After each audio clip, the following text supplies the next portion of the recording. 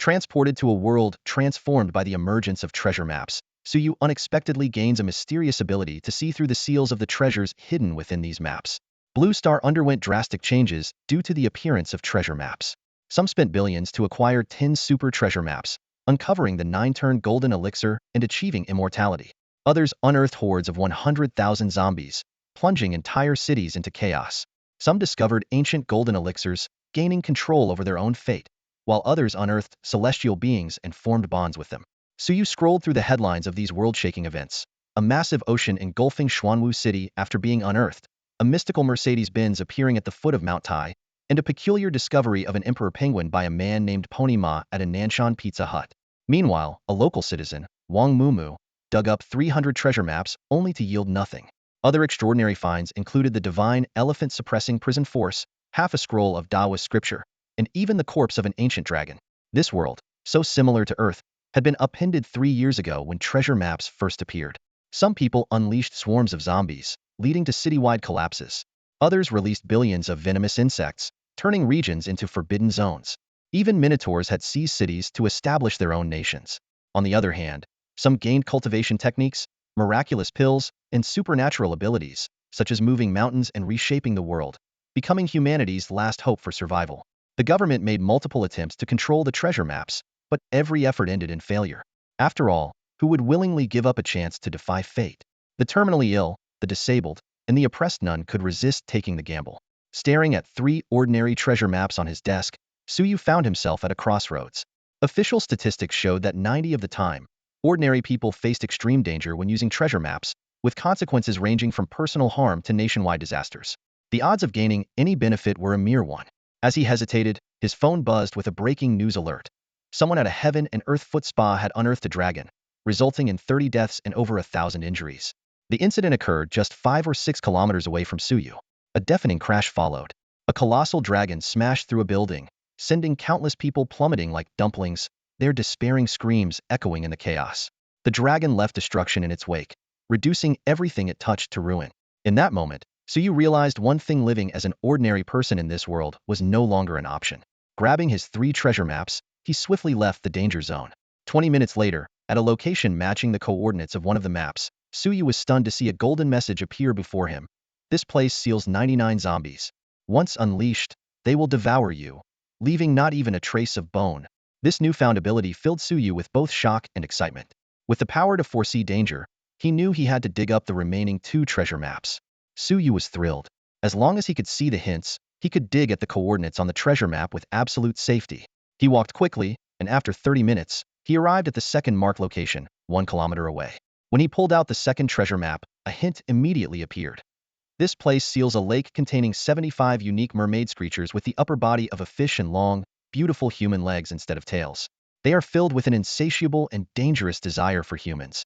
After reading the hint, cold sweat broke out on Suyu's forehead. These mermaids, with fish-like upper bodies and human legs, were listed in the materials he had researched after his transmigration. Unlike the gentle mermaids with human upper bodies and fish tails, these creatures posed a significant threat to humans. He recalled a news story he had read. A strong man, standing 7 feet tall, had encountered these mermaids and was tortured from a healthy 160 pounds to less than 60 pounds before meeting a tragic end. Luckily, I had the warning, or I'd have died twice by now, Suyu thought, still shaken. However, there was still one last treasure map left. He silently prayed that his luck wouldn't be so bad this time. Just then, a thunderous boom erupted.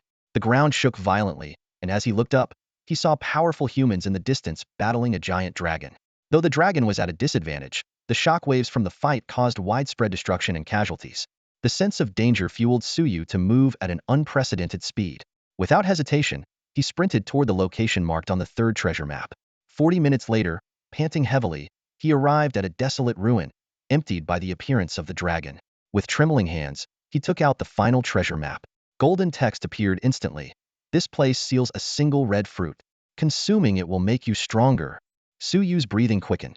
Without hesitation, he activated the treasure map.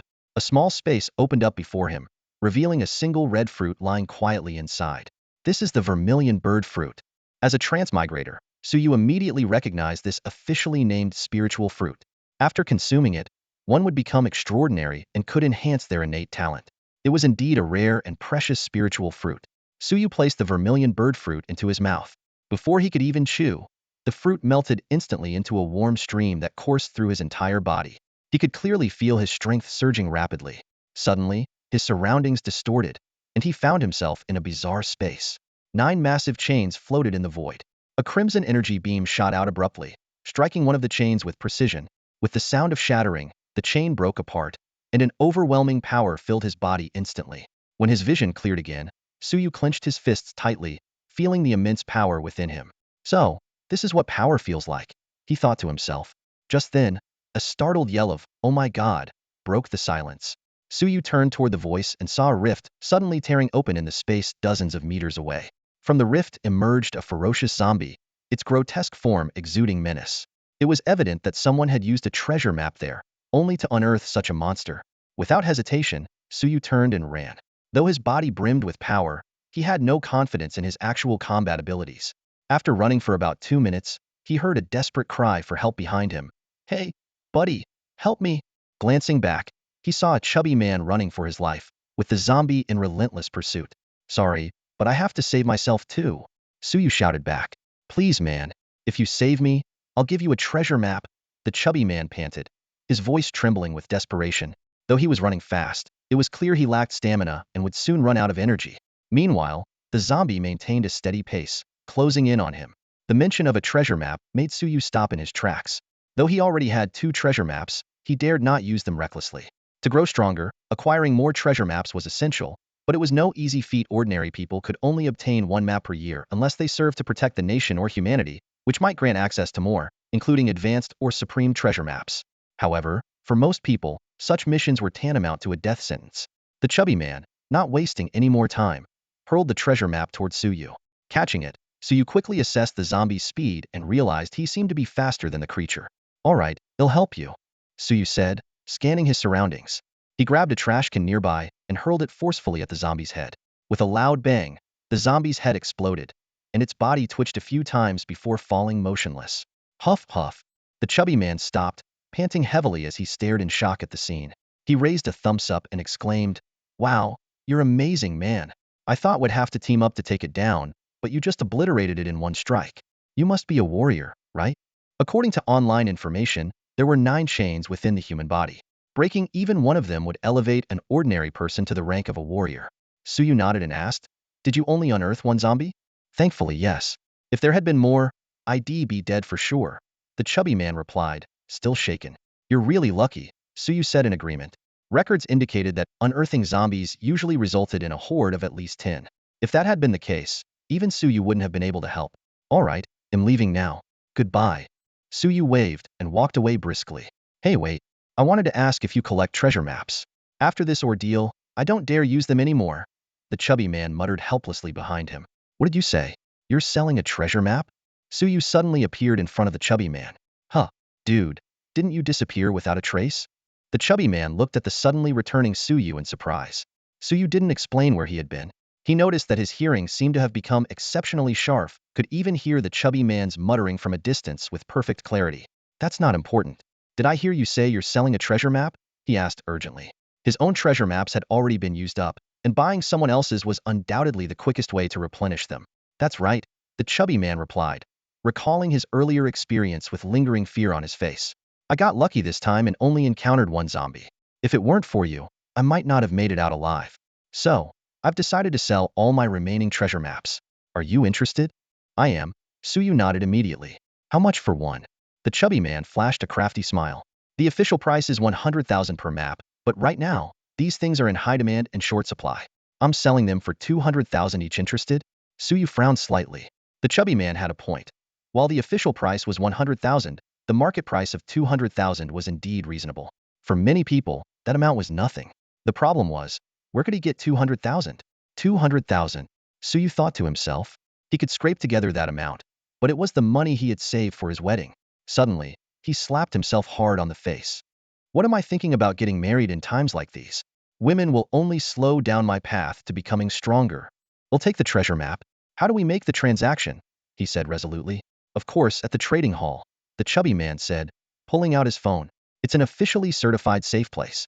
Let's meet there at 4:30 this afternoon. Add me as a friend, and I'll message you when the time comes." After exchanging contact information, the two went their separate ways. Walking down the street, Suyu muttered to himself, 200,000 is so expensive, while thinking about the two treasure maps he still had left. Since the market price was so high, should he sell his own maps as well?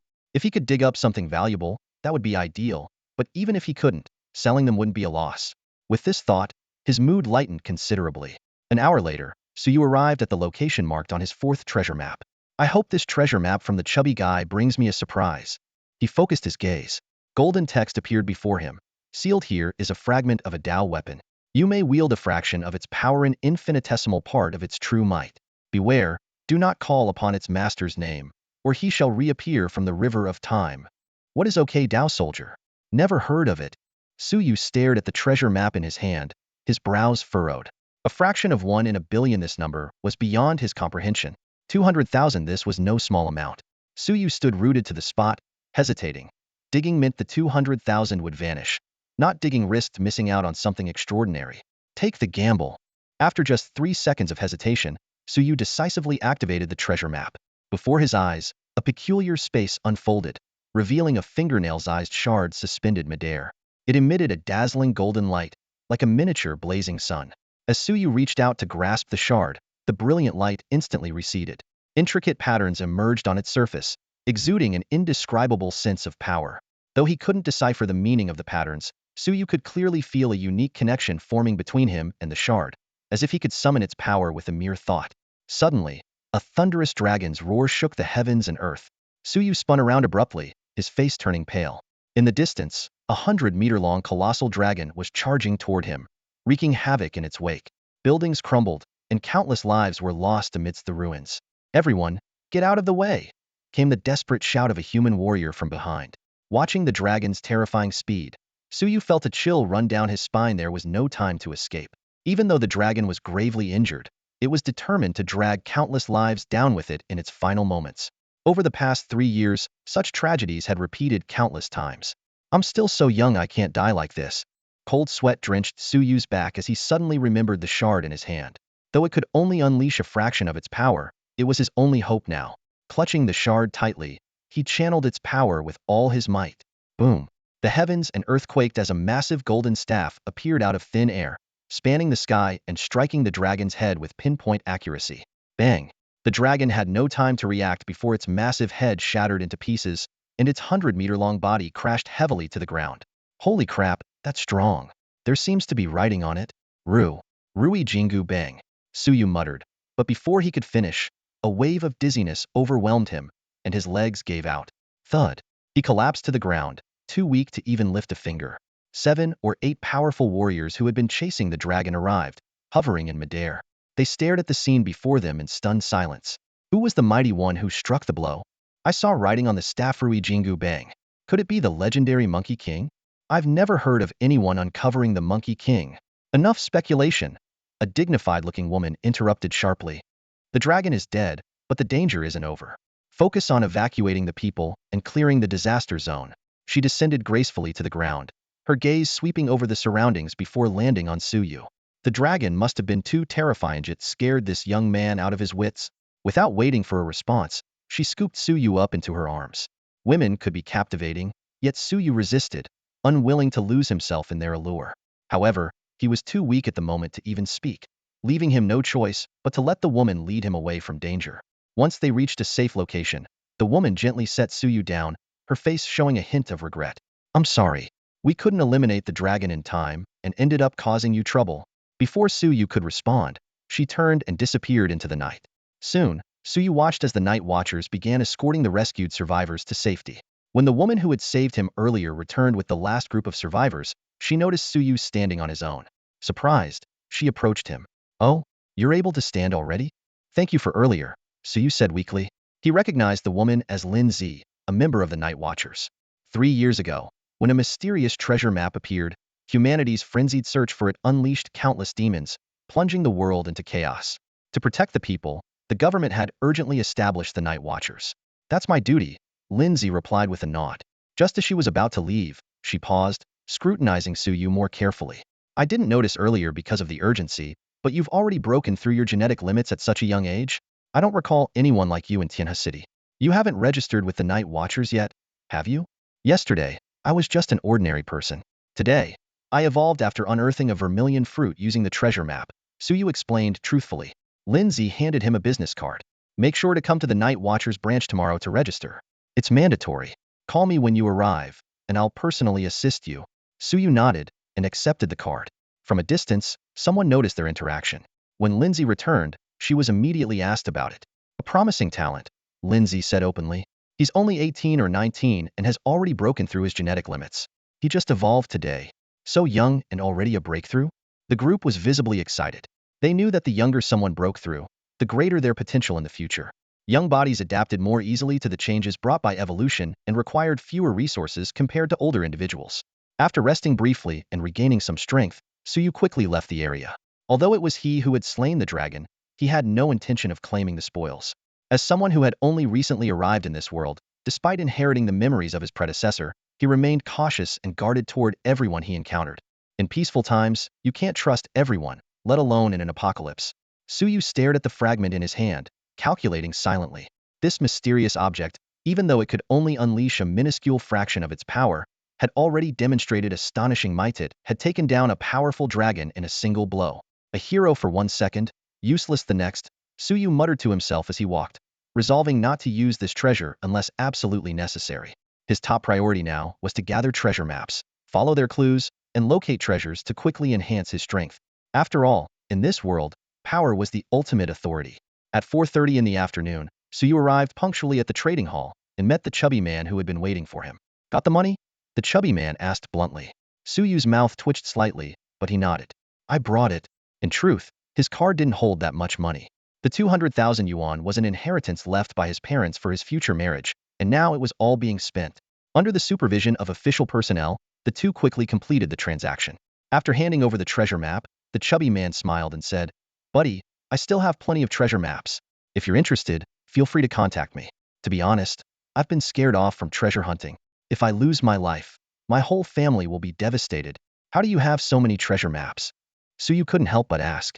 Lowering his voice, the chubby man explained, I'm an only child. Counting my grandparents, maternal grandparents, and parents, there are 7 people in my family. Over the past 3 years, each of us has received 3 treasure maps, 21 in total.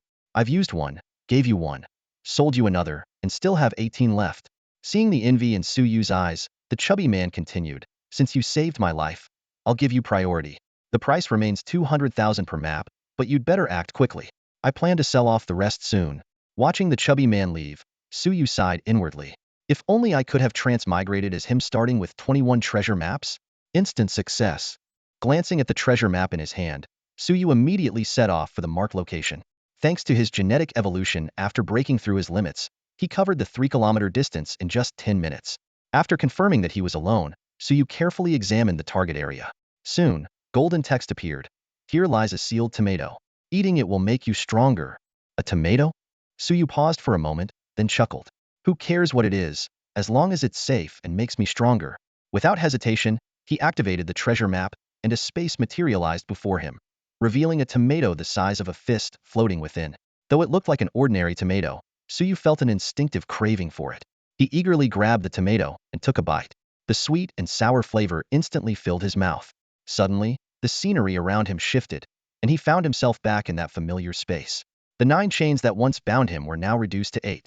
At that moment, a terrifying surge of power crashed violently into one of the remaining chains. It shattered. The moment the 2 chains within him broke apart, a surge of overwhelming power coursed through Suyu's body like a torrential flood. He could distinctly feel his life force ascending to an entirely new level. According to the information he had previously found online, the human body contained 9 internal shackles, and breaking each one signified advancing to a higher rank. Looks like I'm at Warrior Tier 2 now, Suyu muttered to himself, narrowing his eyes as he calculated silently. As someone who had just transmigrated into this world, the knowledge he possessed was still very limited. Everything happening around him felt so surreal, sometimes even making him question if he was trapped in a dream. But those doubts would soon be resolved. Would find out tomorrow when he visited the local Night Watchers division. Glancing at the treasure maps in his possession, Suyu noted that 3 out of the 5 had already been used, leaving only 2. These remaining maps made him hesitate. They were still far too dangerous for someone at his current level. Using them directly would be no different from courting death. Selling them to ordinary people could cause harm to others and himself. The only viable option was to find a powerful buyer at the Night Watchers division. Once I sell these dangerous treasure maps, I can use the money to buy new ones from Fatty, forming a sustainable cycle until I locate a safe treasure, Suyu thought, feeling a small sense of pride in his clever plan. The night deepened, and Suyu decided to walk home. By now, he was no longer the same person he had been. With the physique of a warrior tier 2, he moved with incredible speed, rivaling that of an electric scooter. However, 20 minutes later, the scene before his eyes felt like a plunge into icy water. My home. Where is it? The entire residential complex had been reduced to rubble. Crumbled walls and debris were scattered everywhere, accompanied by agonized screams from within. Emergency vehicles were parked outside the ruins, while officials and volunteers worked tirelessly to rescue survivors trapped in the wreckage. Staring at the devastation, Suyu felt a chill run down his spine had he not left in time. He might have been buried beneath the ruins. Without hesitation, Suyu joined the rescue efforts. It wasn't until late into the night that the operation finally came to a halt. Fortunately, the authorities had organized an evacuation when the dragon appeared, allowing most residents to escape in time. Only a few who had been asleep were unable to flee. Inside a temporary shelter, Suyu pulled out his phone and began browsing local news.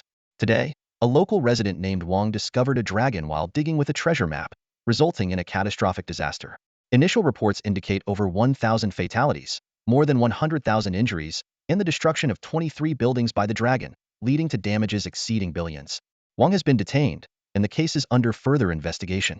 The news channel continued its rolling coverage of various treasure map incidents. A resident named he unearthed 3 zombies but managed to eliminate them in time, avoiding any harm.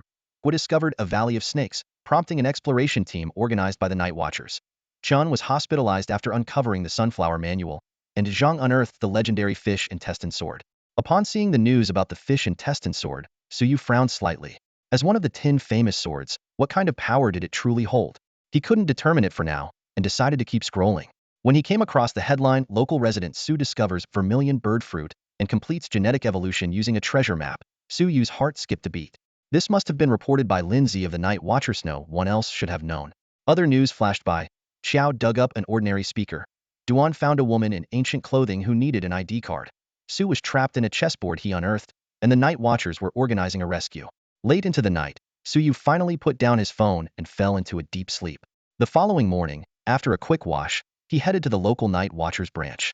Before leaving, he called Lindsay. Suyu, you're here? Lindsay greeted him warmly. Her graceful figure and every movement radiated charm, but Suyu's clear gaze remained unaffected, leaving Lindsay slightly surprised. Hello, I'm here to register my findings, Suyu said straightforwardly. Follow me, Lindsay replied, leading the way. Her elegant silhouette swayed lightly as she walked. Taking advantage of the moment, Suyu sent a message to his friend, nicknamed Fatty. Fatty, I need 2 treasure maps. Today. Not today. I'm in the hospital. Let's talk when I'm discharged, Fatty replied quickly. Oh? Which hospital? I'll come see you. The First People's Hospital, room 666. Sigh, it's a long story. Putting away his phone, Suyu followed Lindsay to a testing machine. After registering his ID, Lindsay instructed him to place his hand on the machine and channel his internal energy. The screen flickered, displaying the words, Warrior Level 2. Already at Warrior Level 2 in just one day? Lindsay exclaimed. Most people, even with treasures, need 3 or 4 attempts to reach Warrior Level 1. I also found a tomato, which helped me reach Level 2, Suyu explained with a smile. 2 treasure maps in one day, both with results, and no danger? Incredible, Lindsay said in amazement. Come on, let's go register. With that, she enthusiastically took Suyu by the hand and led him out of the testing room. It only took 10 minutes to complete the registration, Suyu couldn't help but marvel. Having the right connections really made a difference. The efficiency was astonishing. Once the process was done, Lindsay led Suyu into an office. She adopted a serious tone and said, Now, you have 2 choices. Without waiting for Suyu to respond, she continued, First, you can remain an ordinary student and live a normal life. Second, you can apply to join the Night Watchers and help us protect the people of this nation. Her gaze was intense as she asked, Are you willing to join the Night Watchers? Suyu found himself deeply conflicted. As the only official superhuman organization in Daxia, the Night Watchers offered tempting benefits and opportunities. However, the role also came with immense risk whenever disaster struck. The Night Watchers were always on the front lines, buying time for civilians to evacuate, often at the cost of their own lives. If you don't pick up a weapon, and I don't pick up a weapon, who will protect the people of Daxia? Lindsay's words stirred something in Suyu, filling him with a surge of passion. But reason quickly took over. After a brief moment of thought, he said, How about giving me something more practical to consider? Lindsay chuckled lightly, a hint of disappointment flashing in her eyes before she quickly composed herself. I thought you'd be a passionate young man, but it seems you're quite rational instead. That's not a bad thing. The overly passionate people tend to have short lives. She straightened her posture and said, if you want something practical, I'll be straightforward. Joining the Night Watchers means you'll receive 3 treasure maps during your internship. Once you're officially certified, you'll get 1 map every month, which adds up to 12 maps a year. And that's just the base reward. Completing missions can earn you additional treasure maps or other valuable items. Besides that, the Heavens also distribute treasure maps to everyone, Lindsay added. The Heavens? Suyu frowned in confusion. Lindsay explained, about 3 years ago, treasure maps started appearing out of nowhere, seemingly materializing directly into people's hands. To this day, we have no idea where they come from, so we call them gifts from the heavens. Then where do the Night Watchers get their treasure maps for rewards? Suyu pressed further. From what he knew, treasure maps only came from 2 sources. One was the annual distribution from the heavens, and the other was as rewards for completing missions to protect the people. Well, Lindsay hesitated before admitting, even I don't know the specifics. I've only heard that the higher-ups in the Night Watchers have special channels to acquire treasure maps. Suyu nodded thoughtfully, then asked, are there any other benefits? In truth, his interest was already piqued. Suyu understood perfectly well that Lindsay's invitation for him to join the Night Watchers was because she saw value in him. He remained calm and decided to gather more details first. What other benefits are there? He asked. Lindsay fixed her sharp gaze on Suyu and listed, an annual salary of 1.2 million, a 200 square meter apartment, with all utilities, property management fees, and communication bills covered. You'll also get a car with fuel expenses reimbursed. She paused before adding, if you're looking to settle down, the organization can even help you find a partner. That's quite generous. Suyu raised an eyebrow. Of course, Lindsay nodded firmly. I'm in. Suyu agreed without hesitation. In his mind, no matter the world, working within the system always offered the most stability. The Night Watchers, being the only officially sanctioned supernatural organization in Daoist, had been his intended destination all along. More importantly, this meant access to more treasure maps. The house and salary were secondary. The treasure maps were what truly mattered to him. Lindsay happily escorted him to complete the onboarding process. In just 20 minutes, Suyu officially became a probationary member of the Night Watchers. He raced the key to room 808 in Building E. The place is fully furnished, so you can move in right away, Lindsay explained while handing him a set of keys. You'll get the car after you pass probation. This is your Night Watcher ID, always carry it with you. And this watch, it combines GPS, communication, and emergency functions. Only take it off in extreme circumstances. You won't need to wear the uniform daily. It's only required for special occasions. Take it home for now. After finishing her instructions, Lindsay said, all right, you're good to go. They'll notify you when there's a mission. Still adjusting to his new role, Suyu hesitated briefly before organizing his thoughts. Lindsay, I have 2 treasure maps I'd like to sell. Do you have any connections? Treasure maps are priceless. Are you sure you want to sell them? Lindsay asked, surprised. Suyu quickly fabricated an explanation.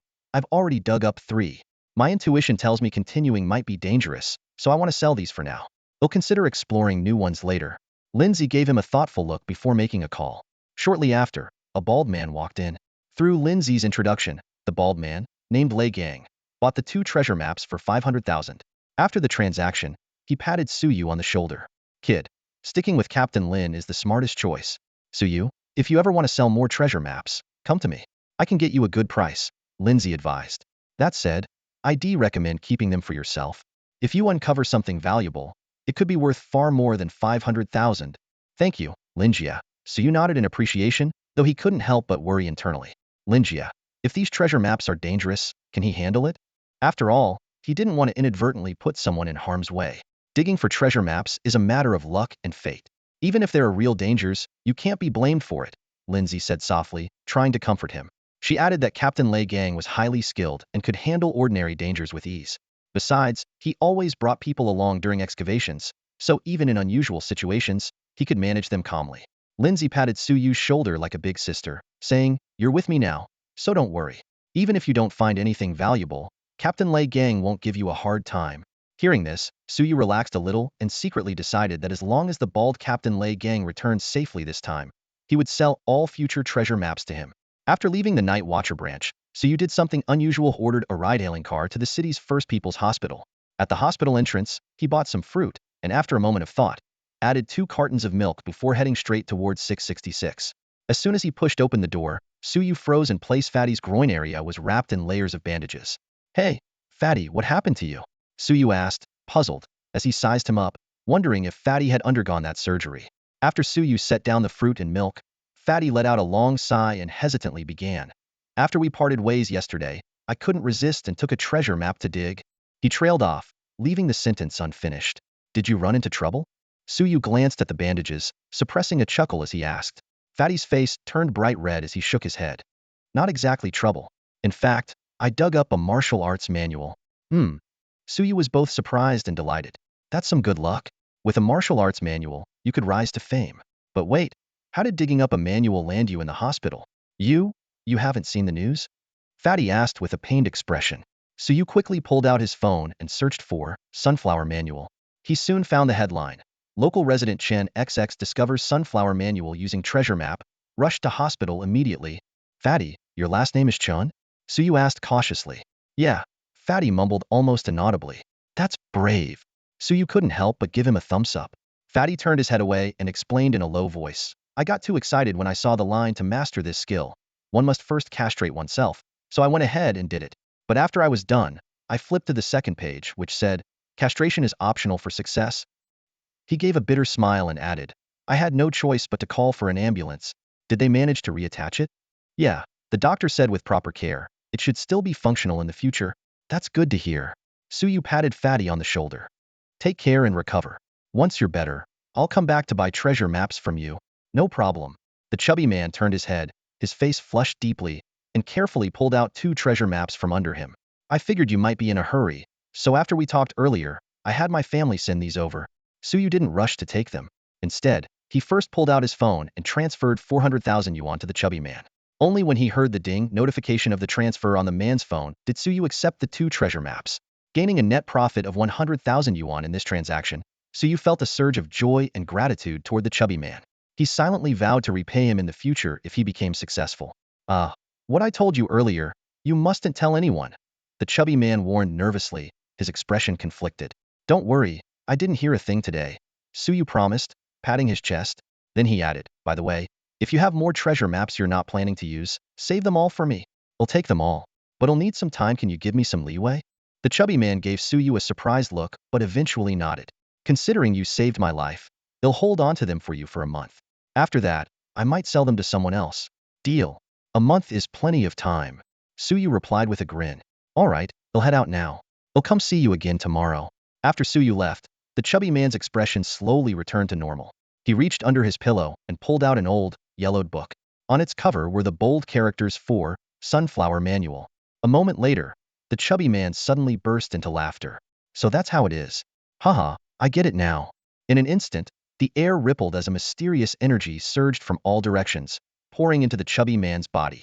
The Sunflower Manual transformed into a beam of light and entered directly into his forehead.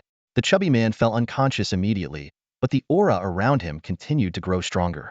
After leaving the hospital, Suyu decided to walk home. Although he had already moved into a new house, there were still some belongings left to sort out at his old place. Soon, he arrived at the ruins of his old neighborhood and saw a group of people lined up, registering for something. Uncle Zhang, what's going on here? Suyu asked as he walked over. Uncle Zhang took a puff of his cigarette and explained. The Night Watchers are offering free housing replacements for the residents of the neighborhood, plus 200,000 yuan in compensation. For those who lost their lives, the compensation is 1 million yuan per person. They're registering people now. Suyu immediately joined the line. When it was his turn, the Night Watcher in charge of registration asked him some basic information before suddenly looking up. You're a Night Watcher? Yeah, I'm a Night Watcher in training. Housing is in short supply, so we have to prioritize ordinary citizens. As a Night Watcher, you should put the public first. Your housing compensation will come later. Suyu gave a thumbs up to show his understanding. No problem. I'm just here to take a look. With that, he turned and walked into the ruins, intending to check his former home to see if there was anything he could salvage. Xiaoyes a Night Watcher now? Uncle Zhang asked in surprise, once Suyu was out of earshot. That's right, the Night Watcher handling the registrations replied, glancing at the computer screen with a hint of envy in his voice. He's only 18 and already a second-tier warrior. As long as nothing happens to him, his future is incredibly bright. The treasure map provided everyone with a fair chance, but subtle differences still existed. The younger someone was when they broke free of their shackles and unlocked genetic evolution to become a warrior, the greater their future potential. This was why the Night Watchers prioritized taking in and training young awakened individuals. In the distance, Suyu overheard these discussions, but merely shook his head lightly and continued walking forward. Before long, he arrived at the building where he had once lived. The structure was now a hazardous ruin, with leaning walls and cracked exteriors that would deter ordinary people. But for Suyu, who had already reached warrior level 2, these were no obstacles. He climbed the crumbling stairs steadily and pushed open the crooked door. Inside, he was greeted by a slanted floor and broken appliances scattered everywhere. Suyu walked directly to a drawer, retrieved a photo album, and then went to the bedroom to take his computer. As he stepped out of the building, a familiar voice called out, "Xiaoyu, why don't you come over to my place for a meal?" "Aunt Wang." Suyu replied with a polite smile. "Thanks, but I've got some things to take care of." Aunt Wang gave an awkward laugh and said no more. Then someone else chimed in, "Xiaoyu, how about coming to our place? Xiao Ru has been talking about you non-stop." The speaker was Xiao Ru's mother, her tone filled with obvious flattery. Suyu hesitated for a moment. Xiao Ru had been his schoolmate, and since they lived in the same neighborhood, they had once shared a close, ambiguous relationship. However, after he became an orphan, Xiao Ru's parents had instructed her to stay away from him. Whether before or after his time travel 3 years ago, that memory remained vivid. "No, thank you, Aunt Zhang. With the house gone, there's nowhere to eat anyway." Suyu maintained his polite smile. "Goodbye, everyone." Just as he turned to leave, a girl with twin ponytails came running over in a hurry.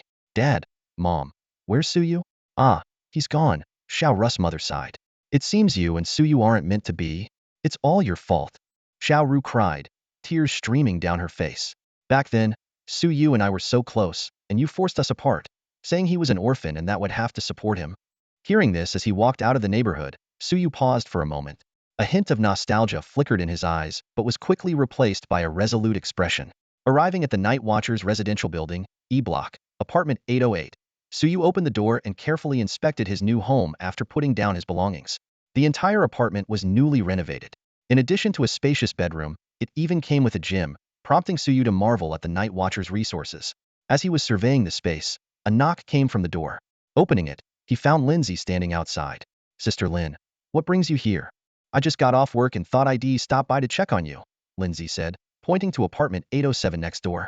"Oh, by the way, I live right next door. You haven't eaten yet, have you? Come over and join me for dinner. Is it convenient?" Suyu stood at the doorway, hesitating slightly as hunger gnawed at him. "What's inconvenient about it?" Lindsay patted his shoulder with a smile. "I'm the only one at home. It'll be livelier with you here." "All right then." Suyu followed Lindsay into room 807. Like his own 808, it was a spacious 200-square-meter apartment. However, this one was suffused with a faint pink hue, reflecting the feminine touch of its owner.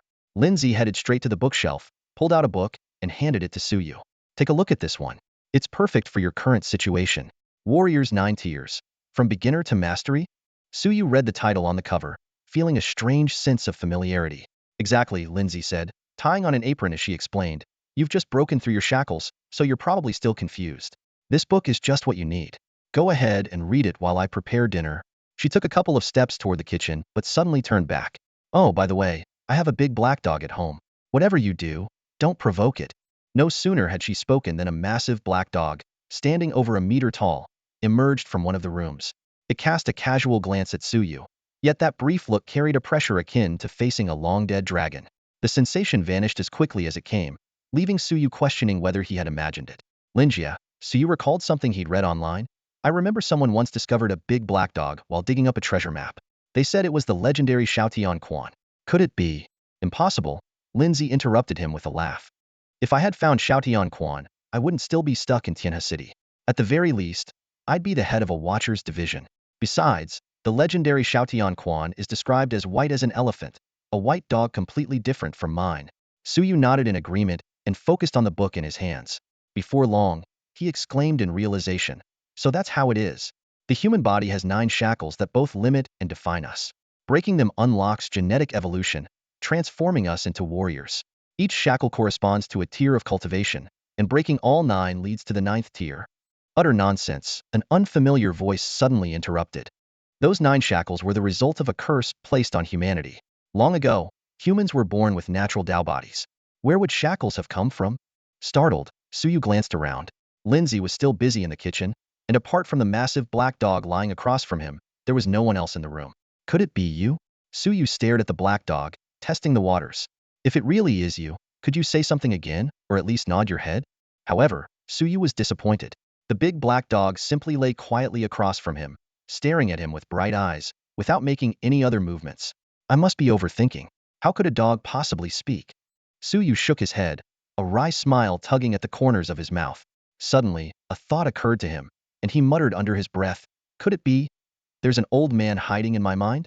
With a curious mindset, Suyu silently called out in his head, Old man, are you there? Are you there? Are you there? Are you there? He waited for a long time, but there was no response. This left him thoroughly disappointed, making him suspect that the voice he'd heard earlier was just his imagination. Unable to do anything else, Suyu picked up the book The 9 Levels of Warriors, from beginner to mastery, and resumed his focused reading. This time, he made a point of reading aloud the parts that gave him sudden clarity, while keeping his ears keenly tuned for any sounds. Yet, even by the time Lindsay finished cooking, the mysterious voice never reappeared. Suyu, try my cooking and tell me how it tastes, Lindsay asked with eager anticipation. It's delicious, Suyu mumbled with a piece of meat in his mouth.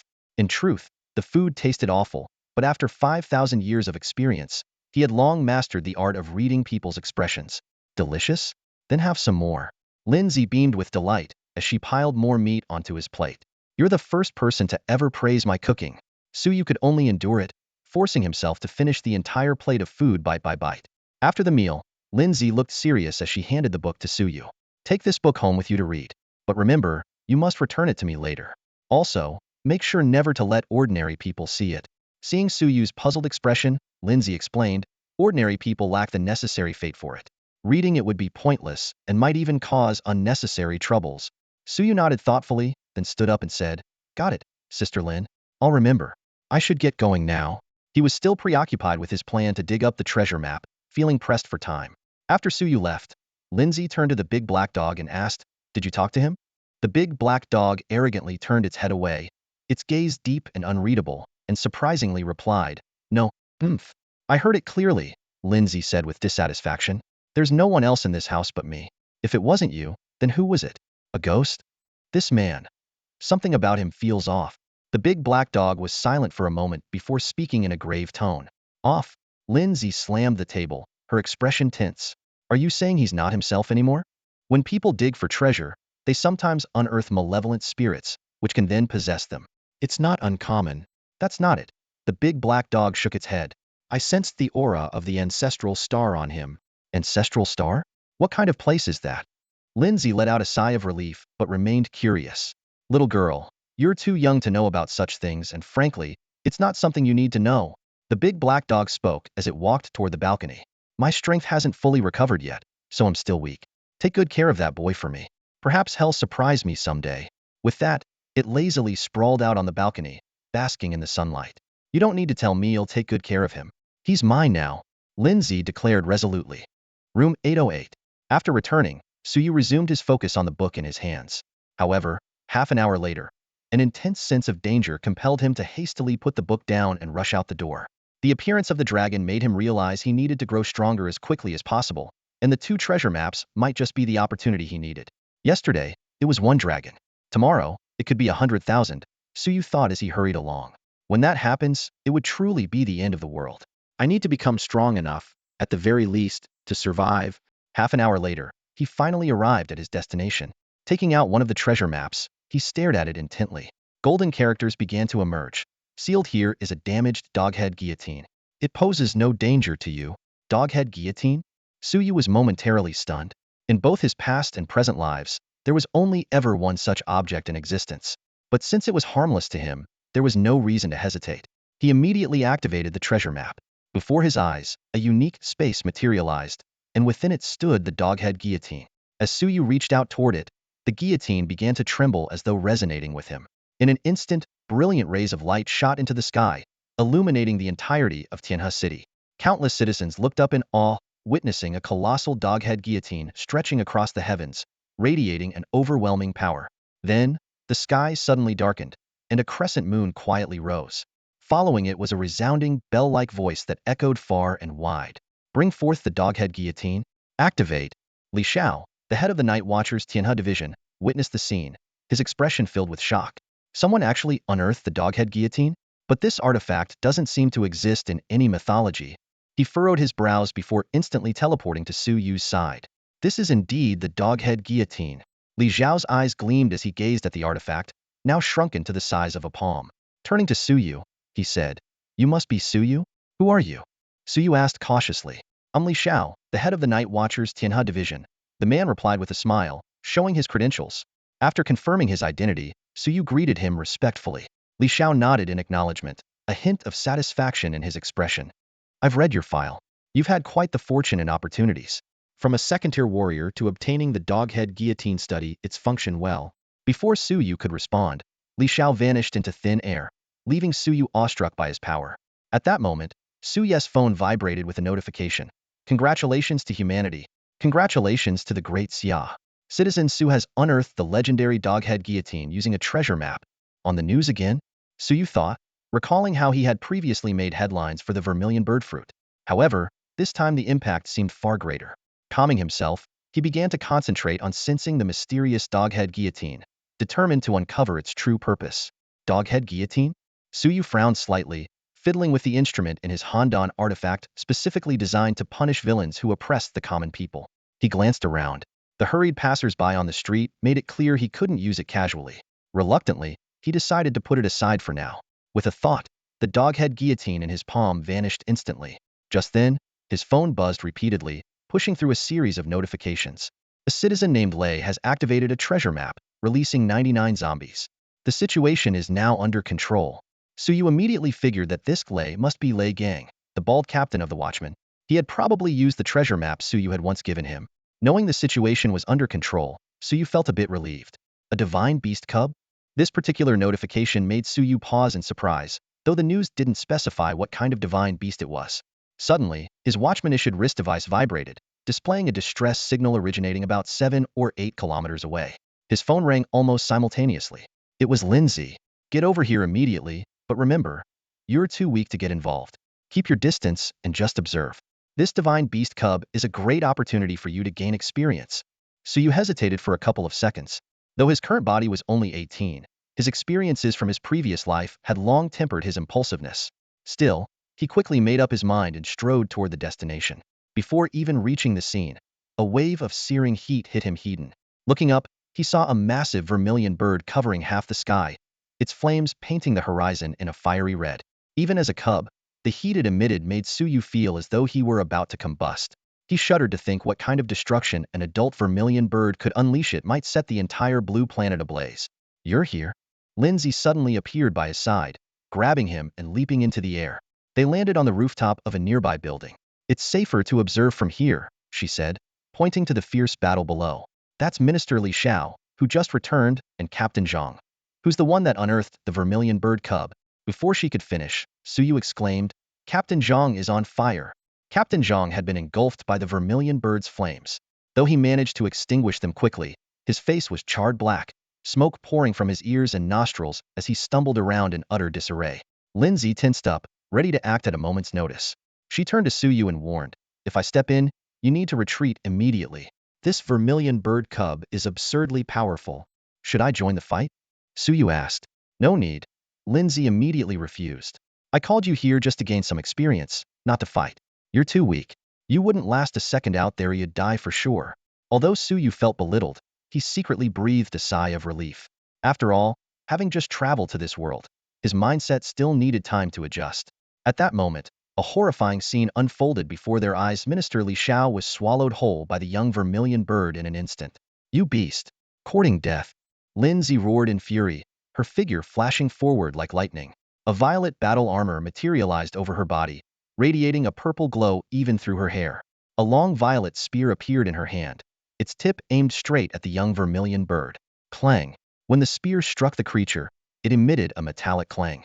Although the attack failed to seriously injure the young vermilion bird, it bought Li Xiao a chance to escape.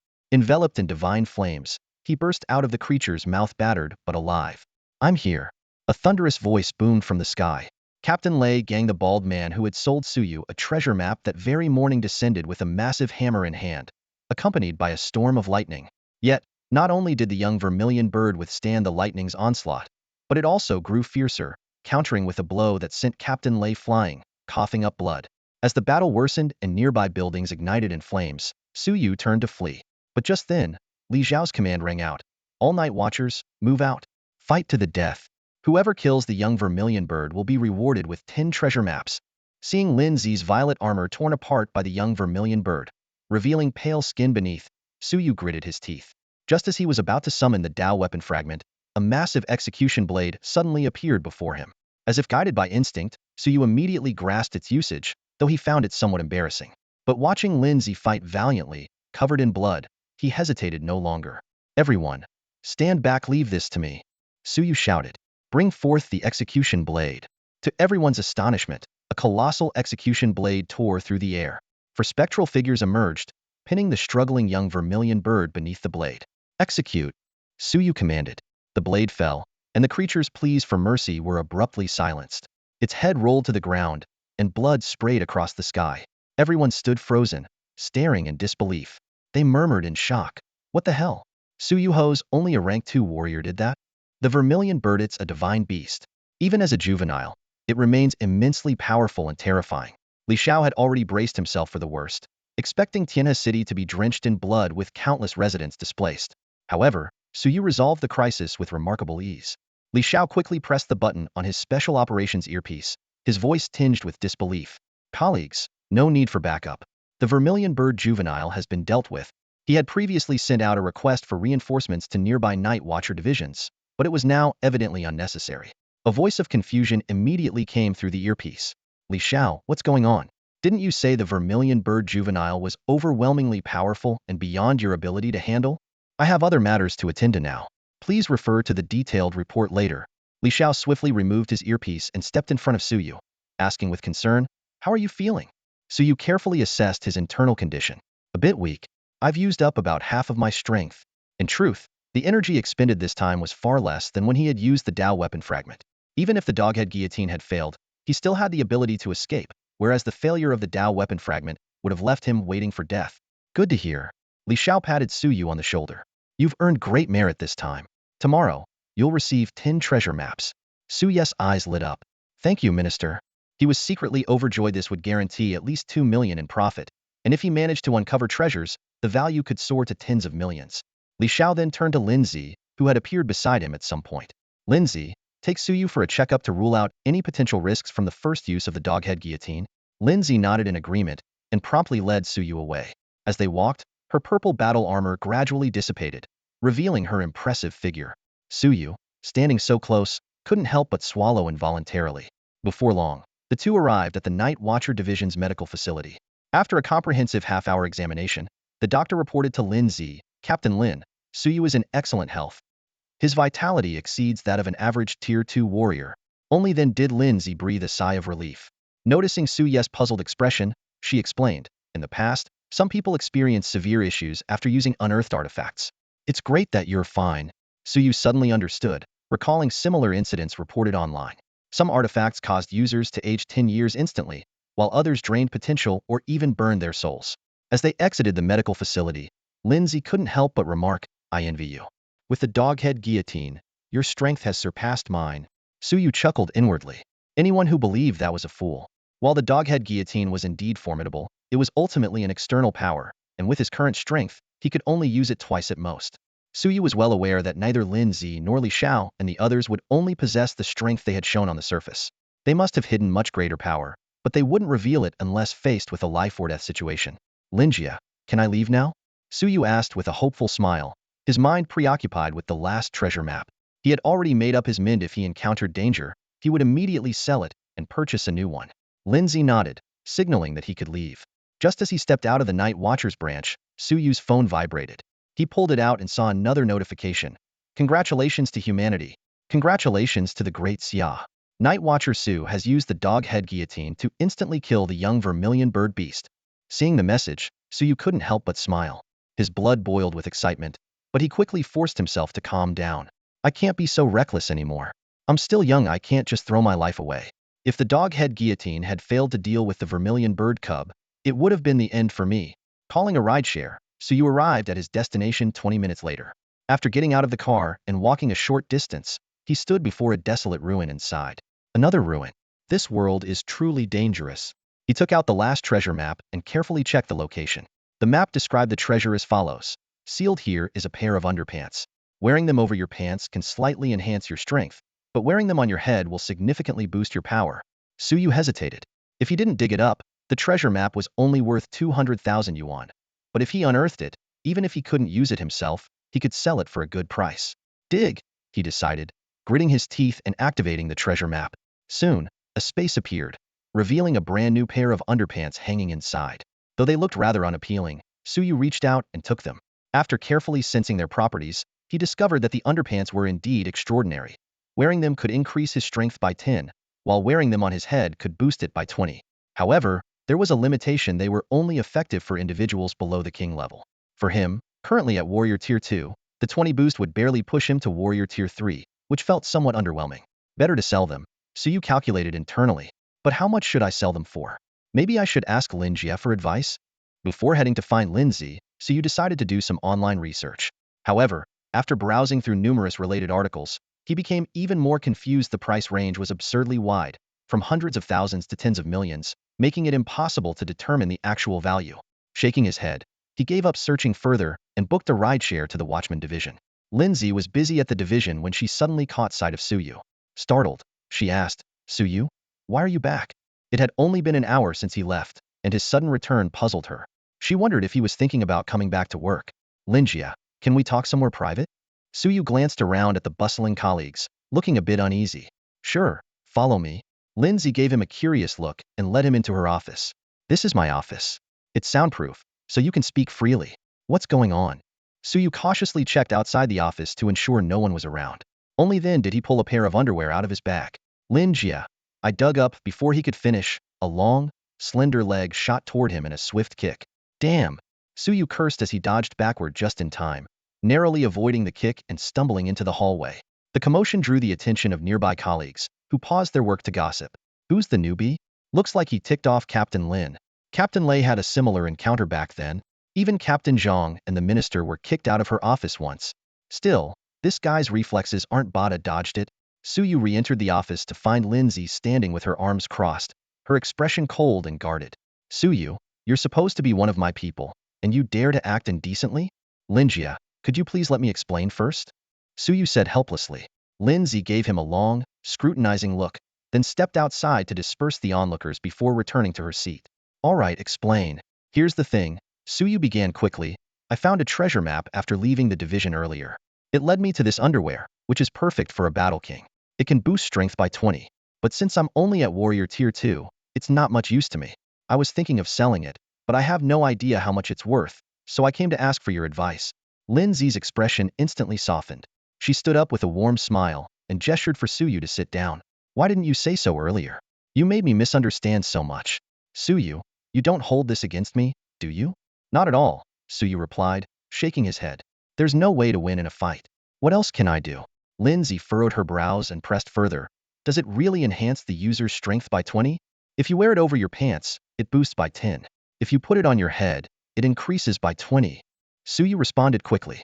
"A 20 boost is no small matter." Lindsay nodded thoughtfully. "If it works for a battle king, this would definitely be a rare treasure." With that, she took the underwear and closed her eyes to sense its energy. A moment later, Lindsay opened her eyes, placed the underwear down, and said with a hint of regret, "It's definitely a good item, but it's just not suitable for me. Otherwise, I'd definitely keep it." She turned to Suyu and asked, "How much are you planning to sell it for?" "I don't know, that's why I came to consult you, Sister Lin," Suyu replied with a grievance, still feeling wronged from the inexplicable kick he had received earlier. After thinking for a moment, Lindsay smiled and said, "If it weren't underwear but something else, this could easily sell for 5 to 6 million. However," she couldn't help but laugh, "the way it's used is just too embarrassing. So selling it for 1 to 2 million is already pretty good." Hearing this number, Suyu's eyes lit up. This was far beyond his expectations. With this amount of money, he could buy even more treasure maps. If he dug up something valuable, he could sell it again in an absolutely profitable cycle. "Sister Lin," Suyu suddenly asked, "how much do you think my doghead guillotine could sell for?" "Roughly 100 million, Lindsay replied casually. Seeing Suyu gasp in shock, she added, "Are you planning to sell it? If you are, I can help you find a buyer for 100 million right now." "Not selling." Suyu refused without hesitation. Lindsay chuckled and picked up her phone. "As for the underwear, I'll help you find a buyer. Give me a moment. I'll call Captain Lei over." Not long after, Lei Gang, A burly man with a shaved head pushed the door open. Upon seeing Suyu, he greeted him cheerfully. Got more treasure maps to sell? They'll take them all for 250,000 each. Suyu was secretly amazed. This Captain Lei really had deep pockets. Everything he said exuded wealth and confidence. It's not a treasure map, Lindsay explained. It's an item that can enhance a Battle King's strength by 10 to 20. Are you interested? Really? Lei Gang's eyes sparkled, but he quickly grew suspicious. If it's that good, why aren't you keeping it for yourself? It's not suitable for me. Lindsay gestured towards Suyu. Otherwise, why would I sell it to you? Suyu immediately handed the underwear over. Lei Gang hesitated for a moment, but, seeing the serious expressions on their faces, took it and carefully sensed its energy. After a long pause, Lei Gang's eyes lit up. I'll take it. Captain Lin, name your price. Although the use of this item was somewhat embarrassing, Bald Thunder Ray hesitated only for a split second before eagerly asking about the price. 5 million. Lindsay declared without hesitation. The astronomical figure left Suyu, standing nearby, stunned. They had agreed to sell it for just 1 or 2 million. How did it suddenly jump to 5 million? Ray's mouth twitched as he slammed the underwear onto the table. Lindsay, do you take me for a fool? If it were some other treasure, I wouldn't blink at 5 million. But this thing? Wearing it on my head would make me a laughingstock. So, tell me that's the real price? Although Ray appeared angry, he didn't walk away. This subtle gesture made both Suyu and Lindsay realize he was genuinely interested in buying it. Lindsay knew this all along. The reason she called him was because she was confident he wouldn't refuse. The 5 million was just a test. What if he actually agreed? Seeing her plan fail, Lindsay immediately put on a cheerful expression. We've been colleagues for years. How could I really ask you for 5 million? She pretended to think for a moment. All right, I'll cut it in half. 2.5 million. Captain Lin, isn't this just another way to rip me off? Ray said, running his hand over his shiny bald head. How about this? Let's have a fight and discuss the price afterward. Then how much are you willing to pay? Lindsay frowned slightly. 1.5 million. In your dreams. 1.8 million. Take it or leave it, Ray said firmly. You know I'm not short on money. Worst case, they'll spend 5 million on a different treasure. At least it won't make me a joke. Feigning reluctance, Lindsay finally sighed. Fine, fine. For anyone else, I wouldn't even consider less than 2 million. But for you, I'll make an exception. Ray swiftly grabbed the underwear and turned to Suyu. You're the one who dug this up, right? Before Suyu could respond, Lindsay, clearly on alert, interjected. Yes, he's the one. What are you planning to do? Suyu, why don't you come work with me? Ray grinned. Stick with me, and we'll conquer the world together. They'll pay 3 million for the underwear, and you'll earn an extra 1.2 million. Isn't that great? Ray. Lindsay shouted angrily. Are you trying to poach my people? Do you want a beating? She pulled Suyu into a protective embrace. Don't listen to his nonsense. His team is full of stinky men. Stay with Might so much better. They'll protect you, keep you fresh and clean, and even help you find a girlfriend. Suyu tried to break free from her soft yet powerful grip, but Lindsay was too strong. He eventually gave up, resigned to his fate. As Ray left, he snorted and turned back to Suyu with a warm smile. Suyu, you're always welcome at my place. Once Ray was gone, Lindsay finally released Suyu, who gasped for air. That soft embrace, while comforting, had nearly suffocated him. Suyu, you're not really going to see Lei Gang, are you? Lindsay looked at Suyu with concern, her brows slightly furrowed. No, no. Suyu shook his hands repeatedly. Lei Gang's offer sounds tempting, but once or twice is fine. Do you think he'll keep paying extra every time? He's not some fool with money to burn. Business has to follow market rules, or something's definitely wrong. Hearing this, Lindsay breathed a sigh of relief. She reached out and gently pinched Suyu's cheek, smiling with satisfaction. At that moment, a crisp notification sound came from Suyu's phone. He pulled it out and saw that 1.8 million had been deposited into his account.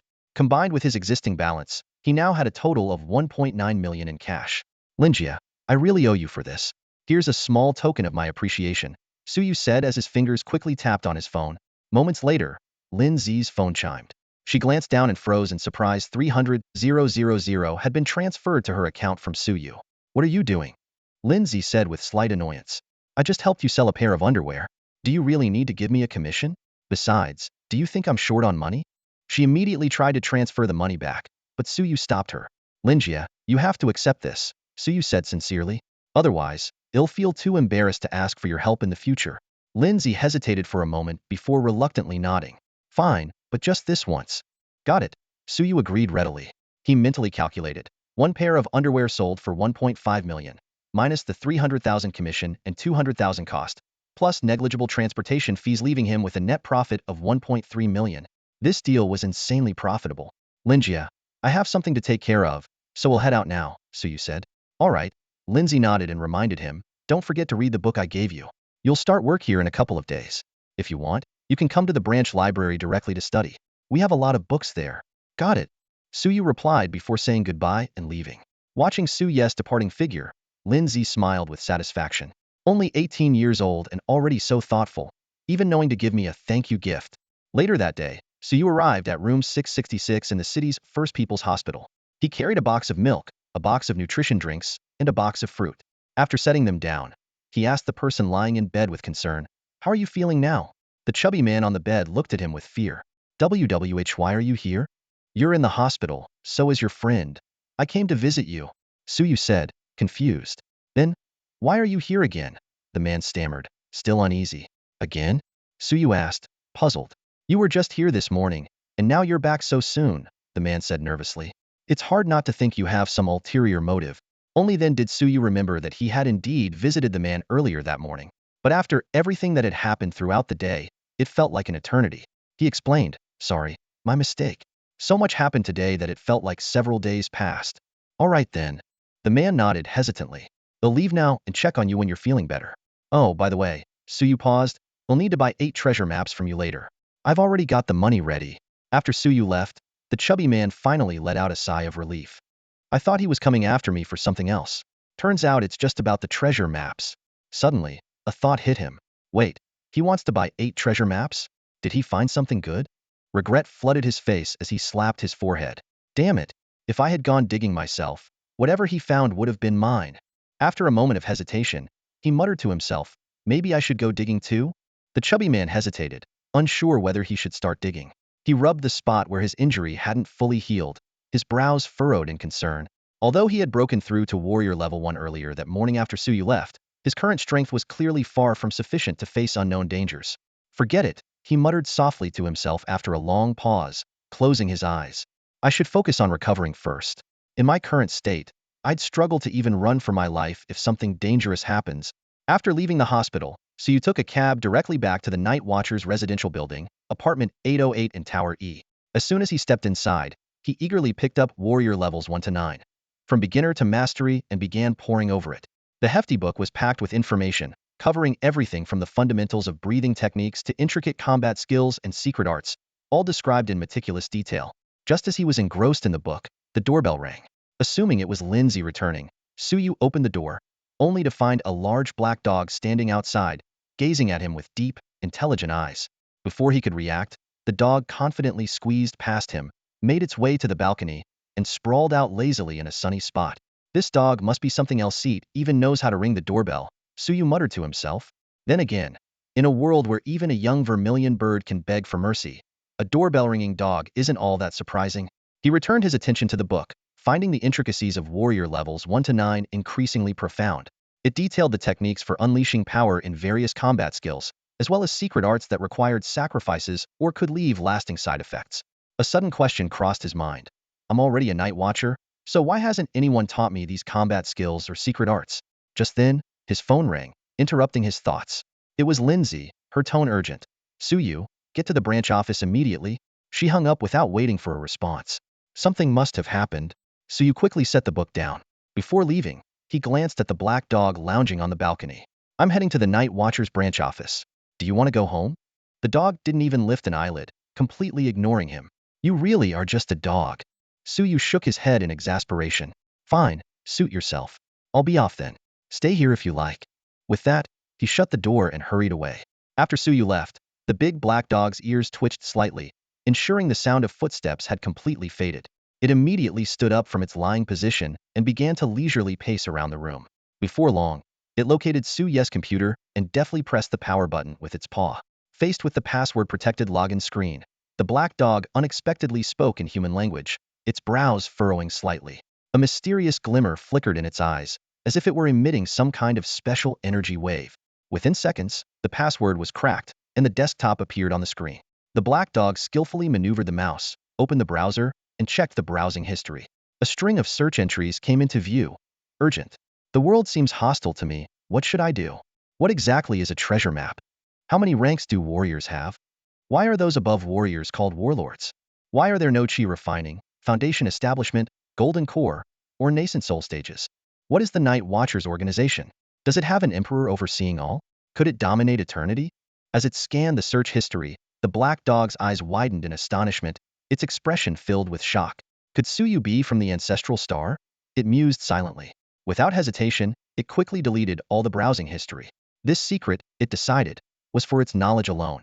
After completing its task, it shut down the computer, restored everything to its original state, and nonchalantly returned to the balcony to bask in the sunlight. Meanwhile, Suyu was on his way to the Night Watcher's branch office, staring at the surveillance footage on his phone, cold sweat running down his back. This dog is no ordinary creature. It saw my browsing history. Suyu hurriedly deleted all the records from his phone's browser. Upon arriving at the branch office, Suyu composed himself and greeted Lindsay with a smile. Sister Lin, what's the matter? Here, these are 10 treasure maps as a reward from the minister. Lindsay handed over the maps. Thank you, minister. Thank you, Sister Lin. Suyu accepted them with delight, thrilled to have received the treasure maps so quickly. Lindsay continued. The minister has also approved your immediate promotion to full member. Erase your new Night Watcher ID. However, you cannot skip any of the training sessions from your probation period. Report to the branch office tomorrow morning at 8 o'clock. He'll personally oversee your training. Before she could finish speaking, a deafening explosion suddenly shook the ground. The earth trembled, and a blinding beam of light shot up into the sky in the distance. The terrifying energy rippled outward, causing nearby buildings to sway violently. A figure streaked through the air at incredible speed. It appeared to be Minister Li Xiao. Following closely behind was another figure, wearing underwear on his head, none other than Captain Lei Gang, the bald-headed warrior. As Suyu stood in shock at the unfolding scene, Lindsay abruptly landed in front of him. Suyu, something's happened up ahead. You need to come with me. She grabbed Suyu and took off into the air. As they flew, she asked, by the way, is your guillotine still usable? Good thing we can use it, Lindsay said urgently while flying through the air. Someone used a treasure map and unearthed a massive number of zombies, so many that it's impossible to count. Worse still, several zombie kings have appeared among them. Zombie kings? Suyu's body tensed. Are you talking about those beings as powerful as battle kings? Exactly. Lindsay's expression turned serious. Ordinary zombies, no matter how strong, act purely on instinct. But zombie kings are different. They possess intelligence comparable to humans, and that's what makes them truly terrifying. She quickly began formulating a plan. When we get to the scene, don't act immediately. Only intervene if we can't handle the situation. That's when you'll use the doghead guillotine or target the strongest zombie king directly. Suyu nodded in agreement. Since he had joined the Night Watchers and was enjoying the associated benefits, he naturally had to contribute in critical moments. Besides, earning merit would surely mean receiving a treasure map as a reward. Before long, the two landed on the rooftop of a tall building. Suyu looked down at the streets below, where countless zombies in strange clothing were spreading out, taking over new areas. At the center of the zombie horde, a dimensional portal hovered in midair, continuously spewing out more zombies. Based on our observations, over 10,000 zombies have already emerged, Lindsay said grimly. As for how many are still inside that space, we have no way to estimate. Suyu's expression mirrored her seriousness. Having just crossed over to this world and not yet fully developed his strength, he was immediately faced with an invasion of this scale. Was this the prelude to an apocalypse? Suddenly, the sky trembled. Minister Li Xiao, wielding a long spear, pinned a zombie midair. But in an instant, 7 or 8 flying zombies surrounded him. They can fly. Those are all zombie kings. Before anyone could react, a bolt of lightning tore through the sky. Lei Gang, wearing underwear on his head, swung a massive hammer and crushed 2 of the flying zombies. However, more zombie kings were already closing in. Protect yourself and don't act recklessly, Lindsay whispered a warning. Among so many zombie kings, there will definitely be one that's the strongest, possibly even beyond the power of a battle king. Your task is to find and eliminate it. She whistled sharply, and a large black dog came sprinting across the rooftop from a distance, stopping by Suyu's side. A purple battle armor materialized, enveloping Lindsay completely as she gripped a matching purple spear, exuding an air of heroism. Take care of Suyu. With that, Lindsay charged into the battlefield, spear in hand. She pierced through one zombie with precision, but more were already swarming toward her. Lindsay fought alone against the hordes, her blade flashing like lightning, each strike claiming the head of a zombie. Yet, amidst the sea of the undead, zombie kings continued to rise, making the battle increasingly perilous. Suddenly, a sharp flash of a blade tore through the sky, and hundreds of zombies fell in an instant. Captain Zhang, who had just unearthed the young Suzaku beast, charged into the fray with his weapon, immediately engaging in fierce combat with 7 or 8 zombie kings. From all directions, the Night Watchers rushed to join the battle. Suyu observed the battlefield from a distance, anxiety welling up in his heart. The Night Watchers were far too few in number. Against the overwhelming tide of zombies, their efforts seemed like a drop in the ocean. In such a dire situation, defeat was merely a matter of time. Should I run now? Suyu wrestled with himself. As a weakling at the second-tier warrior level, he knew he was powerless to change the tide of the battle. Just as he hesitated, a thunderous shout echoed across the battlefield. How dare you zombies invade Tiana City? A burly man, appearing to be in his early 30s and dressed in tattered clothes, stepped through the air carrying a massive speaker. Accompanied by the stirring background music blasting from the speaker, he charged into the zombie horde, slaying hundreds in an instant. Even dozens of zombie kings who surrounded him were forced back by a single strike. Suyu recognized him as the man surnamed Xiao, who had been featured in the news for unearthing the speaker using a treasure map. From another direction, a young man arrived with a woman dressed in ancient attire. The woman wielded a long sword, and wherever its light flashed, zombies fell. Even 5 or 6 zombie kings that charged at her were slain in an instant, their throats cut by a single strike. Suyu recalled that this was the woman in ancient dress unearthed by a man surnamed Duan, who had since settled into modern society. Suddenly, a massive chessboard descended from the sky, enveloping hundreds of zombies. The zombies, including the zombie kings, were transformed into chess pieces and began attacking each other, unable to escape the confines of the board. This was the treasure unearthed by a man surnamed Su, who had once been trapped inside it and later rescued. As more powerful individuals joined the fight, the situation began to turn in their favor. However, at that moment, Suyu noticed a peculiar zombie moving stealthily. When it reached beneath Minister Li Xiao, it suddenly leapt into the air, unleashing a terrifying power that shook the heavens. Bring out the doghead guillotine, Lindsay shouted, her voice echoing across the battlefield. Suyu immediately realized that this was the strongest zombie king. He shouted in response, someone, bring the doghead guillotine now. Execute the guillotine. Suyu's voice thundered like a great bell, shaking the heavens and earth. In an instant, the doghead guillotine materialized out of thin air, accompanied by the emergence of 4 ethereal figures. 2 of them charged directly at the strongest zombie king, an invincible presence in the War King realm, yet they forcefully subdued it and dragged it toward the guillotine. The third figure swiftly placed a basin before the guillotine, while the last one raised the blade high above. The strongest zombie king struggled desperately, but its efforts were in vain. At that moment, several other zombie kings soared upward, attempting a rescue. However, the moment they approached, they were violently repelled, crashing to the ground, severely injured. No, I was wrong. Please, don't execute me. The strongest zombie king, pinned beneath the doghead guillotine, finally showed a look of terror. This fear seemed to ripple through the other zombie kings. Though they were known for their fearless nature, a deep, inexplicable dread of the guillotine took hold of them. In the strongest zombie king's vision, a faint image of a black face appeared, its forehead marked by a crescent moon, with the golden characters "Justice Prevails" glowing behind it. Slash! The blade fell, and the head of the strongest zombie king rolled to the ground. A deathly silence enveloped the scene. Everyone, both humans and zombies, stared at Suyu in shock.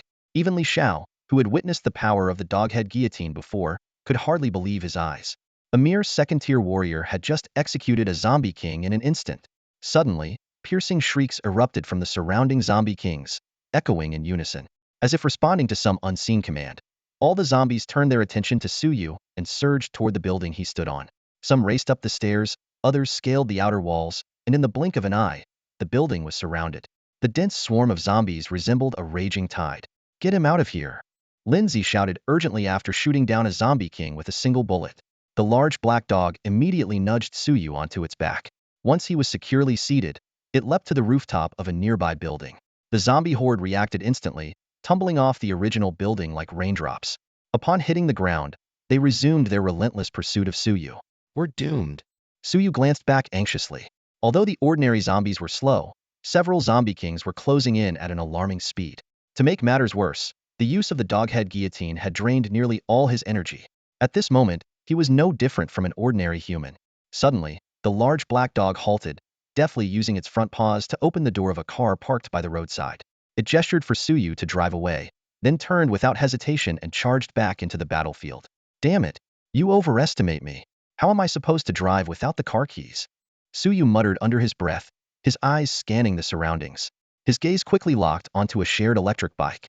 Swiftly pulling out his phone to scan the QR code, he hopped onto the seat and sped off. Though Suyu had just taken down the most powerful zombie king, his own condition was at rock bottom.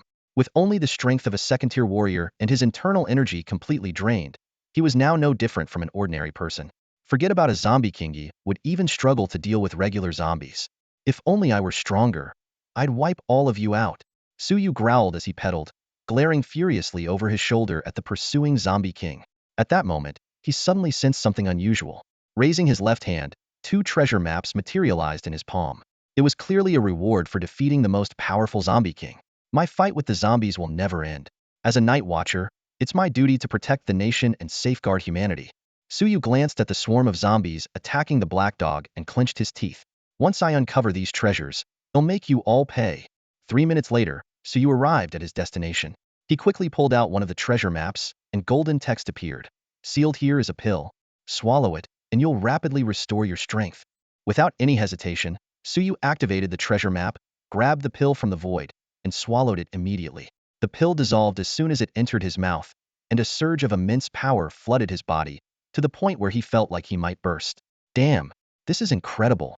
I feel like I could take on 10 people at once. Suyu left the electric bike behind, darting back toward the battlefield with the agility of a monkey. What he saw when he arrived was heart-wrenching. The black dog had been overwhelmed by several zombie kings and countless regular zombies, its situation growing increasingly dire. Bring the guillotine for the dog's enemies. Suyu's voice thundered across the battlefield. The black dog turned its head at the sound, staring at Suyu in astonishment. The zombie kings attacking it also froze in fear, lifting their heads to see 4 figures appear out of thin air. 2 of the figures moved instantly, seizing one of the zombie kings and dragging it toward the guillotine. Attack! The remaining zombie kings went berserk, lunging at Suyu. But the void trembled again, revealing 2 rows of silhouettes wielding water-fire staffs. They blocked all the zombies attempting to approach. In the distance, Li Xiao watched everything unfold, his expression filled with awe. The guillotine had grown even more powerful. The power of the doghead guillotine reached an unprecedented height during its 3rd manifestation. Unlike the previous 2 times, when only 4 figures appeared, this time there were 2 additional rows of bailiffs wielding water and fire rods. Although their forms remained somewhat ethereal, their iconic attire made it unmistakable to any citizen of the Great Xia who they were. The presence of these bailiffs meant that Suyu no longer needed protection from others, as they instinctively surrounded him, fending off any enemies attempting to approach. Execute the guillotine, Suyu commanded, his resonant voice echoing through the air. With a sharp sound, the blade of the guillotine fell, and the zombie king trapped beneath it was instantly decapitated. Immediately after, another zombie king was forcibly subdued by 2 figures and dragged beneath the guillotine. Execute the guillotine. With Suyu's second command, yet another zombie king's head separated from its body. This scene utterly terrified the remaining zombie kings. They knew all too well that the doghead guillotine not only severed bodies but also obliterated their souls, wills, and any trace of their existence. Not even a celestial being of the highest order could reverse the fate of one struck by it. No longer daring to engage, they retreated far away. As the zombie kings withdrew, the mystical phenomenon dissipated. Suyu chose not to pursue them, knowing his strength only allowed for one more use of the doghead guillotine. Preserving this final chance would ensure he had the energy to uncover the treasure map and maintain a means of self-defense. Seizing the opportunity, the large black dog charged forward, knocking 5 or 6 zombie kings to the ground. Those struck by the dog never managed to rise again. Seeing this, Suyu gestured to the black dog and turned to leave. Although the zombie kings had retreated, the mindless ordinary zombies continued to swarm relentlessly. At that moment, Lindsay's warning voice rang out sharply. Suyu, move quickly. Suyu turned his head to see Lindsay hurtling toward him. He immediately sidestepped, and Lindsay crashed heavily to the ground, skidding 7 or 8 meters before coming to a stop. Blood spilled from her mouth. Her face pale, she was clearly gravely injured. 3 zombie kings initially intended to finish Lindsay off, but the sight of the doghead guillotine in Suyu's hands forced them to halt. Lindsay, are you okay? Suyu rushed forward to help her up. Do I look okay to you? Lindsay replied with a hint of grievance. You dodged pretty quickly, didn't you? I didn't have a choice. I'm just a second-tier warrior. What could I possibly do? Suyu responded, sounding even more aggrieved. He had wanted to catch Lindsay, but his strength simply wasn't enough. It'll be fine, Lindsay said. Lindsay lifted her gaze, her eyes locking onto the 3 zombie kings ahead. Though injured, her eyes still shimmered with fighting spirit. I may be wounded, but I can still fight. All right then, Sister Lin, you take them on first. I'll go ahead and see if I can dig something up. Before the words had fully left his mouth, Suyu had already turned and bolted. As a second-tier warrior, he was well aware of the power gap between himself and the zombie kings. The earlier victory over one of them had been thanks to the guillotine, not his own strength. Lindsay watched Suyu's figure rapidly disappear into the distance, momentarily stunned. Just then, a large black dog rushed to her side, standing shoulder to shoulder with her to face the formidable enemies. The battle erupted instantly. Meanwhile, Suyu, holding a treasure map, ran while cross-referencing the coordinates. Suddenly, two ordinary zombies lunged out from the shadows. With quick reflexes, Suyu grabbed a nearby trash can and smashed them down. After neutralizing the threat, he picked up his pace. Abruptly, Suyu sensed something and extended his left hand. Out of thin air, a treasure map landed in his palm. A reward for me? Only one map? Though puzzled, he wasted no time lingering on it. Before long, Suyu arrived at a department store. He casually kicked a zombie's head off and then pulled out the treasure map for a closer look. Golden text appeared. Sealed here are 100,000 zombies. If unleashed, your city will be wiped off the map. Damn it, 100,000 zombies? Just kill me now. Suyu cursed aloud. Who in their right mind would release that many zombies? This map was clearly useless for trading, and his deal worth 200,000 was now down the drain. Recalling that there were still a few more maps with coordinates near the department store, he tucked this one away and continued searching. The second treasure map revealed. Sealed here are 1 billion venomous insects. If unleashed, the surrounding 100 miles will become their paradise. Even worse than 100,000 zombies. Next. Suyu shook his head and moved on. The third treasure map displayed in golden letters. Sealed here is a saintess. You have a chance to become her companion, but also a chance to fall by her sword. Suyu couldn't help but daydream. If he could become the saintess's companion, would he ascend to immortality? Even if not, living off her might not be so bad. Thinking of a friend surnamed Duan and the anciently dressed woman by his side, Suyu wondered if increasing his strength would improve his odds. But he quickly shook off the thought. The final treasure map read, Sealed here is a single strand of fur from the legendary howling celestial dog. Once imbued with unimaginable power, it has long since lost its potency due to the passage of time. Nevertheless, it remains a rare, one-time use treasure. A strand of fur from the howling celestial dog? A one-time use treasure?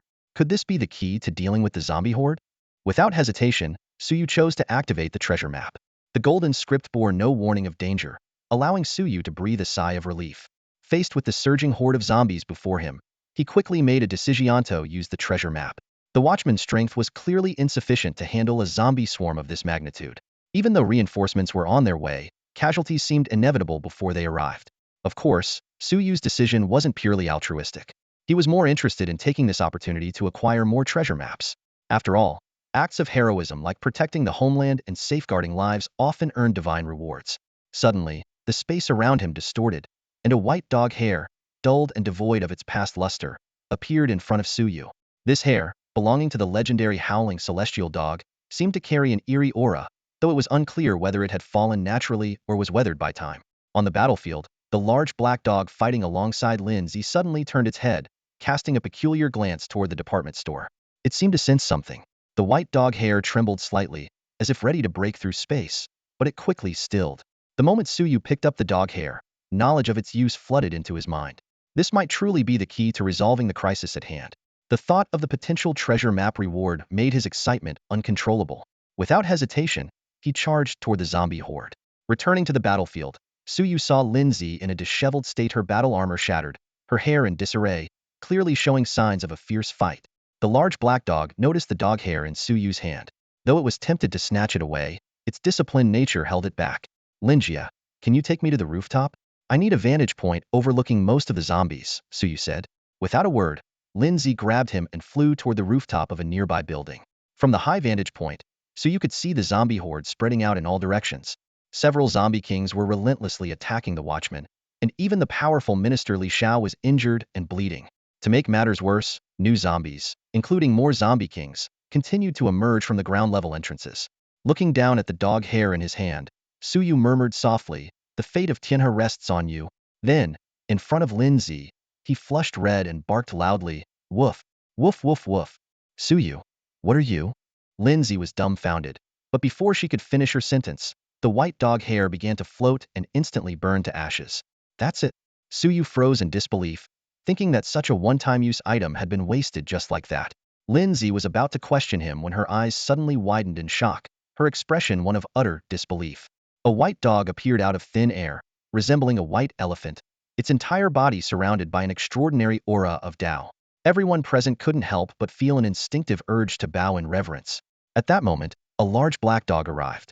When it looked at the white, elephant-like dog, a fleeting, almost imperceptible trace of nostalgia flashed in its eyes. Suddenly, a thunderous bark shook the heavens. The sky darkened abruptly, and as everyone looked up, they saw a massive, gaping maw descending from the sky. In that instant, a suffocating sense of despair enveloped the entire world, filling everyone's hearts with unprecedented fear. On the ground, zombies of all levels burst apart with a series of muffled pops. The enormous maw did not stop. It tore through the fabric of space and plunged into another world, continuing to devour the zombies there. When calm finally returned, the night watchers gradually snapped out of their shock. Li Xiao, the blood-soaked captain, wiped the cold sweat from his brow and cast an approving glance at Suyu, his eyes filled with satisfaction. "What a remarkable talent!" he exclaimed sincerely. "Night watchers, follow me into the rift. We must eliminate the remaining zombies," Li Xiao commanded, leading the team as they stepped over the scattered corpses and charged into the other dimension. Although the massive maw had inflicted heavy casualties, a few injured zombies were still lingering. These zombies, already terrified beyond measure, stood no chance against Li Xiao's team and were swiftly defeated. In just 10 minutes, the battle was over. "Send out the order. The entire city is on high alert.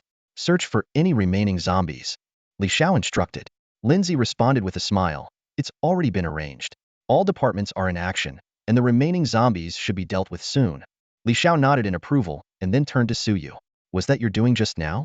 Suyu scratched his head sheepishly, while Lindsay explained on his behalf. That was a single strand of fur from the celestial howling sky dog, which Suyu uncovered using a treasure map. Unfortunately, it was a one-time use artifact. A strand of fur from the howling sky dog? Li Xiao couldn't help but glance at the large black dog.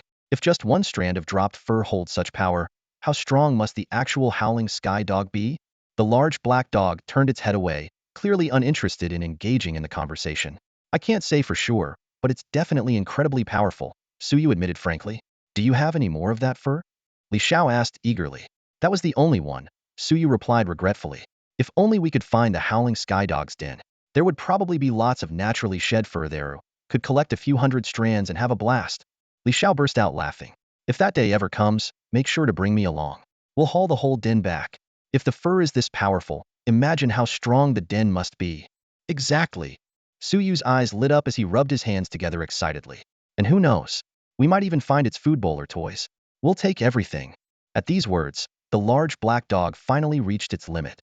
It lunged forward and bit Suyu's backside with a vengeance. Suyu let out a pained scream, unable to stop himself from jumping up. He quickly reached out to touch the spot where he had been bitten, his hand coming away covered in blood. Glaring angrily at the large black dog, he demanded, "Why did you bite me?"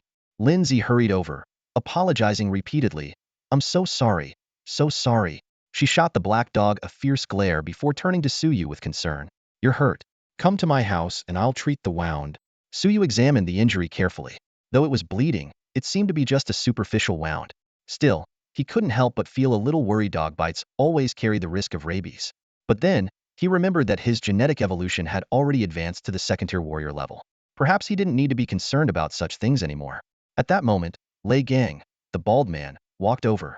As he stuffed the pair of underwear he had worn on his head earlier into his pocket, he reassured Suyu. "What are you afraid of? I've been bitten by it too, and nothing happened to me. This dog's teeth are cleaner than ours." Saying this, he solemnly clasped Suyu's hands. "I really have to thank you this time. If it weren't for the special underwear you sold me, which boosts strength by 20, I wouldn't have made it through."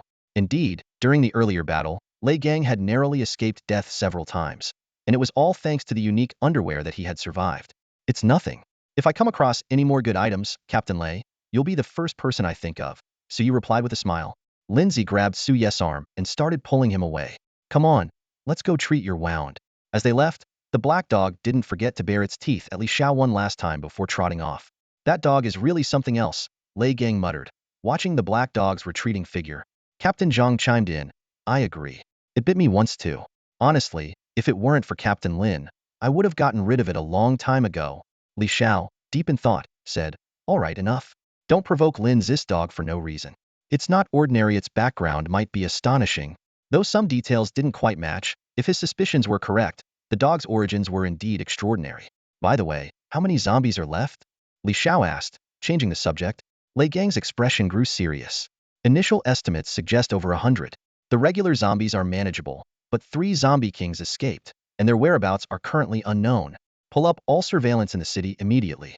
We must find them, Li Xiao ordered at once. After the others had left, Li Xiao pressed the button on his special operations earpiece. Everyone, no need to send reinforcements. The zombie crisis has been mostly resolved. However, 3 zombie kings are still on the loose. I need skilled trackers to assist immediately.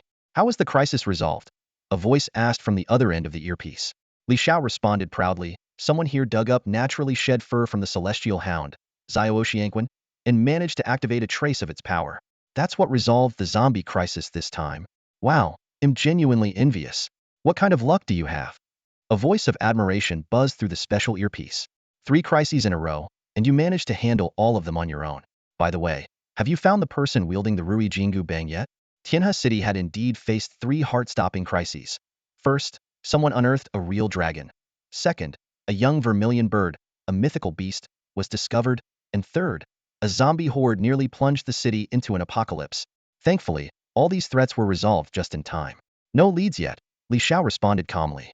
Once I find them, I'll notify everyone immediately. Inside apartment E807 of the Night Watcher's residential building, Suyu intended to head straight home but was forcibly dragged inside by Lindsay. Lie on the bed and take off your pants, Lindsay commanded, her tone leaving no room for negotiation. Linjia, isn't this a bit inappropriate? Suyu hesitated awkwardly, standing frozen. How about you just give me the medicine, and I'll do it myself? Stop dithering. Be a man for once. Lindsay snapped impatiently. Hurry up, or do you want me to undress you? Left with no choice, Suyu reluctantly lay on the bed, which carried a faint, pleasant fragrance, and hesitantly pulled down his pants. Lindsay's cheeks flushed slightly at the sight, but she quickly pulled out an ointment and began applying it to the wound. Whoa, that feels so cool. Suyu couldn't help but exclaim. This is a magical ointment I traded a treasure map for, Lindsay said proudly. I usually wouldn't use it on anyone, but since it was my dog that bit you, and making an exception, in just 3 minutes, Suyu was astonished to find that his wound had already scabbed over. After putting his pants back on, he thanked her profusely and hurried back to his apartment next door, room 808. Back in his room, Suyu extended his left hand, and 15 treasure maps appeared out of thin air in his palm. After killing so many zombies, this is all I get? How stingy, he muttered to himself. Meanwhile, in room 807, you suddenly bit Suyu. Did you sense something? Lindsay fixed her gaze on the large black dog, her tone probing. With your intelligence, you wouldn't bite someone for no reason. You noticed? The large black dog looked up, a hint of surprise in its eyes. Oomph. Lindsay snorted coldly. Spit it out. What's the deal with Suyu? A trace of unease crept into her heart. If Suyu truly posed a problem, how would she handle it? The black dog recalled Suyu's computer browsing history but merely shook its head. So far, there's nothing unusual. His blood is perfectly normal. Lindsay stared at the black dog skeptically, feeling as though it was hiding something, though she couldn't quite put her finger on it. Then why did you bite him? Lindsay glared angrily at the big black dog. You wasted my precious medicine. Do you even know how valuable this ointment is? Just a tiny bit of it could fetch a fortune at an auction. Her voice was filled with heartache. As this was a rare medicine, even she hesitated to use. It couldn't be made anymore, and could only be obtained through treasure maps. The big black dog rolled its eyes at Lindsay dismissively and said leisurely, he wanted to move my kennel, my food bowl, and my toys. How could I not be angry? What's wrong with biting him? As it spoke, a glint of menace flashed in its eyes, as if hinting that if Suyu weren't considered an ally, the bite might have been the least of his worries. Didn't you say you're not the howling celestial dog? Lindsay asked after a moment of silence. Did I say that? The big black dog looked puzzled and shook its head. So are you saying you really are the howling celestial dog? Lindsay's eyes lit up as she pressed him for an answer. Think whatever you want, the big black dog replied lazily, unwilling to elaborate further. It strolled to the balcony and lay down. By now, night had fallen, and the city lights sparkled outside. Lindsay sighed helplessly. You're such a strange dog. Sometimes you say you're the howling celestial dog, and other times you deny it. I can't figure out what you really are. Meanwhile, in room 808, Suyu returned to his room, took off his pants, and carefully examined the wound in the mirror. He noticed that the injury had already scabbed over. Sister Lin's medicine is truly incredible, he thought to himself. Since it was already late, he decided to postpone the treasure map excavation until the next day, hoping for some unexpected gains. After putting his pants back on, Suyu stood on the balcony, lost in thought. As a mere second-tier warrior, He yearned to become a powerful war king like Linzi, Lei Gang, or Li Xiao. After surviving 3 crises in Tianhe City, this desire had only grown stronger. Without sufficient strength, even with the protection of the Night Watchers, life remained precarious just like today's zombie crisis, which had caused so many casualties. I must get stronger, no matter what. Suyu kept reminding himself. Losing to a dog is just too humiliating. After taking a shower, he skimmed through some online news before turning off his devices and going to bed. The next morning, as he opened the door to leave for the Night Watchers division, the big black dog, who had been waiting outside, barged in. You dare show up here again? Suyu's anger flared, and he raised his foot to kick, only to find that his leg wouldn't move forward, as if blocked by an invisible wall. The big black dog strutted past him with its head held high, its eyes full of disdain. Good morning, Suyu. Lindsay greeted him as she stepped out, then added with a reminder. It's just a dog. You don't need to take it too seriously. Oh, by the way, it seems to really like you. It keeps wanting to stay in your room. You don't mind, do you? I actually do mind, Suyu thought to himself, but outwardly he replied calmly, no problem. It might even be a good thing it could guard the place and keep thieves away. After closing the door, the two headed to the Night Watchers branch together. Upon arrival, Lindsay said to Suyu, there's not much for you to do right now. Just spend some time reading. If a mission comes up and some Night Watchers head out, tag along and learn from them. Got it, Suyu replied, but Lindsay had already briskly made her way into the meeting room. In the branch's library, Suyu found a book titled The 9 Levels of Warriors, from beginner to expert, and settled into a corner to read. He glanced warily at the surveillance cameras, ensuring they couldn't get a clear view of the book's contents. Then he took out his phone and checked the security feed from his home. On the screen, the large black dog was lying quietly on the balcony. Sunlight streamed through the window, illuminating its body. For a moment, Suyu thought he saw tiny golden specks of light entering the dog's body along with the sunlight. But when he looked more closely, there was nothing unusual. A moment later, the black dog stood up, wandered around the room a few times, and finally stopped in front of Suyu's computer. It skillfully powered it on and entered the password with movements so fluid that it seemed even more adept than Suyu himself. This dog is definitely not normal, Suyu muttered under his breath. The black dog began scrolling through the browser's history. Urgent help needed. How to cook a large black dog? If bitten by a black dog, does a second-level warrior need a rabies shot? How to determine the gender of a black dog? Would finding it a mate get me bitten or thanked? How to subdue a warlord-level black dog without getting hurt? What are a dog's natural predators? Can a second-level warrior defeat a warlord-level black dog? With each entry, the black dog's expression grew darker. Its paws began to shimmer faintly, as though it was about to smash the computer, but in the end, it restrained itself. It silently shut the computer down, leaving the browser history untouched, then returned to the balcony to bask in the sun as if nothing had happened. Seeing this, Suyu put his phone away and refocused on the cultivation manual in front of him. Half an hour later, Lindsay came looking for him. Suyu. Perfect timing. Someone's reported a giant python sighting. I've taken the mission, come with me. She quickly tapped her Night Watcher watch, sending out a team assembly signal. Suyu's watch buzzed, displaying an alert to gather. At the branch entrance, 10 team members were already lined up in formation.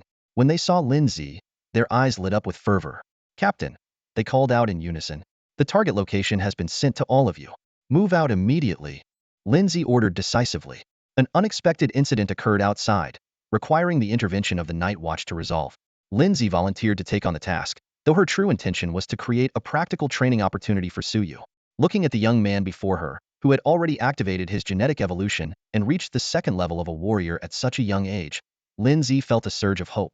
With proper training, he could become a formidable force within the Night Watch, adding strength to the great Xia. Suyu, however, seemed disinterested. At this moment, he was more inclined to explore the treasure maps he had accumulated. But faced with Lindsay's orders, he had no choice but to comply reluctantly. When they arrived at Wanda Plaza in Tianhe City, the scene before them was horrifying. A massive, striped python was wreaking havoc, leaving the ground stained with blood and scattered with mangled limbs. The giant python had been unearthed by someone using a treasure map, and the entire area was now under the control of the Night Watch. With a sharp command, Lindsay ordered 4 team members to spread out in the north, south, east, and west directions, gripping their long blades and standing ready. However, what was even more unsettling was the presence of a few oblivious individuals still taking selfies or live streaming at the scene. Suddenly, a piercing scream shattered the air. A modestly dressed girl was swallowed whole by the python, blood oozing from its jaws. This gruesome sight finally jolted the thrill-seeking onlookers into panic, and they scattered in terror. Seal off the perimeter. No one is allowed to approach, and don't let that snake escape. Lindsay commanded sternly. She then turned to Suyu. You and the other 6 will attack together. It has already killed someone, there's no need to keep it alive. After a pause, she added, and remember, no using your trump cards. This is meant to train you. Suyu glanced at his empty hands, a bit hesitant. I'm supposed to fight barehanded? With a flick of her palm, Lindsay produced a long blade and handed it to him. Seeing the surprise in Suyu's eyes, she issued the action order without further explanation.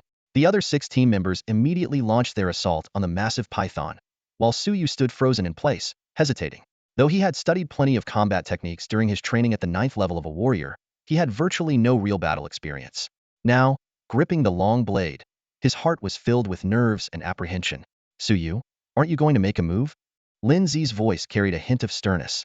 Standing before the massive, colorful python, Suyu's palms were drenched with cold sweat.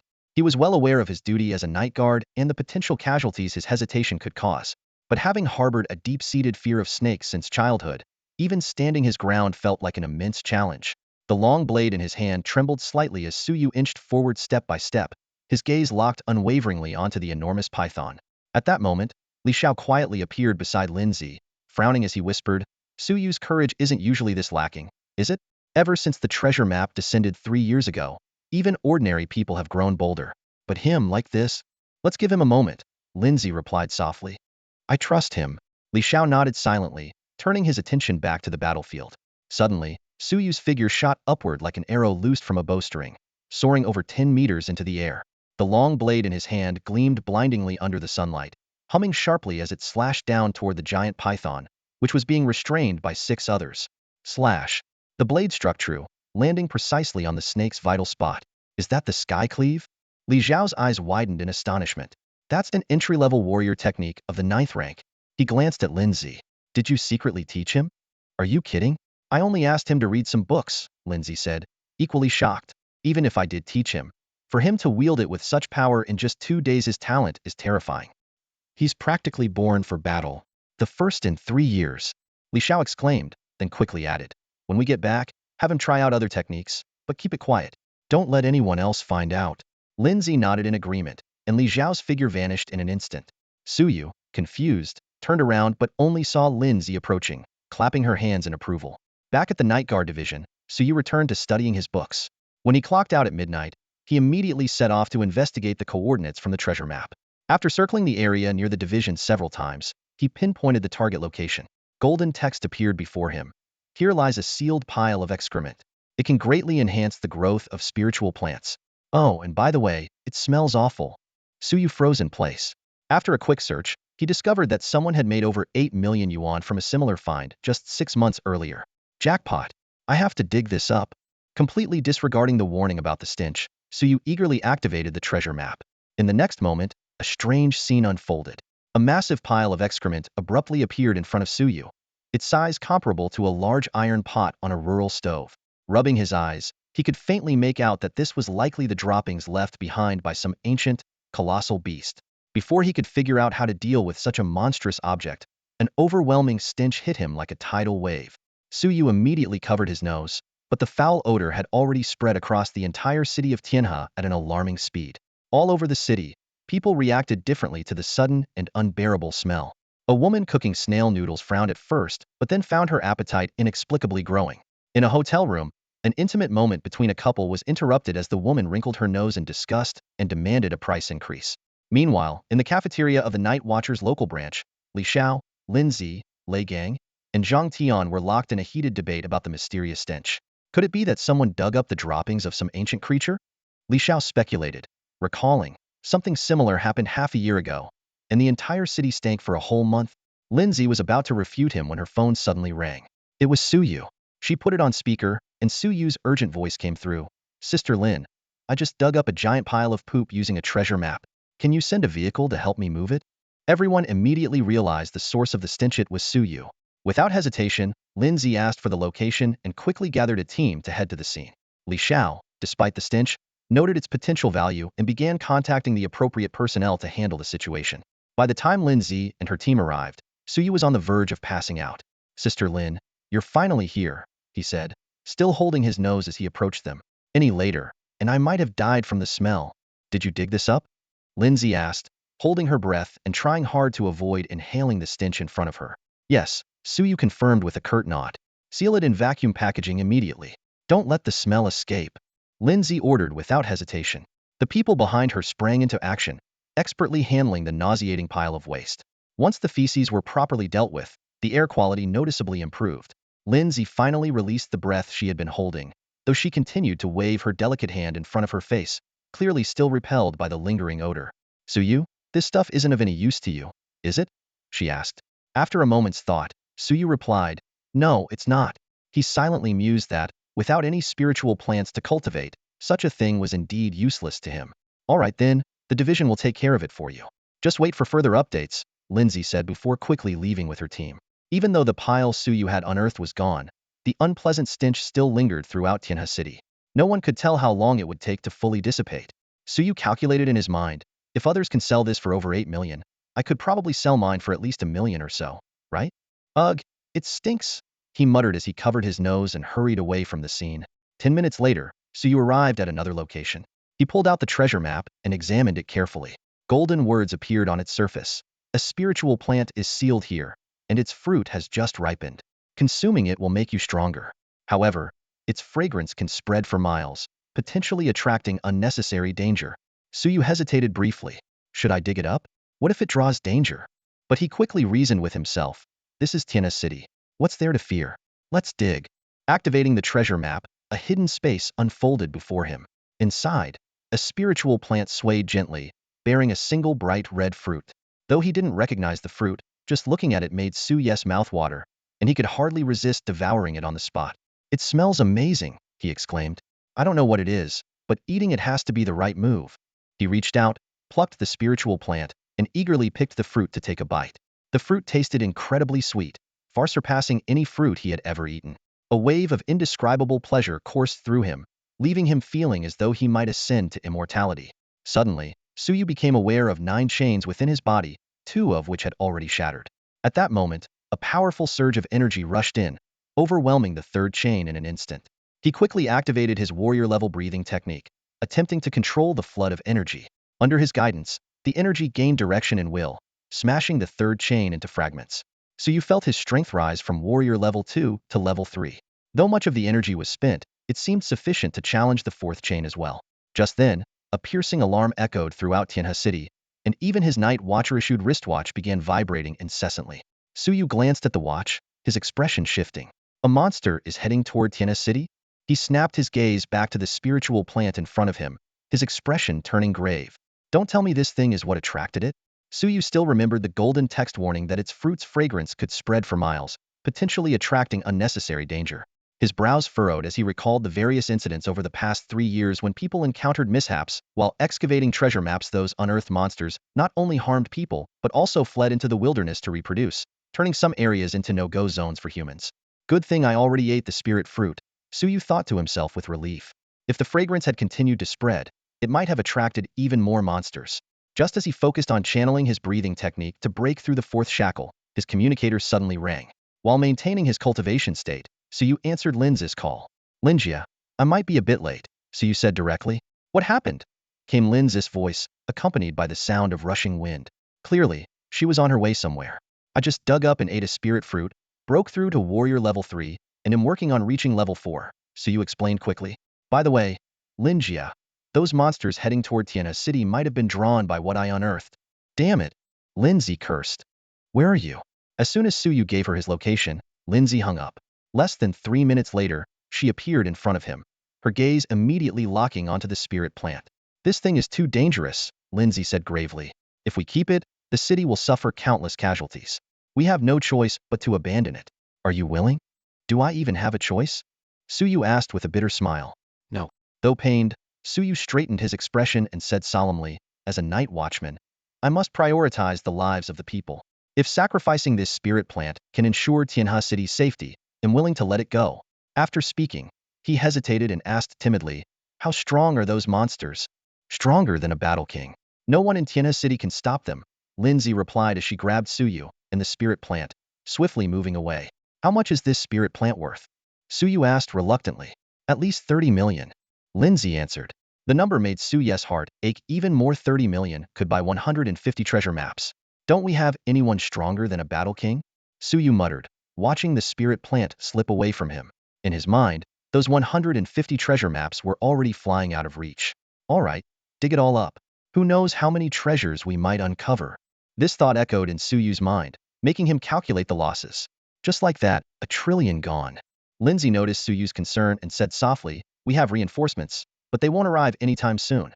Even if they do, they can't stay in Tianhe City forever.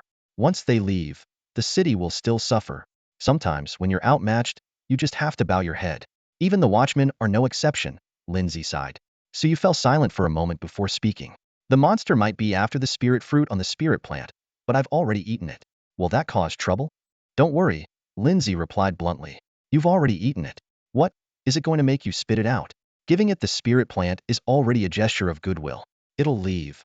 Suyu felt slightly relieved after hearing this, but he was still debating internally whether to use the Dao weapon shard to kill the monster in one decisive strike. However, doing so would mean losing his final trump card, leaving him hesitant. It's always wise to hold something back, no matter the situation. "Linjia, the giant dragon that was dug up before, what level of power did it have?" Suyu asked, hoping to make a comparison.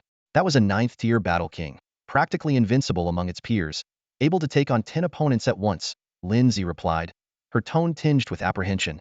"Dragons have always been incredibly powerful, often beyond what humans can contend with.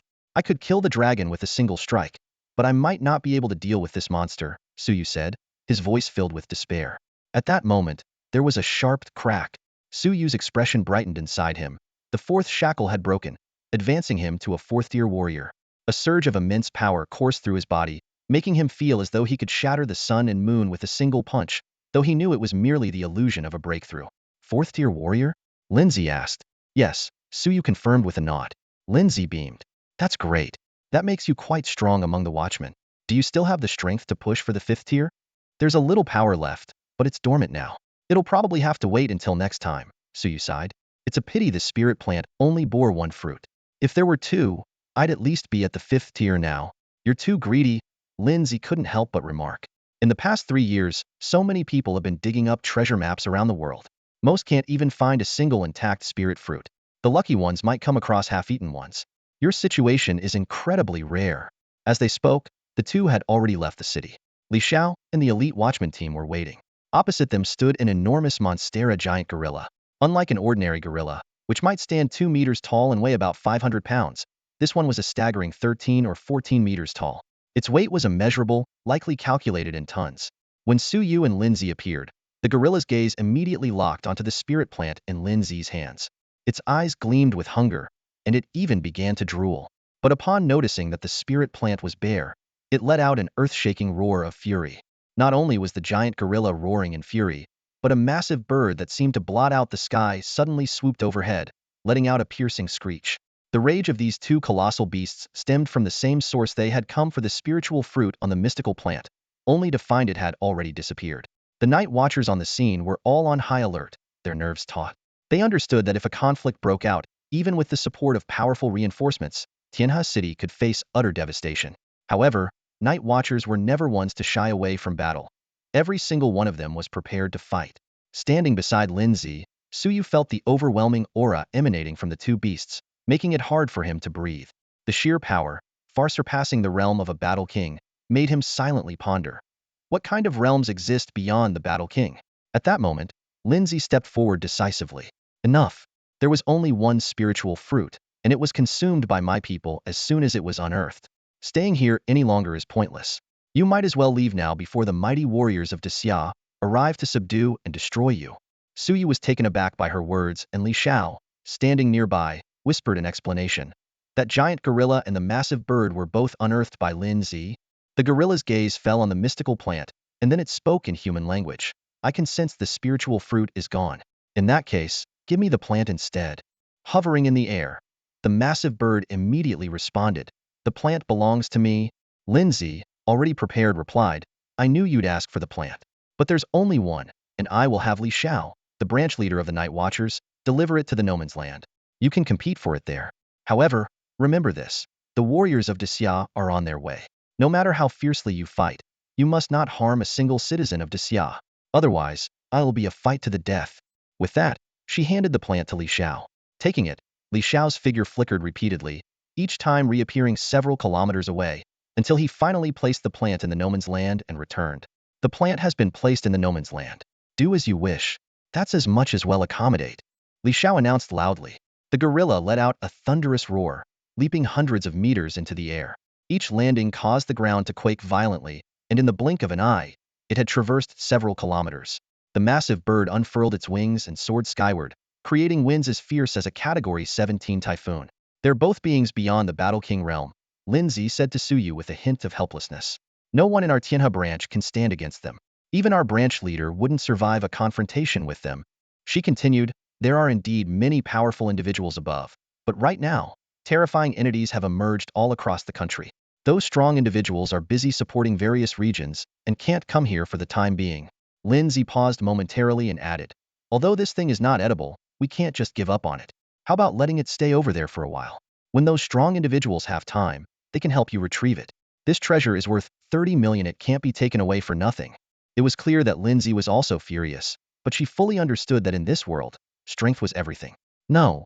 Suyu shook his head firmly. 30 million can buy 150 treasure maps, and the value of the treasures unearthed from them is immeasurable. What they took isn't just 30 million, it's at least 1 trillion, maybe even more. Everyone was stunned by his words. Just as Li Xiao was about to say something, Lindsay interrupted him.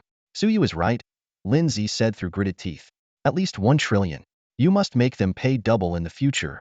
Li Xiao felt a chill in his heart, thinking that these two might have gone mad. But on second thought, it wasn't his loss anyway. Suddenly, a deafening boom echoed in the distance. A massive mountain crumbled into dust in an instant, with gray ash filling the sky. The ground trembled violently, as though an earthquake had struck. Although the distance made it hard to see clearly, the mere shockwaves of the battle left Suyu trembling with fear. He thought to himself, is this the power of someone beyond the level of a battle king? When will I ever reach such heights? About 10 minutes later, a piercing wail broke through the sky. An enormous bird, its feathers tattered and broken, swept overhead and disappeared into the horizon. The spiritual plant has fallen into the hands of the giant gorilla, Li Xiao said after observing from afar. It has retreated, so it should be safe now. We can head back. Everyone finally let out a sigh of relief. Suyu gazed into the distance, clenching his teeth silently. Giant gorilla, you can hold on to that spiritual plant for now. Soon, they'll reclaim what's mine. Back at the Night Watch division, Suyu had planned to continue digging for treasure maps, but his lunch break was over, and he had to return to work. Helplessly, he consoled himself. At least I still get a monthly salary. I can dig again after work. In the library, Suyu was engrossed in studying a thick book titled The 9 Tiers of Warriors. From beginner to mastery, determined to engrave every word into his mind. Suddenly, Lindsay sat down across from him, smiling. How much have you read? Less than a third, Suyu replied honestly. Not bad, Lindsay said with a satisfied nod. How many combat techniques from it have you mastered? Suyu's expression dimmed slightly. I've come across 13 combat techniques so far, but I think I've only mastered 3. Earth Splitter, Mountain Cleaver, and Sky Slash. The other 10 still have parts one need to figure out. Lindsay was secretly astonished. How long had it been since Suyu became a warrior and a Night Watch member? To have mastered 3 combat techniques in such a short time was almost unbelievable. Yet, considering the person speaking was Suyu, maybe it wasn't an exaggeration after all. To test Suyu's actual skill level, Lindsay stood up and pulled him toward the library exit. Come on, let me see what you're made of. The Tianhe branch of the Night Watchers was grand and well-equipped. Lindsay led Suyu to a spacious training ground, where weapon racks were neatly arranged around the area. From swords, spears, and halberds to axes, hooks, and forks, there was no shortage of weaponry. Come on, let your sister see how strong you are, Lindsay said with a bright smile as she stood firmly in place. The movement of her chest made Suyu quickly avert his gaze elsewhere. Here, Suyu asked. Where else would it be? Hurry up, I can't wait any longer, Lindsay urged. In that case, here I come. Suyu took a deep breath, quickly reviewing 3 combat techniques in his mind before settling on Earth Splitter. He gathered his internal energy, focused it in his right foot, and stomped hard on the ground. With a loud rumble, the entire training ground shook violently. From where Suyu stood, several cracks spread out like a spider web toward Lindsay. Lindsay leapt lightly into the air, easily dodging the attack. Your Earth Splitter technique is quite impressive. While it won't work against a battle king, it's more than enough to handle ordinary warriors, she remarked. This move can definitely disrupt an enemy's attack rhythm. Suyu walked over to the weapon rack, picked up a long blade, and swung it a few times to get a feel for it. Then, without warning, he launched an attack on Lindsay. "Mountain split," he shouted. In his eyes, Lindsay transformed into a towering mountain, and his strike was meant to cleave it in two.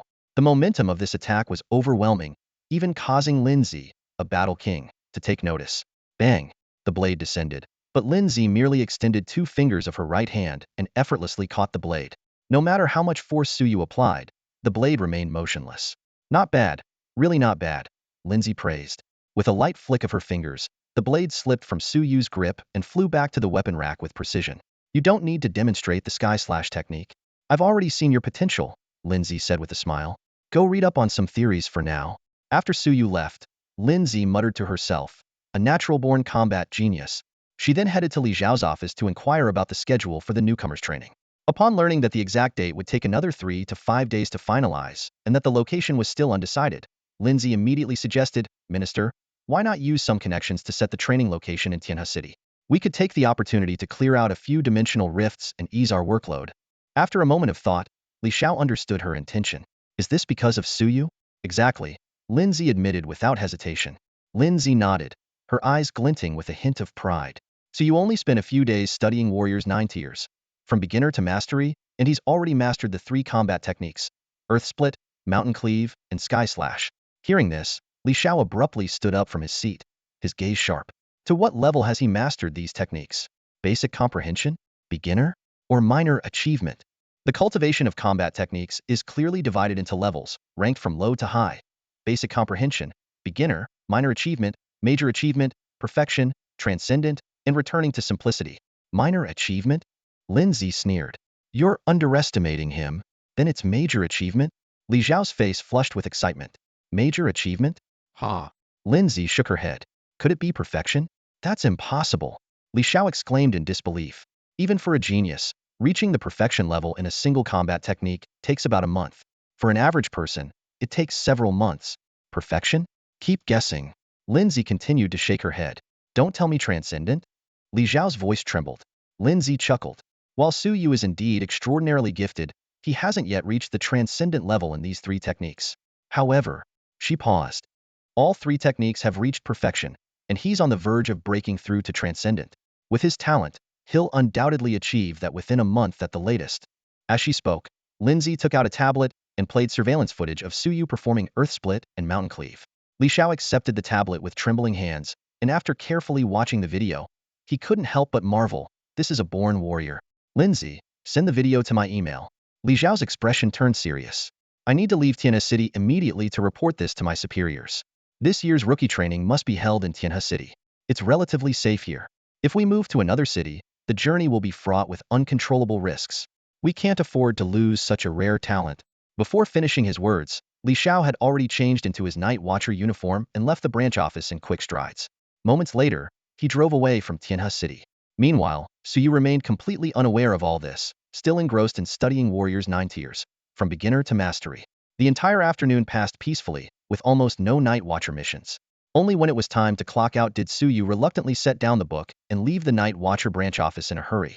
"Finally, I can go treasure hunting," he thought, his heart racing with excitement, unable to wait any longer. The sky had not yet darkened. Suyu stood at the crosswalk, waiting at the traffic light, watching the hurried flow of people heading home after work. Suddenly, a piercing scream shattered the evening's bustle. Following the sound, he quickly noticed someone had unearthed a zombie using a treasure map. Although it was just one zombie, it was enough to throw the intersection into chaos. The crowd scattered in panic, fleeing in all directions. "Everyone, quiet down," Suyu shouted authoritatively. He swiftly bent down, picked up a pebble, and flicked it with his fingers. The pebble shot out like a bullet, striking the zombie squarely in the forehead. The zombie twitched once before collapsing lifelessly to the ground. The police soon arrived to handle the situation, but by then, Suyu had already left, his departure marked by the awestruck gazes of those around him. "Just a single zombie, hardly worth mentioning," he thought to himself. "Even though I've grown stronger, it's still far from enough." Not long after, Suyu reached his next destination. Golden words appeared before him. "Here lies a sealed divine crocodile. Its body is as unyielding as steel, capable of soaring through the skies and vanishing into the earth. It can easily pierce through flesh and bone. You are no match for it. Damn it, what terrible luck." Suyu cursed under his breath. "If I dig this up, I'm as good as dead." He knew full well that this was no ordinary crocodiliate, was a terrifying entity capable of destroying the entire city of Tianhe. Over the past 3 years, several cities in Xia had met their demise in similar ways. I can't use this treasure map right now, nor can I sell it to anyone else, Suyu calculated silently. I'll wait until I'm stronger. By then, I might even claim the divine crocodile's skin and meat. Just a single pair of shoes made from it would fetch a fortune. 20 minutes later, he arrived at another location. Golden words emerged once more. Here lies a sealed mountain and river seal. If you can refine it, you could command an entire region of the mortal world. However, your strength is far too weak. Attempting to refine it could easily backfire and kill you. Another incredible treasure, but it's off limits for now, Suyu muttered through gritted teeth. He decided to keep this treasure map for later use. 10 minutes later, he moved to a new spot. This time, the message was even stranger. Here lies an ancient coffin, within which rests a supreme being. Once opened, the outcome is unpredictable. Blessings or calamities could follow. Suyu frowned, deep in thought.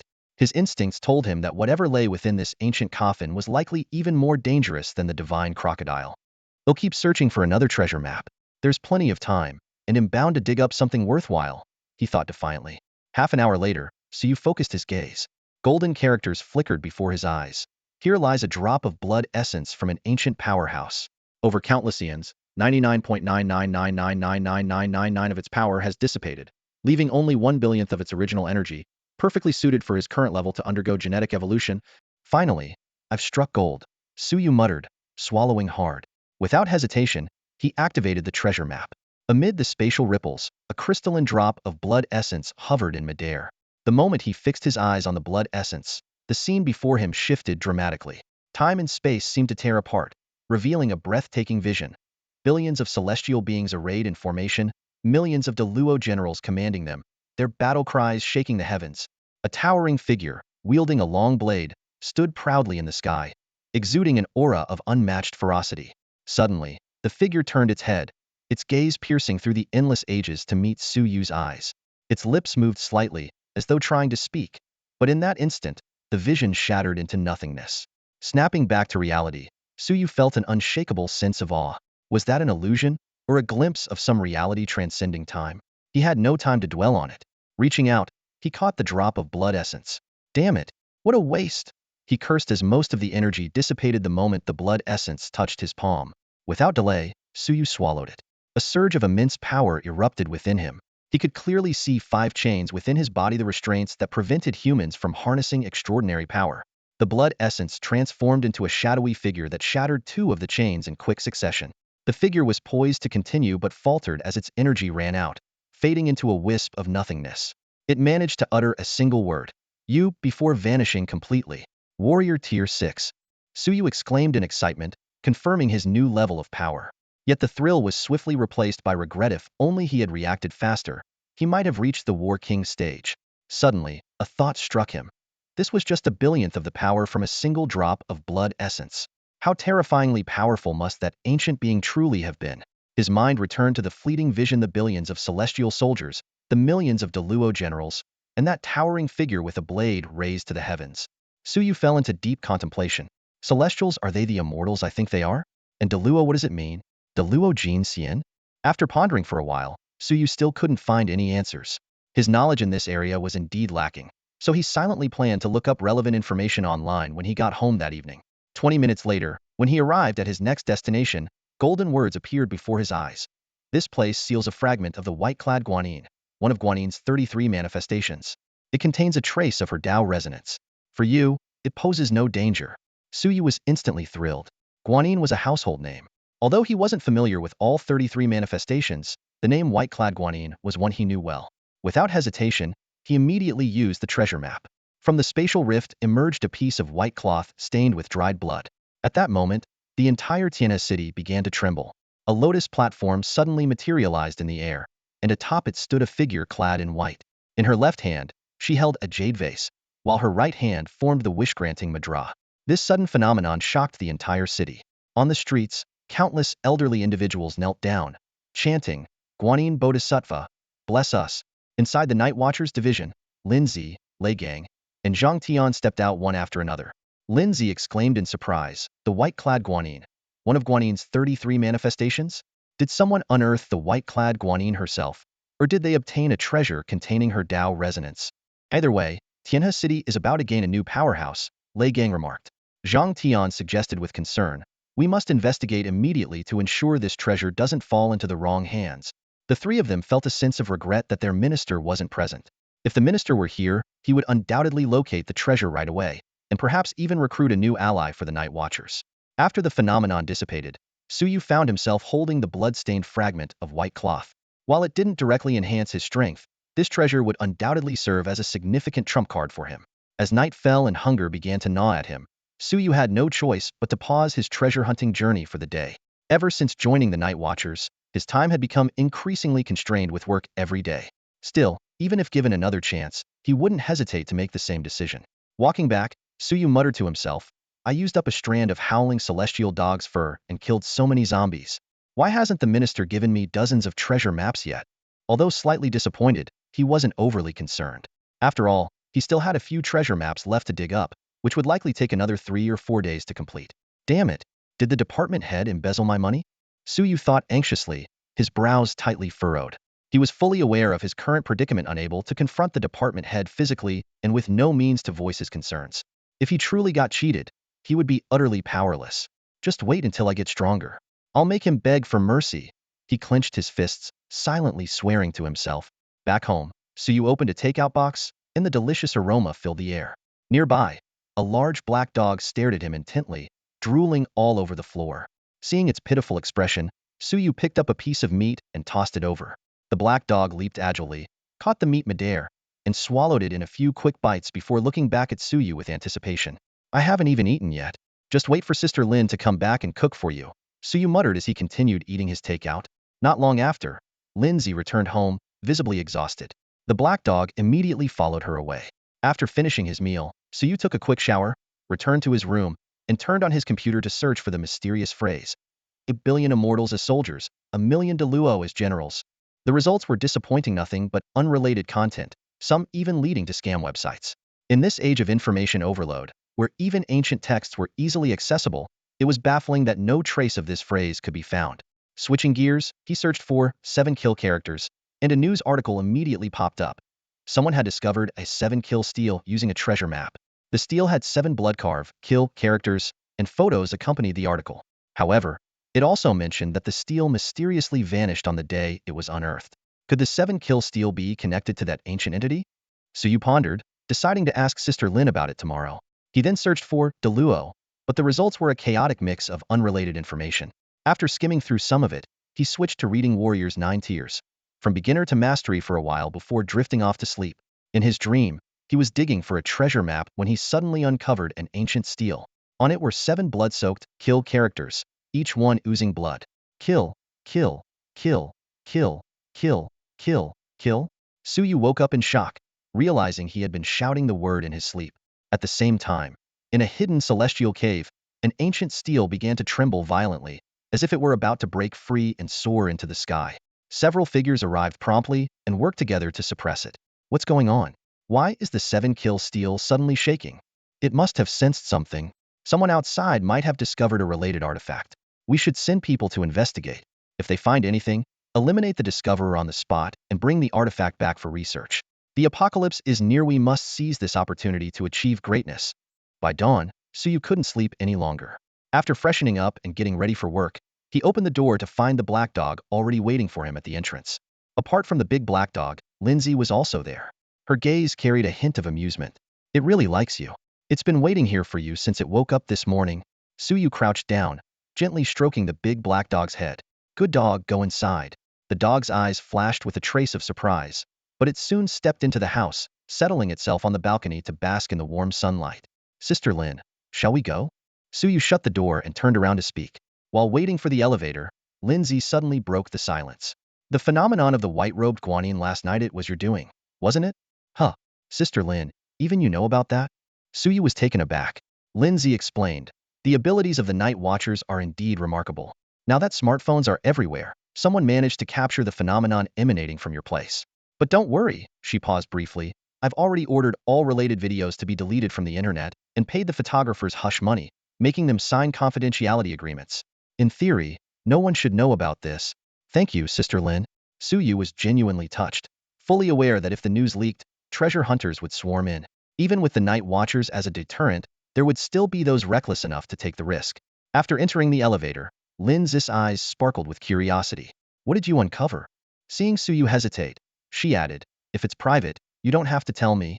After a brief moment of thought, Suyu replied, it's nothing particularly special, just a blood-stained fragment of white cloth. A blood-stained fragment of white cloth? Lin's expression shifted dramatically. The white-robed Guanyin is one of Guanyin's 33 manifestations, possessing boundless power. Who could possibly wound her? Sister Lin, you seem to know quite a bit about the white-robed Guanyin. Suyu keenly picked up on the implication in her words. I know a little, Lindsay said vaguely. Sister Lin, that's not fair. I've told you the truth, but you're still holding back, Suyu said, feigning dissatisfaction. After a moment of hesitation, Lindsay finally spoke. To be honest, I don't know much. The Night Watchers once discovered what seemed to be a severed arm of the white-robed Guanyin, still draped in white cloth. I can't verify the authenticity of this information. Perhaps the minister knows more, but he's unlikely to share it. Suyu was stunned by her words, which explained why he had never seen any mention of Guanyin in the vast array of news he had browsed. After stepping out of the elevator and getting into Lin's car, Suyu sat in the front passenger seat and continued his inquiry. Sister Lin, is there anything else you know that hasn't been mentioned in the news? As she started the car, Lindsay added, that suspected severed arm of the white-robed Guanyin is said to be one of the great assets of our nation. However, in the past 3 years, I haven't seen anyone use it. It's possible it has been used, but the information was so tightly sealed that even I wouldn't know. Seeing the curiosity burning in Suyu's eyes, Lindsay said meaningfully, news is for the general public. Whether it's true or not is another matter, but some things will never make it into the news. Perhaps, it would take countless years before a documentary comes out to reveal the untold stories that the news never covered, Lindsay said casually while skillfully steering the wheel. Something related to myths and legends? Suyu's eyes sparkled with anticipation. Lindsay pondered for a moment before speaking slowly. There's an interesting rumor right here in Tianhe City. It's said that someone unearthed fragments of the Rui Zhengu Bang, the golden staff of the Monkey King. Suyu's heart skipped a beat. For some reason, her words struck a familiar chord within him. On the day the dragon wreaked havoc, Lindsay continued, nearly all the powerful members of our Night Watchers division were deployed, yet we still struggled to subdue it. At the most critical moment, someone suddenly swung a staff. I saw it with my own eyes. The weapon bore the 5 gilded characters, Rui Zhengu Bang. But, she sighed softly, to this day, we still haven't been able to find that mysterious person. Suyu felt a jolt in his chest, his thoughts drifting to the fragment of a Dao weapon he had excavated. However, he maintained a calm demeanor and asked, aside from that, were there any other extraordinary discoveries? Someone once dug up a ginseng fruit, Lindsay said with a tone of reverence. That person has since become a pillar of strength among the Night Watchers. The legendary ginseng fruit takes 3,000 years to bloom, another 3,000 to bear fruit, and yet another 3,000 to ripen. Just catching a whiff of it grants a lifespan of 360 years, and eating one could extend life to 47,000 years. Noticing the envy on Suyu's face, Lindsay added, but according to the minister, when the ginseng fruit was unearthed, 99% of its power had already dissipated, so it wasn't nearly as miraculous as the legends claim. Before long, the car pulled up at the Night Watchers' headquarters. Suyu headed straight to the library to continue studying the warrior's 9 levels, from beginner to mastery. After ensuring no one was paying attention, he discreetly avoided the surveillance cameras, pulled out his phone, and checked the feed from his home security cameras. At that moment, a large black dog was lazily basking in the sunlight on the balcony, faint golden glimmers flickering across its fur. After a while, it stood up, confidently sauntered into Suyu's bedroom, skillfully turned on the computer, entered the password, and began browsing the browser history. Millions of immortals as soldiers, hundreds of thousands of Deluo as generals. Kill, kill, kill, kill, kill, kill, kill. 7 kill monument. Upon seeing these records, the black dog was first stunned, then broke into an expression of sheer delight. It muttered to itself, could it be that the god of slaughter has been unearthed by Suyu? No, if that were true, there would surely be some kind of celestial phenomenon. Could it be that he found a treasure related to that figure? But according to the rules, even a treasure carrying the slightest trace of Dao resonance would trigger a phenomenon. The black dog contemplated for a moment before deciding, maybe I should just go ask Suyu directly? At that moment, the big black dog felt an intense urge to rush to Suyu and demand an explanation. However, it quickly suppressed this impulse, as reason dictated that now was not the right time. It reflected to itself. Having inexplicably been reborn and still clueless about the truth, coupled with its current, pitifully weak strength, the wisest course of action would be to keep a low profile and quietly grow stronger. The big black dog squinted its eyes and continued to calculate its next move. If there were hidden motives behind all this, exposing its identity could lead to disastrous consequences. What concerned it even more was the faint trace of ancestral energy it detected on Suyu, completely out of the ordinary, suggesting there was more to the situation than met the eye. After weighing its options over the span of a few seconds, the big black dog ultimately decided to continue playing the role of an ordinary pet dog. After all, in its current state, its strength was barely comparable to that of a battle king, far less than even a fraction of its peak power. It had no confidence to take any risks. After a while, the big black dog turned off the computer and lazily strolled to the balcony to bask in the sun. Meanwhile, in the Night Watchers Division library, Suyu, who had been observing everything, put away his phone. At that moment, before lunch break had even arrived, Lindsay suddenly called. Suyu, come find me immediately. Although puzzled, Suyu promptly headed to her office. As he pushed the door open, Suyu saw that apart from Lindsay, there were two team captains, Lei Gang and Zhang Tian, as well as an unfamiliar elderly man with a kind smile on his face. The elderly man looked at Suyu with the affection of a grandfather, reaching out as if to pat his head, but Suyu deftly avoided the gesture. I'm Suyu, he said politely with a nod. Lindsay quickly introduced him. Suyu, this is Elder Lu from East District 1. After some pleasantries, Lindsay explained that Elder Lu was here regarding the special droppings Suyu had discovered.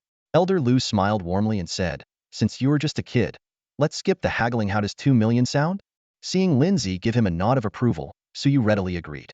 Elder Lu seemed pleased with Suyu's understanding nature and even reminded him to contact him if he ever came across similar items or spiritual plants in the future. Huh. Suyu was momentarily stunned before blurting out, I did dig up a spiritual plant before, but it got snatched by the Gorilla King. Elder Lu sighed. I heard about that. If I could take on that Gorilla King, I'd have stepped in to help. He added gently, sometimes, you just have to be patient. The spiritual plant had been taken away. Although Suyu felt a sense of unwillingness in his heart, he had to admit that he was currently powerless to retrieve it. The gorilla that had taken the plant wouldn't be able to produce spiritual fruits from it in the short term and would need to expend effort to care for it. Even if Suyu managed to take it back now, it wouldn't hold much significance. Elder Lu offered a practical suggestion. Wait until your strength grows, then figure out a way to get it back. There's no rush. For now, keeping it would only drain resources. Everyone agreed with this reasoning, but Suyu found it difficult to accept. In his eyes, the plant was akin to a treasure map harvesting. It would quickly boost his strength. However, he kept these thoughts to himself and simply smiled at Elder Lu, saying, You're absolutely right, Elder Lu. All right then, I'll take my leave. The payment will be transferred soon. Contact me if there are any issues. Elder Lu nodded and turned to leave the office. As he did, a chilling aura swept through the room, sending a shiver down Suyu's spine. He turned to Lindsay and asked, above the level of a battle king? You're new here, so you might not know. Elder Lu is one of the strongest in the Eastern District of the Night Watchers, Lindsay explained with a smile. He thinks highly of you. That's a good thing. Make sure to show him respect in the future. Suyu nodded repeatedly. This kid sure is lucky, Lei Gang said, rubbing his bald head with a grin. Hey, how about joining my team? Before he could finish his sentence, Lindsay kicked him out of the office. Elder Liu's gone, and you're still hanging around? Lindsay then warily glanced at Zhang Tian, the last person remaining in the room. Zhang Tian let out an awkward laugh, saying, Don't worry, Captain Lin. Suyu as your Mani wouldn't dream of poaching him. With that, he quickly slipped out. In truth, he had considered poaching Suyu, but Lin's fiery temperament and tendency to kick people without warning made him think twice. Helping Lei Gang up, Zhang Tian joked, You alright, Captain Lei? Get lost. Lei Gang cursed, dusting himself off as he stood. Coward. Zhang Tian was about to retort, but Lei Gang had already stormed off. Back in the office, Lin's demeanor towards Suyu turned warm, almost like an older sister. Are you satisfied with the price?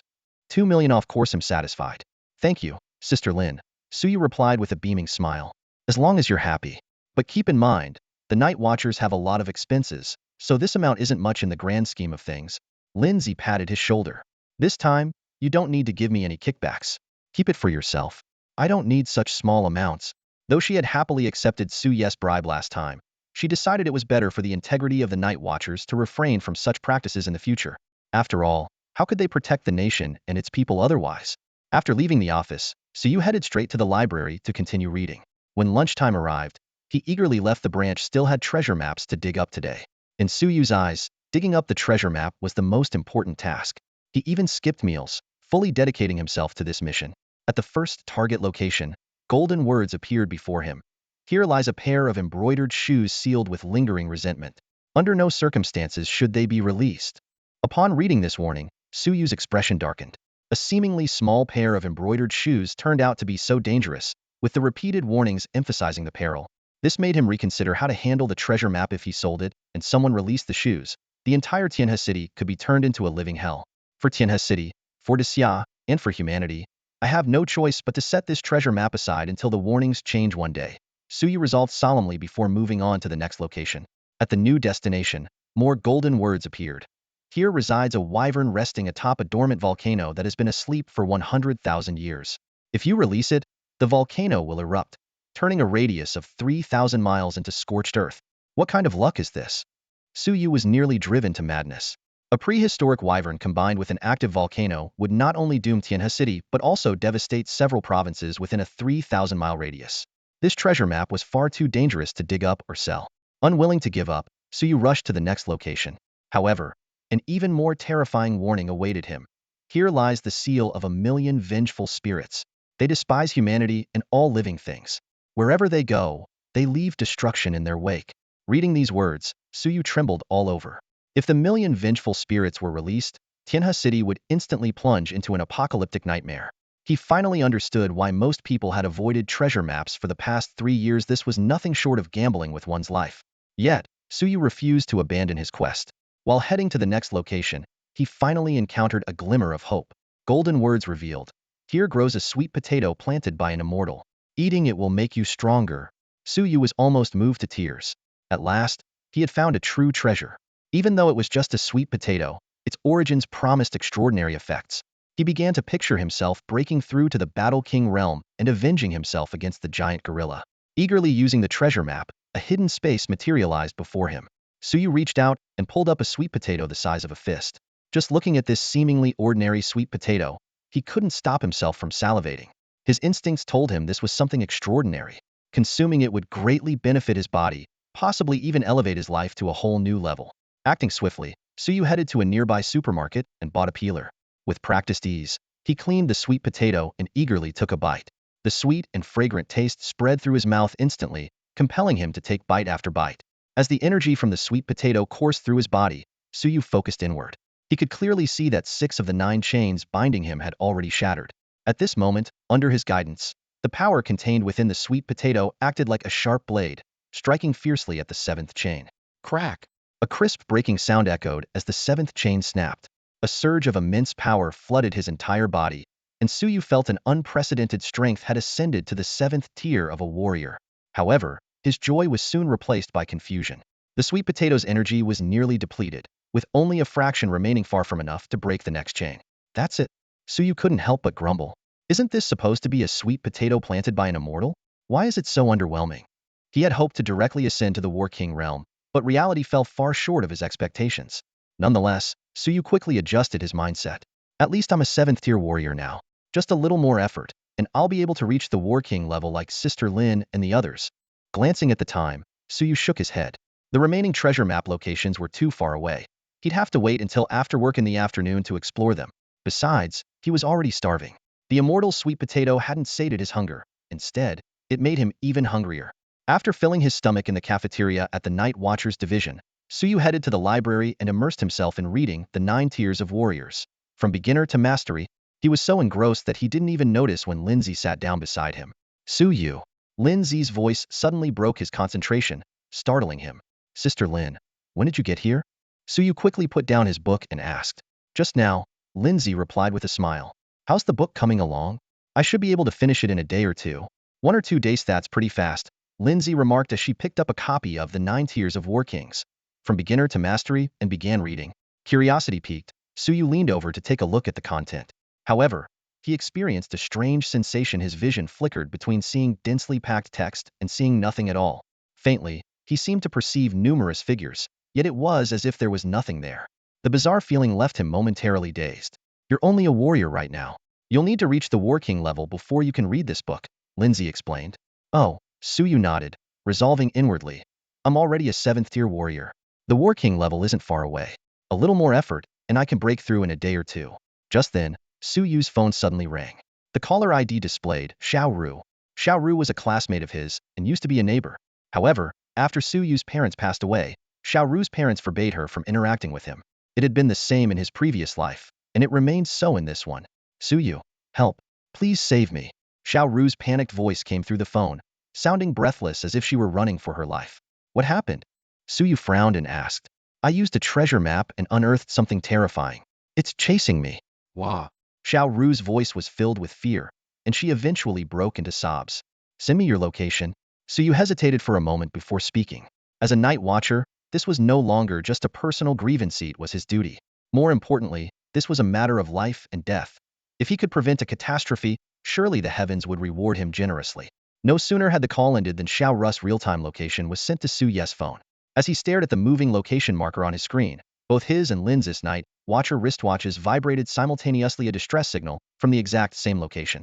It was clear that the terrifying entity Xiao Ru had unearthed had already triggered the night watcher's alarm. The danger level isn't too high, Lindsay said, glancing quickly at the information. I'll go with you. As Suyu's partner, she had witnessed the entire sequence of events and volunteered now to provide an additional layer of security.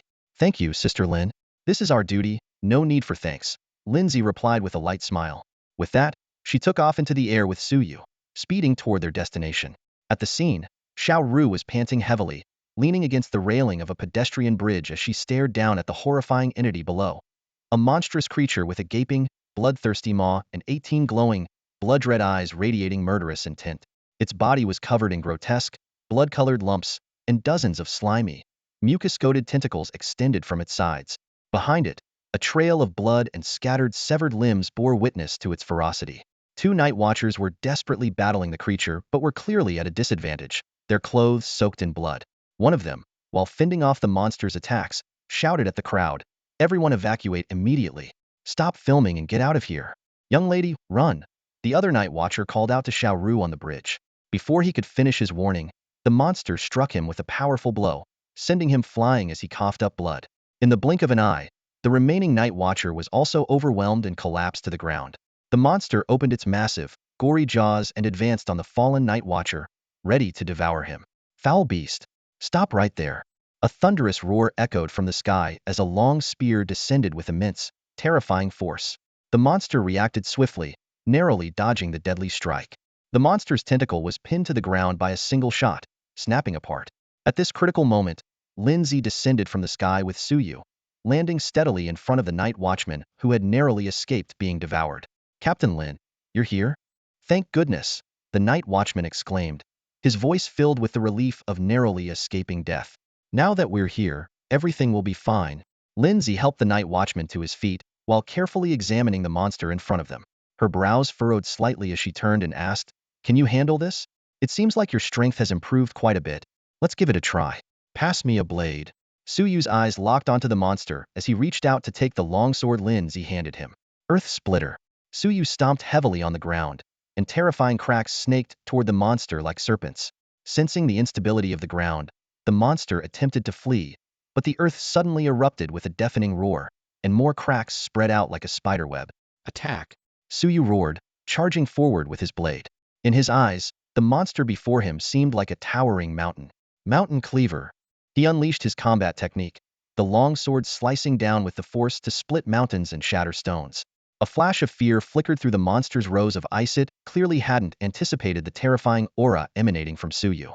Though it extended numerous tentacles in a desperate attempt to block the fatal blow, it had underestimated Suyu's strength. Slash! The long sword cleaved through the monster effortlessly, splitting it in two as if it were a piece of wood already riddled with cracks. Your combat technique has reached an extraordinary level? Lindsay approached, unable to hide her astonishment. And your cultivation has advanced to warrior tier 7? Just a stroke of luck, Suyu replied modestly. At that moment, Xiao Ru came running down from the overpass, excitement lighting up her face. Suyu, long time no see. You've become so powerful. Unlike those two useless ones, they couldn't even handle a single monster, yet they have the nerve to call themselves Buzz. Suyu suddenly swung his blade, leaving a thin, bloodied mark on Xiao Ru's forehead. The two injured night watchmen looked aggrieved but remained silent. You should be grateful that the apocalypse hasn't fully descended yet, and that the laws of Xia still hold. Otherwise, I'd have cut you down right here. Suyu pointed his blade at Xiao Ru, his voice ice cold. Their strength might be lacking, but without them, do you think you'd still be standing here? You. Apologize to them. Immediately.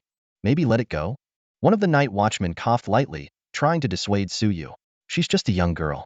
Apologizing in front of everyone would be really embarrassing for her. Another night watchman murmured in agreement, but Suyu's expression remained cold and stern. His long blade pointed directly at Xiao Ru, his gaze sharp as a knife. Apologize.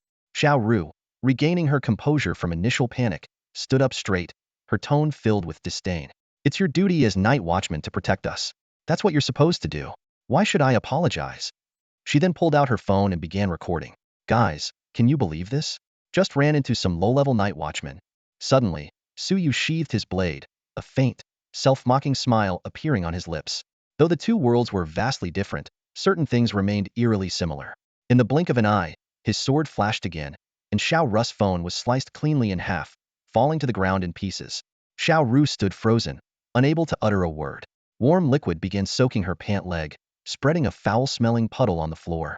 Suyu reached into his pocket, pulled out 3,000 yuan, and stuffed it into Xiao Ru's hands. This is to compensate for your phone. Go buy yourself a good one. He paused for a moment. You'd better pray every day that the apocalypse doesn't come. Or you won't survive a single day. Let's go, Suyu said, turning away. Lindsay gave him a complicated look but followed, along with the other two night watchmen, without a word. Suyu, I grew up with you. How can you treat me like this? Xiao Ru finally snapped out of her daze and shouted hoarsely after them as they disappeared into the distance. Back at the night watchman's headquarters, Suyu headed straight for the library. After tending to the injured night watchman, Lindsay also made her way to the library and sat across from him. I didn't expect this side of you. You've caused big trouble this time. This is serious. If someone files a complaint, the higher-ups will demand an explanation. I'm not afraid, Suyu said with a slight smile, looking up. What can they do to me? Worst case, I quit. Well, aren't you bold? Lindsay said with a chuckle. If you're not a night watchman, then what would you do? I haven't thought about that yet, Suyu replied with a shake of his head. Xiao Ru's behavior had been truly intolerable. If it weren't for the current laws and order, he might have ended her life right then and there. At that moment, a female night watchman hurried in and placed a tablet in front of Lindsay. She glanced at Suyu hesitantly before saying anything. Lindsay skimmed the screen briefly before sliding the tablet over to Suyu. Take a look. It's about you. Suyu nodded and began reading the contents on the tablet. After watching for a moment, Suyu couldn't hold back any longer and handed the tablet back to Lindsay. Don't show me this stuff again. If I keep watching, I might lose control and want to take her down myself. Lindsay took the tablet with a calm demeanor. I'll notify all platforms to delete every related video and post immediately. If anyone continues to upload, their accounts and IPs will be banned. If that still doesn't resolve it, I'll involve the relevant authorities to arrest the offenders. With that, the female night watcher quickly walked away. I didn't stop you earlier for two reasons. 1, to see your reaction, and 2, to let you gain some experience, Lindsay said as she stood up, her tone gentle. Not everyone in this world is reasonable. Sometimes it's frustrating, but you have to endure it. After Lindsay left, Suyu smirked coldly and shook his head. Endure? Endure my ass. Once or twice, fine. But 3 or 4 times. Might as well just get rid of them already. He picked up his book to continue reading, but suddenly felt a surge of energy coursing through his body. It was the residual power from the rare treasures he had consumed earlier, now stirred by the content of the book, beginning to circulate on its own. Within just a few minutes, Suyu was pleasantly surprised to find that the 8th shackle had shattered, had advanced to warrior level 8. The ease of this breakthrough left him momentarily dazed. He quickly realized that it wasn't due to extraordinary talent, but rather the accumulated energy from recent efforts finally bearing fruit. After work, Suyu packed a meal and ordered a ride to the outskirts. An hour later, he arrived at a once bustling area that had become desolate over the past 3 years. Though he disliked visiting such remote places, there were no usable treasure maps left in the city center. I'm already at warrior level 8. Maybe tonight I'll break through to War King. Suyu thought with anticipation as he followed the map to locate the target. Suddenly, he spotted a familiar figure. Fatty? What are you doing here? Before he could finish, he noticed the treasure map in Fatty's hand and a prompt that only he could see. His expression changed instantly. Wait, don't dig yet. But it was too late. Fatty had already activated the treasure map, and a strange space materialized before them. Suyu, what are you doing here? The chubby man turned around in surprise. Before he could react, Suyu had already dashed forward and grabbed his arm tightly, dragging him away. The chubby man immediately protested, and the power within him began to surge. However, to his shock, no matter how hard he struggled, he was as helpless as a child in front of Suyu. After running dozens of meters away, Suyu finally stopped. The chubby man angrily straightened his wrinkled clothes, his face dark as he demanded, "Why are you dragging me? See for yourself." Suyu pointed to the spot where they had just been standing. The space there suddenly glowed with a deep yellow light, and with a loud whoosh, terrifying flames erupted, engulfing everything within several meters.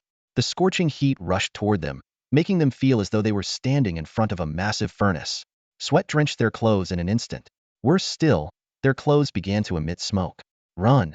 Suyu shouted, grabbing the chubby man again and sprinting away. They didn't stop until the searing heat was no longer chasing them. What was that? The chubby man hastily tore off his smoldering jacket, still shaken. That was a heavenly flame called Xianhuang flame. It's deadly if it touches you, Suyu explained gravely, sharing what he had learned from a previous hint. Realization dawned on the chubby man. So you were saving me. I thought you were trying to steal my stuff. He gave a bitter laugh. My luck is terrible. Last time, I almost lost everything digging up a cultivation technique. Now I run into this deadly flame. As he spoke, he pulled a treasure map from his pocket and handed it to Suyu. Consider this my thanks for saving my life. At that moment, a deafening explosion shook the air. The deep yellow flames shot skyward, forming a massive mushroom cloud. The fire began spreading in all directions, threatening to consume the entire city. Did I just cause a disaster? The chubby man's face turned pale, and his voice trembled. Don't worry, they'll call for help, Suyu reassured him, pressing and holding a button on his Night Watcher watch for 3 seconds. Back at the Night Watcher division, Suyu, who had already left for the day, wasn't around. However, Lin Zi, Lei Gang, and Zhang Tian were still working. Suddenly, their Night Watcher watches all vibrated simultaneously. Suyu sent out an urgent distress signal. Lin Zi immediately sprang up from her seat, her face full of concern. I'll head out first. Her figure blurred into a streak as she dashed out of the building. Finding flight too slow, she opted to sprint at full speed toward the rescue site. While racing forward, she pressed the communication button on her watch. Suyu, what happened? Suyu, who had just been retreating with the chubby man, was momentarily surprised by the communication device's functionality when Lin Zi's voice came through. He quickly responded, Sister Lin, someone unearthed an otherworldly flame, and it's expanding uncontrollably without any sign of stopping. Lin Zi slowed her pace slightly. Don't panic. Evacuate everyone nearby immediately and make sure no one gets close. Find a safe spot and wait for me to arrive. The Night Watchers are well versed in handling flames like this. After ending the call with Suyu, Lin Zi promptly used her special operations earpiece to contact someone. Lei Gang, I need backup. Go to the warehouse and bring a second-generation 9 Dragons flame shield. Get here immediately. What's the situation? An otherworldly flame has been unearthed. We need the 9 Dragons flame shield to contain it. Understood. Moving now. At the scene, Suyu continued retreating with the chubby man. The otherworldly flame, Xianhuang flame, kept spreading and had already consumed the area originally marked on the treasure map. For now, Suyu had no choice but to abandon his treasure hunting plans. Containing the flame was the top priority. Suyu, the fire is getting bigger. The chubby man exclaimed in panic. Am I going to end up in prison for this? Don't worry, the Night Watchers will handle it, Suyu reassured him. About 10 minutes later, a figure streaked through the air and landed beside Suyu like lightning. Lin Zi stopped steadily, her gaze fixed on the raging flames that now covered an area of over 100 meters. Her initially calm expression turned serious. This flame. Something feels off. Before her words could fully register, a bolt of lightning tore through the sky. Lei Gang descended, wielding an iron hammer and enveloped in crackling electricity. With a wave of his left hand, he summoned the 9 Dragons flame shield. The shield rapidly expanded, enclosing the entire sea of fire. With a deafening roar, the flames were suddenly compressed and subdued. Lei Gang was just about to marvel at the power of the Night Watcher's weapon when his face abruptly changed. Fall back now. Both he and Lin Zi lunged towards Suyu and the chubby man, each grabbing one and retreating at full speed. The next moment, the second-generation 9 Dragons flame shield exploded with a thunderous blast. It really exploded. A terrifying wave of heat swept across the sky like a tsunami, the temperature so high that Suyu felt as though his skin was about to be roasted. In the nick of time, Lin Zi grabbed Suyu, Lei Gang carried Fatty, and they instantly retreated to a safe location 2 kilometers away. The 4 of them were in complete disarray, their clothes drenched in sweat, their faces still showing traces of lingering fear. It's over. I've caused a huge disaster. Fatty stammered, his voice trembling as he stared at the towering pillar of fire that seemed to connect the heavens and the earth, illuminating the night sky in a fiery red glow. Sister Lin, Captain Lei, the range of the strange fire is still expanding. What should we do? Suyu asked, his brows furrowed tightly. Lin Zi's expression was more serious than ever. She didn't answer Suyu directly but turned to Lei Gang instead. I remember. We don't have the 3rd generation 9 Dragon flame shield. right? The third generation is too costly. We haven't been equipped with it yet, Lei Gang replied with a grim look, shaking his head. And as far as I know, even the third generation wouldn't be able to suppress this. This strange fire is too fierce. We can only report this to our superiors. As he spoke, he pulled out his phone to request reinforcements. Wait, Lindsay suddenly stopped him. Do you think Captain Zhang can handle it? Lei Gang's eyes lit up momentarily, but quickly dimmed again. Captain Zhang is guarding the heavenly cave. He probably can't leave his post. You and Captain Zhang can take his place. Have him come immediately, Lindsay quickly analyzed. If Captain Zhang can subdue the strange fire, not only will we gain a powerful ally, but we can also stabilize the heavenly cave he's guarding. That makes sense. Lei Gang raised his hammer, crackling with electricity, his figure disappearing in an instant, leaving behind only the words, "Wait for me." Sister Lin, can Captain Zhang really handle this strange fire? Suyu asked worriedly. Honestly, I'm not sure. Lindsay admitted, shaking her head. If even he can't manage it, we'll have no choice but to request higher-level support. She then turned her attention to Fatty. Did you dig up this strange fire? Are you the one who, well, mutilated yourself? Fatty lowered his head in shame, muttering a faint yes. Lindsay didn't press further, but instead looked at Suyu. It's a good thing you called for help in time. If it had been left to burn all night, it could have reached the city, and the consequences would be unimaginable. She paused. By the way, what are you doing here? Suyu held up a treasure map in his hand. I came to dig for treasure, but before I could even start, I saw him unearth the strange fire. He sighed. Looks like I won't be breaking through to Battle King tonight. Move back a little more, Lindsay instructed before striding toward the strange fire. 2 minutes later, she returned, her expression even graver. This is bad. The strange fire is still expanding at a rate of about 1 meter per second. That's 60 meters a minute, over 3 kilometers in an hour. If it keeps expanding, in less than 10 hours it could cover over 30 kilometers, and within 24 hours, the entire city would be engulfed in flames. This horrifying calculation made Lindsay's face grow even darker. Linjia, don't panic just yet, Suyu said, trying to stay calm despite the heaviness on his face. When Captain Zhang arrives, maybe he'll have a solution. Let's hope so. Lindsay pulled out her phone. He'll call the minister. You keep an eye on things here. Got it, Suyu replied briefly. As Lindsay stepped aside to make the call, the chubby man finally lifted his head. His eyes were bloodshot, and his voice was filled with guilt. It's all my fault, completely my fault. If it weren't for me, we wouldn't have dug up this thing. Suyu walked over and offered a few words of comfort. Although the man quieted down, the guilt and regret in his eyes didn't fade. Over the past 3 years, dangerous incidents like this weren't uncommon. There had even been worse situations. Not long after, Lindsay returned with an update. The minister is on his way and will bring a third-generation Jilongwanhua barrier. The news made Suyu let out a sigh of relief, and even the chubby man's mood visibly improved. With Captain Zhang and the powerful barrier as backup, the situation seemed less hopeless. Captain Zhang is here, Lindsay suddenly shouted, looking up. In the distance, a ball of fire was rapidly approaching. With a muffled boom, the flames dissipated, and Captain Zhang's figure appeared before them. Captain Zhang, finally, you're here, Lindsay said with relief. Captain Zhang gave a brief nod. Let's deal with the matter at hand first. We'll catch up later. With that, he turned to face the strange fire, his body instantly enveloped in terrifying flames. Step back. I don't want you getting hurt, Captain Zhang warned as he strode into the sea of fire. Suyu retreated while watching the raging waves of fire rise higher. Within the inferno, Captain Zhang was locked in a fierce battle. Suddenly, a loud explosion rang out, and Captain Zhang was sent flying backward. He stumbled several steps before barely regaining his balance. It's too strong, I can't subdue it, Captain Zhang said grimly. Lindsay, start evacuating the civilians immediately. At its current rate of expansion 2 meters per second, it'll engulf the entire Tianhe city in 10 hours. Request reinforcements from higher authorities, and make sure to report that it's a level 3 celestial earth fire, the Xinhuang flame. With that, Captain Zhang transformed into flames and shot into the sky. I have to return to guard the heavenly domain and prevent them from breaking through the barriers. Before his voice faded, he had already disappeared like a shooting star. This is bad, Lindsay muttered, her face filled with despair. I never imagined it would be a level 3 Xinhuang flame. Linjia, is there really no way to stop it? Suyu asked, frowning. As a transmigrator, Suyu was still grappling with many things he didn't fully understand. However, he thought to himself that since the entire Great Xia had managed to endure over the past 3 years, there must be some methods to deal with the strange flames. Surely, they wouldn't be brought down by a single Xinhuang flame. Lindsay pondered for a moment after hearing him, her expression grave. There are indeed ways to handle it, but none that can be used right now. For now, we can only wait for the minister to return and see if the third generation 9 Dragon's fire shield he's bringing back can subdue or suppress this Xinhuang flame.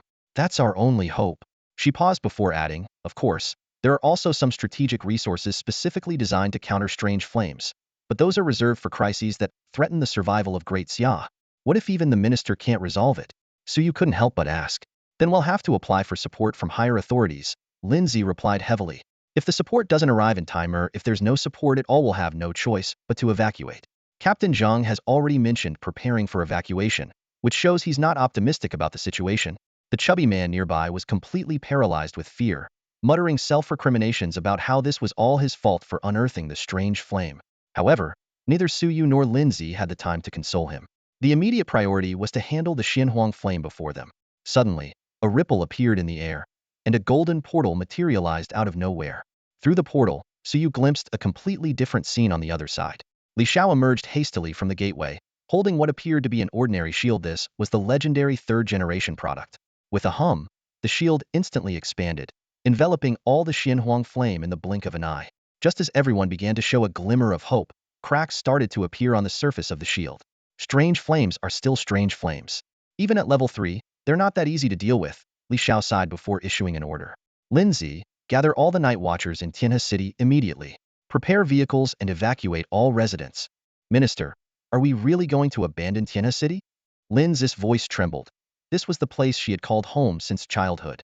With a loud crack, the third generation 9 Dragon's fire shield shattered into pieces, and the furious Xinhuang flame expanded even faster. We don't have a choice, Li Xiao said helplessly. The provincial authorities can't help, and I've contacted East Zone 1. They need at least 72 hours to provide support. But at the current rate of the Xinhuang flame's expansion, we won't last 7 hours. We must evacuate. Lindsay was silent for a moment before finally lowering her voice and saying, Understood, Minister. I will comply with the order. Li Xiao suddenly raised his voice and said, In the past 3 years, we've lost far too many cities. Tianhe City is neither the first nor the last. Lindsay's eyes welled up with tears as she softly replied, Yes. Orders were relayed like lightning. In an instant, the entire alarm system of Tianhe City was activated, piercing sirens echoing through every corner. All the night watchmen, including those on leave, received an urgent recall order.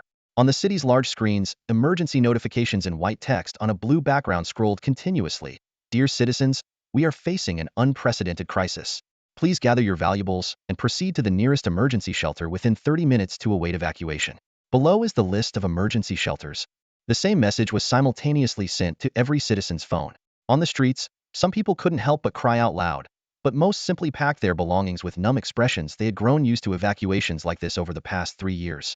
At that moment, Suyu suddenly spoke up, Minister, Sister Lin, I have something to take care of. I'll head out first. Where are you going? Lindsay quickly asked, sensing something unusual.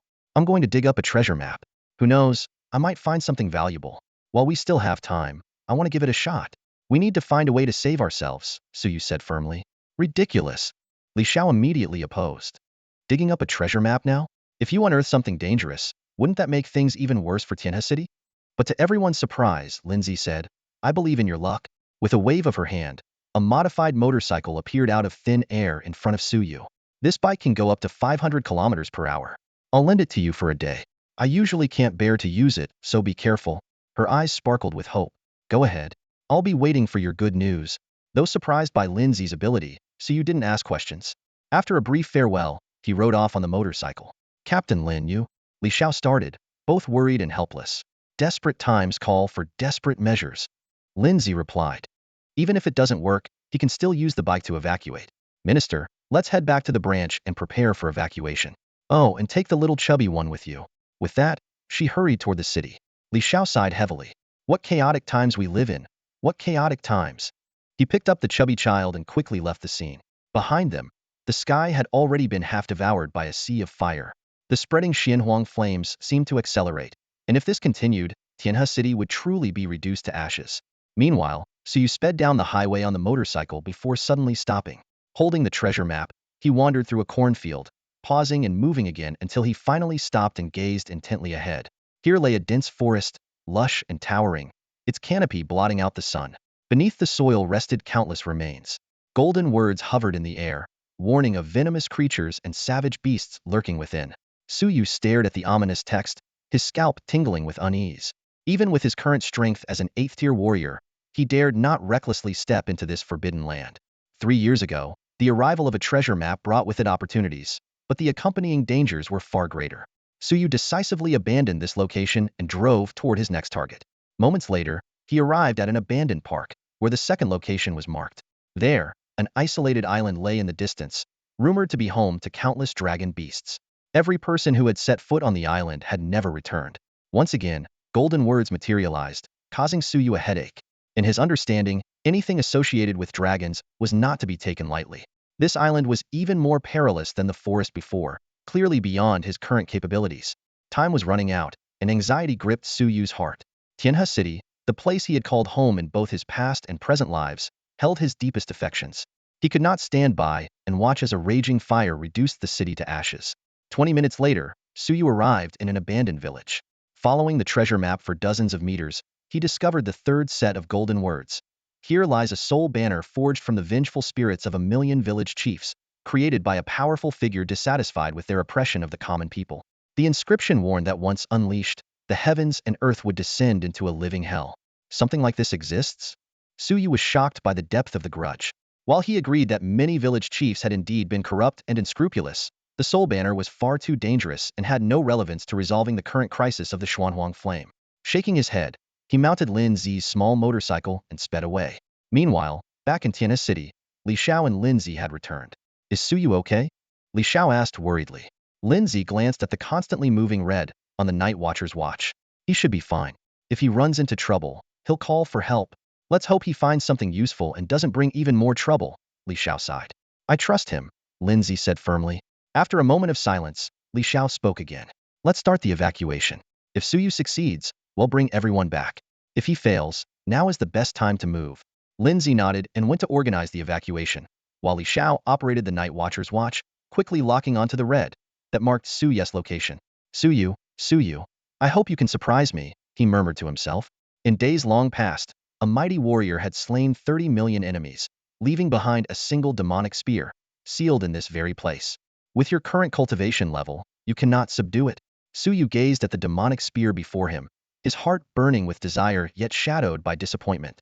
This spear, exuding an overwhelming and terrifying power, was indeed formidable but could not resolve his immediate crisis. Elsewhere, in another ancient relic site, he had discovered a fragment of the battle saint technique left behind by the white-clad Saint King who once fought against 3,000 clans. However, the Dao rhyme contained within the fragment was far too intense, exceeding his current capacity to withstand. Left with no choice, Suyu resumed his search, riding his motorcycle toward the next destination. Upon arrival, he carefully examined the treasure map he carried. The golden script read, in ancient times, a mighty figure once fished by the Jialing River. Witnessing 1,000 miles of scorched earth and dried rivers, they journeyed to a rain-abundant region and enlightened a peculiar black cloud. This cloud, imbued with spiritual essence, would never allow drought or fire in its presence. Though harmless to people, it was beyond the control of any mortal. Suyu's eyes lit up. Rain was all he needed. Without hesitation, he activated the treasure map. Instantly, a vast spatial realm unfolded before him. Within it, a massive black cloud loomed, blotting out the sky and pouring down torrential rain. Upon sensing Suyu's presence, the cloud abruptly drew back all its rain, even reversing the water pooled on the ground. The next moment, the black cloud ascended into the sky, swiftly spreading to cover the entire night sky of Tianhe City. At this time, the Xuanhuang flame had already ignited half the heavens and was rapidly spreading. Suddenly, a thunderclap pierced the night, and a deluge of rain poured down. Above the Xuanhuang flame, it was as though the heavens had split open, and endless rain infused with a mysterious power cascaded down. The Xuanhuang flame let out an enraged screech, its flames surging skyward, but it was quickly extinguished by the downpour. The rain formed a moat around the remaining flames, persistently flooding inward. Just then, Li Xiao appeared beside Suyu. After confirming it was Suyu's discovery, Li Xiao immediately led him closer to the Xuanhuang flame. The city's inhabitants had already been evacuated to a safe distance, over 100 miles away. As the unique rain fell, people were astonished to find that not only was it harmless, but it also seemed to imbue them with strength. Lin Zi, Lei Gang, and Zhang Tian, being particularly sensitive to such phenomena, rushed to the scene of the Xuanhuang flame and witnessed the fire being suppressed. However, just as victory seemed within reach, an unexpected disaster struck. Li Zhao's expression changed drastically, and he shouted to push Suyu out of harm's way, but it was too late. The Xinhuang flame abruptly contracted into a single ember and shot into Suyu's body with incredible speed. In an instant, Suyu was engulfed in flames, and even Li Xiao, who attempted to intervene, was burned and forced to retreat. Suyu. Lin Zi's eyes turned crimson as she witnessed the scene. Suyu belonged to her. This thought drove Lin Zi to rush forward without hesitation, but the terrifying Xinhuang flame formed an insurmountable barrier around Suyu. The intense heat caused her skin to sting the moment she approached, and even though her purple battle armor instantly covered her body, it began to show signs of melting. The high temperature seeped through the armor, forcing her to release her protective layer. Suyu, don't be afraid. They'll save you no matter what. Lin Zi shouted anxiously, but she could only watch helplessly as Suyu writhed in agony within the flames. Suyu's entire body seemed to be roasted like meat over an open fire, even emitting an unsettling aroma of cooked flesh. Suddenly, despite the excruciating pain, he managed to shift his focus. Xinhuang flame, you're going too far. Burning my clothes, what's the point? There are still people here. But his protest was in vain. His clothing had already been completely incinerated. Well, this is just great. Ah. Amidst his agonized screams, Suyu's consciousness began to fade, and his body lost its last trace of strength. As darkness engulfed him, a desperate thought crossed his mind. Is this really how it ends? In the endless void of darkness, a divine light suddenly pierced through. The figure of the white-clad Guanyin appeared, seated in the void with her white robes flowing gracefully. In her left hand, she held a jade purification bottle, while her right hand formed a sacred gesture. Her lips moved as if she were speaking, but no sound could be heard. All at once, a mix of searing pain and soothing comfort surged through Suyu, banishing the darkness. As light returned, he found himself back in reality. Li Xiao was on the phone, calling for help, while Lin Zi stood nearby with tearful eyes. Lei Gang and Zhang Tian were also present, anxiously trying to assist. As the Xinhuang flame vanished, Lin Zi immediately rushed forward and embraced Suyu tightly. Are you okay? How do you feel? She asked with concern. My whole body feels both painful and comfortable, Suyu replied in confusion. Sister Lin, did you apply some kind of medicine on me? I didn't do anything, Lin Zi explained. The Xinhuang flame just entered your body and disappeared. Suddenly noticing Suyu's state, her face turned red with embarrassment. She quickly pushed him away and turned around, saying, Does anyone have spare clothes? Quickly, give Suyu something to wear. You're in luck. These are brand new. I haven't even worn them yet, Lei Gang said with a hearty laugh, tossing a set of clothes to Suyu. Suyu quickly threw on his clothes, narrowly avoiding a more awkward situation. Suyu, check your body internally. See if there's anything wrong, Li Xiao said as he approached, carefully observing Suyu with worry in his eyes. After all, it was the Xinhuang flame that had entered Suyu's body. He had assumed Suyu was doomed, but against all odds, he had survived. That Xinhuang flame was clearly trying to kill you. We don't know what happened, so hurry up and check, Lin Zi urged, turning around. Suyu nodded, closed his eyes, and focused inward. In his mental space, 9 chains appeared, 8 of which were already shattered, leaving only the last one intact. Most striking of all was a deep yellow flame, quietly suspended in the space. It was the Xinhuang flame. Yet, it showed no intention of harming Suyu. A peculiar sensation surged within him, as if he could control the flame. With a thought, Suyu opened his eyes and turned his left hand over. The Xinhuang flame floated above his palm. Although everyone was nearby, they didn't feel any searing heat. You tamed the Xinhuang flame? Lin Zi exclaimed in shock. Just as I expected, Li Xiao exhaled in relief, his gaze towards Suyu filled with admiration. When it comes to such a celestial flame, the only way to survive is to subdue it. Taming a rank 3 celestial flame at just 18 years old is equivalent to having strength beyond a battle king. While you may not yet be able to fully unleash its power with your current cultivation, this is already astonishing. Honestly, even if you coast through life from now on, you'll still secure a place beyond the battle king level. Alright, as long as you're okay. It's a blessing in disguise, Lin Zi said with a smile, patting Suyu on the head. You guys head back. They'll go find my motorcycle. A bolt of lightning split the night sky, and the rain over Tiana City poured even harder. Li Xiao glanced at the dark clouds above and said worriedly, These storm clouds. Will they keep raining like this? You dug it out, do you know anything about it? I only know it was created by a powerful figure while fishing, Suyu replied thoughtfully. It has its own consciousness and won't allow droughts or wildfires in its vicinity. Oh, and it might be connected to the Jialing River, because that figure was fishing there at the time. Got it. They'll look into it later, Li Xiao said, giving Suyu a meaningful glance.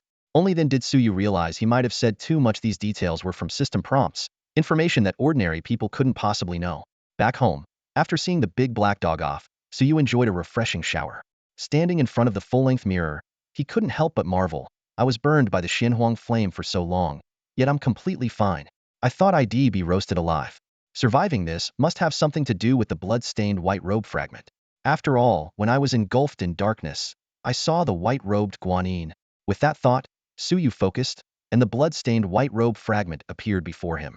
Suyu carefully examined the item in his hand, but found nothing unusual, leaving him puzzled. Feeling a wave of exhaustion, he put away the blood-stained fragment of white clothing and fell asleep without even bothering to check the daily news. While he was sound asleep, the blood-stained fragment silently floated into the air and transformed into a white-robed guanyin. Holding a jade vase in her left hand and forming a wish-granting mudra with her right, she stood quietly by the bedside, gazing at the sleeping Suyu. Her lips moved as if she wanted to speak, but no sound came out. In the end, Guanyin let out a soft sigh and turned her gaze toward the window. The night in Tianhe City was far from tranquil. On the streets, buses shuttled back and forth, gradually bringing back evacuated residents. Amid the torrential rain, some complained about being drenched, while others were relieved that the downpour might mitigate the threat of the Xinhuang plague. The white-robed Guanyin moved silently through the rainy night, observing the bustling crowds below with a mixture of confusion and solace in her eyes. As dawn approached, Guanyin returned and once again transformed into the blood-stained fragment of white clothing, merging silently into Suyu's body.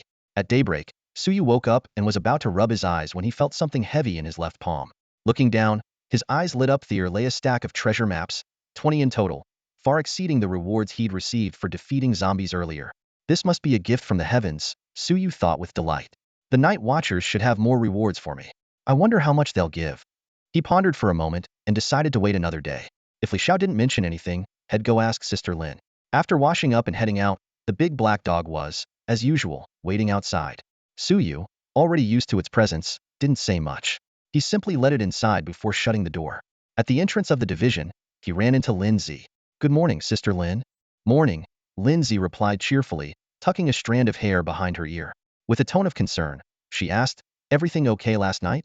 Just woke up with a bit of a dry throat, probably from the heat, Suyu said with a smile.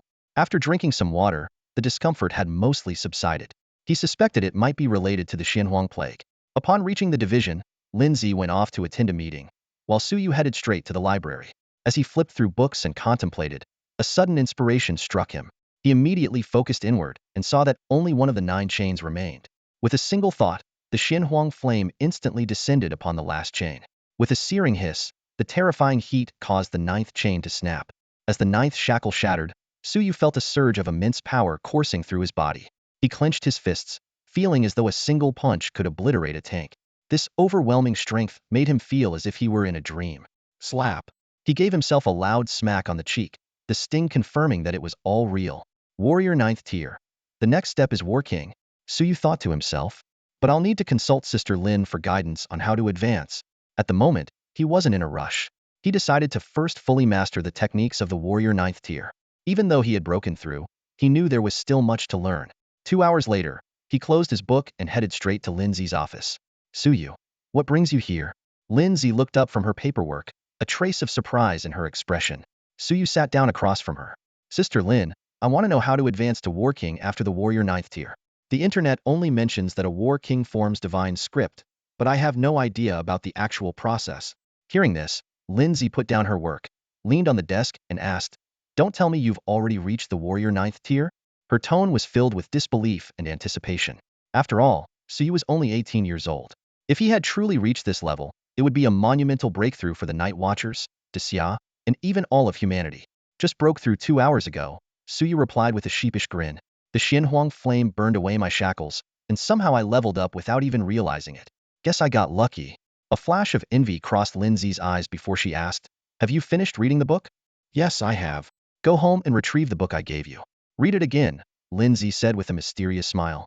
Although he didn't fully understand her intent, Suyu decided to follow her advice. He took a cab home, where he saw the big black dog basking in the sunlight on the balcony, grabbed the book, and returned to the Night Watchers' headquarters. In the library, he carefully compared the 2 seemingly identical books. At first, he noticed no differences. But gradually, he realized that the book Lindsay had given him contained tiny figures demonstrating combat techniques. He quickly checked the library's version for comparison and confirmed that only Lindsay's book had this extraordinary feature. As he delved deeper into the book, more and more miniature figures appeared, each performing intricate battle moves.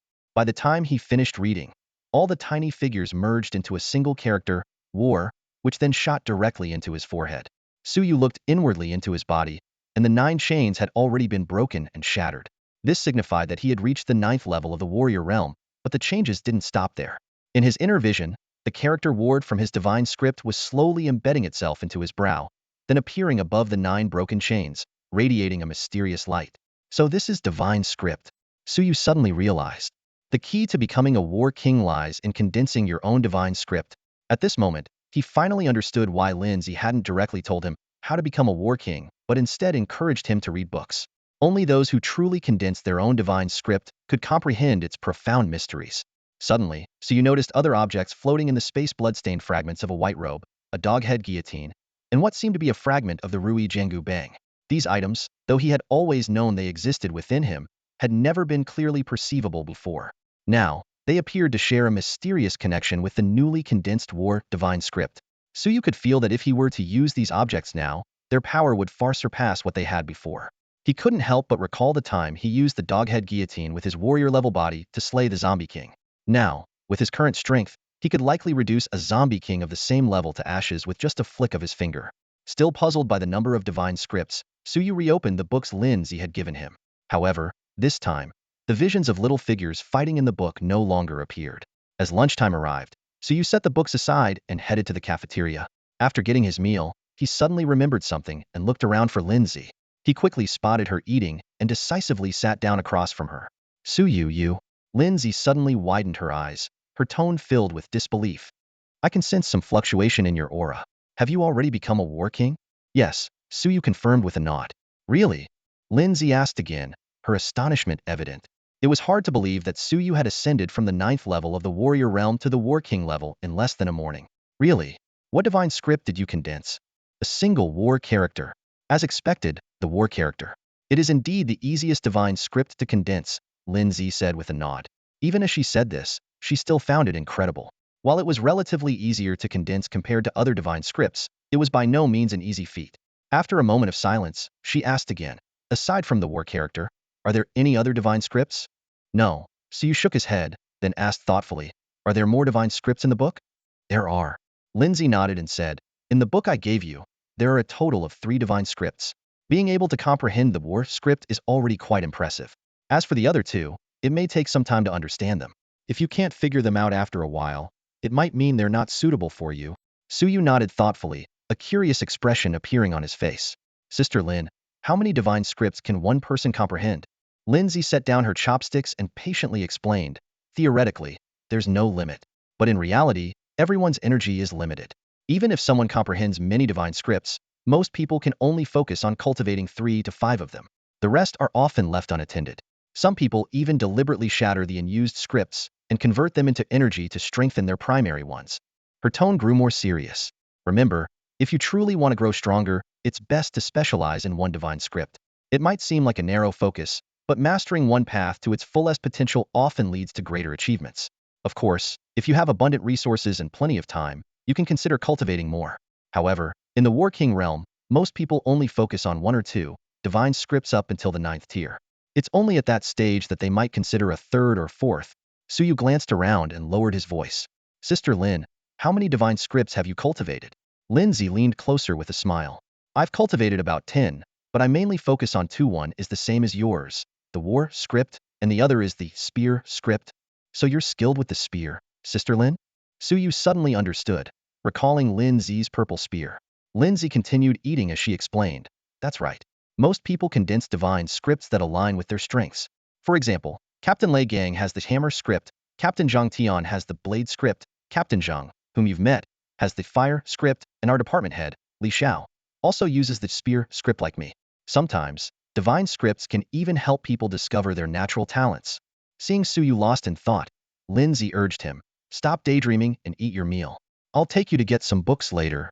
Hearing this, Suyu perked up and began eating quickly. Slow down, there's no rush, Lindsay said with a laugh, amused by his eagerness. After finishing their meal, Lindsay took Suyu to the library. After completing the registration process, she handed him a book titled The 9 Tiers of the War King, from beginner to mastery, and said, you can continue reading the previous book to see if you can comprehend the other 2 divine scripts. This new one also contains divine scripts, but whether you can comprehend them depends on your aptitude. If you don't understand something, you can ask me or consult the instructors during the newcomer training. So, the space I saw in my inner vision is called the inner world? It turned out that whether it was a shackle, divine script, or treasure, all of them were stored within the internal universe. Suyu was deeply engrossed in the book he held, gradually grasping the concept of the internal universe corresponded to the external universe, with the human body functioning as a miniature cosmos. The book, titled From Beginner to Mastery, lived up to its name. It was detailed, with clear steps, evidently tailored as a guide for newcomers. Just as he was immersed in this sea of knowledge, a sharp alarm suddenly echoed throughout the library. Around him, night watchers swiftly put down their books and rushed outside. As one of them, Suyu immediately rose and followed.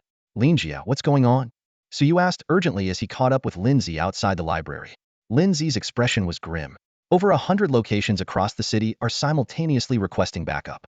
Someone has unearthed something extremely dangerous. All at the same time? Suyu immediately sensed that something wasn't right. Exactly, Lindsay replied as she walked briskly. Ordinary threats can be handled by our personnel without the need for backup. For so many emergencies to occur simultaneously, it's either an astronomical coincidence or someone orchestrating it. I'm leaning towards the latter.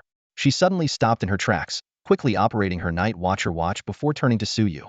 You're now a Battle King level Night Watcher and wield the doghead guillotine. I trust your abilities. This mission is no small matter, be extra careful. With that, she turned and went off to organize the others. The entire Night Watcher division became a hive of activity. Some moved out solo, others in pairs, or as entire squads. Just then, a series of deafening explosions and the sound of collapsing buildings erupted from outside. Suyu immediately checked his watch for the marked target location and bolted out of the division. As a Night Watcher, it was their duty to protect the nation and safeguard its people. What he saw along the way was horrifying. Highways littered with cars involved in chain collisions, towering flames from explosions lighting up the sky. In the distance, a skyscraper crumbled, sending clouds of dust billowing into the air. Suddenly, a colossal monster, as tall as a 10-story building, roared as it emerged from the debris. What the hell? Who dug this thing up? Suyu's heart nearly stopped as he felt the terrifying aura emanating from the creature. Just as he prepared to engage, Minister Li Xiao had already charged into battle. I'll handle this. You go assist the others.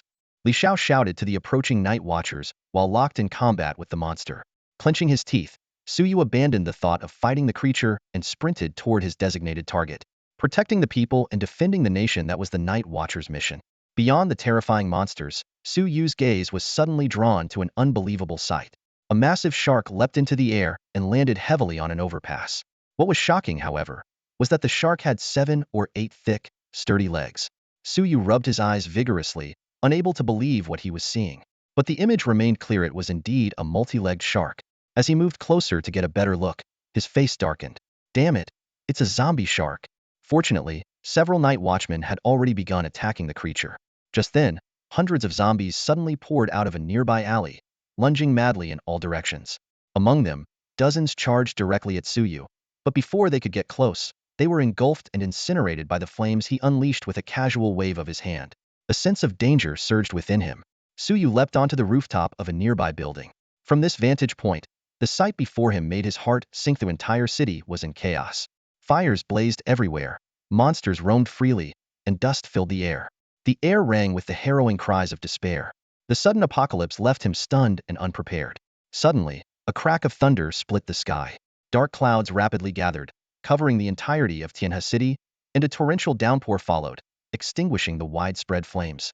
It was the sentient storm cloud Suyu had summoned the night before, which had disappeared after its last rain.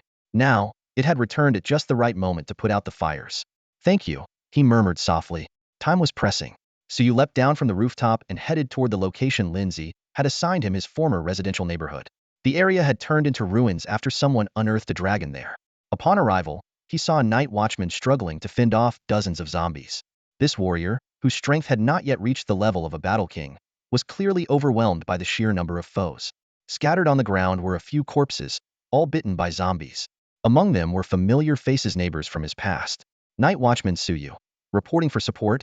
Fall back and leave them to me, Suyu shouted. The night watchman, hearing this, was overjoyed and immediately retreated to recover. However, when he saw Suyu's young face, his expression suddenly changed. What the hell? You're that new guy, Suyu. Are you out of your mind? You're only a second-tier warrior, and you dare come to a place like this? He barely paused to catch his breath before rushing forward again. Stop wasting time and get out of here. I'll handle this. As a night watchman, he knew his duty and was determined not to back down. It is everyone's duty to protect their homeland and safeguard the people. The watchman looked at the young Suyu and silently made up his mind. Even though Suyu was also a watchman and a second-tier warrior, in his eyes, Suyu was still someone who needed protection. Young people should have more chances to live. If someone had to sacrifice themselves, he would rather it be him. Bang!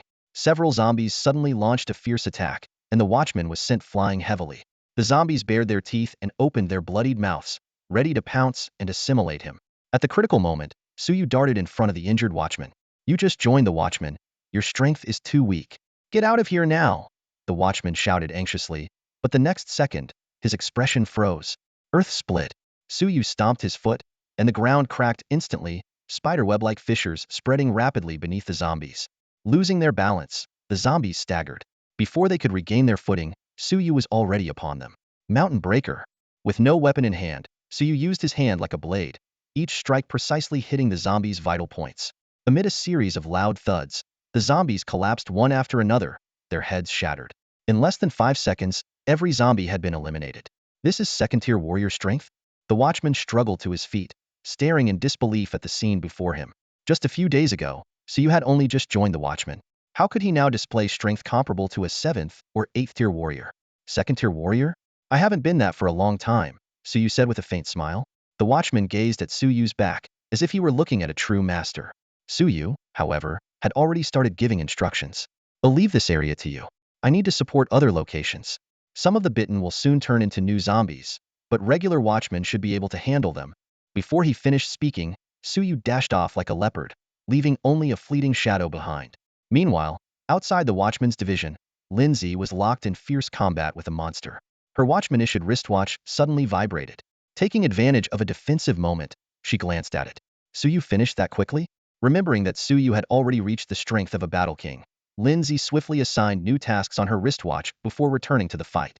Suyu's wristwatch also began to vibrate, displaying a map dotted with dense red exclamation marks, each representing a distress signal. This many? Suyu muttered as he checked the screen.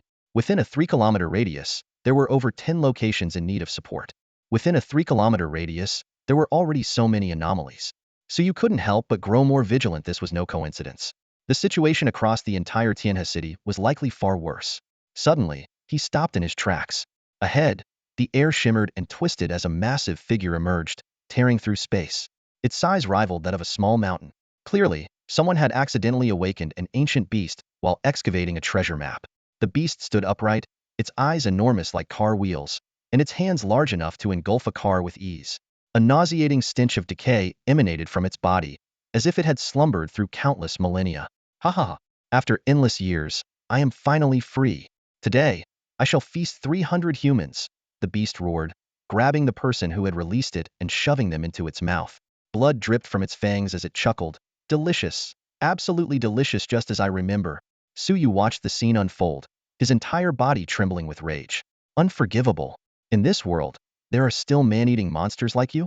Someone bring the execution blade. His voice echoed like a thunderclap. In an instant, a massive guillotine blade materialized in the air, and 4 figures appeared. 2 of the figures, mere phantoms, charged toward the beast with incredible speed. Begone! The beast bellowed furiously, unleashing a wave of earth-shattering power that caused an entire building to collapse. Yet, it was quickly subdued by the 2 phantoms and dragged toward the execution blade.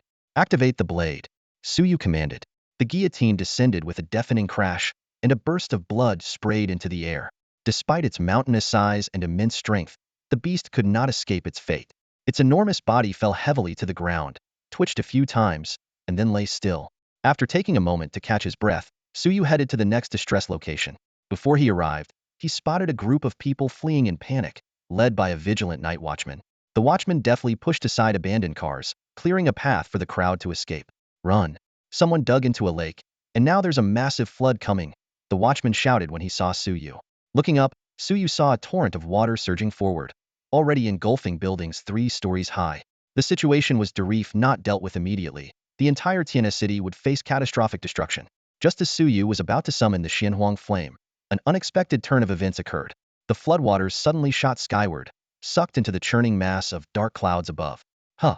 You're quite the resourceful cloud, Suyu muttered, momentarily relieved. But his expression quickly darkened. The dark cloud, now swollen from absorbing all the water, began to contract rapidly and hurtled straight toward him. What the? What are you trying to do? Suyu shouted as he scrambled backward. But he was a second too late. The cloud compressed into a dense mass and plunged directly into his body. The inner world resembled a vast, authentic realm. Within it, the Xianhuang flame transformed into a seed of fire, taking root as one of Suyu's powers. Suddenly, ominous dark clouds loomed overhead, and torrential rain poured down as if determined to extinguish the Xianhuang flame's fire seed. Lightning flickered within the clouds, accompanied by deafening thunder. What the hell are you doing? Suyu's face turned pale, and he spat out a mouthful of blood. These bizarre dark clouds seemed to possess consciousness and had forcibly intruded into his inner world with malicious intent. If left unchecked, not only would the fire seed be at risk, but Suyu himself might be tortured to death. At the critical moment, Suyu's thoughts shifted, and a blood-stained fragment of white clothing in his inner world suddenly floated up, transforming instantly into the white-clothed Guanyin. Holding a jade purification bottle in her left hand and forming a mudra with her right, she appeared as one of the 33 manifestations. Sensing danger, the dark clouds immediately transformed into a streak of black light, attempting to flee. But the white-clothed Guanyin acted faster. Her jade purification bottle shot forth, unleashing a terrifying suction force. The dark clouds struggled briefly but were ultimately unable to escape, being sucked into the bottle. Suyu had just sighed in relief when the white-clothed Guanyin vanished abruptly, and the dark clouds reappeared in the sky. What the hell? Even Guanyin is unreliable these days. He was about to summon the fragment of the Rui Jingu Bang, but suddenly felt a peculiar connection with the dark clouds, similar to how he controlled the doghead guillotine.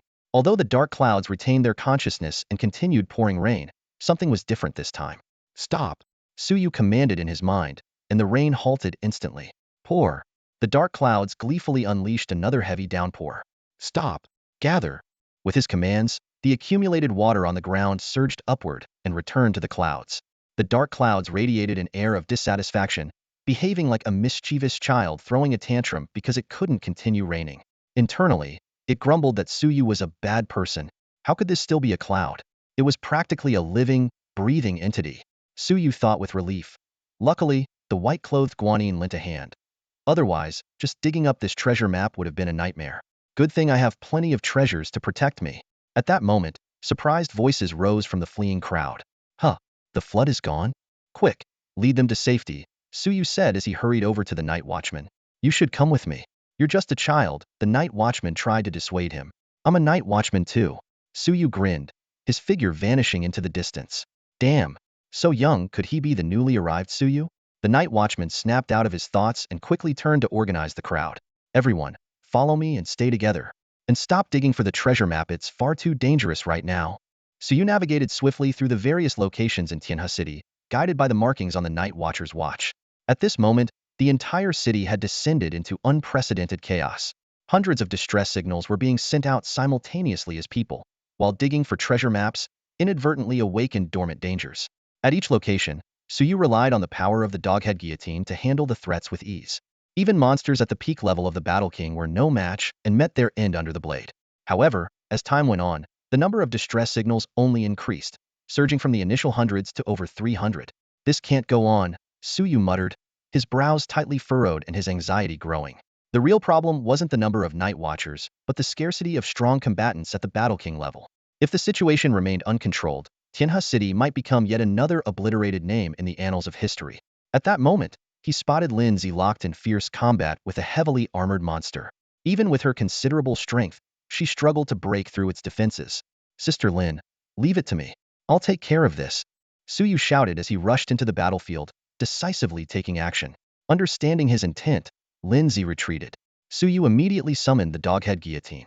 For figures materialized, two of which swiftly subdued the arrogant armored monster and dragged it under the blade. With the command to execute, blood splattered across the sky, and the surrounding monsters showed visible fear. Without hesitation, Suyu hurried to Lei Gang's battlefield. Lei Gang was locked in a struggle with a monster resembling a pangolin, its body covered with scales etched with mysterious patterns. Even with his strength-enhancing underwear that boosted his power by 20, Lei Gang was barely holding his ground. The scene repeated itself. The doghead guillotine was summoned, and the monster was swiftly executed. But just as Lei Gang was about to express his gratitude, the sky suddenly tore open. A massive hand emerged, holding an advanced treasure map in its palm. With a flash of light, a spatial rift appeared, and a terrifying presence, far beyond the Battle King level, stepped out slowly. Shit. A monster above the Battle King level. Lei Gang cursed angrily. Someone used an advanced treasure map. This time, Tianhe City is doomed, and we're likely going to die fighting here too. At this particular moment, someone was digging for a treasure map, and not just any map, a high-level treasure map.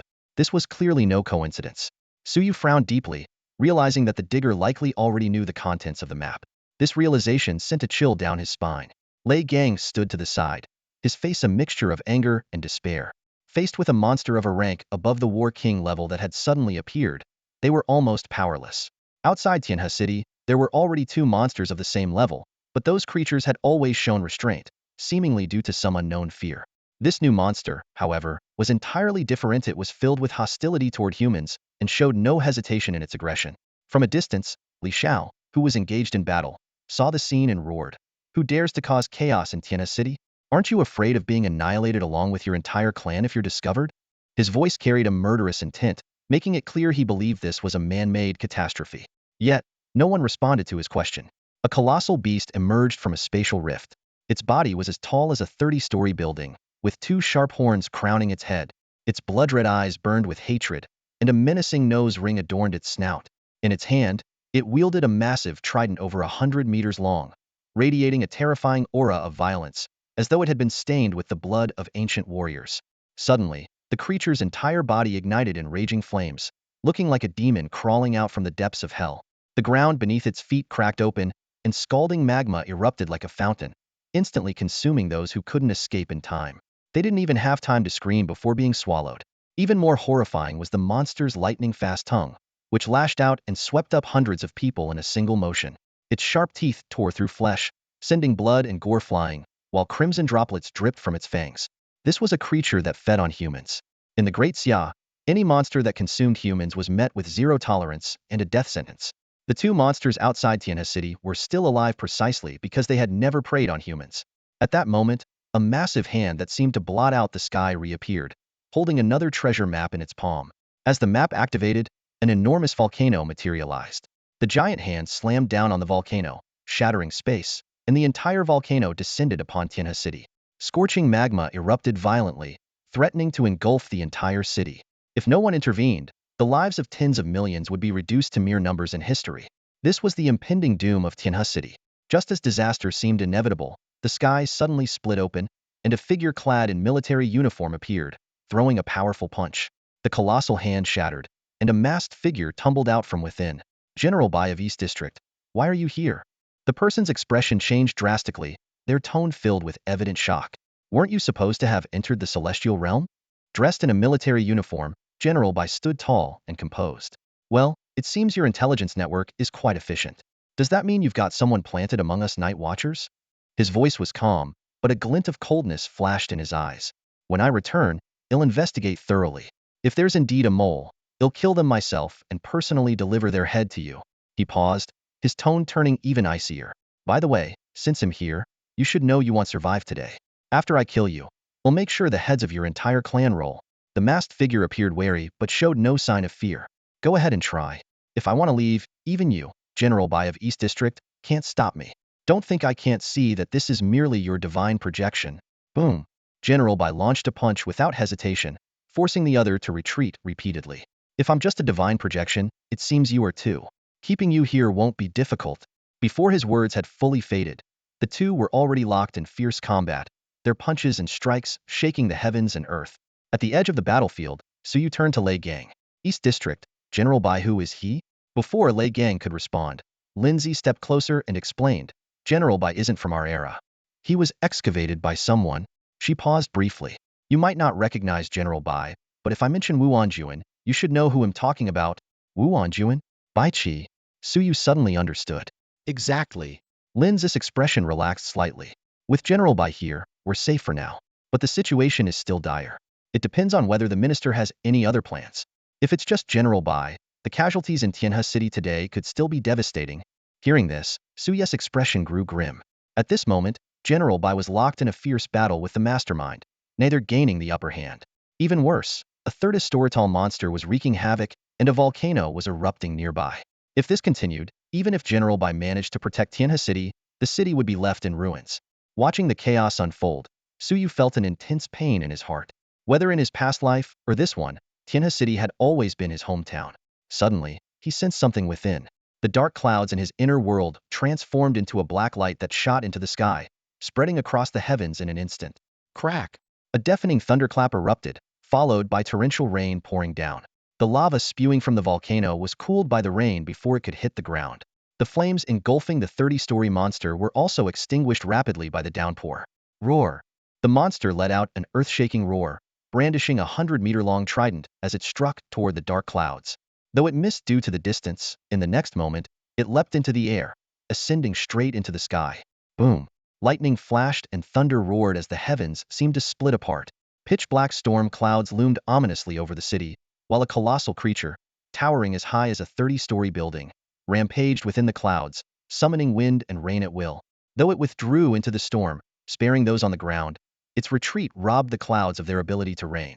Meanwhile, a volcano continued to erupt, and countless unearthed dangerous entities wreaked havoc, leaving Tianhe City in ruins with countless casualties.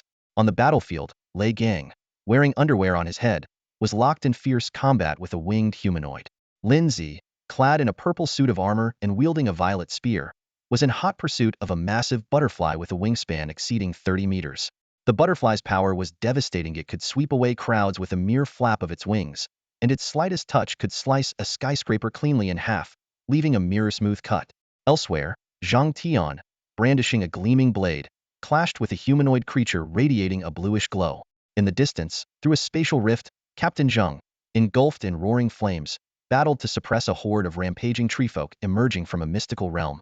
These treefolk had originated from an ancient treasure map that led to their discovery. Transformed from trees with spiritual cultivation, they had been defeated long ago by the Night Watchers under Captain Zhang's leadership. Now, sensing the chaos outside, they stirred once more, attempting to break free from their realm. The situation was dire, and even the Night Watchers were struggling to hold their ground.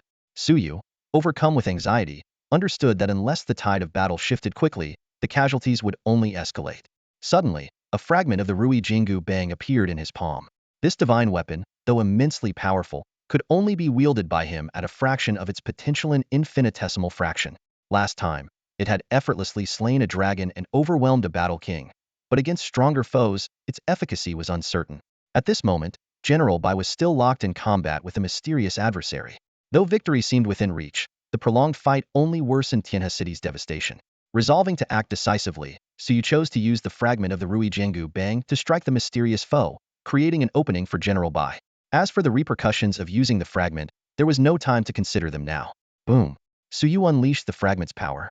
A colossal golden staff materialized, its brilliance illuminating the heavens as it descended with unstoppable force upon the mysterious foe. In that instant, the world fell silent. Everyone was stunned and looked up in awe at the gleaming golden staff. It bore 5 large gilded characters that read Rui Jingu Bang, each radiating an imposing brilliance. Even the 30-story-tall monster rampaging through the clouds froze in its tracks. Its eyes narrowed, and its entire body trembled as if it had encountered something that struck deep fear into its core. General Bai, who was locked in an intense battle with the mysterious figure, suddenly turned his head, shock flashing in his eyes. The Rui Jingu Bang. The mysterious figure, sensing the oppressive force now fixated on him, was visibly shaken. A surge of energy erupted from within him, and he turned to flee, moving so fast that his figure almost left after images. General Bai immediately gave chase, but unwilling to deplete his strength entirely, he lagged slightly behind. At that moment, the Rui Jingu Bang struck the mysterious figure heavily. His form shattered instantly, transforming into a single glowing character, Kill, before dissolving into pure energy that spread in all directions. Just another filthy cultist. General Bai spat through gritted teeth. It was merely a divine projection, and now it's destroyed. Tracking the true identity will be nearly impossible. Though disappointed, he acknowledged that this might be the best outcome for now. After all, he himself was only a divine projection, far weaker than his true form. General Bai scanned the area, but couldn't immediately spot Suyu. He mused to himself, Tianhe City truly hides remarkable talents. Someone was able to unearth the Rui Jingu Bang and take down a war emperor-level foe with a single strike. The 30-story-tall monster, sensing the tides had turned, quickly used its trident to pierce through the dark clouds and fled in panic. It knew another strike would mean certain death. General by merely casted a cold glance before punching the air. 13 massive fist shadows descended from the sky. In an instant, the humanoid creature battling Lei Gang, the multicolored butterfly fighting Lin Zi, and the grotesque beast locked in combat with Zhang Tian were all obliterated into fragments. Even the Treant on the verge of breaking through to War Emperor level in Captain Zheng's domain was smashed into pieces with a single blow. The remaining Treants, seeing this, scattered in retreat. Witnessing this scene, Suyu, though utterly drained of energy, couldn't help but smile with satisfaction. That single strike had been worth it. With General Bai freed from combat, the tide of the battle turned immediately. However, it was a pity that even at his War King level, Suyu could only activate a fragment of the Ruri Jingu Bang once. I'm too weak now, I need to leave, Suyu thought, mounting a shared bike and speeding away. I still have the treasure map. Maybe I can uncover something to restore my strength. But he hadn't gone far before 3 figures blocked his path. Suyu's face turned pale as he recognized them, 3 zombie kings, each with strength rivaling that of a war king. These were the ones who had escaped during his last encounter with the zombie horde, where he had used the hair of the howling celestial dog to fend them off. Now, it was clear they had come for revenge. In his prime, Suyu wouldn't have feared them, but now, utterly exhausted, how could he possibly stand a chance? Facing Suyu, the 3 zombie kings showed no sense of urgency. They advanced slowly, each step seemingly calculated, neither too fast nor too slow, maintaining a suffocating rhythm. This deliberate, creeping approach only added to Suyu's psychological pressure. Hatred burned fiercely in their eyes, a hatred born from Suyu's earlier actions. He had uncovered fur shed by the legendary howling celestial dog, an act that nearly wiped out their entire clan. Now, only these 3 zombie kings remained. They didn't want to deliver Suyu a swift death, they wanted him to experience profound suffering. Suyu's expression darkened, though he remained composed. Without hesitation, he grabbed a nearby shared bicycle and hurled it at them. Using the brief distraction, he turned and sprinted away. Though his energy was nearly depleted, his physical strength as a battle king was still far superior to that of an average person. However, no matter how fast he ran, the 3 zombie kings followed at a steady, unhurried pace, maintaining a fixed distance as if toying with their prey. How dare you? Aren't you afraid that the powerful night watchers will come and destroy you? Suyu suddenly stopped, turned around, and shouted sharply. Ridiculous. One of the zombie kings sneered. The entire Tiana city is in chaos right now. The night watchers are too busy saving themselves to come for you. Today is your last day. You killed so many of our kin, you must pay with your life. The 3 zombie kings were dressed in ordinary human clothing, making it nearly impossible to discern their true identities at first glance. Not only did they possess Battle King level strength, but they could also blend seamlessly into human crowds. They were like time bombs lurking in Tianhe City, ready to detonate at any moment. When you die, you won't just join our ranks, one of them said with a sinister grin. A new consciousness will awaken within your body. Then, you'll become the vanguard of our clan, hunting down your own kind until this entire world belongs to us. Hearing this, Suyu broke into a cold sweat. This zombie clan was indeed terrifying. They could transform their victims into their own kind, growing stronger with every battle. In that case, all of you can go to hell. Suyu stopped running and turned to face the 3 zombie kings Heaton.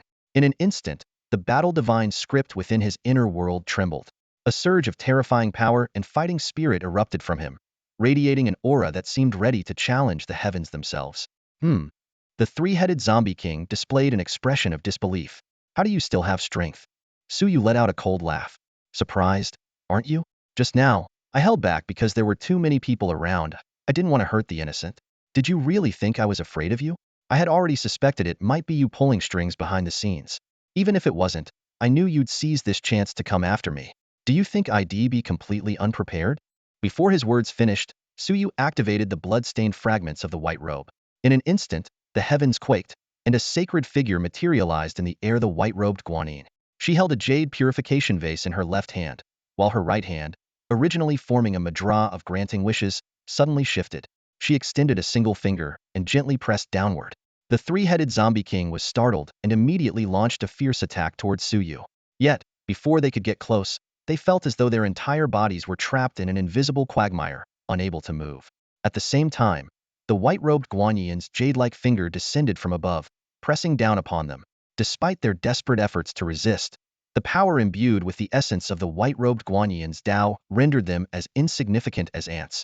The ground beneath them cracked and sank under the immense pressure, and the 3-headed zombie king fell into a deep pit. Their skulls shattered instantly. Then, with 3 resounding explosions, their bodies burst apart, reduced to mere fragments of flesh. Suyu approached to inspect the scene but was overwhelmed by the gruesome sight, nearly retching. At that moment, the white-robed Guanyin turned to him, her gaze calm and compassionate. Her lips moved as if to speak, but no sound emerged. Before fading away, she smiled and nodded at Suyu. What does she mean? Suyu felt a chill run through his heart. Why did the white-robed Guanyin smile and nod at me? Could she possibly know me? Ridiculous, I'm just an ordinary mortal. How could I possibly know the white-robed Guanyin? Shaking his head, he dismissed the absurd thought. Suddenly, Suyu sensed something amiss. He looked up to see a terrifying arrow, exuding a menacing aura, tearing through the sky and hurtling toward General Bai. Damn it! Someone's ambushing General Bai, and it's someone stronger than a battle king. General Bai turned to evade but hesitated when he saw the dense crowd of Tianhe city citizens behind him. If he dodged, it would lead to massive casualties. Gritting his teeth, he halted his retreat and reached out to catch the arrow. Though he managed to stop it, his figure dimmed considerably, as if he might revert to his divine script form at any moment. Fortunately, General Bai's formidable strength allowed him to stabilize his form in the end. Boom! General Bai unleashed a punch into the void, forcing a shadowy figure to reveal itself. The figure, its face indistinct, exclaimed in surprise, "Impressive, General Bai. Even after that, you're still alive and managed to draw me out. But how much strength do you have left now? If I destroy this manifestation of your divine script today, how much power will you lose? Why don't you try and see if you can destroy this divine script manifestation of mine?" General Bai instantly appeared before the shadowy figure, and the two clashed in an intense battle. Suyu watched, his scalp tingling with fear. Another being stronger than a battle king had appeared. Was Tianhe City truly doomed today? No. I need to dig up the treasure map. Suyu's spirit reignited as he realized this was the only way to save Tianhe City. The support from Zone 1 only brought General Bai's divine incarnation, which was far from enough. If there had been more reinforcements, Tianhe City wouldn't have fallen into such dire straits. However, Suyu could no longer wait. After slaying 3 zombie kings, his inner strength was nearly depleted, and even continuing to fight was becoming increasingly difficult. In this desperate moment, uncovering the treasures marked on the map became his only hope. Thanks to his unique abilities, Suyu could see hints that ensured the safety of the items he unearthed, an advantage only he possessed. He found a bicycle and quickly pedaled toward the destination. Before long, he arrived. The scene before him was heart-wrenching. Scattered corpses littered the ground in a gruesome display, and chaos was everywhere. Suppressing the surging killing intent within him, Suyu focused his gaze. Golden text appeared before his eyes. Years ago, a little rascal who loved beast milk hid a jar of it here. Drink it, and your strength will be fully restored. Beast milk? Suyu froze for a moment before immediately activating the treasure map. A spatial rift appeared, and a jar flew out, landing in his palm. The aroma was tantalizing. Without hesitation, he opened the jar and drank deeply. The moment the beast milk entered his body, a surge of wild energy flooded into his inner world, merging with his combat character divine script. His blood boiled, and strength flowed back into every part of his body. I'm back, Suyu thought with excitement, but his joy quickly turned to concern. But there are too many monsters in Tianhe City. Even with my strength restored, I can't handle this alone. I have to keep digging for treasures. He abandoned the bicycle and sprinted forward with his revitalized power, moving at speeds far beyond what the bike could achieve. Suddenly, a violent tremor echoed from the distance. A massive spatial rift appeared, and a bone dragon emerged from it. Its eyes burned with eerie green ghost flames, and its entire body radiated a dense aura of death. This was a creature with power nearing that of a battle emperor. Its skeletal structure made conventional attacks almost useless. Whether in life or death, dragons were unmatched within their realm. This is insane. Who the hell dug out a bone dragon? Suyu cursed under his breath. At that moment, his night watch communicator buzzed. Lindsay's urgent voice came through. Suyu, where are you? Someone unearthed a bone dragon, and we can't handle it. The minister and General Bai are both tied up right now. You're our only hope. She paused briefly before continuing. By the way, do you still have any strength left? You're only a newly advanced battle king, but if you can still fight, use the doghead guillotine to deal with it. If you're out of energy, don't push yourself. Just focus on staying safe. I'll handle it. Suyu responded decisively. He was calculating defeating the bone dragon might just earn him an extra treasure map or 2. It would be a huge win. Just as he was about to summon the doghead guillotine, something unexpected happened. A thunderous bark echoed across the entire city of Tianhe, and the sky suddenly darkened. A massive, blood-red maw descended from the heavens. Crunch! The bone dragon was caught in the enormous jaws, the sound of its bones shattering ringing clearly. The eerie green flames in its eye sockets flew out, but were immediately swallowed by a terrifying suction force. No! Please no! The bone dragon's voice, filled with fear and desperation, was abruptly cut off. The sky returned to normal, leaving only a drifting dark cloud. The blood-red maw had vanished without a trace. Meanwhile, back at the Night Watcher's residential building, a large black dog lay sprawled on the ground, drenched in cold sweat. Overdid it. Used up all my strength. It drooped its ears and collapsed in exhaustion, clutching a shrunken version of the bone dragon's corpse in its mouth. Delicious. Can't handle a live dragon, but a dead one? No problem. That dragon last time wouldn't let me eat it, but this time, am feasting to my heart's content. The black dog muttered as it gnawed on the bones, feeling its strength slowly return. What the hell was that blood-red maw? Suyu wondered to himself, but quickly gave up on pursuing the question. Whoever intervened, it worked in his favor. What concerned him more was the ongoing excavation of treasure maps, which meant more terrifying entities could be awakened. The situation in Tianhe City would only grow more chaotic. Carving his way forward, Suyu, armed with the doghead guillotine, easily dispatched the monsters in his path. As someone newly ascended to the War King realm, he was practically invincible among those of his level. Eventually, he arrived at his destination, a collapsed high-rise building. Beneath the rubble lay countless corpses, with no survivors in sight. Suyu pulled out the treasure map, and golden writing began to appear. Here lies a slumbering old Daoist whose body has undergone grotesque mutations. He is somewhat deranged, obsessed with achieving immortality. At present, he harbors no malice toward most humans. As Suyu hesitated, the earth shook violently, and more spatial rifts tore open, unleashing hordes of terrifying monsters. The situation was dire, and Suyu decisively activated the treasure map. From one of the rifts emerged a bizarre figuria, being whose lower body supported 3 upper torsos. Each torso belonged to a different stage of life. A young man, a middle-aged man, and an old man, all clad in tattered robes of white, black, and red.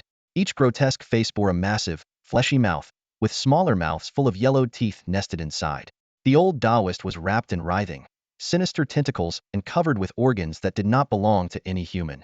Upon seeing the state of Tianhe City and the endless stream of monsters, the 3 faces simultaneously lit up with excitement. Child, thank you for releasing me. Together, we shall achieve immortality, the old Daoist declared. Ugh.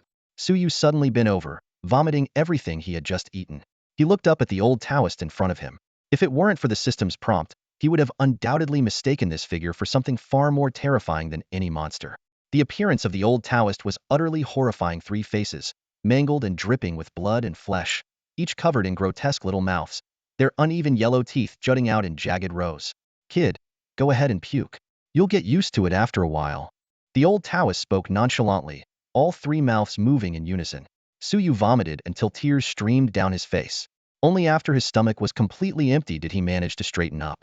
The old Taoist's gaze shifted toward Tianhe City, his expression growing fervent. Kid, wait here. I'll be right back. I'll take you with me to become immortal. Before he finished speaking, the old Taoist's figure had already vanished into the distance. There, a massive beast, tens of meters long, was locked in a fierce battle with dozens of Night Watchers. Even with their combined efforts, the Night Watchers struggled to overpower the nearly warlord-level monster. The moment the old Taoist appeared, countless tentacles shot out, wrapping around the beast. His 3 gaping mouths bit down simultaneously, and within seconds, the enormous creature vanished without a trace. Old Taoist. Suyu hurriedly called out as he arrived. Don't hurt Unearths on our side. Kid, I know what I'm doing. The old Taoist turned his 3 grotesque faces, flashing a nauseating grin. Suyu retched again, and even the surrounding Night Watchers were vomiting as tears streamed down their faces. Unbothered by their reactions, the old Taoist's figure blurred as he darted into the distance once more. There, Lin Zi and Lei Gang were locked in combat with a 7 to 8 meter purple humanoid monster. Despite their combined strength, they struggled to gain the upper hand. The old Taoist unleashed his horrifying abilities again. Tentacles ensnared the creature, and sharp teeth tore it apart, subduing the powerful foe with ease. Suyu, why are you here? Lin's expression shifted drastically as she noticed Suyu approaching. There's an even more dangerous monster here. She and Lei Gang immediately stepped in front of Suyu to shield him. The old Taoist turned his 3 ghastly faces toward them, baring his crooked yellow teeth. I'm not a monster. I'm an immortal. A tentacle shot out toward Lin Zi. Old Taoist, stop. Suyu dashed forward, stepping in front of Lin Zi. Although the old Daoist was truly repulsive, Suyu felt that he seemed to harbor no ill intentions towards him, at least, for now. Sure enough, those eerie tentacles immediately ceased writhing. All right, kid, I'll listen to you. The old Daoist grinned, revealing a mouthful of yellowed teeth, then retracted his tentacles and turned back to continue devouring the purple humanoid creature. Lindsay was drenched in cold sweat. In that fleeting moment, she was certain she was going to die. What terrified her even more was that despite her desire to resist, her body had been paralyzed by some invisible force, leaving her completely immobilized. Beside her, Lei Gang wasn't faring any better. Sweat poured down his bald head like a light bulb, and even the underwear he had pulled over it was soaked through. At that moment, they both clearly realized that this creature Suyu referred to as the old Daoist was far more terrifying than the Battle Emperor. As the old Daoist turned away, the crushing pressure on them abruptly vanished. The sensation of regaining their freedom was something they would never forget. I dug him out.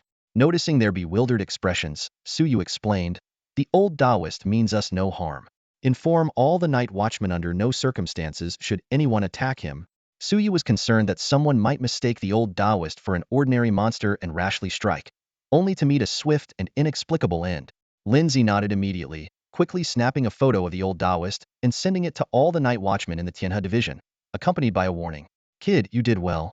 After finishing off the purple creature, the old Daoist turned his three grotesque faces towards them, flashing a chilling smile. Wait for Mule ascend to immortality together. All right. Suyu's scalp tingled with fear, but he had no choice but to agree.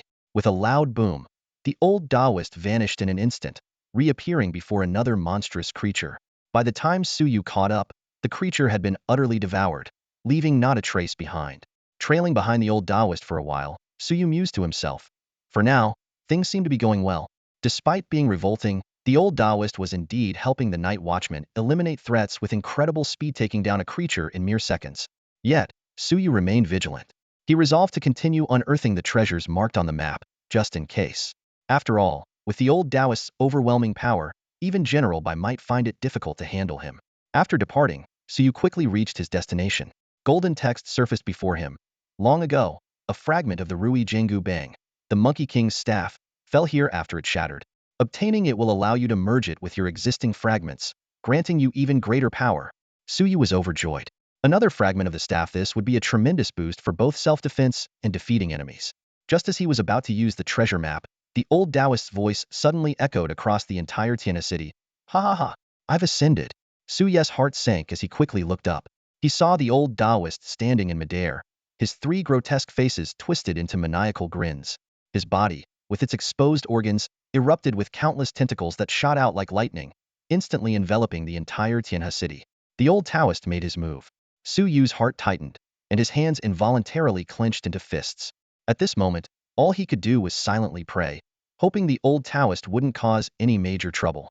After all, this was something he had unearthed, and if anything went wrong, he would be seen as the sinner of Tianhe city, or even the entire Great Xia. Suddenly, screams of agony and cries for mercy echoed from various corners of Tianhe city. I surrender. I'll submit. I was wrong. Please, immortal, spare me. These desperate pleas were abruptly silenced. In Suyu's view, eerie tendrils shot out like lightning, piercing through the creatures that had been excavated. With a loud thud, Suyu leapt onto the rooftop of a tall building. From this vantage point, he saw the tendrils strung through the creatures like skewers, impaling one or multiple monsters on each. The old Daoist opened his grotesque, bloodied mouth, as if savoring a delicious feast, devouring the monsters one by one from the tendrils. As more monsters were consumed, the aura emanating from the old Daoist grew increasingly terrifying. At first, Suyu thought the old Daoist, no matter how powerful, was at most at the level of a battle sovereign. But now, it seemed he had broken past that limit, evolving toward an unknown realm. Suddenly, 100 maternal humanoid being emerged from a spatial rift, exuding the overwhelming aura of a battle sovereign. The most striking feature of this giant was its scorpion-like tail, which now stretched across the sky, aiming a fierce strike toward the old Daoist. Sizzle sizzle, scorpion-tailed giant. Huh? Your flavor must be exquisite. The old Daoist revealed 3 hideous faces, baring his yellowed teeth in a grin. 2 tendrils shot out like lightning, piercing through the giant's chest. The scorpion tail, said to be so venomous it could incapacitate a battle sovereign instantly, now hung limply in front of the old Daoist, powerless. Delicious! The old Daoist exclaimed, grabbing the scorpion-tailed giant and feasting on it voraciously. This scene sent chills down Suyu's spine. The scorpion-tailed giant's strength surpassed even the divine avatar of General Bai, yet the old Daoist subdued it effortlessly with just 2 tendrils. I unearthed this creature. Was it right or wrong? Suyu murmured, shaking his head. But it's too late to think about that now. There's no medicine for regret in this world. Eventually, Suyu jumped down from the tall building and returned to his previous spot, resuming his use of the treasure map. A spatial rift appeared, revealing a floating fragment. The fragment, seemingly sentient, immediately merged into Suyu's body. Within his inner world, two fragments fused into one, forming a larger piece. I wonder if I can gather all the fragments and merge them into one. Suyu clenched the fragment in his hand, his eyes gleaming with anticipation. By then, wouldn't I have a Rui Jingu Bang? Thinking about how he already possessed two fragments of the legendary staff, Suyu's heart burned with excitement. This was the kind of treasure every boy dreamed of having. He lifted his gaze toward the figure currently battling General Bai. The person's face was indistinct, clearly another manifestation of divine culture. Yet even so, their astonishing prowess as a battle emperor was on full display. Suyu's gaze roamed across the battlefield, first landing on the old Daoist, who was focused on slaughtering monsters. Though the old Daoist's methods were ruthless, he was currently on their side, so attacking him would be unwise. Finally, Suyu locked his target on the blurred figure. At that moment, the heavens and earth shook violently. The old Daoist was the first to sense the anomaly and looked up, only to see a golden, radiant staff descending from the sky. A flicker of apprehension flashed in his eyes. Boom! Suyu swung the Rui Jingu Bang with immense force, slamming it down on the indistinct figure. Caught off guard by the sudden assault, the figure hastily retreated while shouting, "Who are you? Why are you opposing me?" But the only response was the whistling descent of the golden staff. The blow landed squarely, shattering the figure into fragments that dissolved into a divine text and scattered into the air. The old Taoist's three grotesque faces turned simultaneously towards Suyu. Having been observing Suyu closely, he naturally understood the origin of the strike. Boy, in the future, as we tread the path to immortality, we must support one another. The old Taoist's voice echoed in Suyu's ears. All right, Suyu quickly replied, a radiant smile spreading across his face. Though he felt somewhat drained, the ability to wield such power and exude the aura of strength filled him with satisfaction. Suddenly, Suyu's eyelid twitched as General Bai appeared before him. How old are you? General Bai asked calmly. Reporting to General Bai, I am 18 years old. Suyu answered respectfully. Oh. General Bai looked slightly surprised. You know who I am? Of course. I'm a night watchman, and General Bai is a mighty figure of the Eastern District. By rank, you're technically my superior, Suyu explained with a smile. Noticing the night watchman watch on Suyu's wrist, General Bai nodded in realization. So, you're a night watchman. Did you dig up the Rui Jingu Bang? Just fragments, Suyu replied candidly. Fragments? General Bai sighed. Even the legendary Dao weapon has been shattered, it seems. He patted Suyu's shoulder. Keep working hard. With that, General Bai's figure flickered and reappeared in front of the old Taoist. Speaking in a gentle tone, he said, Daoist, shall we have a chat? The old Taoist paused his movements. Three grotesque faces lifted simultaneously, staring silently at General Bai. Confronted with this eerie gaze, General Bai showed no fear.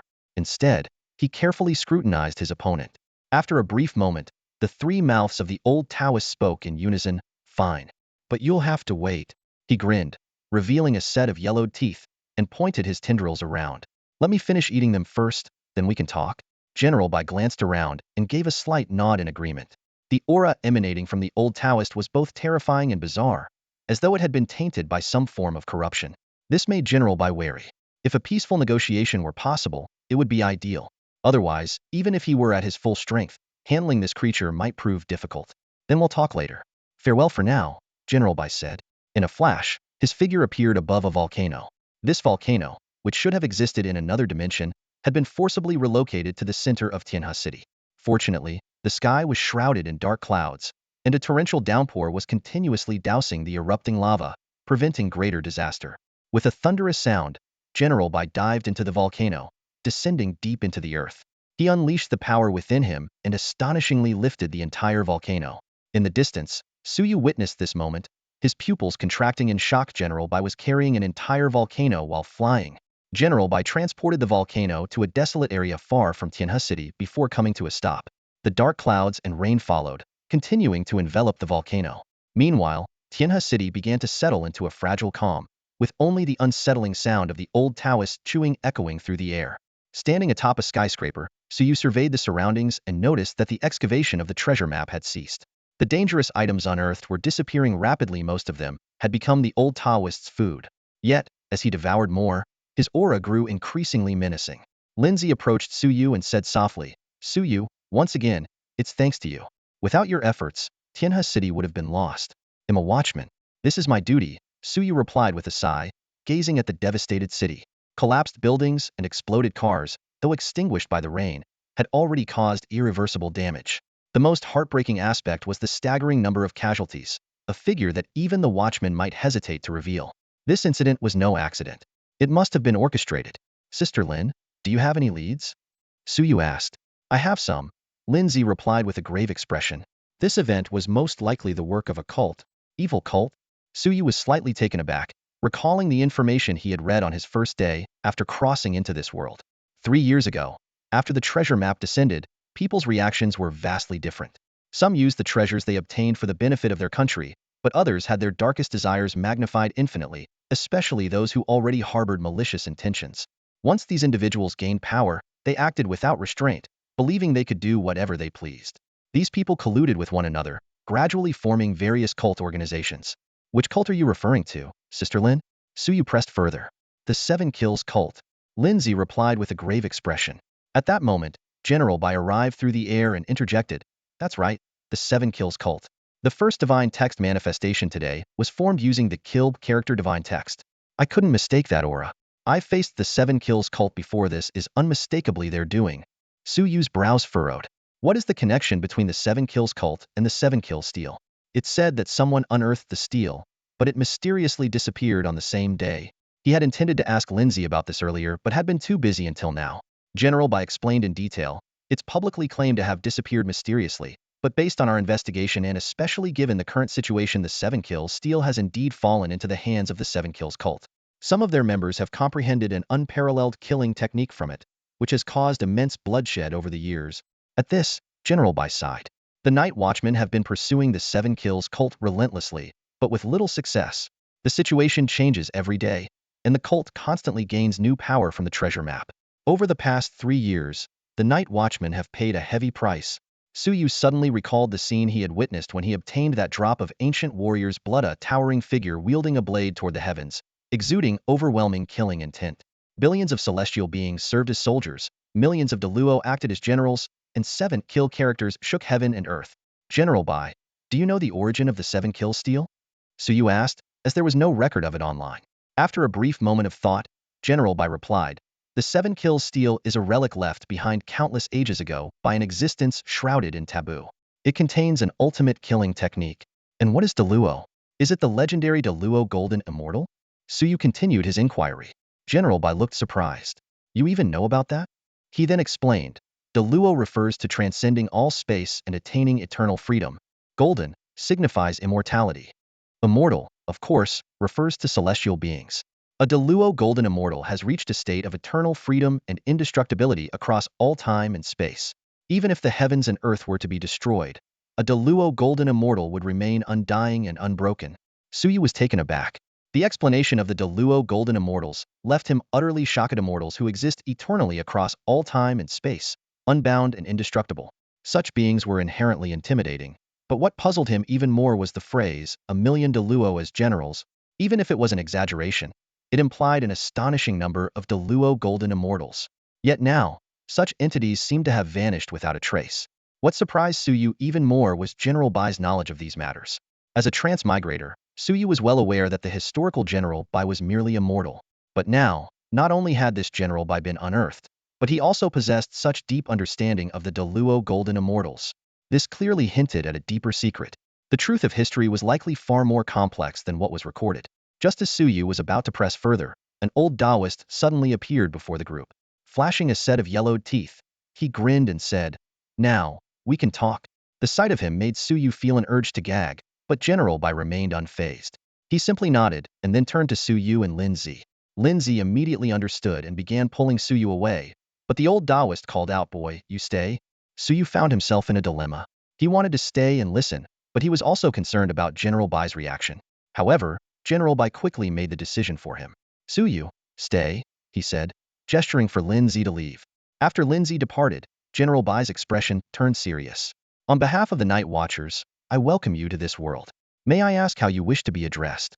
The old Daoist's 3 grotesque faces showed a look of confusion.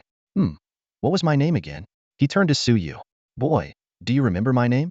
I have no idea, Suyu replied, shaking his head, thinking that the old Daoist must be a bit senile. The old Daoist sighed. It's been too long. I've forgotten my name. I only remember that I usually call myself Dao Yi. Why don't you just call me Dao Yi? General Bei's expression darkened, and he quickly corrected himself. Daoist friend, since you just unearthed you, there are some things you might not be aware of. I need to inform you in advance. Go ahead.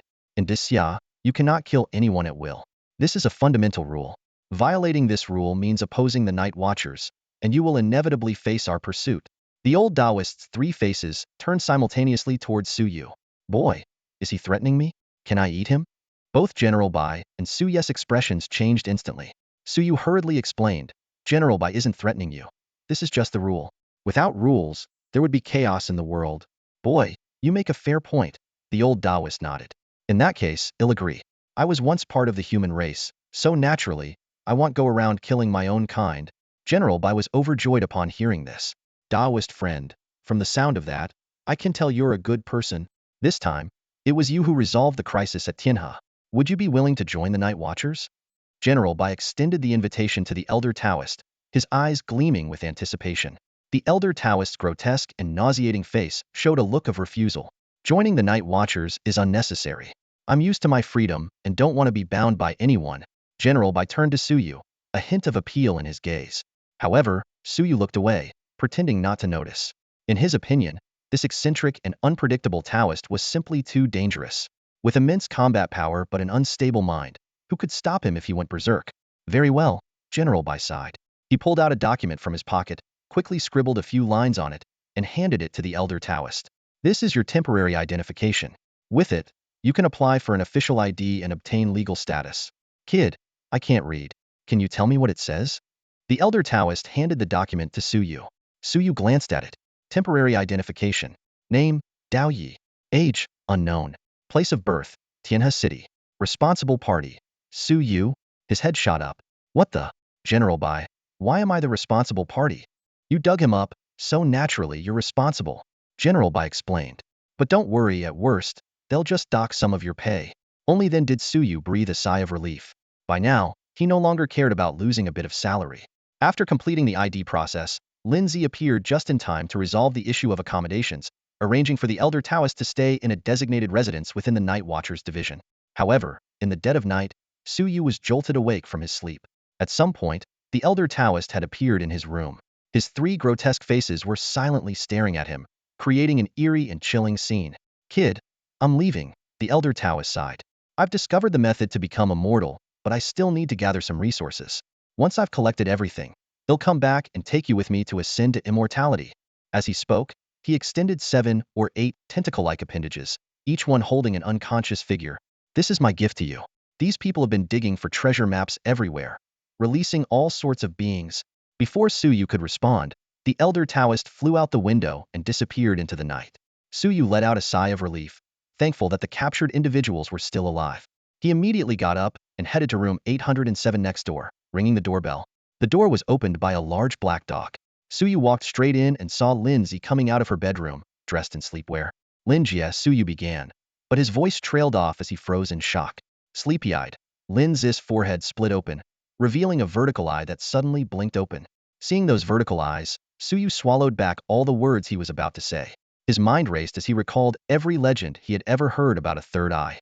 In the myths and stories he knew, deities with a third eye were few and far between. The most famous, of course, was Erlang Shun, Yongjin, whose heavenly eye possessed immense power, capable of seeing the 10 directions as clearly as reading lines on one's palm. There was also the Horse King, often referenced in the saying, if I don't show you my true colors, you won't know the Horse King has 3 eyes. Wen Zhong, a grand tutor during the Shang dynasty, was another figure known to have 3 eyes. Lastly, there was Yin Jiao, the crown prince of the Shang dynasty, who became a disciple of Guangchengzi and also possessed a third eye. Suyu's gaze locked onto Lindsay, and his mind couldn't help but wonder if she had any connection to these legendary figures. If she truly had ties to Yongjin, things could become very serious after all. The power of the heavenly eye was no trivial matter. Suyu, what's wrong? Lindsay noticed his unusual expression and waved her hand in front of his face. She even glanced down to check her attire. What are you staring at me for? Nothing, just thinking about some myths, Suyu replied. shaking his head as he watched the third eye on Lin Zi's forehead gradually disappear without a trace. Sister Lin, come to my room. I need to talk to you about something. Now. Lin Zi frowned in annoyance. It's the middle of the night. Can't I get some sleep? If I end up with wrinkles, are you going to take responsibility? Despite her grumbling, she followed Suyu out. Back at his place, Suyu gestured to the 8 figures lying on the ground and explained. These were delivered by the old Daoist. He said they've been digging for treasure maps everywhere, unleashing quite a few dangerous entities. Normally, it wouldn't be too concerning, but their actions during the day were highly suspicious. Oh, by the way, the old Daoist has already left, and his whereabouts are unknown. Hearing this, Lin Zi's expression turned serious. The old Daoist is gone? That means Tianhe City has lost one of its strongest protectors. He would have been much safer staying here. If he ends up killing someone outside, it'll be a huge problem. He probably won't, Suyu reassured her. As long as no one provokes him, the old Daoist isn't the type to kill indiscriminately. Let's hope so. Lin Zi sighed, then added, Suyu, you did a great job this time. This is a major accomplishment. Through these people, we might uncover some important clues. With that, she pressed a button on her night watcher wristwatch. In less than 3 minutes, a visibly exhausted Li Xiao arrived, his eyes bloodshot. As the head of the Tianhe branch of the Night Watchers, he had been overwhelmed with work even after the daytime crisis had been resolved, leaving him no time to rest. Lin Zi motioned for Suyu to explain the situation, so Suyu repeated everything he had just told her. Wow, I've been searching for half the night, and most of them have already killed themselves. You actually managed to find someone alive. Impressive. Li Xiao's bloodshot eyes lit up noticeably, and his voice carried an undeniable trace of excitement. Though he had already deduced the origins of these people, capturing someone alive was still crucial. He needed to uncover why these cult members targeted Tianhe City. Only by understanding their motives could he better prevent any future actions. This time, I'll credit you with a major achievement. Once I'm done with everything in the next couple of days, I'll tally the contributions and reward you, Li Xiao promised before his expression turned serious. That old Daoist, is he really gone? His tone betrayed a hint of unease when mentioning the Daoist. He's definitely gone, Suyu nodded in response. The old Daoist said he found a way to achieve immortality, but he still needs some resources and has to go out to find them. He has no reason to lie to me. Li Xiao fell into thoughtful silence for a moment before saying, Got it. I'll report this to the higher-ups. Then, switching topics, he added, You all should rest for now. There's still a lot to handle tomorrow. No need, I'm not feeling sleepy anyway, Lin Zi said firmly. There's no rush. Reinforcements have been sent from above, and they're in great condition, handling the aftermath as we speak. Li Xiao reassured her. I've had enough rest, Suyu interjected.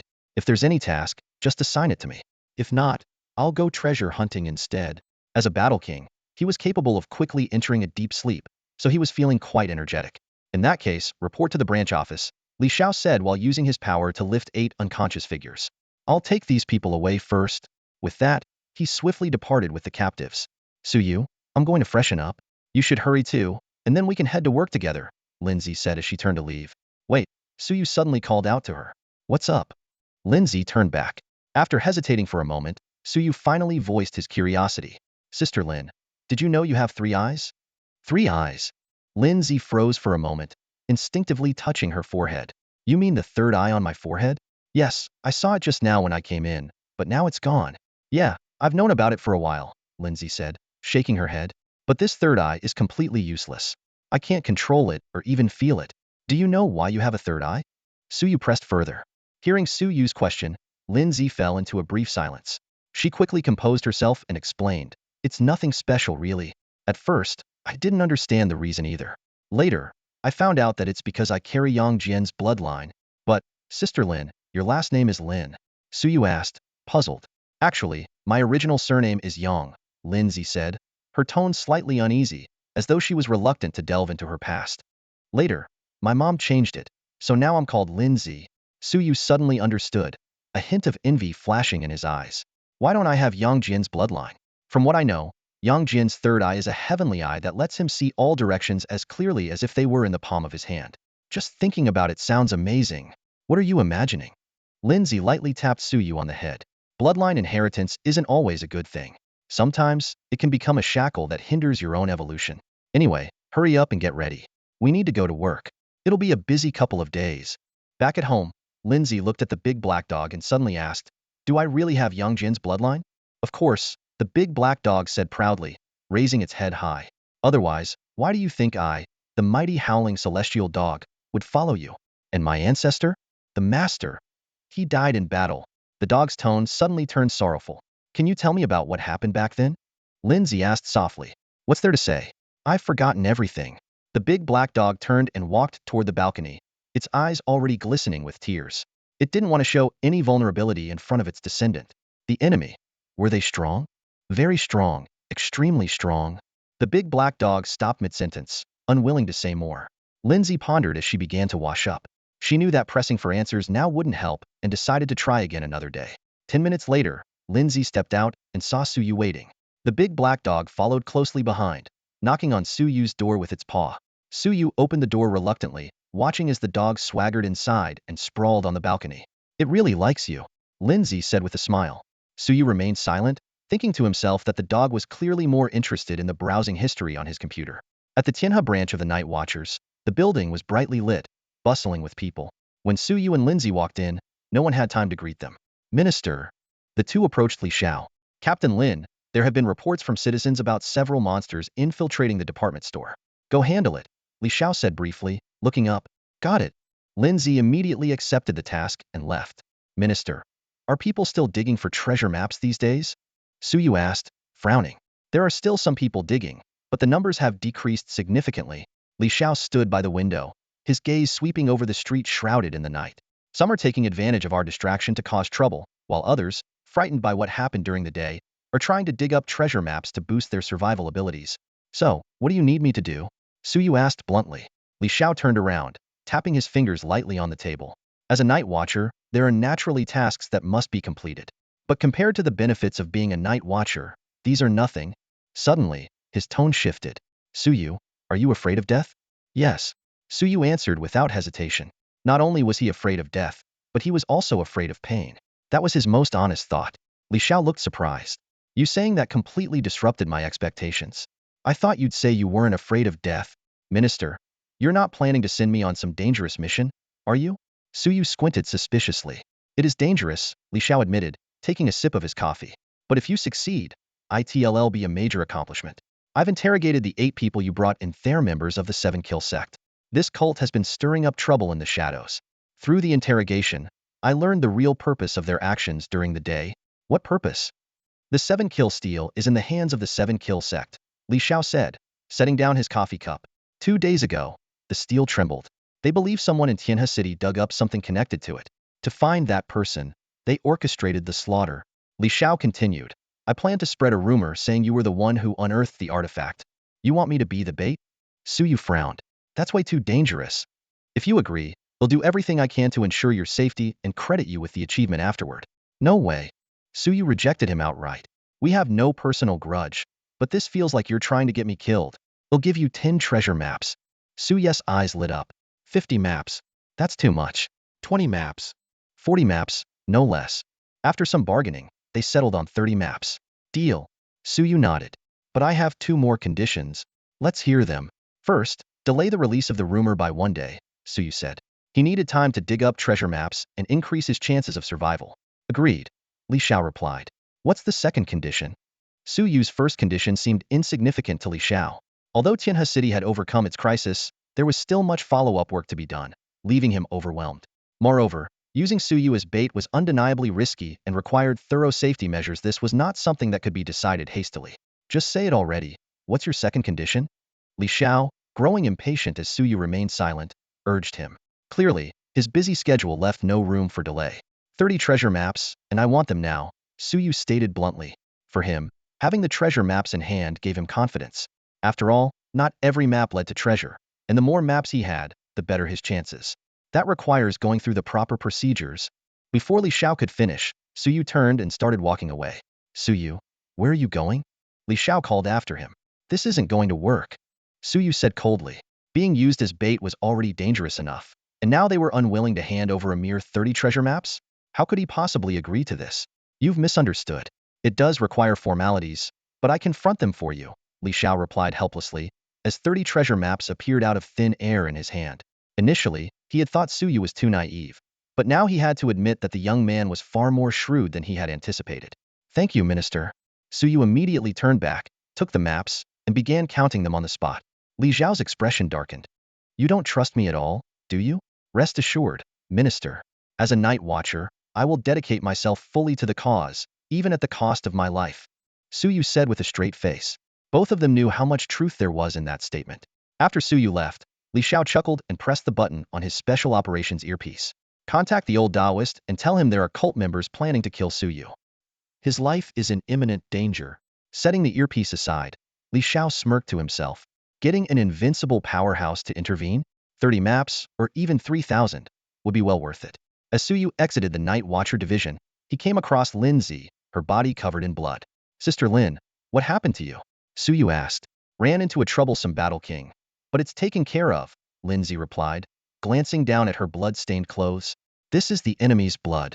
By the way, what task did the minister assign you? Lindsay asked. Suyu glanced around cautiously, his brows furrowing slightly as he spoke in a low voice. This isn't the right place to talk. Once they moved to a more secluded spot, he laid everything out and then turned to Lindsay. Sister Lin, you're the one who treats me the best in the entire Night Watch division. What do you think? How dangerous would it be for me to act as bait? Lindsay fell silent for a long moment, her expression grave. Extremely dangerous, potentially life-threatening. The Seven Kills cult has always been ruthless. If they mistakenly believe you're the person they're after, they'll stop at nothing to capture or even kill you. She abruptly stood up, her tone firm. No way, it's too dangerous. I'll go talk to the minister. If someone has to be the bait, it should be me. There's no reason for you to take this risk. It's practically sending you to your death. Sister Lin, as Night Watchers, we don't fear death, Suyu said solemnly. Her breath caught as she stared at the young man in front of her. The Suyu she remembered, who had joined the Night Watch for selfish reasons, seemed to have vanished, replaced by someone entirely different. You're still young. You shouldn't be saying things like that, Lindsay finally said as she looked away. Go handle your tasks. I'll speak with the minister. With that, she turned and headed toward Li Xiao's office. Moments later, Lindsay stormed out of the office, furious. That's Suyu, what an idiot. And Li Xiao is even worse. Inside the office, Li Xiao heard her outburst and could only pretend he hadn't. Meanwhile, Suyu was sprinting down the street, only to come to an abrupt halt. Images of the devastation caused by the Seven Kills cult flashed through his mind. Families torn apart, countless lives destroyed. His blood boiled, and his eyes burned with a fierce resolve. If I were stronger and knew where to find them, I'd wipe the Seven Kills cult off the face of the earth. We're all human. Why cause so much suffering? Isn't living peacefully enough? It took him a while to calm himself before he arrived at the department store, one of the locations marked on the treasure map. What lay before him was a scene of carnage and ruin. The area had been ravaged by a terrifying attack the day before, and today Lindsay had fought a fierce battle here. Suyu walked forward slowly, his gaze falling on the corpses of several monstrous creatures lying on the ground. Each had a bloody hole in the center of its forehead. Remember your faces. When I grow stronger, I'll ensure you're nothing more than a forgotten memory. His eyes blazed with killing intent, but then he caught himself, startled by his own reaction. Damn it, could this be the influence of that ancient warrior's blood? I shouldn't have absorbed its power. Reaching the exact spot marked on the treasure map, he focused intently. Golden words began to appear before his eyes. Here lies a battalion of 30,000 soldiers from the Kingdom of Women, who have been in slumber for centuries. They haven't seen a man in 3,000 years. Wake them, and you'll be worked to death. 3,000 years without seeing a man? Suyu muttered under his breath, frowning deeply. In this situation, he absolutely couldn't risk digging up this treasure. Quickly putting away the treasure map, he calculated in his mind. I'll deal with this mess when I'm stronger. When the time comes, I'll write a book and pick from over 30,000 single readers to match each of them with a fairy wife. Shaking his head, he temporarily shelved this dangerous thought.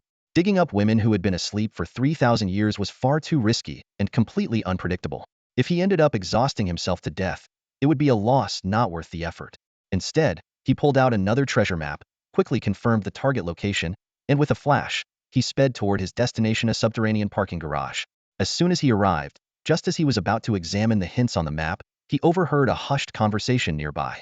Bro, are we really going to dig for the treasure map here? We have to. It's a direct order from above. But if we start digging, we could die. Not digging is a guaranteed death. If we dig, we might survive.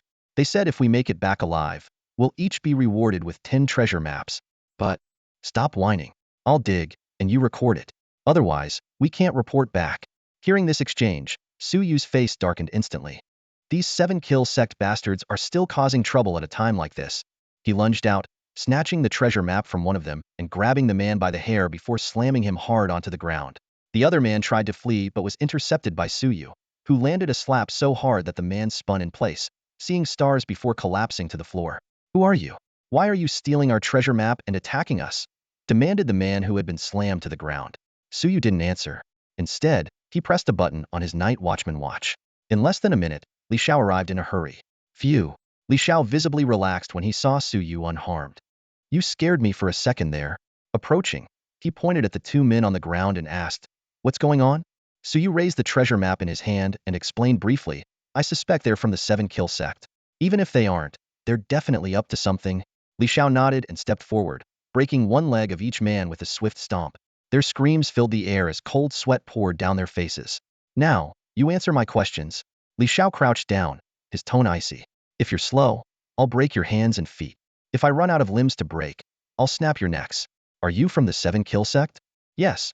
One of them immediately confessed, while the other remained silent. Crack. The crisp sound of bones snapping echoed through the underground parking lot. Li Xiao stood up, his expression cold and unyielding, and mercilessly stomped on the legs of the man lying on the ground, breaking them completely. Did you really think I was joking with you? His voice was icy and sharp, his gaze filled with ruthless determination. How many people did you send this time? No idea. The two men answered in unison. Wrong answer. Li Xiao sneered and stomped down again, twice in quick succession. The sickening sound of bones breaking followed, and each man lost another limb, a foot, and a hand. Their agonized groans reverberated through the parking lot. Just as he was about to continue the interrogation, Li Xiao turned his head towards Suyu, who was standing nearby. His tone softened slightly. Forget it. Let's take them back for questioning. The methods you'll use next are far crueler, and I wouldn't want you to see that. Before Suyu could respond, the two men on the ground broke down completely. He'll talk. Whatever you want to know, I'll tell you. Everything. I swear. Li Xiao's lips curled into a sinister smile. Don't be in such a hurry. Save it for when we get to the Night Watch division. Remember, the one who talks the most gets to live. The one who says the least. Well, this time next year will be your death anniversary. He then turned back to Suyu, his expression instantly warming. Suyu, you did very well. Thank you for your effort. Goodbye, Minister. Suyu nodded in farewell.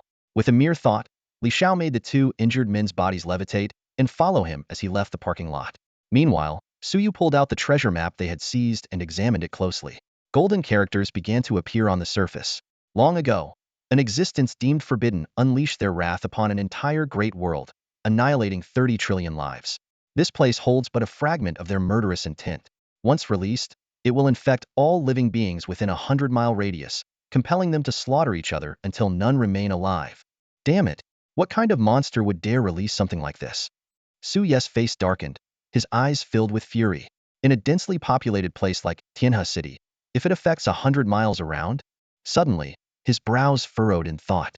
Wait, the 7-kill sect keeps digging up these treasure maps and unleashing these dangerous entities. How do they know these maps lead to such threats? Could they somehow foresee this? I need to ask the minister. With that, Suyu moved to another location in the parking lot. New golden characters appeared on the map. Long ago, when Zhong fell in battle, in the center of his forehead lay a divine eye that could discern loyalty from treachery and distinguish between good and evil. With it, you could see the truth in people's hearts. However, it is severely damaged, and you won't be able to see through those with exceptionally high cultivation. This is one Zhong's third eye. Suyu's eyes lit up with excitement. The Grand Preceptor of the Shang Dynasty, a loyal servant across 3 reigns, trained under the Holy Mother of Golden Spirit from the Bio Palace of the Jie sect, and mastered the 5 elements escape techniques. The old saying goes, a man of letters can secure a nation, and a man of arms can defend it. That man of letters refers to Grand Preceptor 1. His excitement grew as he continued. If I can obtain this eye, wouldn't I be able to tell who's good and who's bad at a glance? The human heart is the most complex thing in this world. Suyu understood this truth deeply. Some people wear a smiling face in public, but are ready to stab you in the back when you're not looking. And when it comes to complete strangers, distinguishing between good and evil becomes even harder. He lowered his gaze to the treasure in his hand, his heart racing with excitement. The third divine eye of Wen Taishe, Wen Zhong, though damaged, still retained its supernatural ability to discern loyalty from betrayal, good from evil. This was far more valuable than increasing his strength. It could even save his life in a critical moment. It must be unearthed. Suyu decisively activated the treasure map. Before his eyes, space rippled, and a seemingly ordinary eye floated silently within. Who would have thought that this was the legendary third divine eye of Wen Taishe? The eye appeared to have a will of its own. As soon as Suyu reached out, it flew toward him, hovering momentarily as if assessing his character. After half a minute, it dove straight into the center of his forehead. Am I going to turn into a three-eyed freak? Suyu quickly ran to a nearby car and checked his reflection in the side mirror. Thankfully, aside from a faint, barely noticeable mark on his forehead, everything looked normal. Soon enough, even the mark faded away. At that moment, Suyu could clearly feel a deep connection forming between himself and the third divine eye. He understood that as long as he did not fall into the path of evil, this power would remain by his side. Eager to test its abilities, Suyu walked briskly out of the parking lot. The mark on his forehead reappeared as he began observing the passers-by. Good person. Another good person. Still a good person? He silently marveled at the abundance of kindness in the world. Suddenly, he noticed a suspicious-looking individual ahead. The person's shifty eyes betrayed a guilty conscience. Suyu's forehead grew warm, delivering a clear warning this person harbored malicious intent. Suyu, what are you doing here? Lin Zi's voice suddenly called out. Lin Jia? Suyu turned around, surprised to see Lin Zi, whom he had just parted ways with not long ago. Someone reported that poisonous creatures were unearthed here. I came to handle it, Lin Zi explained succinctly. I'm here digging up a treasure map, Suyu replied in a low voice, motioning toward the suspicious individual. That person seems shady. I suggest we detain them for questioning. There might be an unexpected discovery. Lin Zi observed the person's furtive behavior but said, they do look suspicious, but dealing with the poisonous creatures takes priority right now. What if they're from the Seven Kill sect? If they dig something else up, it could be trouble. Suyu suggested. How about I go after them, and you handle the poisonous creatures? That works. Lin Zi agreed, her figure quickly disappearing into the distance. In this situation, splitting up was indeed the best course of action. As Lin Zi walked away, Suyu headed toward the man. Suddenly, he stopped in his tracks, his gaze shifting to another man dressed in an impeccably tailored suit and carrying a briefcase. The man's hair was slick and shiny, his demeanor polished, and he exuded the aura of a successful professional. His calm and steady eyes gave an impression of integrity, making anyone believe he was upright. But a glint of coldness flashed in Suyu's eyes. This man was nothing but a vile criminal. Suyu thought to himself, wicked or treacherous, they all deserve to die. None of them will be wronged. In a split second, Suyu made his move. Before the suited man could react, his eyes rolled back, and he collapsed to the ground. A nearby shady-looking individual, startled by the scene, froze in terror. Before he could flee, Suyu appeared in front of him in a blur. With a sharp crack, a slap sent the man spinning in place for several rounds before he fainted on the spot. Though I trust Grand Preceptor Wen Zhong's third divine eye, I still need to confirm, Suyu thought. The apocalypse hasn't arrived yet, and some rules must still be followed. Otherwise, it'd be much simpler to just kill them outright. Stop. Hands up. A sudden shout came from a night watchman rushing toward him. Though clearly shaken by Suyu's display of speed, the watchman didn't hesitate to advance, simultaneously sending out an emergency signal for backup. Suyu sighed and raised his left wrist, shaking it slightly. Relax, brother. Am one of you? The watchman's expression softened slightly upon seeing the flashing watch but remained cautious, insisting on checking Suyu's credentials. After verifying the documents, the watchman breathed a sigh of relief. Ah, it's you, Suyu. Apologies, things have been tense these past few days. At that moment, Suyu's watch began to flash. It was a distress signal from Lin Zi. Brother, these two are suspicious. Cuff them up and wait for me to return. Suyu instructed hurriedly before sprinting in Lin Zi's direction. Meanwhile, Lin Zi was fleeing with two night watchmen, pursued by a dense swarm of venomous insects. One of the watchmen spoke with guilt. Captain Lin, I'm sorry. We didn't anticipate the number of venomous insects would increase so drastically. It's not your fault, Lin Zi replied while running. Reinforcements will arrive soon. Suddenly, Lin Zi sensed a familiar presence. Suyu, over here, she called out. Suyu leaped into the air and landed steadily behind her. Can you handle this? He asked. I can, Lin Zi replied. Be careful. Among them are several Battle King level venomous insects, she warned. Suyu nodded and charged into the swarm. The Xianhuang flames erupted instantly, sending waves of fire several meters high. Every venomous insect in its path was reduced to ashes. Even the formidable Battle King level insects couldn't escape their fate. Witnessing the annihilation of their comrades, the remaining insects began to retreat. Just then, the sky turned dark, thunder crackled, and torrential rain poured down, extinguishing the flames on Suyu's body. Emboldened, the venomous insects surged forward once more. Damn it! What kind of bad luck is this? Suyu shouted, glaring angrily at the clouds, which had formed a sorrowful face above. What's your problem? Are you trying to kill me? Get lost already. The clouds rolled in agitation, seemingly apologetic, and drifted toward a distant volcano outside the city. As the venomous insects were about to overwhelm Suyu, an even fiercer flame erupted once again, blazing into the sky. Xianhuang Flame, a mystical fire of heaven and earth, is said to be capable of burning all things under the heavens. While this claim might sound exaggerated, it is more than enough to deal with the swarm of venomous insects ahead after all. None of them even reached the level of a battle emperor. Suyu activated the Xianhuang Flame, and terrifying flames surged forward like massive waves, instantly engulfing the area ahead. Countless venomous insects were reduced to ashes in the scorching fire. A few Battle King-level insects, realizing the danger, immediately attempted to flee. Lin Zi's figure flickered as she leapt past the swarm of insects. Her purple spear struck like lightning, pinning the escaping insects to the ground with precision. The Xianhuang Flame then spread over, completely incinerating the corpses of the insects into ashes. In just a few minutes, the entire swarm of venomous insects, which had somehow been unearthed, was wiped out without a single one surviving. Suyu, you're amazing, Lin Zi said sincerely as she retracted her spear. Facing so many venomous insects, even I might have had no choice but to retreat. A hint of admiration flickered in her eyes as she looked at Suyu. Mystical flames are truly powerful. If I had one, my combat strength would surely increase by more than just a level. Her words were not without reason. Suyu had only just stepped into the Battle King realm, barely at the first stage, while Lin Zi was already nearing the level of a battle emperor. The only difference was that she lacked the rare treasures that Suyu possessed. You two, continue patrolling the area, Lin Zi instructed the other two night watchers. Understood, Captain. The two quickly departed to resume their duties. The entire city of Tianhe was patrolled by night watchers, who were responsible for monitoring various areas and stepping in at the first sign of danger. If they encountered enemies beyond their strength, they would immediately request support from the division. Over the past 3 years, countless night watchers had perished in the line of duty, and numerous civilians had met tragic ends while excavating treasure maps.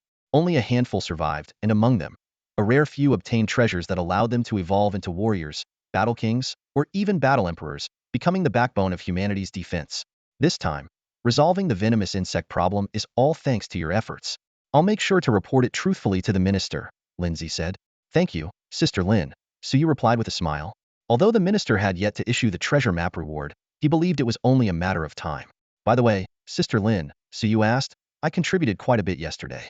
By all accounts, protecting the nation and safeguarding lives is no small accomplishment.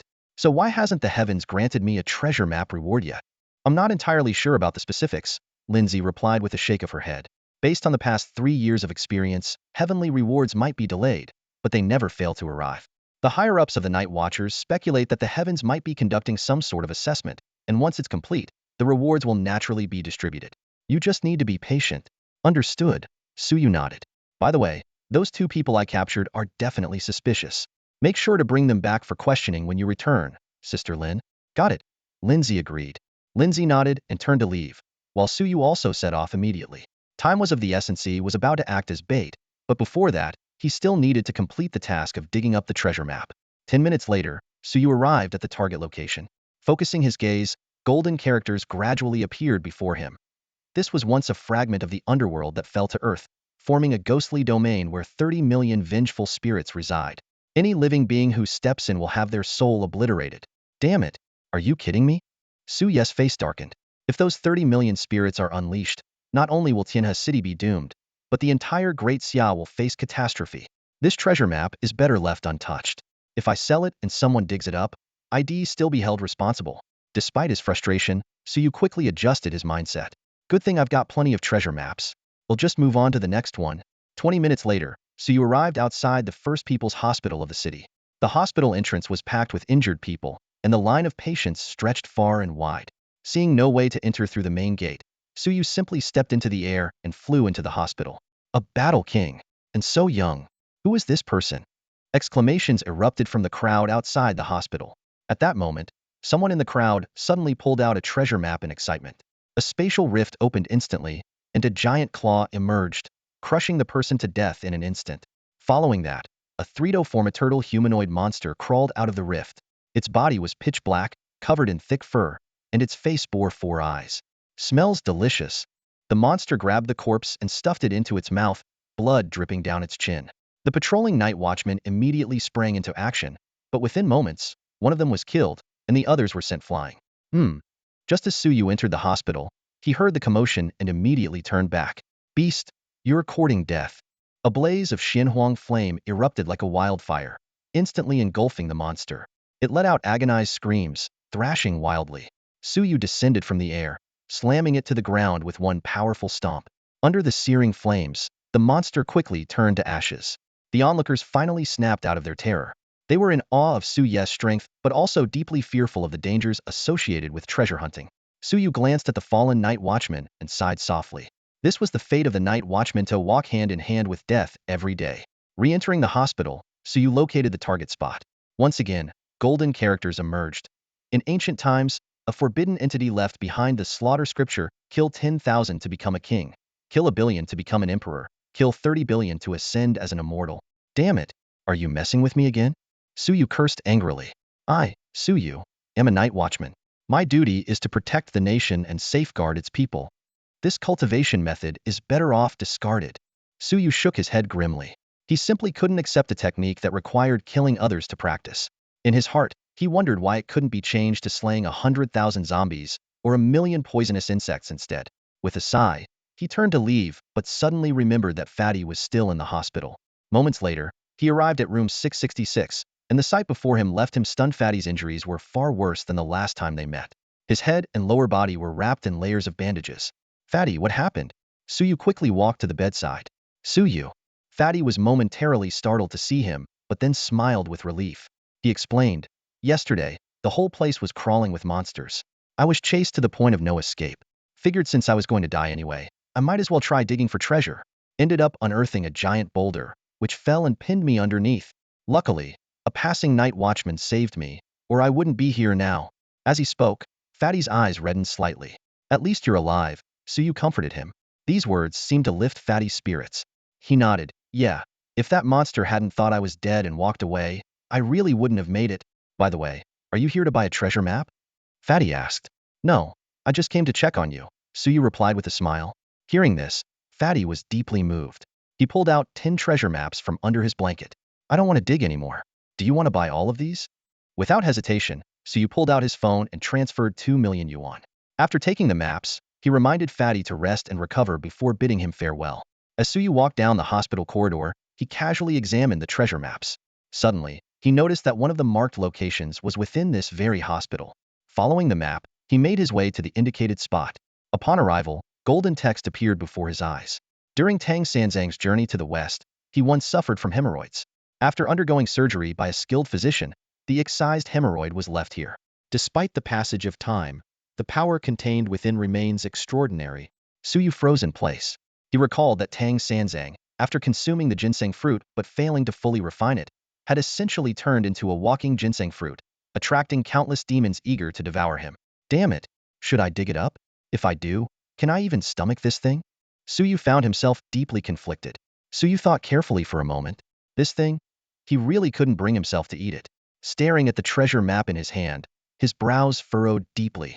Even though Tang Seng's flesh had lost much of its power over countless years, it was still a rare treasure for someone like him. The problem was, just the thought of it made him feel nauseous. Whatever, let's dig it out first and deal with it later. A glint of madness flashed in Suyu's eyes. Even if I don't eat it, I can keep it. Worst case, I can trade it for another treasure map. Something like this could easily be worth 100 or even 1,000 super treasure maps. Without hesitation, he used the treasure map. A mysterious space appeared before him. Suspended in the air was a dried-up lump, resembling a seed. Surprisingly, it didn't emit a foul odor. Instead, there was a faint hint of fruit fragrance. Suyu carefully wrapped the lump in tissue. He examined the treasure in his hand repeatedly, filled with doubt. Is this really Tang Seng's flesh? Will eating it truly grant immortality? Or could it have some other effect? Though tempted for a moment, he let out a sigh and stored the lump away. That psychological barrier was something he just couldn't overcome. After leaving the hospital, Suyu took 10 minutes to reach his next destination. Following the markings on the treasure map, he quickly located the correct spot. The golden writing on the map described how this place had once been the cucumber field of the Daughter Kingdom, where Tang Sang and his disciples had passed by. Over countless years, these cucumbers had evolved into spiritual fruits beneficial to cultivators. Spiritual fruits. Suyu's face lit up with excitement. As a cultivator with only a first-rank Battle King level of strength, treasures like this were exactly what he needed. Whether to enhance his power or aid in the upcoming bait operation, it would undoubtedly be incredibly useful. Eagerly, he used the treasure map. A space unfolded to reveal a swaying cucumber vine, bearing a single, rough cucumber about 50 centimeters long. Suyu quickly plucked it, only to realize there was just one. Only one. He was momentarily stunned, but then another thought crossed his mind. Wait, isn't the vine itself a medicinal plant? If the cucumber has become a spiritual fruit, the vine must have transformed into a spiritual plant too. If I transplant it back, won't it bear more cucumbers next year? He scrutinized the extraordinary cucumber vine thoughtfully. Ordinary cucumber vines wither within a year, but as a spiritual plant, this vine clearly wouldn't perish so easily. Suyu looked at the cucumber in his hand, his heart suddenly burning with excitement. The origin of this cucumber was inexplicable, so he carefully transplanted the cucumber vine along with the soil from the mysterious space. Holding the vine tightly, he rushed home, stopping briefly on the way to buy a flower pot. Back home, he headed straight to the balcony, ignoring the large black dog basking in the sun. He quickly planted the cucumber vine. I hope it survives, he thought to himself. Even if it doesn't, this cucumber vine, which is practically a spiritual herb, could still be sold as a medicinal ingredient. After washing his hands and the cucumber, Suyu couldn't wait to take a bite. The crisp and refreshing taste lit up his senses, and an image of a vast cucumber field surfaced in his mind. If only I could find the cucumber field from Daughter Kingdom. 1 acre could yield at least 3,000 cucumbers, he thought with anticipation. Crunching away, the cucumber was soon finished. Moments later, a warm current surged within his body, flowing directly into his inner world and merging with the war divine script.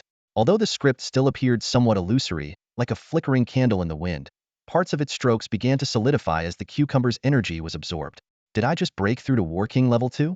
Suyu wondered to himself.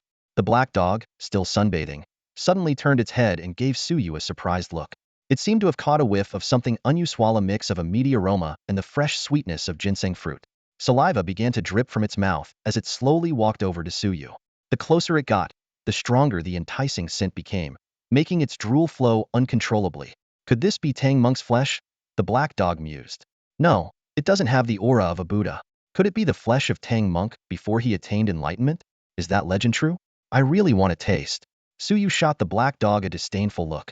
Your drool is messing up the floor. Make sure you clean it up, or don't even think about coming inside tomorrow. The black dog nodded, turned, and went into the bathroom. Standing upright, it grabbed a mop and started cleaning the floor. Clean it properly. I'm heading out, Suyu said as he got ready to leave in search of a treasure map. While waiting for the elevator, his phone kept buzzing with notifications. He opened it to see a flood of headlines. Reader uses advanced treasure map to unearth Dragon King, solving Xuanwu City's seawater crisis. Nationwide watchmen eradicate 100,000 zombies in Magic City. And most astonishingly, a citizen named Zhu Unearths Zhu Shouzhua, promises to clear forbidden zones for humanity. Zhu Shouzhua? Suyu frowned, trying to recall. Both the name and surname sounded oddly familiar. In mythology, there seemed to be only one figure with the surname Zhu. Soon, Suyu recalled the astonishing origins of Zhu Shouzhua. This son of Zhu Beiji was born to Gao Suelon after she carried him in her womb for 14 years, following Zhu Beiji's departure from Gao village. It was only after Zhu Beiji returned from his journey to the west and attained enlightenment that Gao Suelon gave birth to their son, named Shouzhua. Later, Zhu Shouzhua was enlightened by Tang Sanzang, became a disciple of Banji, retraced the path to the western heaven, and eventually, like his father, was granted the title of the Clean Altar Messenger. At this thought, Suyu couldn't help but sigh. The human forbidden zones were feared precisely because even the War Emperor could do nothing about them. Yet this Zhu Shouzhua, who had just been unearthed, was already demonstrating a terrifying power surpassing that of the War Emperor. His phone buzzed again. The new message made Suyu's eyes widen. Congratulations to humanity. Congratulations to the great Xia. Zhu Shouzhua has eradicated one of the human forbidden zones, Shenangjia, and is now heading to the next forbidden zone. Such speed. Suyu was secretly astonished. Although the news might have been delayed, Zhu Shouzhua's strength was undoubtedly overwhelming. A human forbidden zone, subdued so effortlessly. If Zhu Shouzhua had been unearthed 3 years earlier, humanity wouldn't have been so passive, and countless lives wouldn't have been lost. As he continued scrolling through his phone, another piece of news caught his attention. Shocking! Global sensation. Citizen Sun discovers the couplet from the gate of Wuzhuang Temple using a super treasure map. The abode of immortals who live forever, the home of Daoists with eternal lifespans. Its Daoist aura is extraordinary, with boundless power. Wuzhuang Temple. This was the sanctuary of the earthly immortal patriarch, Zhenyuan Daxian. Suyu recalled the historical account. The temple's attendants once told Tang Sanzang and his disciples that the 3 pure ones were their master's peers, the 4 emperors were his old friends, the 9 luminaries were his juniors, and the Yuanshan was his subordinate. With such an illustrious status, it was no surprise that the temple's couplets held extraordinary significance. A wave of envy surged in Suyu's heart. Why could he only dig up ordinary treasure maps? He hadn't even gotten close to finding an advanced treasure map, let alone a super treasure map. After toiling for so long, he'd only reached the second tier of the War King level, and the items he'd unearthed were mostly fragments. Even the doghead guillotine he found was incomplete. As he wallowed in frustration, the elevator arrived. Entering it, he continued browsing the news. Another headline came into view. Congratulations to humanity. Congratulations to the great Xia. Kindergarten teacher Ms. Huang unearthed a 1,000-meter-tall willow tree using an advanced treasure map in her garden. Its Daoist aura now covers several cities, greatly boosting everyone's cultivation. This made Suyu even more envious, wishing that such Daoist aura would descend upon Tianhe City. Exiting the elevator, he quickened his pace, moving so fast that even cars couldn't keep up. Boom!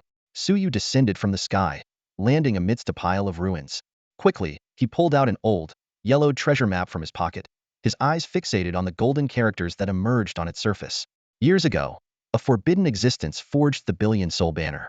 Though it's now incomplete, it still holds unparalleled power. Suyu's eyes lit up with excitement as he read this. But the next line of text made his expression freeze. However, in your current state, you cannot control it. Attempting to do so will lead to the backlash of a billion souls within the banner, resulting in your ultimate demise. Billion Soul banner? Suyu murmured to himself. The name alone evoked an image of something capable of effortlessly sweeping through humanity's restricted zones. But the harsh reality was undeniable, was far from strong enough to wield it. It'll come back when I become a battle emperor. Anyway, I still have other treasure maps. Suyu decisively turned to leave, only to be caught off guard by a sudden gust of sinister wind behind him. Thud. A dull impact followed. Suyu's vision darkened as he collapsed heavily to the ground. A large black dog emerged silently, holding a white bone club in its mouth. It put the weapon away, revealing sharp, gleaming teeth as it began sniffing Suyu carefully.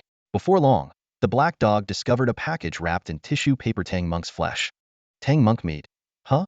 You must have been hesitant to eat it, or you'd have done so already. Let me help you out, the dog muttered to itself. Without hesitation, it swallowed the meat along with the wrapping paper. Don't worry, this meal won't go unpaid. They'll repay you someday. With that, the black dog disappeared into the ruins, leaving no trace of its presence. When Suyu opened his eyes again, he found himself lying in the Night Watcher's division. Lin's tired face broke into a relieved smile. Suyu, you're awake? A night watch patrol found you unconscious and brought you here. How are you feeling? Suyu rubbed the lump on the back of his head, then urgently checked his belongings. His phone, Night Watcher ID, and treasure map were all intact. But suddenly, his expression turned dark. Damn it, where's my hemorrhoid core? What hemorrhoid core? Lindsay asked, confused. No one performed hemorrhoid surgery on you. No. Suyu gritted his teeth. His eyes reddened with anger. What I dug up was Tang monk's hemorrhoid core. That's Tang monk meat. Who hit me over the head? That's so low. If I find out who it was. Hearing it was Tang monk's meat, Lindsay immediately pulled out her phone and began typing furiously. Moments later, Suyu's phone buzzed, and a shocking news headline appeared on the screen. Shocking. Global sensation. Night Watcher Su discovers Tang monk meat, only to be knocked unconscious and robbed. The news, which garnered 5,000 likes in mere seconds, left Suyu deep in thought. Sister Lin, was this really necessary? Making it to the news is one thing, but getting ambushed and knocked out cold? That's just disgraceful. Suyu lay on the hospital bed, his tone tinged with frustration. Suyu, don't blame Captain Lin. Before the words fully settled, Li Xiao pushed the door open. His bloodshot eyes and exhausted expression made it clear he hadn't slept all night. We have to release this kind of information. Li Xiao sat down by the bed, his voice hoarse but resolute. The whole world needs to know that the arrival of myths brings not just danger, but opportunities too. Ordinary people risking their lives for treasure maps face almost certain death, but as warriors, their chances of survival increase significantly. We need to encourage more people to grow stronger, to have the ability to protect themselves. Suyu was silent for a moment. Then, with a frown, he said, but how many people will die because of this? 90% won't make it out alive. Let's focus on the main issue first. Li Xiao's expression turned serious. The two people Lindsay brought back have confessed. They're confirmed to be members of the Seven Kills cult. More importantly, at 3 p.m. today, the cult plans to send over 1,000 people to dig for treasure maps simultaneously across various locations. What? They're still digging? And with over 1,000 people? Suyu abruptly sat up. Li Xiao nodded and explained. Ordinary treasure maps are 90 filled with danger. Excavating them simultaneously will definitely lead to chaos, just like yesterday. And the 7 kills cult has someone with a tortoiseshell that can predict the fortune or peril of the treasure maps, making them even more audacious. That damn 7 kills cult. Suyu gritted his teeth in anger. The situation is even more critical than yesterday. We have to stop them. Li Xiao met Suyu's gaze. And we need you to go in early as bait. Suyu remained silent. This was practically sending him to his death. What time is the information being released? He finally asked. Around 1:30 p.m. So we have about 100 minutes left. It's too dangerous. I'm not going. Suyu refused decisively. If you go now, we'll give you an additional 20 treasure maps. Make it 50. How about 30? For the people of Tianhe City, I, Suyu, will not hesitate. Suyu leapt to his feet, feigning a bold and heroic demeanor. Li Xiao immediately handed him 30 treasure maps. Once you take care of them, you'll get your reward tonight. Not just treasure maps, but high-level ones as well. High-level treasure maps? Suyu's eyes lit up. He had dug up plenty of ordinary treasure maps, but this was the first time he'd heard of high-level ones. Deal. He straightened his clothes and strode out, saying, they'll start digging these treasure maps first. Minister, make sure to notify me about the release time in advance. After leaving the Night Watch division, Suyu clutched the stack of treasure maps and began sprinting with determination. The countdown had begun 100 minutes. Suyu, fully aware of the urgency, pushed his speed to the limit. A shadow streaked across the sky, and within a single minute, he had arrived at his destination. This was his second time coming to this place. Once again, golden characters appeared before him, revealing the forbidden scripture left behind by a deadly existence. Slay 10,000 to become a king, slay 1 billion to become an emperor, slay 30 billion, and ascend to immortality. When Suyu first saw this message, his instinct was to reject it. But reality had given him a harsh wake-up call. The 7-kill sect was closing in, treating him as prey. In that moment, he finally understood. Some people not only deserved to die but needed to be utterly obliterated, their very essence erased from existence. Everyone in the 7-kill sect, from the lowliest followers to the highest leaders, was marked for death. Without hesitation, Suyu activated the treasure map. A spatial rift opened, revealing an ancient scroll suspended within. The blood-red characters of slaughter scripture glared at him, piercing his eyes. As his blood began to boil with excitement, the world suddenly erupted with a strange phenomenon. The entire world trembled violently, and all living beings instinctively looked to the heavens. A foreign realm appeared in the sky like a mirage, teeming with powerful figures, each possessing the ability to destroy worlds. Suddenly, a blurred figure descended into that world, uttering a single word that shook the heavens. Kill. The scene shifted abruptly. The foreign world was awash in rivers of blood, mountains of corpses towering 10,000 feet high. Atop the highest corpse mountain stood a solitary figure, back turned to all creation. This sight plunged the world into a deathly silence, leaving even war emperors trembling with fear. Outside Tianhe City, 3 elderly Daoists observed the scene. Their grotesque faces filled with terror, yet their eyes gleamed with fervent excitement. They had glimpsed a true immortal, perhaps even a being beyond immortality. That lone silhouette seemed to stand at the very end of the great path, an unattainable pinnacle. In the forbidden zone of the South Sea, Zhu Shouzhua stood atop an island. The colossal sea creatures surrounding him, including a terrifyingly powerful flood dragon, were all trembling in fear. Yet he did not seize the opportunity to ravage the forbidden zone. Instead, he gazed thoughtfully at the figure in the sky, recalling the unspeakable name his father had once mentioned in hushed tones. Without their consent, even learning about them, even if they have perished in battle, the world will forget them. Zhu Shouzhua muttered to himself, a trace of worry flickering in his eyes. At that moment, an unusual phenomenon appeared in the sky, and Zhu Shouzhua's voice turned grave. Now, with the heavens and earth revealing such signs, someone has unearthed something imbued with an incredibly dense essence of their Dao. Even though he is already dead, he might still return. In the residential area of the Night Watchers, a large black dog raised its head to gaze at the sky, a strange light flashing in its eyes. It seemed to recall something. Another forbidden existence. The master once mentioned him, but I can't quite remember. As the celestial phenomenon gradually dissipated, everything returned to calm, but the hearts of all living beings remained unsettled. Damn it, what have I dug up? Suyu was shocked. To what extent must one be powerful to become a forbidden existence? Suddenly, the Killing Sutra transformed into a beam of light and directly entered Suyu's body, eventually settling in his inner world. Suyu immediately focused inward to examine the Killing Sutra. The scripture automatically opened, and 7 lines of blood-red characters appeared before him. Slay 10,000 to become a king. Slay 1 billion to become an emperor. Slay 30 billion to become an immortal. Slay 30 trillion to become a demon. Slay 3,000 star regions to become a cosmic overlord. Slay 3,000 great worlds, and the universe perishes while I remain. Slay through one universe to become forbidden. Each word radiated intense killing intent, making Suyu's eyes turn blood red, his murderous aura surging skyward. Just then, a fragment of white clothing in his inner world sensed the anomaly and transformed into a white-clad guanine apparition. Its voice gradually brought Suyu back to clarity, but the white fragment became even more shattered. Suyu took a deep breath, only then realizing he was drenched in cold sweat. After resting for a moment, he once again focused on the Killing Sutra. This time, the 7 lines of blood-red text no longer disturbed his mind. He noticed that the characters became increasingly vivid as they progressed, as though they had been written over an immeasurable span of time. The Killing Sutra flipped to a new page, and countless words were imprinted directly onto Suyu's soul. His inner world trembled incessantly, and a divine rune in the form of the word kill began to coalesce. When he attempted to read further, the Killing Sutra refused to turn another page. Suyu understood that with his current strength, even the content of the first page would suffice for a long time of cultivation. With this Killing Sutra, 7 kill sect, your doom is sealed. Suyu's eyes brimmed with murderous intent, far stronger than before he obtained the sutra. One Killing Sutra is not enough. I must continue digging for treasures. Time is running out. I need to move faster. Without delay, Suyu set off, reaching his destination 10 kilometers away in just 3 minutes. The area was far from the city center and sparsely populated. He took out the treasure map to confirm the location and then carefully observed his surroundings.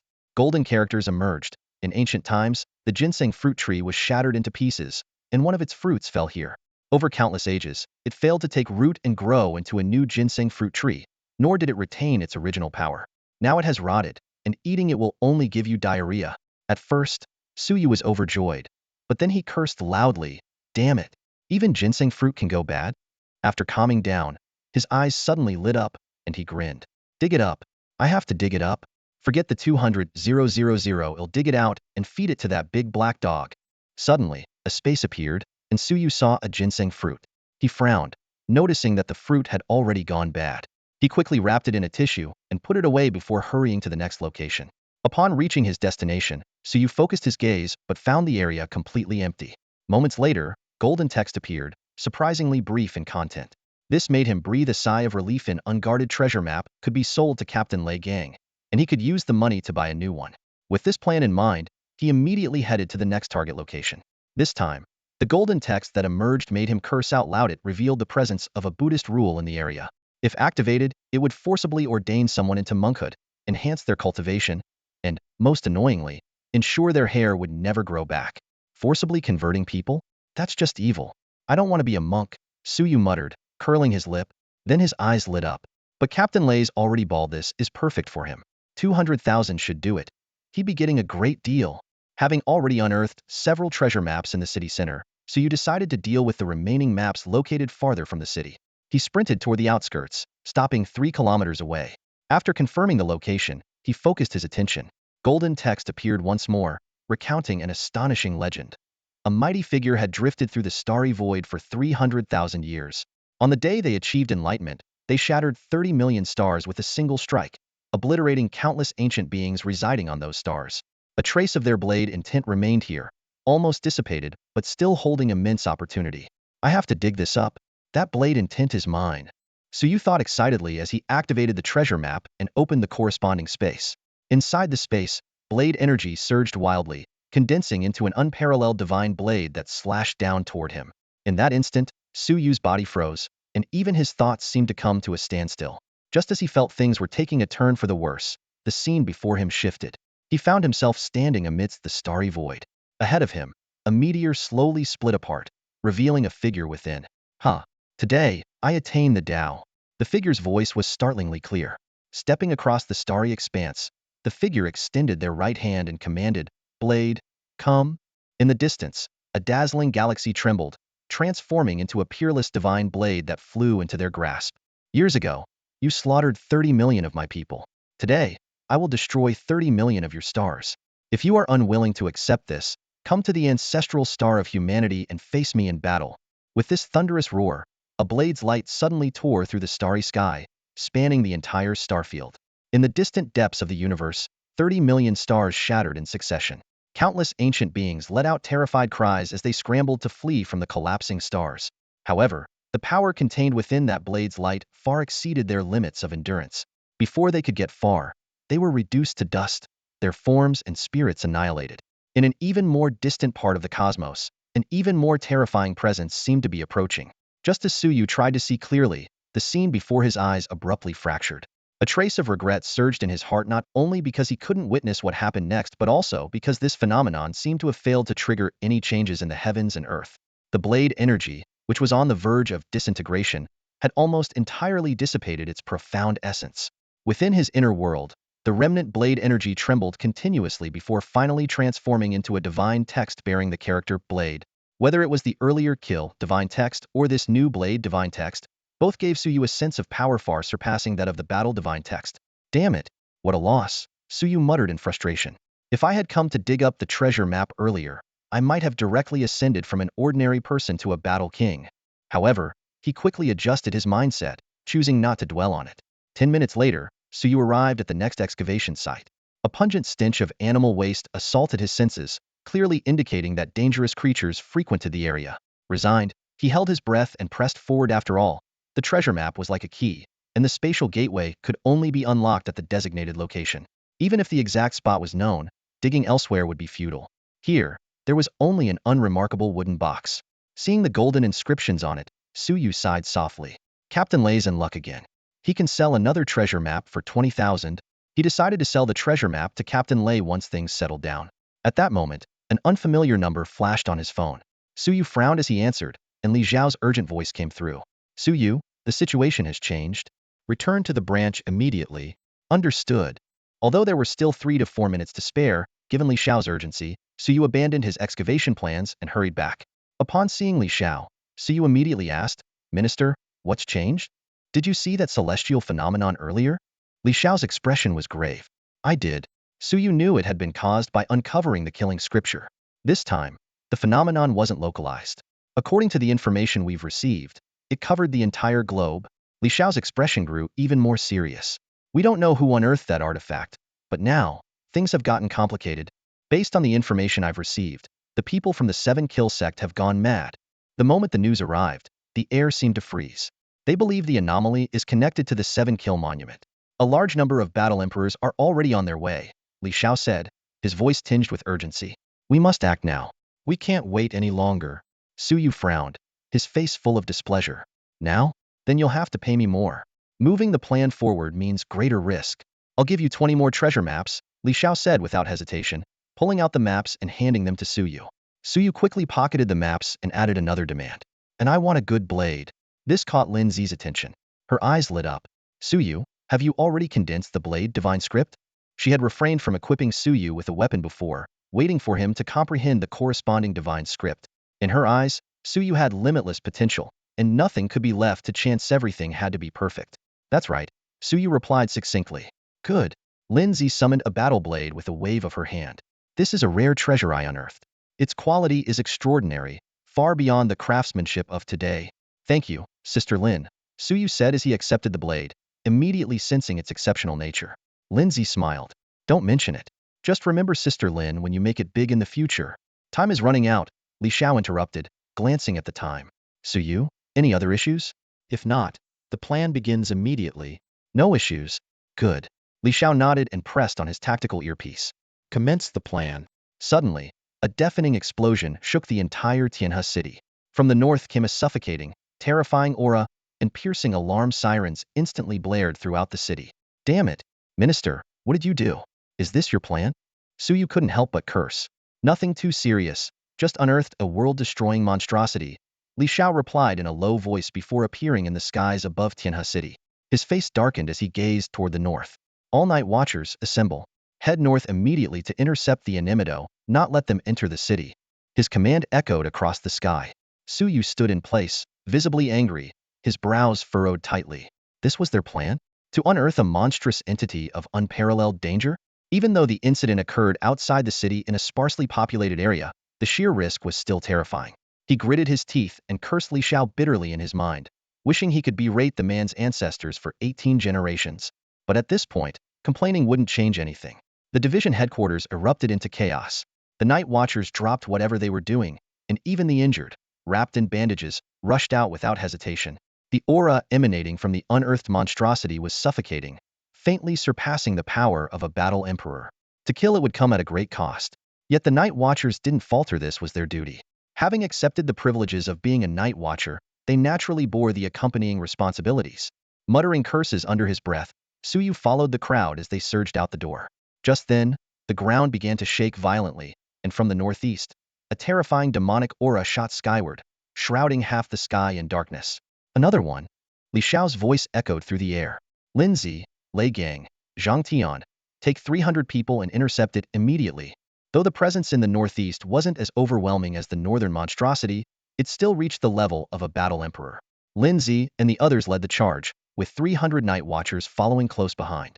As Suyu continued leading his team northward, a crimson pillar of light suddenly erupted from the west, piercing the clouds.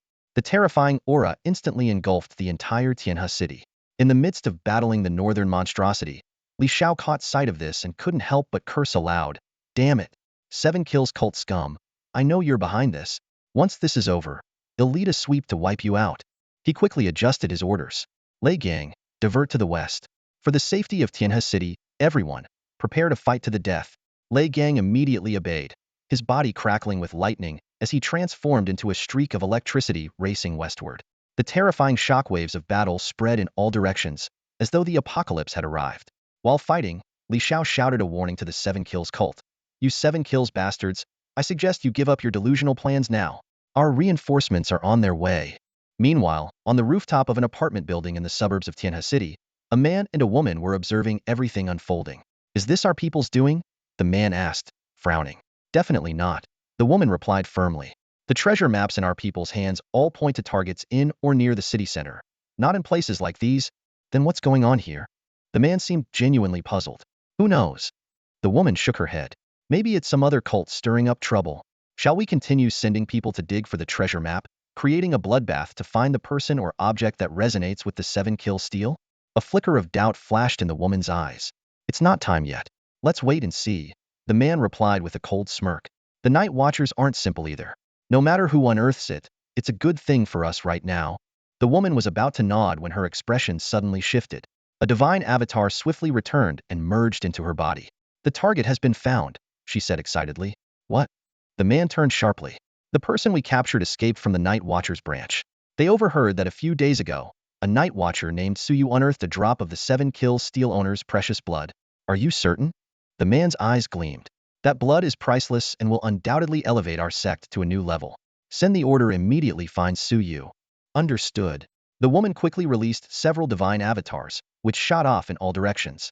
Meanwhile, Suyu was rushing north at full speed. Despite his best efforts, 2 or 3 minutes weren't nearly enough to reach his destination. Suddenly, an earth-shattering explosion erupted from the southern part of Tianhe City. Endless flames surged into the sky, as if to ignite half the heavens. A giant figure, born of fire, slowly emerged, its terrifying aura sweeping across the horizon. 7 kill sect. I, Li Xiao, will fight you to the death. Li Xiao's furious roar echoed. Suyu, head south and hold them off for 10 minutes. Reinforcements will arrive soon. Damn it. Suyu couldn't help but curse. This was practically a death sentence. That fiery giant was clearly at the level of a battle emperor, and not just a novice one. With his second-tier battle king strength, even armed with the doghead guillotine and fragments of the Rui Jingu Bang, he might not stand a chance. But he had no choice. Swearing under his breath about Li Xiao, he turned southward. On a rooftop in the suburbs, the pair of man and woman grew anxious as they watched. We need to act immediately, the man urged. If we delay, the fire giant will beat us to it. Could it be a trap by the Night Watchers? The woman hesitated. Does it matter if it's a trap? The man sneered. You know, many experts from the sect have come this time. Besides, with recent incidents in both Magic City and Xuanwu City, the Night Watchers' main forces have been diverted. The two quickly descended from the rooftop and headed south. The woman retrieved her divine avatars and handed a photograph to the man. This is Suyu. Don't mistake him. Don't worry. I never forget a face. The man glanced briefly at the photo and accelerated. Suyu had already left the city center, entering the sparsely populated southern outskirts. Suddenly, he sensed 2 auras rapidly closing in from behind. Initially thinking they were reinforcements, his instincts told him otherwise. He immediately activated the Wanzhong third divine eye at his brow, a power capable of discerning friend from foe. Instantly, he saw the true nature of his pursuers. Damn it, I knew something was off. 100 meters away, the man called out, Suyu, we're here to support you. Really? Thanks a lot.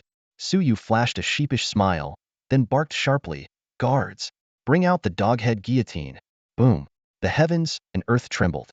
The kill divine script within Suyu's internal world quaked, infusing its power into the doghead guillotine. The blade burst forth, flying 100 meters in an instant as four ethereal figures materialized. One raised the guillotine high, another held a water basin, while the remaining two charged directly at the targeted man. Suyu, what are you doing? The man's expression darkened as he swiftly retreated. The woman, though equally alarmed, chose a more aggressive response, launching a fierce attack straight at Suyu. I knew you two weren't good people. Suyu sneered as he stepped back, summoning two rows of spectral guards wielding staves of water and fire to shield him. The woman's assault was immediately repelled by the staves. At the same time, the retreating man was suddenly immobilized by an invisible force, dragged uncontrollably toward the doghead guillotine. Are you just going to watch me die? Do something, the man shouted, struggling in vain, his face contorted with panic. Suddenly, the void tore apart. An elder exuding the aura of a battle sovereign stepped through the rift, his overwhelming presence blanketing the area. Suyu, hand over the 7-kill Steel Master's blood essence. That is not something you are meant to possess. Suyu's pupils contracted as he realized another battle sovereign had arrived. Before the elder's voice fully faded, the spectral guards wielding the waterfire staves had already disintegrated, and the four figures controlling the doghead guillotine grew increasingly faint. Damn it, the doghead guillotine really is incomplete, can't even withstand this. Suyu gritted his teeth. If I were a battle sovereign, its power would be far greater than this. With the waterfire staves gone, the woman launched another attack, this time a seemingly simple punch imbued with overwhelming force. Suyu felt there was no way to dodge, yet he remained unfazed. With a thought, a fragment of blood-stained white cloth flew out from his internal world. The white-clad Guanyin manifested, holding the jade purity vase in her left hand and the wish-fulfilling seal in her right. With a single finger, she obliterated the woman's fist into a mist of blood, leaving her entire arm mangled and torn. Seizing the opportunity, Suyu brought down his mountain-cleaving blade in a decisive strike, cleaving her skull.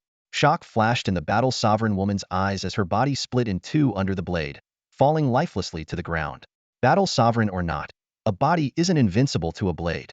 With the right opportunity, even a battle king can take down a battle sovereign. Suyu thought. Of course, her comparatively weaker strength played a part as well. You dare kill one of my people? The elder erupted in fury, his speed surging. Today, I will tear you to pieces. He fumed in Wardlethaw. The woman was a weaker battle sovereign. Her death here would inevitably damage his standing within the sect, especially during future disputes over resources. Consumed by rage, the elder was determined to execute Suyu on the spot. A streak of sword light suddenly tore through the air. This time, it was not the incarnation of a deity, but the actual body of someone Suyu had not anticipated. General Bai strode forward, his long sword gleaming with a chilling light.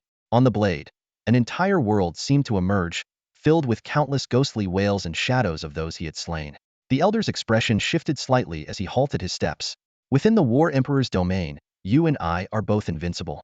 Today, let us settle this once and for all. Just what I wanted. General Bai's figure blurred as he charged forward in an instant. The elder dared not lower his guard. He raised his hand, summoning a soul banner.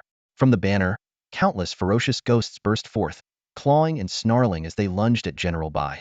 In the blink of an eye, the two were locked in a fierce battle. Seeing General Bai's arrival, Suyu finally breathed a sigh of relief. Facing this invincible presence in the War Emperor's realm, he had previously felt entirely powerless.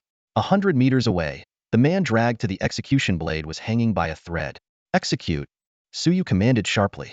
With a sickening sound, the blade fell, and a head rolled to the ground. Another War Emperor had fallen.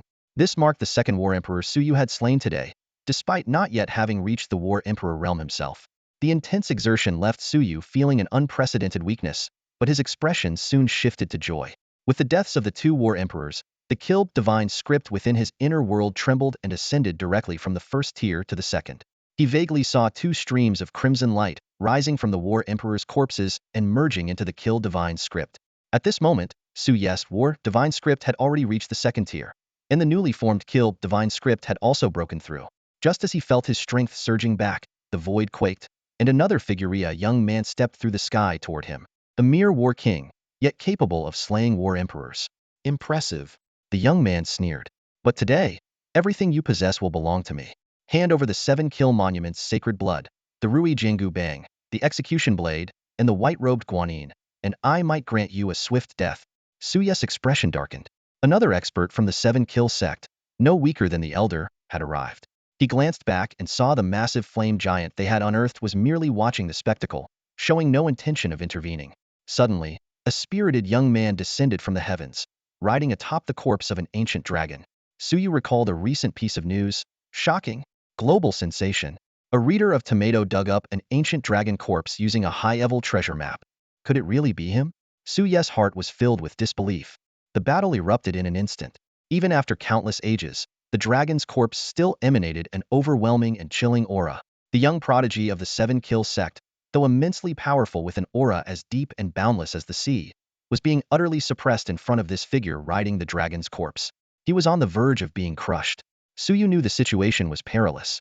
With his current war king level strength, even with powerful treasures in his possession, he couldn't fully unleash their potential. A single misstep could lead to his death or severe injury. He immediately decided to retreat. However, before he could escape for even half a minute, a graceful figure blocked his path. A tall and elegant woman approached with a playful smile, her voice laced with allure. Hand over everything you have. Give it up, and I'll take you to greatness. Trust me, you'll soar with me. Auntie, you're not a pair of wings, so how are you going to make me soar?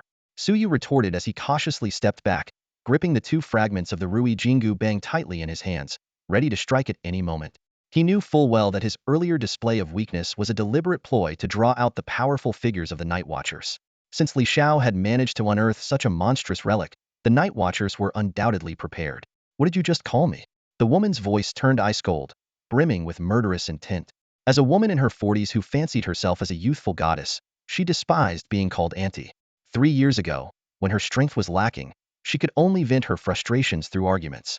But ever since she grew stronger after acquiring a treasure map, the last person who dared to call her that met their end at her hands. Afterward, she was hunted by the Night Watchers and eventually joined the 7 kill sect. Auntie, I advise you to turn back before it's too late. Don't make a mistake, you'll regret. You're no match for me, Suyu said seriously. The woman let out a cold laugh and, in a flash, appeared right in front of him. Suyu reacted instantly, activating the Kill Divine Rune within his inner world and slashing out with his blade. However, to his astonishment, the blade stopped abruptly 3 inches away from her, as if an invisible force was holding it back. No matter how much strength he exerted, it refused to move forward. Remaining calm, Suyu immediately summoned the Xianhuang flame from his inner world. The fire ignited in an instant, enveloping him completely and transforming him into a figure blazing like a king of flames. The sight made the woman's expression change drastically, and she retreated in alarm. Are you that afraid of me? Or is it my fire you're afraid of? Suyu looked at the scene before him, feeling a bit surprised. Just then, a young voice echoed from the sky. One golden core enters my belly. My fate is mine, not heaven's. Accompanied by a piercing golden light, a figure descended from the heavens. Suyu could only see the back of the person's head, unable to make out their face. Before Suyu could gather his thoughts, the woman turned and fled without a word. I have arrived. Do you think you can still escape? The young man with his back to Suyu said calmly. I have. Suyu couldn't help but want to punch this pretentious guy. He speculated inwardly that this person was either deliberately putting on an act or some ancient figure dug up from the past. After all, people back then did like to refer to themselves as I have. With my celestial sword, I cut down injustice. There is no one like me in this world, the young man recited leisurely. As his words fell, a burst of golden light shot from his body, piercing the woman's forehead in an instant. Damn, that's strong, Suyu exclaimed in shock. Who are you? My friend, you still don't recognize me? That's surprising. I'm quite famous, the young man said. Suyu shook his head, indicating he had no clue. Don't you follow the news?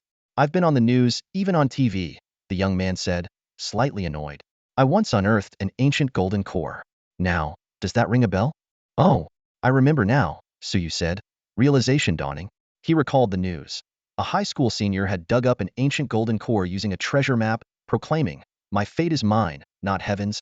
Every time Suyu thought about it, he couldn't help but feel envious. They were the same age, yet despite all the treasure maps he'd dug up, he'd never encountered such a stroke of fortune. Good. As long as you recognize me, the young man said, still facing away from Suyu. Now you should understand, since I am here, no one from the 7 kill sect can harm you. His voice then resonated across the area. This time, I want to take on 10 at once. 7-kill sect, can you send out 10 battle emperors to give me a proper fight? The surroundings fell silent. Everyone knew that while this young man might still be youthful, his strength likely far surpassed that of General Bai. The ancient golden core was no ordinary artifact. It was said that in ancient times, cultivators followed the path of golden cores. The silence was soon broken as a figure wreathed in black flames emerged. I've read your file. You're the third leader of the 7-kill sect, Blackfire. Though the young man was still facing away, he seemed to perceive Blackfire's every move. Is that so? Blackfire sneered coldly. You're strong, but you're not invincible. The Night Watchers came here with 3 people today. I assume that's your limit. But this is not our limit. You want to fight 10 at once? Fine. Come out, all of you. The void trembled as 9 figures stepped forward, surrounding them. Each one was a battle emperor, some nearly as powerful as Blackfire, while others had just entered the realm.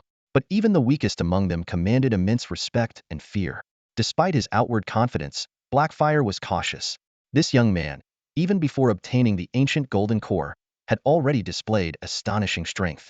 At that moment, Honaosho held a radiant, golden celestial sword in his hand, cutting down gods and slaying Buddhas, unstoppable and unmatched. Even after unearthing an ancient golden elixir, although he hadn't broken through to the War Emperor realm, he was already an invincible existence within that level. Since you're all here, yet you stand idly by as your comrades are slaughtered. No wonder you're part of a cult. You all deserve to die. Honaosho, still facing away from the crowd, mocked coldly. Even surrounded on all sides, no one could catch a glimpse of his true face. All they could see was his proud, unyielding figure. Damn it, this is it, we're done for. Suyu muttered, his expression shifting unpredictably as he watched Honaosho recklessly taunt his 10 opponents at once, uncertain of how to respond. What do you know? Heihua scoffed disdainfully before barking an order, his voice sharp and commanding. Kill him? Before the words had fully left his mouth, the 10 powerful foes launched themselves at Honaosho like arrows released from a bow. Amid the chaos, no one paid attention to Suyu. In the distant south, an imposing, flame-wreathed giant sat watching the battle unfold, as if enjoying a gripping spectacle. Suyu scanned his surroundings cautiously. Apart from the visible enemies, no other immediate threats appeared, but he couldn't shake off his unease. He silently wondered if the Chisha sect had reinforcements on the way. However, with his current strength, he couldn't perceive much. Facing the combined assault of 10 war emperors, even the so-called invincible Honaosho seemed to be under immense pressure. Suyu realized that with Honaosho's power, escaping would not be difficult, but fleeing now might be more dangerous. Staying put seemed to be the safer option. Let's do this. Suyu gritted his teeth as the 2 fragments of the Rui Jingu Bang in his left hand suddenly activated. With a deafening boom, a massive, golden staff shot skyward, hurtling straight toward the weakest war emperor of the Chisha sect. While taking down Heihua was nearly impossible, Suyu was fully confident in eliminating a newly ascended war emperor. Bang! The first strike hit its mark, instantly reducing the war emperor to a mist of blood. Seizing the moment of shock, the golden staff swung again, delivering a thunderous blow that felled the second war emperor. This astonishing turn of events plunged the battlefield into dead silence. Across Tianhe City, the warring factions on all sides turned their attention toward the south, where this earth-shattering scene was unfolding. They thought Suyu was almost out of strength. In everyone's eyes, even if a War King-level cultivator like him had acquired treasures such as the doghead guillotine, the fragment of the Rui Jingu Bang, the blood-stained white robe shard, or even the third divine eye of Wenzhong, the Grand Preceptor, the power he could unleash would still be limited. However, Suyu's performance during his southern campaign today completely shattered everyone's expectations. He used the doghead guillotine to execute 1 war emperor, slashed another to death with a single stroke, and destroyed dozens of treasures with the fragment of the Rui Jingu Bang. Such achievements far exceeded the capabilities of an ordinary war king. Just when everyone assumed his internal strength was drained, Suyu drove the Rui Jingu Bang fragment twice more in succession, instantly killing 2 more war emperor level opponents. Killed 2 war emperors now, that feels good. Suyu observed his inner world and noticed that the kill divine inscription had advanced from the 2nd tier to the 3rd tier. The speed at which the killing scripture was improving was even faster than uncovering treasure maps. Yet Suyu was also filled with concern. The dwindling strength within him was no longer enough to power any treasure against war emperor level enemies. Although the kill divine inscription had reached the 3rd tier, it was like a container growing larger without increasing its stored capacity. Surely there aren't any more 7-kill sect members, right? Suyu silently prayed. At this moment, he could at best handle War King level opponents. If another war emperor appeared, even with the aid of the Xianhuang flame, victory would be uncertain. He could only hope that the backup forces would take the opportunity to eliminate the remaining enemies. As Suyu observed the battlefield, a commanding voice suddenly echoed across the sky. Night Watchers, you've truly surprised me. Before the words had fully faded, an enormous hand extended from the distance, casting a shadow over Suyu. With a wave of that massive hand, 5 divine inscriptions fell like meteors, each transforming into an avatar of War Emperor-level power. Suyu's expression changed dramatically. He knew all too well that only a War Emperor could turn divine inscriptions into avatars of feet far beyond the reach of a War King. In a flash, Suyu activated the Xianhuang Flame. This third-tier heavenly flame surged outward, engulfing the surroundings. While it could not entirely stop the 5 divine avatars, it might at least hold them off momentarily. However, the divine avatars advanced effortlessly through the flames, rendering the Xianhuang Flame ineffective as it faltered under their approach. Xianhuang Flame, a heavenly fire? Do you think I came unprepared? The voice rang out again. They're all equipped with fire-repelling beads. You might as well resign yourself to death. Contributing to the rise of the 7 Kills sect should be an honor for you. Seeing the Xianhuang Flame fail, Suyu swiftly retreated while calling for reinforcements from the dark clouds. At this critical moment, a flame giant who had been silently observing the battle suddenly soared into the sky. In an instant, half the heavens were transformed into a blazing firestorm. The giant landed firmly in front of Suyu, creating a solid defensive barrier to shield him. Fiery Pearl. Is it really that powerful? How about testing it against my flames? Before the words had fully left his mouth, a towering blaze erupted skyward. The flame giant clashed instantly with 5 divine manifestations. Against the superior grade flames, the fiery pearls were rendered completely useless. You're not someone dug up from the past, you're a watcher. The man suddenly recognized his opponent's identity. The flame giant chuckled softly. So you finally figured it out. No wonder you were able to establish the 7 Kill sect. You do have some skill. With that, his massive form rapidly shrank to a normal human size, though flames still swirled around him. Suyu noticed the uniform he was wearing. It was unmistakably that of the Watchers. This realization sparked a thought in Suyu's mind: if this man was an ally, could the others in the 3 directions also be Watchers? Just then, an angry curse rang out from the north of Tianhe City. Li Yi, you useless fool. Who told you to expose yourself? It turned out the flame giant's name was Li Yi, a high-ranking Watcher, and, surprisingly, the brother of Li Xiao.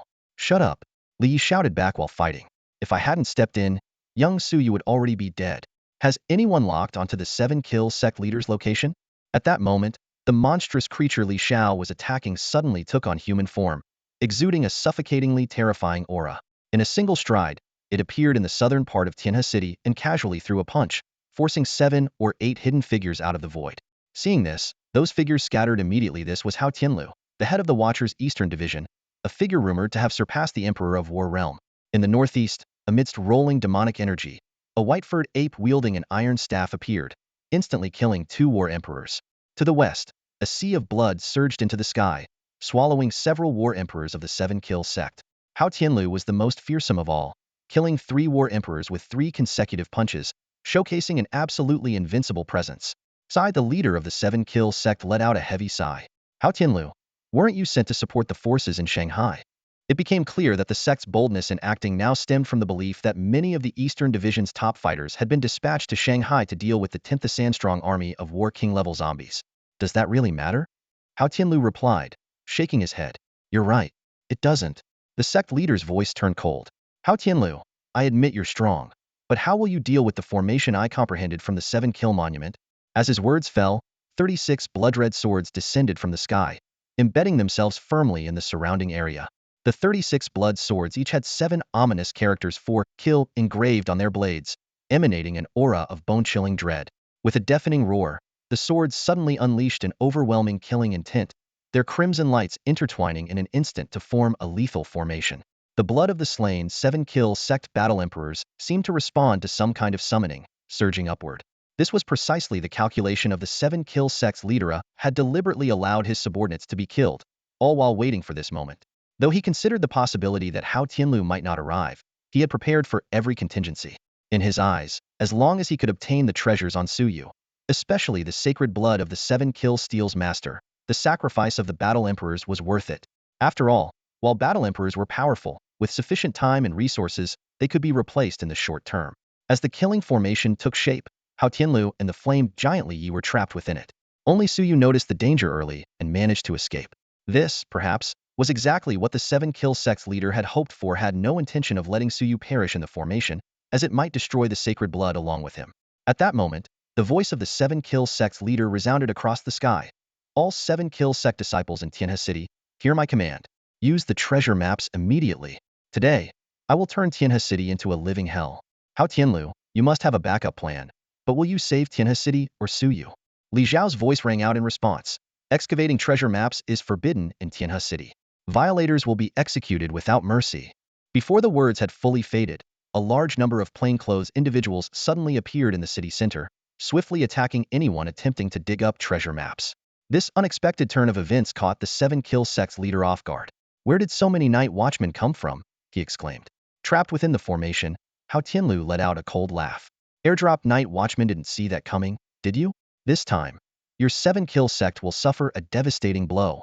Watching the scene unfold, Suyu couldn't help but silently give a thumbs up. It was clear that every faction was scheming, while he had foolishly been used as bait. Though he was temporarily out of immediate danger, who knew what might happen next? He silently swore to himself never to be anyone's bait again. As Suyu retreated, he suddenly sensed a change within his inner world. In addition to the existing divine scripts for battle, kill, and blade, a new script for coward had spontaneously emerged. Furious, he exclaimed, "What the hell? A divine script is fine, but why coward? Are you mocking me? I'm not a coward. I just lack the strength to stand and fight." Without hesitation, he destroyed the coward script, its power immediately absorbed by the other three. At that moment, the voice of the 7-kill sect's leader echoed once more. Suyu, come back with me to the 7-kill sect. You are destined to possess the sacred blood of the 7-kill steel's master. Join us, and I will make you the 4th sect leader. Can I say no? Suyu asked. Of course, the leader replied coldly, but I will kill you. Suyu stood firm with his blade. You want to kill me? Go ahead and try. Even as a battle king, I can still smash you to death with one strike. Is that so? The 7-kill sect leader's voice dripped with disdain. No one can save you now. I wager you can no longer wield the Rui Jingu Bang fragment. To the night watchman, you're nothing but a pawn to be sacrificed. You're caught in the game and don't even realize it pitiful and laughable. Before his words had fully faded, the sky suddenly turned pitch black. A massive hand emerged from the darkness, striking down towards Suyu. Damn it! A power beyond a battle emperor. Suyu cursed under his breath. He had initially planned to use the 9th-tier secret technique of the Battle King to see if he could activate the Rui Jingu Bang fragment once more. But faced with an opponent of this magnitude, he immediately abandoned the idea. Against an ordinary battle emperor, he might have stood a chance, but against such a being, he had no confidence at all. Old Daoist, save me! Suyu shouted desperately. If facing an opponent at the War Emperor level, the weakened Suyu could barely manage to cope. But when confronted with someone above that level, his only hope lay in seeking help. At this moment, he was almost certain that the old Daoist was nearby, estimated the probability to be as high as 99. Li Zhao's intention in using him as bait was clear. It wasn't to rely on Suyu as a capable fighter, but to await the appearance of the old Daoist, whom he had secretly persuaded to join them. Although the old Daoist's condition seemed somewhat unusual, he had treated Suyu decently so far. The sudden advancement of today's plan was likely due to more than just the pressing circumstances. It was highly probable that reinforcements had already arrived. With the Night Watcher's strong fighters in place, the old Daoist would naturally show up as well. Otherwise, acting prematurely would not only endanger Suyu, but also put countless ordinary citizens at risk. As a Night Watcher, no matter how calculating Li Xiao was, he would never gamble with the lives of civilians. Sure enough, just as Suyu anxiously called out, a familiar voice rang out, "Child, don't be afraid." The old Daoist's 3 mouths spoke in unison as his figure appeared midair, his 3 grotesque heads staring up at the massive hand descending from the sky. The old Daoist lowered his head, revealing a mouthful of yellowed teeth, and grinned as he asked, "Child, may I devour him?" "Do as you please," Suyu quickly responded. "Then I'll take that as your consent," the old Daoist said excitedly, leaping skyward. The massive hand stopped abruptly, 3 meters away from the old Daoist. The horrifying power he unleashed shot straight into the heavens. A series of cracking sounds echoed as the giant hand, capable of obliterating everything, shattered like fragile glass and disintegrated into nothingness in mere moments. "Child, I found him." The old Daoist's voice came through as a bizarre tentacle shot out like lightning, piercing through kilometers of empty space. The figure of the 7 Kills cult leader plummeted from the sky in disarray. Despite his disheveled appearance, the aura emanating from him was still terrifying, clearly marking him as someone above the War Emperor level. "I thought you had left. I didn't expect you to return," the 7 Kills cult leader said grimly, gazing at the old Daoist. "You were dug up from the ground. Why fight for them?" Join my 7 kills cult instead. I'll appoint you as my Grand General, responsible for conquering the world. What do you say? Hearing this, Suyu couldn't help but feel worried. The old Daoist condition was unpredictable, and if he were swayed, the consequences would be disastrous. I'm not fighting for them, the old Daoist said, his three mouths speaking simultaneously. But you want to harm my child, that I cannot allow. As for the cult leader's offer, he completely ignored it. His appearance here was solely for Suyu. He cared nothing for the Night Watchers. Foolishness. Do you really think you're that powerful? The 7 kills cult leader sneered. Don't you realize you've been used? You're nothing more than a free enforcer for the Night Watchers. The old Daoist shook his head silently and launched an attack directly at the 7 kills cult leader. A terrifying wave of power surged forth, as if signaling the end of the world, plunging countless people into panic. Don't think I'm afraid of you. A battle between us? The outcome is far from certain. The voice of the 7 kills sect leader was filled with arrogance. The battle was about to erupt. The leader of the 7 kills sect unleashed a suffocating power, spreading like an invisible tidal wave in all directions. He attempted to use the lives of ordinary people as leverage, but the old Taoist merely smiled coldly in his eyes. Aside from Suyu's safety, the fate of others was left to their own destiny. Boom. The two clashed instantly, and the ferocity of their fight caught Suyu by surprise. The sect leader's strength was indeed extraordinary, matching the old Taoist blow for blow. At that moment, the sect leader's voice rang out from afar. Kill Suyu. Whoever kills him will be rewarded with 100 treasure maps, a promotion from Battle King to Battle Emperor, and the position of a Hall Master. Before the words had fully settled, dozens of Battle Kings emerged from all directions. It was clear that the 7 kills sect had deployed all their Battle Emperors, forcing them to mobilize their Battle Kings. In the distance, more sect disciples were closing in. Suyu, fear not. We're here to save you. Li Zhao's voice pierced through the chaos. And me. Lindsay, clad in purple battle armor and wielding a purple spear, sped toward the scene. I'll get to you first. Lei Gang, his entire body crackling with lightning, arrived beside Suyu like a bolt of electricity. Close behind, Li Xiao and Zhang Tian, riding his blade, also joined the fray, while Lindsay was still en route. The Battle Kings of the 7 kills sect swarmed forward. Li Zhao's spear swept across the battlefield. Lei Gang's power surged as if amplified, and Zhang Tian's blade slashed through the enemies, forcing them back. Yet more adversaries kept pouring in, some bypassing the battle to directly target Suyu. Suyu, hand over your life. Next year on this day, I shall honor your death. A Battle King wielding a broad blade charged at Suyu with arrogance. With just you? Not enough. Suyu sneered, the war, slaughter, and blade inscriptions within him trembling as immense power surged forth. Mountain Splitter. Suyu's battle blade struck out with overwhelming force, slicing the opponent cleanly in two. Is this all? And you dare to come for my head? The scene stunned the other enemies rushing towards Suyu. They were in disbelief. How could Suyu, who had already taken down several battle emperors, unleash such terrifying power once again? They just can't figure it out, someone sneered coldly. Before them, Suyu was indeed at the end of his rope, and his earlier counterattack was nothing more than a desperate struggle. Brothers, fortune and glory are within reach. Charge together. With this rallying cry, several Battle Kings, eager for action, launched the first wave of attacks. Courting death. Suyu was about to strike when a purple figure flashed into view. It was Lindsay, arriving with her spear to join the fray. However, she quickly found herself surrounded by multiple opponents. At the same time, reinforcements from the 7 kills sect poured in endlessly. To obtain the blood of the 7 kills monument's master, the sect had spared no expense this time. Not only had they dispatched several battle emperors, but they had also mobilized an overwhelming number of Battle Kings. The scale of the sect leader's operation was truly terrifying. Suyu was now surrounded as well, under constant attack from numerous Battle Kings. While these opponents alone were not too threatening, the relentless arrival of reinforcements was worrisome. His side seemed isolated and unsupported. At this rate, things could only take a turn for the worse. Just then, Li Xiao gave a commanding order. Take action.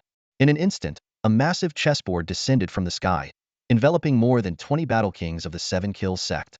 Strangely, these individuals immediately turned into chess pieces, engaging in mutual slaughter. A young man with the surname Duan entered the battlefield alongside a woman in ancient attire. Immortal sister, over here. Let's get rid of them. These are all vile villains. The young man himself was of average strength, but the woman's swordsmanship was extraordinary. With every strike, an enemy fell, whether they were a 1st tier or 9th tier Battle King. One day, I need to recruit my own ancient dressed warrior. They're terrifying, Suyu muttered to himself while continuing to fight. Yet the enemy forces kept surging forward, and his side struggled to hold the line. Suyu cleaved one enemy with his blade and set another ablaze with his Xianhuang flame, but new foes quickly filled the gaps. Just as the situation grew critical, an electrifying BGM suddenly blared through the battlefield. A burly figure carrying an enormous speaker strode in. This rugged man, appearing in his early 30s and dressed in tattered clothes, tore through the fray like a force of nature, killing with each strike to the beat of the music. With this unexpected reinforcement, Suyu's burden lightened significantly. However, as the battle wore on, his eyes began to redden, and an overwhelming aura of bloodlust surged into the sky. His internal world transformed into a sea of blood, and the Kill Divine script radiated blinding crimson light, propelling him directly from the third tier to the fourth. At the same moment, in a distant cave heaven, several individuals were desperately attempting to suppress the Seven Kills monument. This is bad. The monument's resistance is growing stronger, someone exclaimed in alarm. For days, the monument had been struggling incessantly, trying to break free from its confinement. It's getting more intense now. If this continues, we won't be able to contain it. One of the Seven Kills sect members shouted anxiously, his face twisted with tension. The others looked equally distressed. Someone turned to the second master and asked urgently, "What should we do?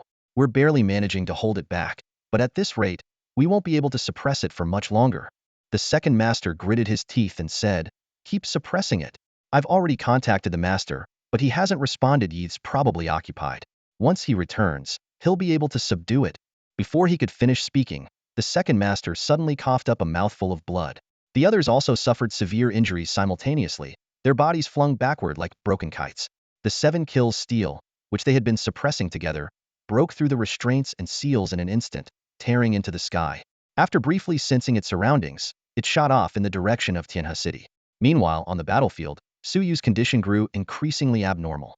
The killing intent around him became almost tangible, enveloping everyone nearby in an instant. Kill, kill, kill. Suyu roared like a wild beast, his battle blade radiating a sinister red glow. With each swing, an enemy fell lifeless to the ground. When someone attempted to ambush him from behind, he struck backward without even turning, and yet another body collapsed. Two enemies charged at him from the front. Suyu, his eyes now blood-red, raised his blade and slashed horizontally, sending two heads flying into the air. Within a minute, dozens of corpses littered the ground around him. Suyu was like an uncontrollable killing machine, leaving rivers of blood in his wake. One enemy managed to slash a deep, bone-revealing wound across his body, but the Xianhuang flame immediately flared up, cauterizing the injury. He didn't even flinch in pain, continuing his relentless slaughter. Suyu. Li Xiao was the first to notice something was wrong and shouted loudly.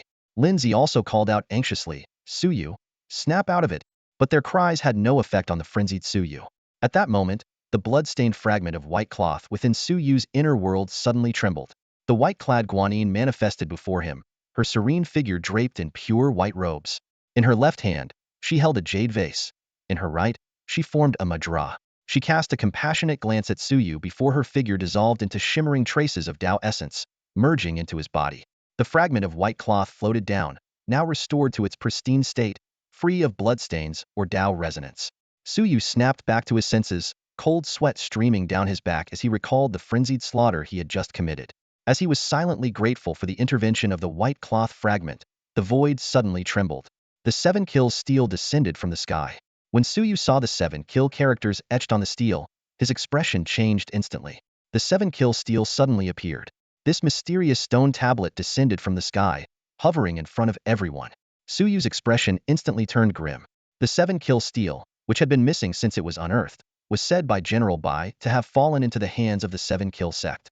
Now, it had unexpectedly reappeared here. This stone tablet had an intricate connection to two things within Suyu. One was the scripture of slaughter, and the other was the ancient strongman's essence blood left behind. Though Suyu couldn't confirm if they all originated from the same source, he could sense they were undoubtedly linked. After all, the essence blood came from an ancient strongman, while the scripture of slaughter was from an even more powerful and forbidden existence. As he stared at the Seven Kill steel before him, Suyu's vigilance deepened. He refused to once again become a mindless killing machine devoid of will. What pained him even more was the loss of a fragment of the white-robed Avalokitesvara's Dao charm in this upheaval. All of this was the fault of the Seven Kill sect.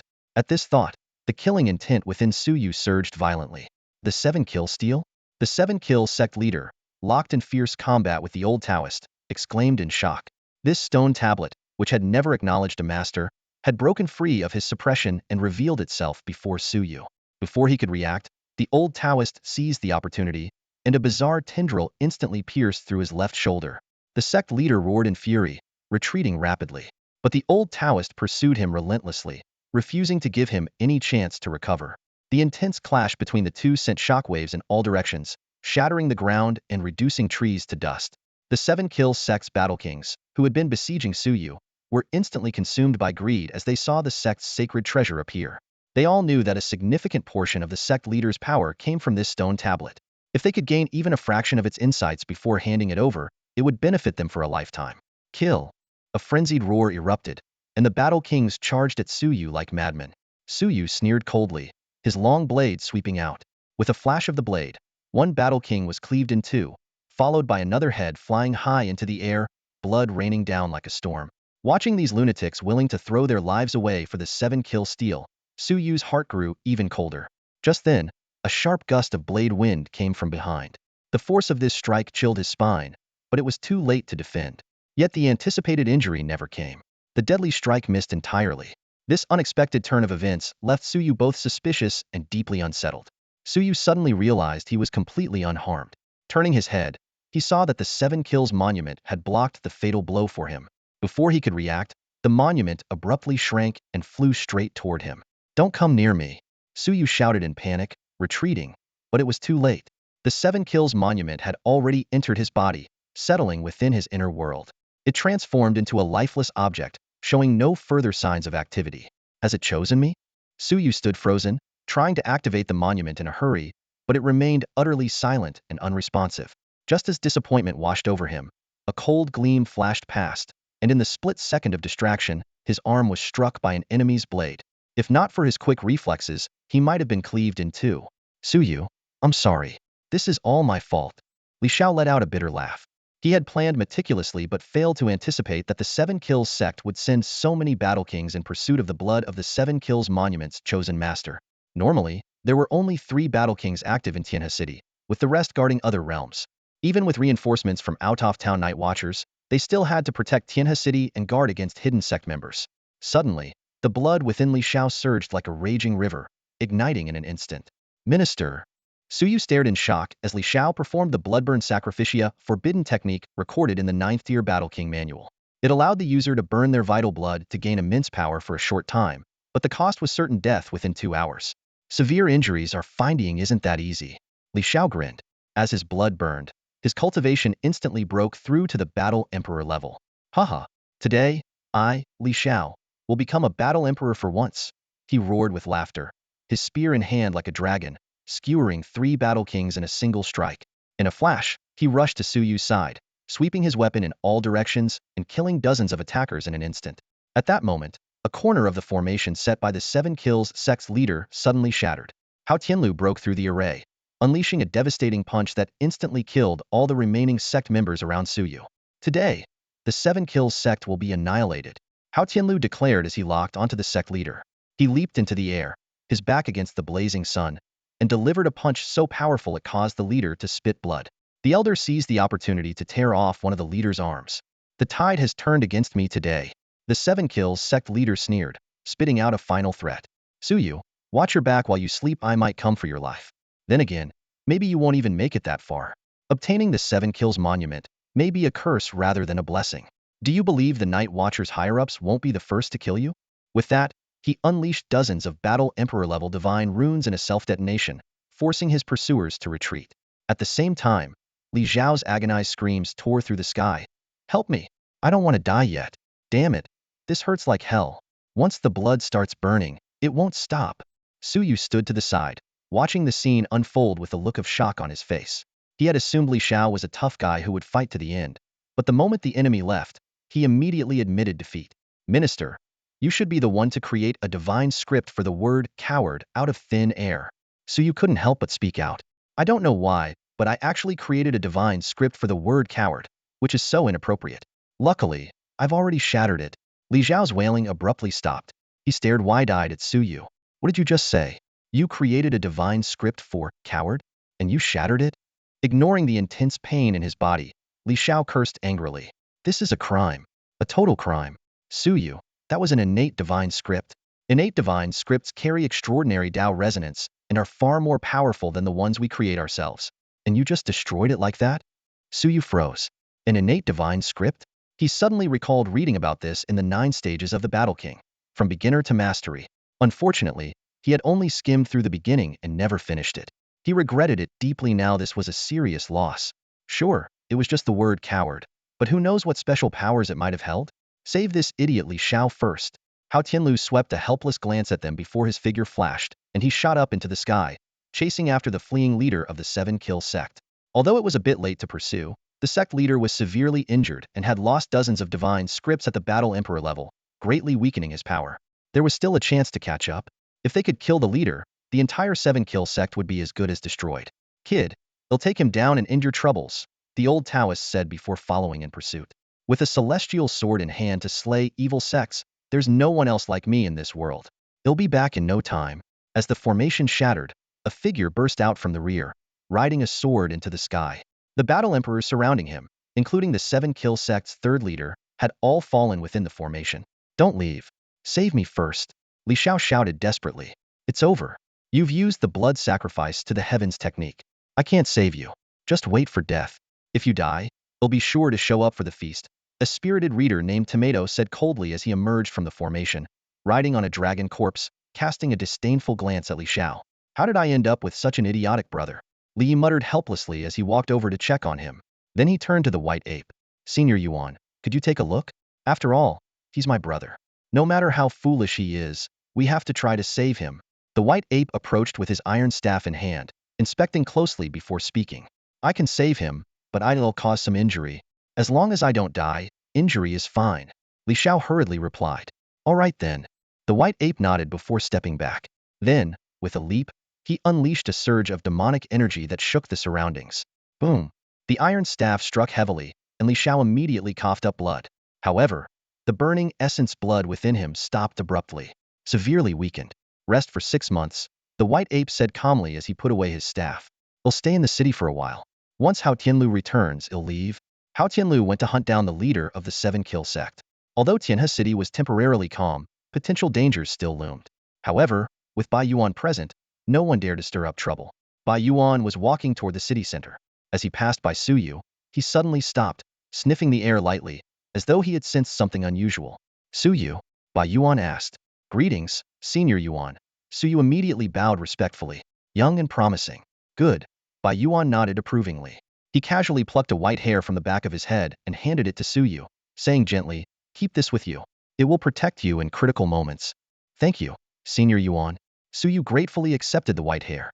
After Bai Yuan walked away, Suyu muttered thoughtfully, this Senior Yuan looks somewhat familiar. Could he be Yuan Hong from the myths? A white ape surnamed Yuan. He recalled the legendary Yuan Hong, the leader of the Meishan 7 monsters, a white ape who achieved enlightenment and once fought evenly with Yang Jian. That's my father. Bai Yuan's voice echoed from the distant city center. Suyu froze, embarrassed that he had been overheard. But more than that, he felt a deep sense of awe. This Bai Yuan was actually Yuan Hong's son, an extraordinary lineage indeed. At that moment, a reader riding a dragon's corpse suddenly rose into the sky. All right, I'm heading off. Time to go home and read some novels, he said before disappearing into the horizon. Watching this, Suyu couldn't help but feel envious. Digging up a dragon's corpse, how incredible. If I could unearth something like that, today might have been my moment to shine. Suddenly, a sea of blood spread across the area, rapidly materializing into a middle-aged man draped in a blood-red cloak with an ancient style. Suyu speculated silently that this man might also be one of the unearthed beings. In Beha City, someone has unearthed a Blackwater profound serpent. It's unstoppable. I'm going to assist. The man gave a brief explanation before transforming into a pillar of blood-red light and speeding off to the north. After the man left, Suyu asked in a low voice, was he unearthed as well? Li Yi nodded and explained, 3 years ago, a treasure map descended from the heavens, and he was one of those unearthed. Over the past 3 years, the beings we've unearthed have been crucial in holding the Eastern District together. Without them, humanity would have been wiped out in less than half a month. He sighed. Even so, the casualties over these 3 years have been devastating. All right, enough talk. Let's head back, Li Yi said, picking up Li Xiao and flying toward the city center. Upon their return, the heavy stench of blood filled the air. The streets were littered with the corpses of 7-kill sect followers, who had been killed on the spot by undercover night watchers for attempting to seize the treasure map. The patrolling night watchers had come from various places, deployed temporarily to avoid alarming their enemies. Without their intervention, Tianhe City would likely have already fallen. Now, with the local night watchers returning, the teams began to hand over their duties. Suyu, are you heading to the branch office or home? Lindsay suddenly asked. Home first, Suyu replied. I want to take a shower. He felt uncomfortable all over and, being injured, also needed to visit the hospital. I want to go home and shower too. Let's go together, Lindsay said. Together? Suyu frowned as he looked at Lindsay. Isn't that inappropriate? Lindsay immediately realized her words might have caused a misunderstanding. She rolled her eyes at Suyu and clarified. I meant, we go home together. Oh, I see. Suyu nodded in sudden understanding. After bidding farewell to the others, the two set off on their way home. Back at Suyu's place, he noticed Lindsay following him inside, which was unusual. He got straight to the point and asked, Lindsay, is there something you want to talk to me about? You figured it out? Lindsay seemed a bit surprised. Only an idiot wouldn't. Lindsay was silent for a moment, as if contemplating how to begin. Do you remember what the leader of the Seven Kill sect said before he left? The Seven Kill steal is a curse, not a blessing, and the top brass of the Night Watch will be the first to kill me? Suyu chuckled bitterly. Lindsay, he can't possibly be serious, can he? Lindsay's silence spoke volumes. Finally, she said, it's true, but not entirely. Some among the higher-ups have been obsessed with the Seven Kill steal for a long time. Now that they know it's in your possession, they'll stop at nothing to get it. Suyu walked into the bathroom, washing his face as he asked, what methods would they use? First, diplomacy, then force, Lindsay explained, leaning against the doorframe. They'll send someone to negotiate a price, but the offer won't be high. If you refuse, they'll demand you hand it over. And if I refuse to hand it over? Suyu dried his face and moved to the living room, sitting on the sofa. Then they'll resort to any means necessary. Lin's expression grew serious. Although the Night Watch is the official organization for supernaturals, overseen by the Battle Emperor, they won't openly act against you. However, their covert tactics will be nearly impossible to guard against. Just as Suyu was about to ask for advice, a troubling thought crossed his mind. His expression darkened. This is bad. The Seven Kill steal is inside my inner world, and I have no control over it. Even if I wanted to hand it over, I couldn't. He had just tried summoning the Seven Kill steal, but it remained unresponsive, as though it had fallen into a deep slumber. What was once a choice was now an inescapable dilemma. Hearing this, Lin's face turned grim as well. If that's the case, things have just gotten a lot more complicated. Lindsay frowned and warned. For the next few days, stay within the city limits. In the city, they probably won't make a move. But if you go too far out, I can't guarantee your safety. I understand, Suyu nodded. Then he asked, Sister Lin, can you tell me more about that person? At least I should know what kind of person I'm up against. Lindsay sat down across from Suyu, her expression serious. That person has the compound surname Lucio, full name Lucio Sha. 3 years ago, he led over 30,000 members of the Lucio clan to rise to prominence. At that time, Lucio Sha was incredibly powerful, leading his clan to storm into a mystical realm and take control of it. In the Eastern District, it's no exaggeration to say the Lucio clan is one of the most dominant forces. Why is he so obsessed with the Seven Kill steal? Suyu asked, furrowing his brow. It's said that the Seven Kills technique he practices was originally derived by his ancestors from the Seven Kill steal, Lindsay explained. But Lucio Sha believes the technique is incomplete, and to grow stronger, he must obtain the steal. I see. Suyu said thoughtfully before asking again, why can't I find any information about this online? As a transmigrator, he had read plenty of news but had never come across any mention of the Lucio clan. Some information isn't suitable for public knowledge. It will only be revealed when the time is right. Lindsay replied simply, then stood up. Go take a shower first. I'll head to the branch office to discuss strategies with the minister. After Lindsay left, Suyu slumped onto the sofa, muttering, shower? Who's in the mood for that right now? Suddenly realizing the big black dog was nowhere to be seen, he picked up his phone and started scrolling through the news. One headline after another caught his eye. A medical student used a treasure map to uncover a complete copy of BNK's medical texts. Someone unearthed an ancient book titled How to Win a Fairy's Heart. The Seven Kills cult launched an attack on Tianhe City with thousands of members, only to be completely wiped out. A Blackwater mysterious snake was discovered in Beha City, prompting an emergency call for aid. A high school senior unearthed a set of black god armor. Someone even dug up a giant crocodile intending to make belts, while another stumbled upon a fiancé who had lived for over 30,000 years. And yet another person spent $2 billion on a treasure map only to end up with an item worth barely $100. Suddenly, one piece of news caught Suyu's attention, a report about someone uncovering the Lanrua temple, with local night watchers organizing an investigation. At that moment, Suyu felt something stir within him. Extending his left hand, a large stack of treasure maps appeared out of thin air. 1 super treasure map, 2 advanced treasure maps, and 300 ordinary ones. I'm rich, Suyu exclaimed excitedly, stuffing the treasure maps into his backpack. I have to start digging right away. Since the super and advanced treasure maps led to locations too far away, he decided to start with the ordinary ones. 3 minutes later, he arrived at the first destination and pulled out an ordinary treasure map. Golden text appeared. Here lies a sealed, incomplete tiger head guillotine. For you, it poses no danger. Suyu's face lit up with delight as he realized the significance. The doghead guillotine was meant to punish those who oppressed the common people, while the tiger head guillotine was specifically designed to execute corrupt officials. This is a treasure, and it poses no danger to me, Suyu thought with delight. Without hesitation, he activated the treasure map. In an instant, a vast space unfolded before his eyes, revealing a majestic and imposing guillotine with a tiger's head carved on it. The intricate carving of the tiger exuded a commanding aura, radiating an overwhelming sense of suppression, as if it could dominate the heavens, striking fear into anyone who beheld it. Boom! The skies over Tianhe City suddenly turned pitch black, and a cold crescent moon appeared high above. A thunderous, authoritative voice echoed across the heavens and earth. Bring forth the tiger head guillotine. Execute. The sudden phenomenon sent shockwaves through the entire city. Countless citizens looked up to the sky in awe, while an inexplicable sense of dread crept into the hearts of all the Night Watchers. As privileged officials of the Great Xia dynasty, the Night Watchers reacted differently.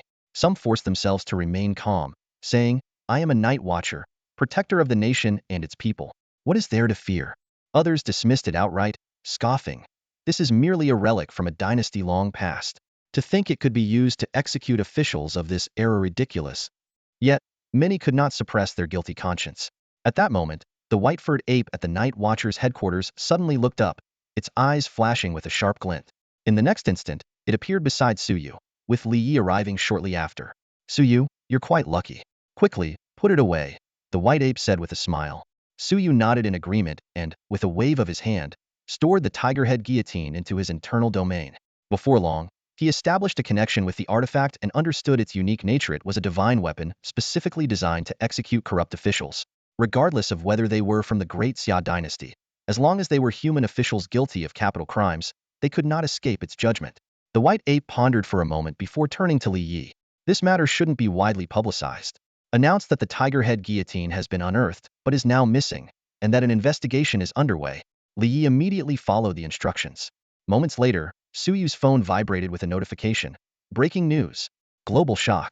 Tiger head guillotine appears in Tianhe City. Whereabouts unknown. By the way, where's General Bai? Suyu suddenly remembered that he hadn't seen the general since the formation broke. He went after Hao Tianlu long before. The white ape replied calmly. This time, 3 invincible figures are pursuing the 7 Kills sect's leader. It's unlikely he'll escape his fate. No wonder General Bai was nowhere to be seen, had silently gone ahead. After Bai Yuan and Li Yi left, Suyu, carrying the treasure map, continued his search for the next target. The treasure map indicated that this location contained a seal drumstick. Despite countless years passing, the drumstick remained fresh and edible, though most of its contained power had already dissipated. Seeing the golden characters, Suyu's eyes lit up. A drumstick? And it's still edible. Plus, it retains some power. Though not much, it's still a rare opportunity for me, Suyu said eagerly as he activated the treasure map. A crack appeared in the air, and a golden, mouth-watering drumstick floated within, exuding the aroma of something freshly roasted. Suyu reached out, grabbed the drumstick, and brought it close to his nose, taking a deep breath. The scent made him swallow involuntarily. Just as he opened his mouth to take a bite, a sudden pain struck the back of his head. His vision went dark, and he collapsed uncontrollably to the ground. A large black dog emerged from behind Suyu, holding a white bone club in its mouth. It quickly stowed away its weapon and caught the falling drumstick in one swift motion. With just a few bites, the drumstick was devoured completely. You're pretty lucky, digging up my drumstick. Well, now it's back with its rightful owner, the black dog said smugly, grinning as it walked away and muttered to itself. How many drumsticks did I hide back then? I remember raising chickens in 3 small worlds, and even hiring a chef to make drumsticks for 10,000 years. I ate so many. I've lost track of how many are left. Moments later, Suyu slowly regained consciousness, feeling a dull ache at the back of his head. Thanks to his strengthened abilities, he recovered quickly. Otherwise, he might have been discovered by patrolling night guards and sent back to the division. Damn it! Who hit me on the head this time? Suyu cursed angrily. Don't let me find out who it was, or he'll beat you into a pulp. In the distance, the black dog watched Suyu awaken and quietly slipped away. After venting his frustration for a while, Suyu consoled himself, "It's just a drumstick. No big deal. I've got plenty more treasure maps." He immediately set off for the next mark location. 3 minutes later, the treasure map revealed that a man surnamed Ning had once lost a tail of silver while leaving Lanrua Temple. Suyu's expression turned odd. Finding the ordinary silver useless, he decided to leave it for Captain Lei, who had an interest in antiques. Taking out another treasure map, Suyu headed to a new location. Upon arrival, golden characters revealed that this spot contained a copper coin forged by a powerful demon clan practitioner. Though slightly damaged, it still held the power of rules. When the coin falls, heads will roll. Suyu's eyes sparkled, and he immediately activated the treasure map. A space appeared out of nowhere. An old copper coin lay quietly within, its surface mottled and blurred, making the inscriptions on it impossible to read. Suyu reached out and picked it up. It felt icy cold to the touch. As he established a connection with the copper coin, his brow furrowed. The method of using this treasure made him feel somewhat awkward, reminding him of the time he had to bark like a dog to activate the howling celestial dog's hair.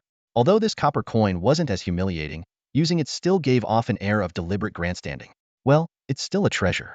Might as well hold on to it for now, Suyu muttered as he stored the coin in his internal space and moved on to search for his next target.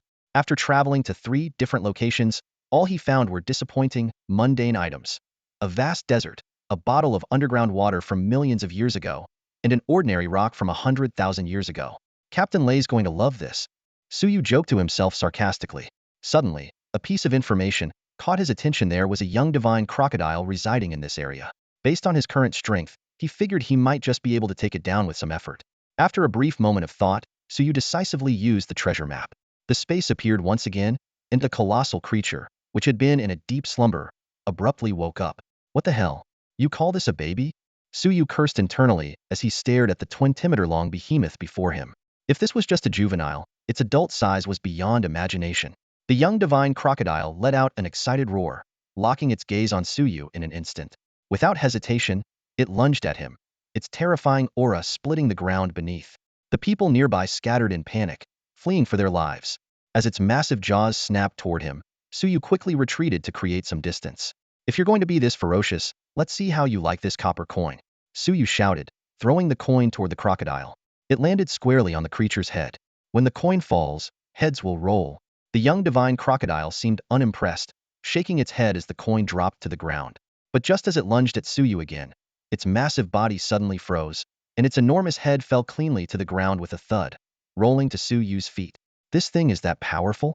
Suyu thought, elated, as he summoned the copper coin back to his hand. This was undoubtedly another trump card for him. He recalled Sister Lin's warning that Lucio Sha might target him, and he knew this copper coin would soon prove invaluable. "Right, there's also my tiger-head guillotine," Suyu mused. "If the dog-head guillotine couldn't deal with you, the tiger-head guillotine should maybe?" Though uncertain, he was determined to uncover more trump cards. After all, in his battle with the 7 Kills sect, all his cards had been exposed. If someone were to come after him now, those would no longer be his real aces. With the tiger-headed guillotine and the copper coin in hand, Suyu felt a surge of confidence. Staring at the corpse of the juvenile divine crocodile before him, he pondered for a moment before pulling out his phone to call Lindsay. Lindsay arrived at the scene quickly. She glanced at the body of the young divine crocodile on the ground and teased, "I thought you were some chosen one, always unearthing treasures. Turns out even you face danger." Her words struck a chord with Suyu. Indeed, it couldn't always be treasures. Occasionally digging up something dangerous might actually be better. Otherwise, it would inevitably attract unwanted attention. "I'm no chosen one," Suyu replied with a wry smile. "The real chosen one is the guy who can dig out ancient golden pills from the back of his head." "Back of his head? You must be talking about Yi Tianming," Lindsay said, rolling her eyes. "That wasn't always his name. He only changed it after repeatedly digging up treasures and deciding he was some sort of chosen one." Suyu silently noted this information before making a request. "Sister Lin, I need to continue treasure hunting. Can you help me take this divine crocodile back?" Lindsay nodded in agreement. With a press of her palm, the crocodile's corpse disappeared in an instant. "What kind of storage artifact is that? Where can I get one?" Suyu asked, his eyes filled with envy. "I dug it up myself. Not for sale," Lindsay replied as she put away the divine crocodile's head. "I'd better go hunt for treasure maps myself and boost my strength." Watching Lindsay leave, Suyu felt a bit frustrated. Had dug up so many treasure maps but hadn't found a single storage artifact yet. Without wasting any more time, he set off for the next treasure location. Golden text appeared. Here lie 2 sweet potatoes planted by an immortal. Eating them will make you stronger. Sweet potatoes again? Suyu froze for a moment before making up his mind. If it'll make me stronger, I'll eat dirt if I have to. Using the treasure map, he retrieved the 2 sweet potatoes from the spatial rift that appeared. Just as he was about to grab a peeler, he paused. These were planted by an immortal. Every part must be valuable. It was a pity to peel them last time. Suyu bit into them directly. Though the skin was tough to swallow, the potatoes themselves contained immense power, which quickly coursed through his body. However, the divine script in his inner world remained unresponsive. Clearly, the sweet potatoes only enhanced his physical constitution and had no effect on divine script. Not much use to me. Next time, I'll give them to Captain Lei, Suyu thought to himself. These would be more beneficial to warriors in the early stages of cultivation and might be worth selling for money. Just as he was about to search for the next treasure location, a violent tremor shook the entire Tianhe city. A terrifying aura swept across the surroundings. Looking up, Suyu saw a colossal serpent stretching across the horizon. Strangely, it had the head of a bird. At that moment, his night watcher issued watch began vibrating with an emergency signal. To his surprise, it was from Lindsay. Could it be something Sister Lin dug up? Suyu muttered, his expression shifting. Damn, that or it's at the War Emperor level. Suddenly, a massive iron rod descended from the sky, smashing toward the bird-headed serpent. However, the strike missed as the creature moved with incredible speed, crossing the sky in an instant to appear directly above Suyu. The oppressive aura bore down on him like a mountain. Fortunately, the creature didn't seem to notice Suyu. Instead, it raised its bird-like head, staring intently at a white ape approaching with the iron rod in hand. The white ape's attacks were ferocious and relentless, its iron staff swinging with the speed of the wind, each strike carrying a deadly threat. If not for its opponent's agility, just one blow would have left them gravely injured or near death. We are both of the demon clan. Why do you want to kill me? The opponent questioned while dodging. Why did you harm others? The white ape demanded, its gaze as sharp as a blade, gripping the iron staff tightly. I just woke up. My mind was a bit unclear. It was a misunderstanding, the opponent explained. Bang. The white ape was unmoved, slamming its staff down again with force. Seeing the situation turn dire, Suyu quickly retreated in a flash. Suddenly recalling Lin Jie's call for help, his heart tightened, and he immediately rushed toward the scene. When he arrived, Lindsay was lying on the ground, blood seeping from the corner of her mouth. A large black dog was already standing guard beside her, vigilantly keeping anyone away. Upon seeing Suyu, the black dog turned its head slightly, looking a bit guilty. How bad are your injuries? Suyu asked urgently. I'm fine, just some internal injuries. They'll recover in half a month, Lindsay said weakly. The Mank held back. Otherwise, I'd be dead. Hearing this, Suyu felt somewhat relieved. Half a month of recovery wasn't too serious. Linjia, you said it was a Mank? He asked curiously. A snake's body with a bird's head. It couldn't be anything else. It's a Mank. Lindsay struggled to stand, looking into the distance. That's a formidable creature. Just then, the ground shook, the sky darkened with black light, and a majestic dragon's aura swept across the land. Haha, at last, this dragon is free. A black dragon hovered in midair, arrogantly declaring, mortals, tremble. Today, I shall feast. Men to the left, women to the right, children in the center. I'll start with the children. However, the moment the black dragon saw the Mank locked in combat with the white ape, its expression changed instantly. Damn it, a Taigu Mank? How is there a Taigu Mank here? The black dragon, utterly terrified, abandoned its plans to feast and fled immediately. At that moment, the Mank drove the white ape back with a single strike, then turned to the fleeing black dragon. Saliva dripped from its mouth, and its eyes gleamed with excitement. The heavens are kind to me. I just woke up, and a delicacy has already delivered itself to me, it said to the white ape. You know my identity. I have no interest in humans, no appetite for them. I only want to devour dragons. Boom. The Mank instantly caught up with the black dragon, its massive jaws blotting out the sky.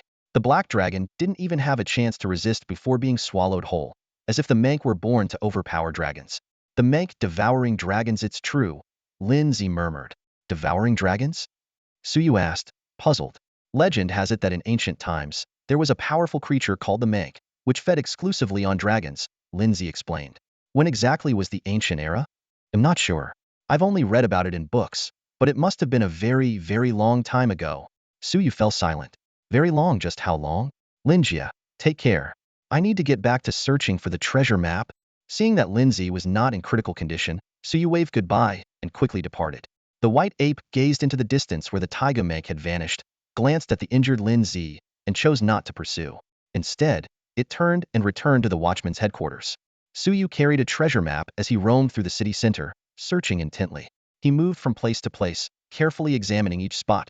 Here lay a roof tile from the Zhaixing Tower, which appeared completely ordinary. Over there rested a strand of hair said to belong to Daji, now indistinguishable from any mundane object after countless years. In the distance stood a lush green mountain. Nearby, a peach tree from Waguishan had long since withered, leaving only the hope that it might one day spring back to life. And underfoot, an unremarkable pebble, rumored to have been stepped on by Jiang Zia while fishing by the Wei River, was now just an ordinary stone. After visiting over a dozen locations without finding anything, Suyu remained undeterred. He moved to a new spot and took out his treasure map for closer inspection. Golden characters shimmered on its surface. Here lies a slumbering cosmic beast, 3,000 kilometers in length. Should it awaken, it will bring apocalyptic destruction to the world. A beast 3,000 kilometers long? Suyu gasped, shuddering at the thought. Without hesitation, he turned and left.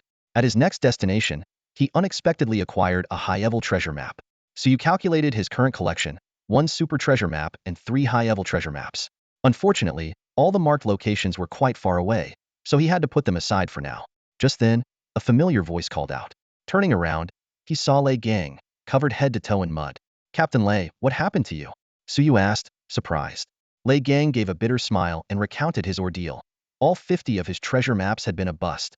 He had unearthed 30 zombies, 5 fish-headed creatures dubbed mermaids, 5 wild beasts, come up empty-handed 9 times, and on the last occasion, narrowly escaped being buried alive in a mudslide.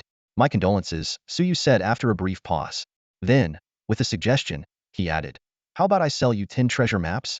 Lei Gang's eyes lit up, and he quickly admitted that this was exactly why he had come to find Suyu. After so many failed attempts, he was convinced his luck was bound to turn. Suyu cheerfully pulled 10 treasure maps from his backpack and set the price at 2 million. Suyu, you're like a brother from another mother. Lei Gang exclaimed emotionally. After transferring the money, he eagerly left with the maps. As Lei Gang departed, Suyu called out after him, Captain Lei, come find me anytime after you've finished digging. Moments later, Lei Gang arrived at the designated location and immediately used one of the treasure maps. In an instant, a mystical space appeared. A divine light bathed the surroundings, illuminating everything in its radiant glow. The entire city of Tianhe looked up in astonishment, their faces filled with shock. A vast golden Buddhist radiance enveloped the sky above the city, and within it, a colossal Buddha statue emerged. The statue's face radiated compassion, and the scriptures it chanted flowed like a gentle stream into the hearts of everyone, bringing an involuntary sense of inner peace. Could it be that Captain Lei dug up the treasure map I sold? Suyu gazed at the phenomenon in the sky, recalling the hints on the map. This place contains the rules of the Buddhist path. Once released, it will forcibly ordain you as a monk and elevate your cultivation level. A word of caution. After the forced tonsure, your hair will never grow back. At this thought, Suyu immediately turned and darted away. Soon, he witnessed an absurd scene. Lei Gang stood at the center of the golden light, and an illusory Buddha was diligently shaving his already gleaming bald head. Moments later, the Buddha ceased its actions, glanced at Suyu from afar, pressed its palms together in a gesture of blessing, and then transformed into a beam of Buddhist light that merged into Lei Gang's body. Lei Gang was already a master at the 9th level of the Battle King stage, just half a step away from the Battle Emperor realm. Lately, he had been purchasing treasure maps at high prices, hoping to find an opportunity to break through. After all, achieving the Battle Emperor stage through regular cultivation would take at least 2 to 3 more years. This feels incredible, absolutely incredible. Lei Gang reveled in the exhilaration of his newly enhanced power.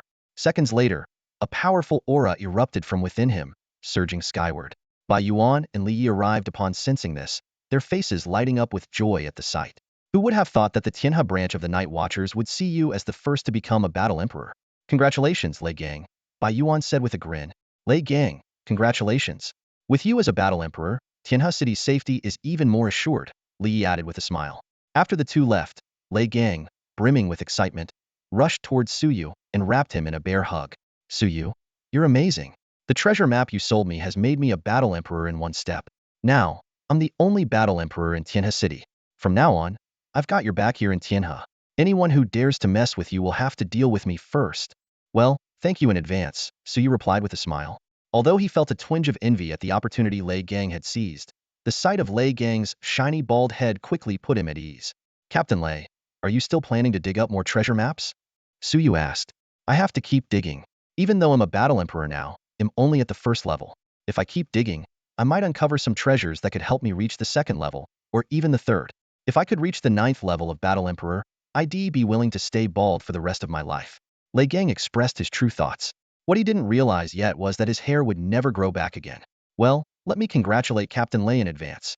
Suyu chuckled as he turned to leave. He had his own treasure map to dig up. Moments later, Suyu arrived at the city's first people's hospital. He took out the treasure map and focused intently. The map revealed information. Here lies the 3,000 strands of hair cut by Nie Shaoqian from Lanrua Temple. These strands contain extremely terrifying ghostly energy. Release them, and they will serve you. Suyu stared at the golden characters, shaken. Someone had just unearthed Lanrua Temple, and now he had uncovered Nie Xiaoqian's 3,000 strands of hair from the same place? However, if they can be used by him, that's all that matters. He wondered how powerful they were. Could they truly be that strong? As these thoughts ran through his mind, Suyu activated the treasure map. Suddenly, a space appeared before him, revealing a bundle of long, severed hair tied together, resting quietly within. I thought 3,000 strands meant literally 3,000 strands, but it was just a metaphor. Suyu sighed, feeling a tinge of disappointment. If it were truly 3,000 strands, the power might have been even more terrifying. Despite this, he wasn't too let down and reached out to retrieve the hair. As he held it, the hair felt incredibly smooth, but what struck him more was its icy cold touch, like water freshly drawn from a deep well. So cold, Suyu shivered, feeling as though he were standing in a freezing winter at -30 degrees, wearing only a short-sleeved shirt. Thankfully, his Xinyuan flame activated immediately, sending a wave of warmth through his body and dispelling the chill. Good thing I'm the one who found this. If an ordinary person had dug it up, they might have already died. Suyu shook his head. At that moment, a connection was established between Suyu and Nie Xiaoqian's 3,000 strands of hair. Suyu chose it, and it chose him in return. It was a mutual selection. Looking up, Suyu saw the sky was clear and blue, with no unusual phenomena. However, his vision suddenly blurred. Before him stood a woman in white, her long hair flowing gracefully. She was a ghost. It was Nie Shaoqian from Lanrua Temple. Shaoqian greets you, my lord, she said. Her voice was melodious, stirring Suyu's emotions. Before he could react further, the scene shattered, and Nie Xiaoqian's figure disappeared. As his vision returned to normal, Suyu muttered to himself, she's truly beautiful. I almost couldn't resist falling for her. But luckily, I understand this is just a manifestation of her power left in the 3,000 strands of hair. Suyu carefully stored Nie Xiaoqian's hair, and was about to leave when he suddenly remembered he was at the city's first people's hospital. Since he was already here, he decided to visit Fatty. Room 666. Fatty lay on the hospital bed, and when he saw Suyu walk in, he couldn't help but feel startled. Why is Suyu here again? Fatty, I was digging up a treasure map in the hospital and thought I'd stop by to check on you, Suyu said with a smile as he entered. However, his expression suddenly stiffened slightly as he noticed something unusual. Fatty, something's off about your aura. Are you a battle king now? Suyu was genuinely surprised. Fatty had been in the hospital all this time, so how had he advanced to a battle king so quickly? It seemed unbelievable. He even felt a little envious. These past couple of days, a lot has happened in the city. My grandma was worried about me and secretly dug up a treasure map. She found a pill and brought it to me. After I took it, I became a battle king, Fatty explained. Since you've become a battle king, what divine script have you condensed? Suyu asked. You mean the character in my body? Fatty's face suddenly turned awkward, looking both embarrassed and reluctant to speak. After a moment of hesitation, he finally muttered in a low voice, I condensed the character for Eunuch. What? Suyu was shocked. Someone actually condensed the divine script for Eunuch? Wait a minute, Fatty. Your skin looks a lot fairer than before. Suyu suddenly noticed something off and asked hesitantly, and your voice just now sounded a little feminine? When the word mother popped into Suyu's mind, he immediately felt it was a bit too much. But he had to admit, Fatty's voice did have a slightly feminine quality to it at the moment. Hearing Suyu's remark, Fatty's face flushed red. He cleared his throat and deliberately lowered his voice, saying, I wasn't feeling well earlier, now I'm fine. Although his voice no longer sounded as feminine, the forced effort in his tone only made it more awkward, making it obvious to anyone listening.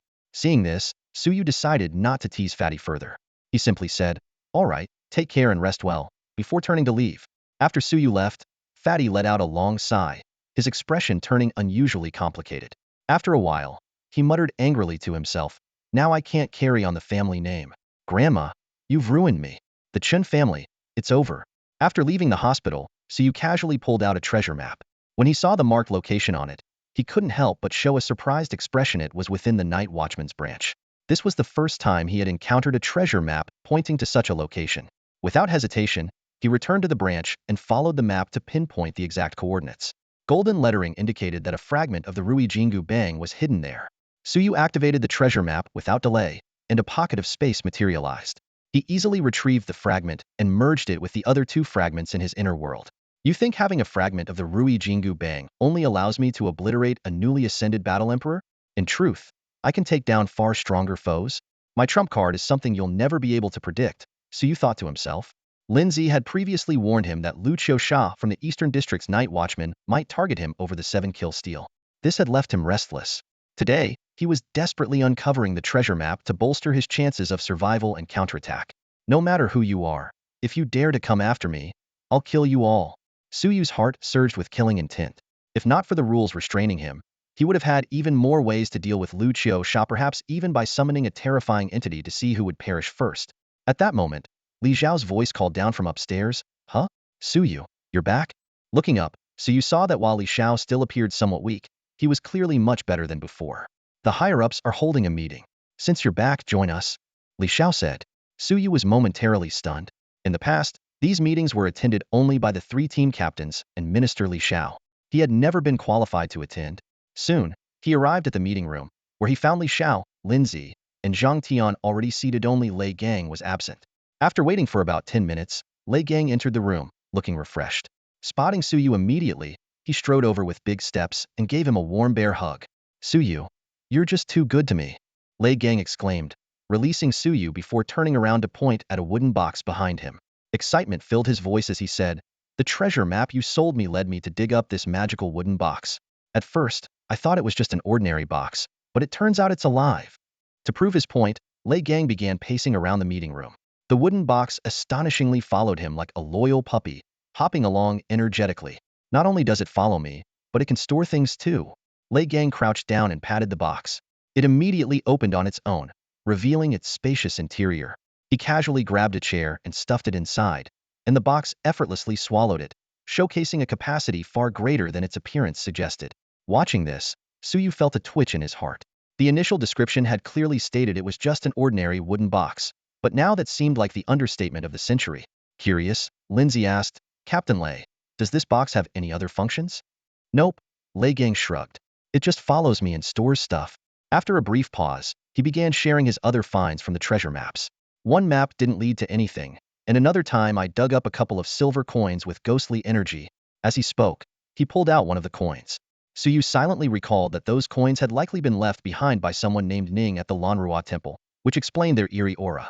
Lei Gang continued listing his discoveries. "I've also dug up ordinary stones, a lush green mountain, a strand of hair, tiles, rocks, a bottle of water."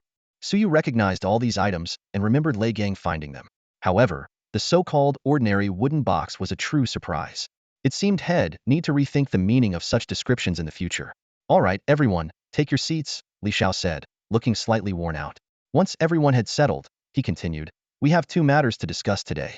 First, considering Su Ye's strength and performance in battle, he is officially promoted to the position of the 18th captain of the Tianhe division and one of the current 7 captains. If anyone has objections, speak now." "I have no objections. I fully support it," Lei Gang immediately responded. "I agree as well. Suyu should have been a captain long ago," Zhang Tian chimed in. Although Lindsay felt conflicted, she nodded and said, "I agree."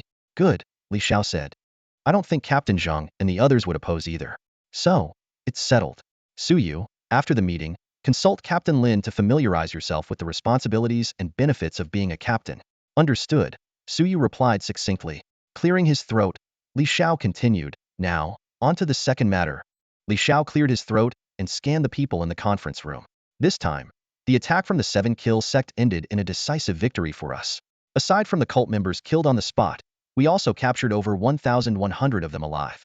This is the first time Tianhe City has apprehended so many cultists, and we need to discuss how to handle them. He clasped his hands together on the conference table and continued. Currently, there are different approaches being taken elsewhere. Some choose to execute all of them, while others strip them of their cultivation powers and imprison them, collecting treasure maps as annual compensation. Let's hear your thoughts. The room fell silent as everyone sank into deep thought. The only exception was Suyu, whose expression remained calm, as if the issue did not stir him in the slightest. "Suyu, you're young. Why don't you share your thoughts first? Li Xiao gave an encouraging smile. As a high-ranking member of the division, Suyu had outstanding combat talent, but still needed experience and evaluation in other areas. Are you sure you want me to speak my mind? Suyu raised an eyebrow. Of course. Feel free to say whatever you're thinking. Sitting up straight, Suyu spoke in a steady tone. Although the treasure maps could generate over 200 million annually, I don't think we should go that route. Otherwise, it sends the message that joining a cult is nothing more than a gamble win and you enjoy wealth and glory. Lose and you only lose your freedom, but keep your life. A glint of cold determination flashed in his eyes.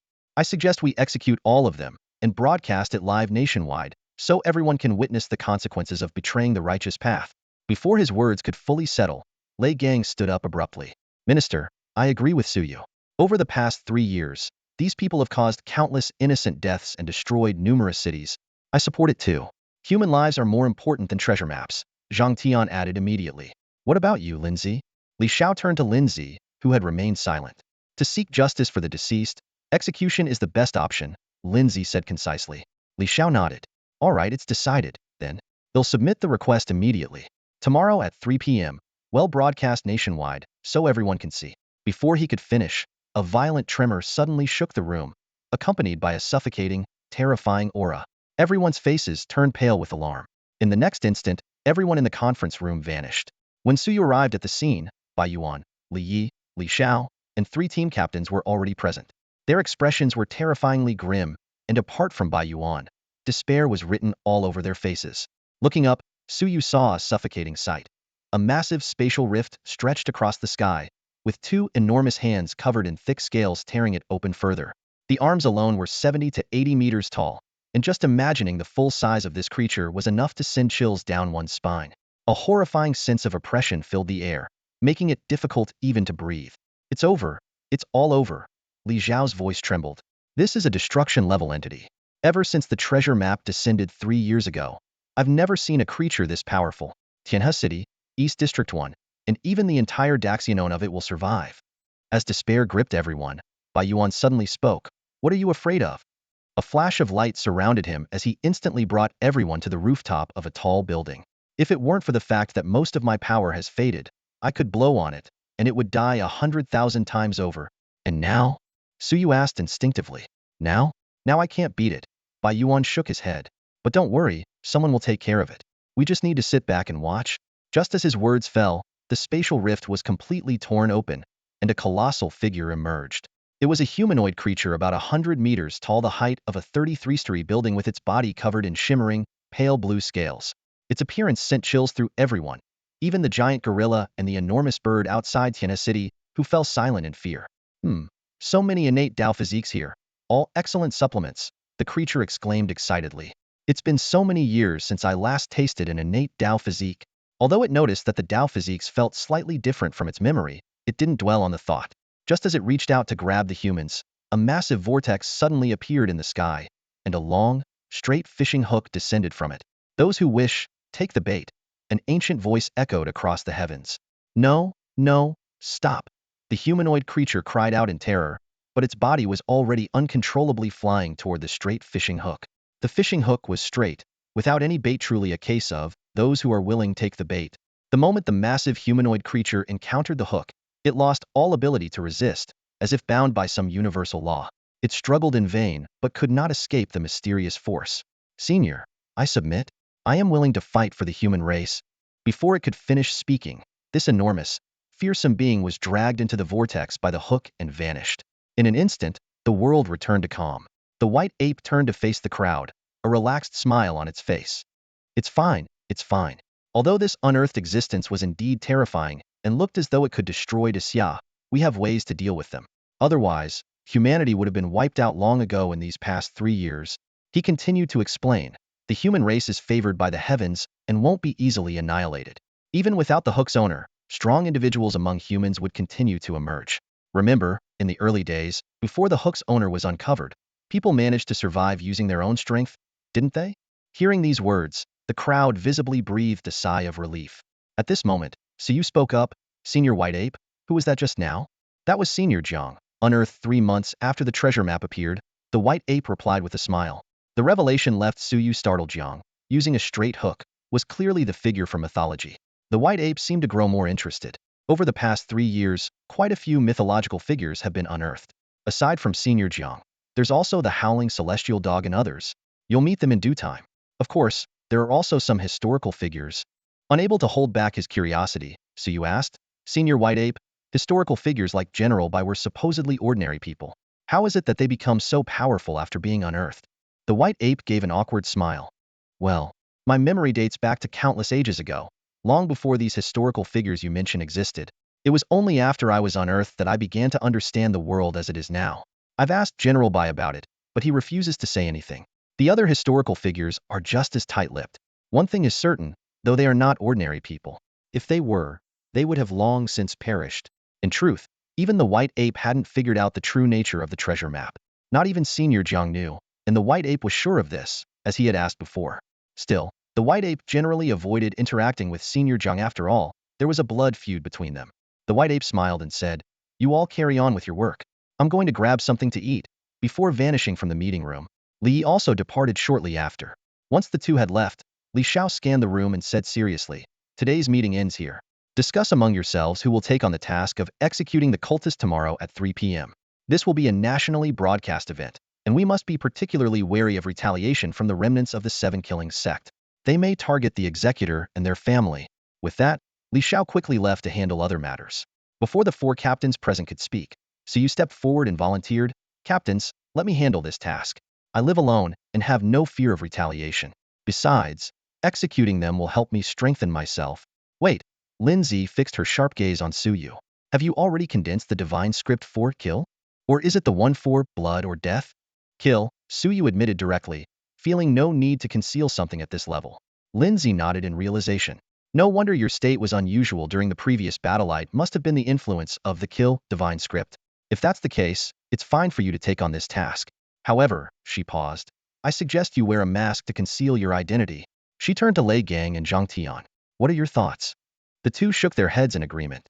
Zhang Tian left immediately, while Lei Gang, before departing, rubbed his now shinier bald head and reminded Suyu, Don't forget to save me some treasure maps. I'll go raise the funds now. Got it, Suyu replied with a nod. Lindsay gestured for Suyu to join her on a patrol. As they walked, she spoke candidly, Let me be straightforward. Once you become a captain, your annual salary will increase tenfold to 12 million, which averages out to 1 million per month. Seeing Suyu's surprised expression, she continued, The Tianhe City branch originally had 18 captains, but now only 7 remain. The other 11 have died in the line of duty over the past 3 years. So, the high pay comes with extremely high risks. Suyu remained silent, but his gaze was resolute. Lindsay added, In addition to the salary, you'll receive a monthly benefit of 5 treasure maps 60 per year. Most importantly, these benefits can be advanced. Once your paperwork is complete, you can immediately collect the 12 million and 60 treasure maps from the minister. Is there really such a deal? Suyu's eyes lit up. This is really great news, Suyu said, his face lighting up with joy. It's like getting paid a year in advance. How could that not be good? Lindsay nodded and added, The car arrangements will be sorted out soon, probably in the next day or two. Just hold on a bit longer. Got it, Sister Lin. Should we go back now and handle the paperwork? Suyu asked eagerly. Don't rush, Lindsay said, rolling her eyes at him while continuing her inspection. Besides, I haven't finished yet. Since you're the team leader now, you have the authority to assemble your own team. You can form 10 squads, each with 10 members, plus yourself, making a total of 101 people. She elaborated further. You can recruit team members from various sources. There are many individuals in the division who haven't joined a squad yet. You can try to bring them on board. You can also look out for ordinary people who have just broken their shackles and become warriors. If you're lucky, you might even discover ancient humans to join, as long as their strength is sufficient. Even non-humans can become night watchers, as long as their allegiance aligns with ours, like Senior White Ape. Then there's Lucio Sha, who, while resembling a human, is somewhat different from us, but he's also a night watcher. After explaining the benefits, Lindsay asked, Do you have any other questions? Suyu thought for a moment, then shook his head. All right, let's talk about responsibilities, Lindsay said, her expression growing serious. Since you're enjoying the benefits, you must also fulfill the corresponding duties. Do you remember the responsibilities of a night watcher? Of course I remember, Suyu replied immediately. We are dedicated to protecting all living beings, defending our homeland, and safeguarding the people. Lindsay gave him a solemn reminder. There's one thing I need to make clear. If you choose to take the advanced salary and treasure maps, you are prohibited from resigning within the next year. Think it through carefully. No need to think I won't resign. Suyu said resolutely. To him, relying solely on cultivation to grow stronger was too slow. Whether it was the ninth level of a warrior or the ninth level of a battle king, even though both included cultivation techniques, treasure maps were the fastest path to power. As a Night Watcher team leader, his annual salary of 12 million yuan was equivalent to 60 treasure maps. Combined with the additional 60 treasure maps distributed annually, that totaled 120 maps, worth 24 million yuan. With benefits like these, even working non-stop would be worth it. Oh, by the way, Sister Lin, Suyu suddenly asked, do you know how much our minister earns in salary and treasure maps each year? 5 times what we get, Lindsay replied. 5 times. Suyu gasped in shock. The annual salary and treasure maps combined equaled 600 treasure maps. He silently made up his mind. Give me time, and I will surpass the minister and become the new minister. The allure of those treasure maps was simply irresistible. Following Lindsay on a patrol, Suyu personally witnessed her digging up 3 treasure maps, but unfortunately, they yielded nothing, neither danger nor treasure. The two then returned to the Night Watchers division, where Lindsay helped Suyu complete his onboarding process, issuing him a new uniform and Night Watcher credentials. Come on, let's visit the minister. Your reward has been delayed for quite some time, Lindsay said with a smile. They arrived at Li Zhao's office door. Just as Lindsay was about to knock, voices from inside made them pause. Xiaoli, why don't you have a word with the higher-ups? Let me take over as the minister of Tianhe City, and you can transfer to East Zone 1. Lei Gang's voice came through the door. You used to call me minister, and now it's Xiaoli. Where's your manners, Lei Gang? Li Xiao responded calmly. Can't help it after all. I became a war emperor first. Unless you can dig up some treasure and become a war emperor like me, Lei Gang said smugly. Oh, so you're looking down on me? Confident I won't find anything valuable, are you? I didn't say that. But hey, Xiaoli, if you think you can, go ahead and dig. If you manage to dig your way into becoming a war emperor, I'll gladly keep calling you minister. Suddenly, Li Xiao flung the door open. Seeing Lindsay and Suyu standing outside, he showed no surprise. Turning to Lei Gang, he said, just you wait. Watch how I prove you wrong. He then briefly addressed Lindsay and Suyu. Wait here. I'll be back shortly. With that, he disappeared on the spot. In less than half a minute, the entire Tianhe city began to tremble violently. Suyu was the first to rush out, with Lindsay and Lei Gang following close behind. Standing atop a tall building, they witnessed Li Zhao's frenzied excavation. One terrifying entity after another was unearthed. The weaker ones were dealt with by Li Xiao himself, while stronger ones were incinerated into ashes by Li Ye's flames. At one point, Li Xiao even dug up a being stronger than Li Yi. Just as it was about to attack him, an iron rod descended from the sky. Smashing the creature into pulpit was by Yuan, who had intervened. An hour later, Li Xiao returned, covered in dirt but with eyes gleaming brightly, clearly having broken through to become a war emperor.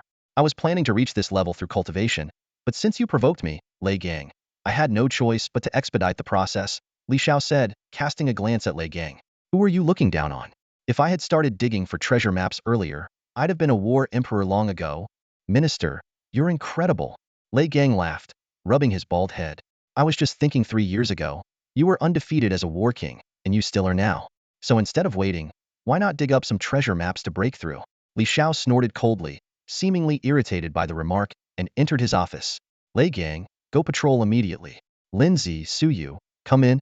When Lei Gang tried to argue, a powerful pressure emanated from the office, silencing him. He quickly left without another word. Captain Lin, have you explained everything to Suyu? Li Xiao asked. Yes, I have, Lindsay replied. Good. Li Xiao's expression turned serious. Since joining the Night Watchers, you've repeatedly turned the tide and saved Tianhe City from disaster. Such contributions deserve recognition. He handed Suyu a storage ring. This is your rightful reward. Take a look. When Suyu saw the contents of the ring, his pupils dilated sharply, and his breathing grew rapid. All of this is my reward? Suyu asked excitedly as he examined the items inside the storage ring. Of course, it's all for you. Li Xiao replied with a sincere smile, watching Suyu's eyes sparkle with excitement. Inside the storage ring were 500 treasure maps. While none of them were high-level maps, there was one rare and valuable super treasure map. What stood out even more was a long blade exuding a chilling killing intent, its quality clearly surpassing the one Lindsay had gifted him earlier. That blade is called the 7-kill blade. It was unearthed by a Night Watcher and is said to have a deep connection to the 7-kill lineage, Li Xiao explained proudly. The person who discovered it couldn't make it recognize a master, so they sold it to the organization. Considering that you've been acknowledged by the 7-kill steel and have condensed the kill divine script, this blade is perfect for you. This long blade, perhaps unremarkable in ancient times, had become a divine weapon in the present day. Li Xiao had decided to take a gamble on Su Ye's future rise. If Suyu failed, the loss would only be a few treasure maps and a blade, which could be recovered through a year or two of effort or missions. But if Suyu truly soared to greatness, the returns would be unimaginable. In Tianhe City, Li Xiao had never encountered a young man like Suyu before. At only 18 years old, he displayed a fearless spirit and the ability to assess situations at critical moments. What was even rarer was that Suyu had once created an innate divine script, even though that coward script was ultimately destroyed by himself. In all of Tianhe City, Suyu was the only one to achieve such a feat. Thank you, Minister, Suyu said gratefully, then suddenly recalled something and asked, by the way, Minister, what about the dragon I killed and the Vermilion bird cub? Those are my spoils of war. They should belong to me, right? Li Xiao's expression stiffened as he forced a slightly awkward smile. Ah, Suyu, those have already been converted into the 500 treasure maps. Is that so? Suyu asked suspiciously. Of course, that's the case, Li Xiao replied without missing a beat.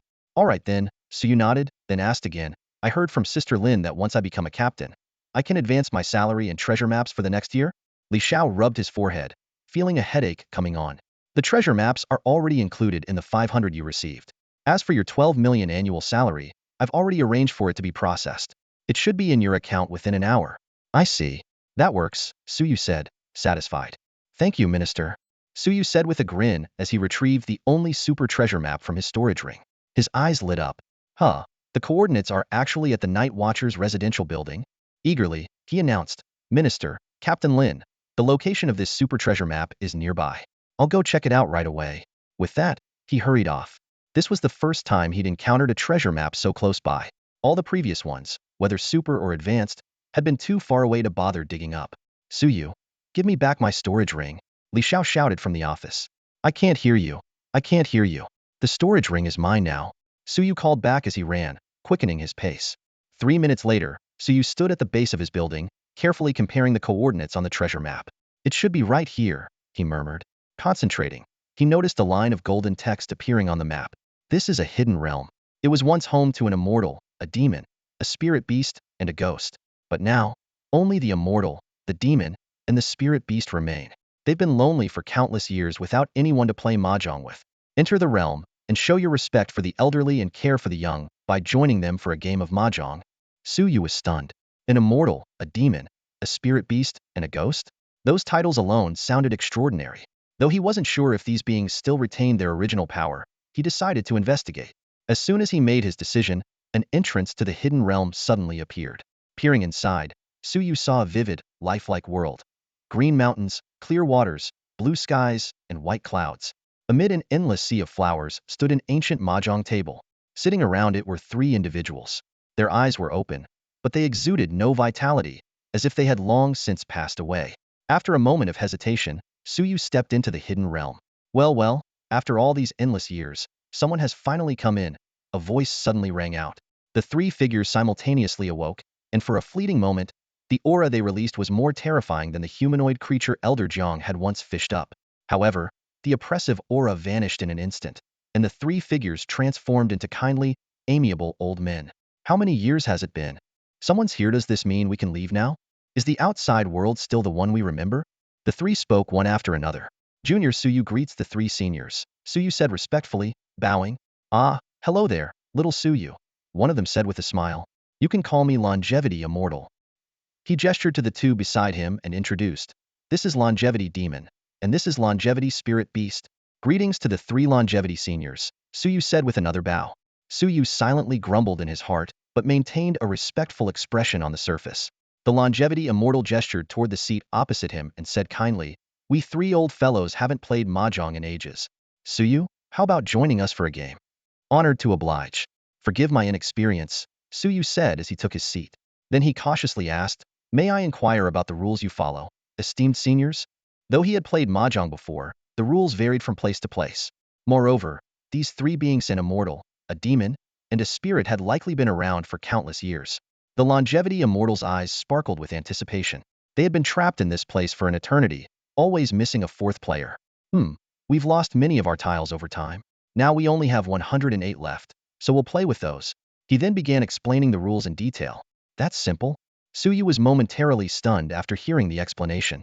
The rules were quite similar to the modern version he knew, with only a few minor differences. Simple is good, right, Suyu? The Longevity Immortal said with a smile. Let's begin. Soon, The crisp sounds of mahjong tiles clinking against each other echoed through the space. Meanwhile, in Lucio Cave Heaven, Lucio Sha returned, exuding a menacing aura. After sitting in silence for a while to calm his killing intent, he ordered, "Go and summon Lucio Tang to see me." Before long, the young battle emperor Lucio Ting arrived in haste. "Clan leader, you called for me?" Lucio Sha spoke in a calm tone. "Tang, I need you to go to Tianhe City. The 7-kill monument has fallen into the hands of Suyu, one of the city's night watchers. He'll transfer 1 billion to you bring the monument back." Lucio Tang's face lit up at first but then furrowed in doubt. "Clan leader, the 7-kill monument is priceless. 1 billion might not be enough." "I understand." Lucio Sha sighed helplessly. "But I only have 2 billion left in the account, and I need to keep 1 billion to support the more than 30,000 members of our clan. Tang, remember to act courteously. We must abide by the rules of this era." Lucio Ting nodded seriously and then asked, "Clan leader, I heard rumors that Suyu might have unearthed the blood essence of the 7-kill monument's original owner?" "That's false." Lucio Sha waved dismissively. "However, someone in Tianhe City has indeed discovered treasures related to the 7-kill lineage. After acquiring the monument, investigate this matter and report back to me." "Understood." Lucio Tang accepted the mission and departed. As he exited Lucio Cave Heaven and saw the additional billion in his account, Lucio Tang sneered inwardly. To him, a mere night watcher like Suyu should be grateful to receive 2 million, let alone 1 billion. With the strength of their clan boasting 3 battle emperors and a leader above, even that rank, who would dare oppose the Lucio clan for Suyu's sake? Taking to the skies, Lucio Tang flew toward Tianhe City, already planning how to resolve the matter swiftly and return to his indulgent lifestyle. The open-mindedness of women in this era had been a source of great satisfaction for him. In Tianhe City, inside the residential building for night watchers, within a hidden dimension, Suyu was sitting around a mahjong table with 3 so-called immortals. The crisp sound of mahjong tiles clinking together echoed occasionally. Although there was still a treasure map waiting to be explored, he chose to spend some time playing a few rounds with the 3 self-proclaimed immortals. After all, it was a way to show respect for the elderly. As the game progressed, Suyu casually attempted to gather information through small talk, but came up empty-handed. However, he wasn't in a rush. There would be plenty of opportunities in the future. After 7 or 8 rounds, the 3 elders were laughing heartily at his witty remarks. Their faces glowed with vitality, as if they had become much younger. "Honored immortals, I still have matters to attend to. May I accompany you for another game another day?" Suyu rose to take his leave. "Very well. We've just awakened and should take some time to explore the world. Go ahead and take care of your matters, young Suyu," the immortal said warmly, nodding in agreement. After Suyu departed, the immortal turned to the others. "Did you sense it? This young Suyu carries the aura of the ancestral star." "Not just that," the immortal beast hesitated. "There's also a faint trace of the immortal ghost's aura. It's so weak that I'm not entirely certain." "The immortal ghost?" The immortal demon frowned. "We saw him nailed to the starry void with our own eyes back then. Could it be a form of inheritance?" "Well, examine it carefully the next time young Suyu visits," the immortal said with a smile. "I've already marked him with a seal. We can track his location at any time. Now, let's go see how the outside world has changed. By the way, my lost red dragon tile has resurfaced. I must retrieve it." After leaving the hidden dimension, Suyu let out a deep breath. Though the 3 immortals were kind in demeanor, the pressure of their presence was immense. He decided to return to the branch office and investigate their origins. Shortly after Suyu left, a large black dog darted into the hidden dimension. As soon as it entered, it overheard the immortals' conversation. "Oh, a big black dog has arrived. Looks like we'll have a feast today." The black dog's expression shifted drastically upon seeing the 3 immortals. It turned around, attempting to flee. "Since you've come, don't bother leaving." The immortal made a move, and a colossal hand emerged to grab the black dog. "Woof. Master, save me." The black dog barked desperately. Boom. In an instant, the hidden dimension trembled as a towering figure wielding a 3-pronged, double-edged blade descended. Though the figure was ethereal, it exuded an overwhelming presence, as if standing at the very end of the cosmic path. "Who dares harm my brother?" The ethereal figure paused slightly in midair, as if recognizing the 3 immortals before him. "So it's you. I never expected your return. Have you truly come back?" Before the words fully settled, the figure dissipated into nothingness. Seizing the moment, the large black dog darted out of the door in a single bound, fleeing at breakneck speed. Only after reaching a safe distance did it stop, breathing a sigh of relief. "It's really them. They're actually still alive. Luckily, I managed to bluff them. There's no way they'll dare to chase after me." Inside the cave, the 3 immortals exchanged uneasy glances. So it was the howling celestial dog. Wasn't it white before? Why is it black now? White or black? It's still the howling celestial dog. Either way, we'd best steer clear of it. We don't want to provoke the one behind it. Don't forget our path. We follow the path of eternal caution. Remember the eternal ghost? He didn't heed the warnings, and in the end, he brought about his own demise. The three immortals quickly reached a consensus: if it were just an ordinary black dog, they wouldn't hesitate to deal with it. But the howling celestial dog was an entirely different matter. Back at the Night Watcher's branch, as Suyu returned, Li Xiao greeted him with a grin. Suyu, did you dig up that super treasure map? I did. Sitting down, Suyu asked, Minister, have you ever heard of the one immortal, one demon, one beast, and one ghost? They're also known as the eternal immortal, eternal demon, eternal beast, and perhaps the eternal ghost. No, never heard of them, Li Xiao replied, puzzled. Did you find something related to them? Except for the eternal ghost, I dug up the other three, Suyu said with a faint sigh. In the conversation that followed, Suyu explained how he had managed to coexist peacefully with the three immortals and even played mahjong with them. However, he expressed some regret over losing a super treasure map without reaping any significant rewards. Just as Suyu was preparing to leave and continue his treasure hunt, Hao Tianlu returned with General Bai and Rear Skull. Shortly after, White Ape and Li Yi arrived as well. They discussed the pursuit of the 7-kill sect's leader. Though the leader had managed to escape overseas, the sect had been severely weakened, and it was unlikely they would resurface for at least 6 months. When asked about the whereabouts of the old Daoist, Hao Tianlu explained that he had gone to the Magic City to deal with an outbreak of 100,000 zombies. He also passed along a message from the old Daoist for Suyu. Kid, wait for me in Tianhe City. When I return, I'll take you with me to achieve immortality.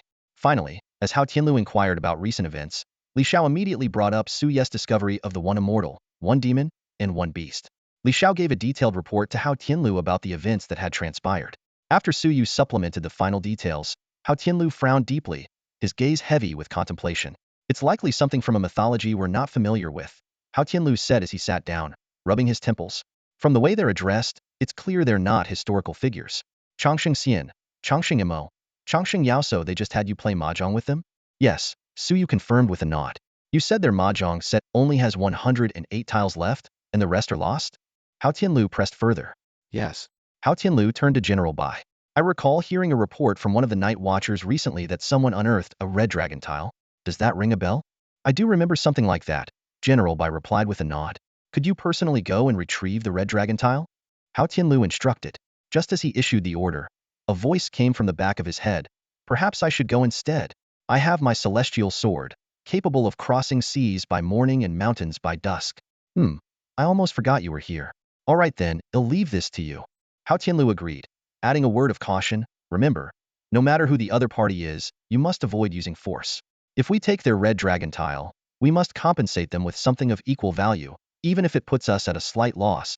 Before Hao Tianlu could finish speaking, the voice's owner leapt out the window, riding his sword into the sky. Yi Tianming sure loves to show off, Hao Tianlu muttered with a wry smile as soon as the figure was gone. Changsheng Xian, Changsheng Imo, Changsheng Yao. They don't seem to harbor any ill intent toward us, so there's no need to worry too much. I'll look into their identities and see if anyone knows anything about them. Anything else to report? Hao Tianlu asked. Nothing further.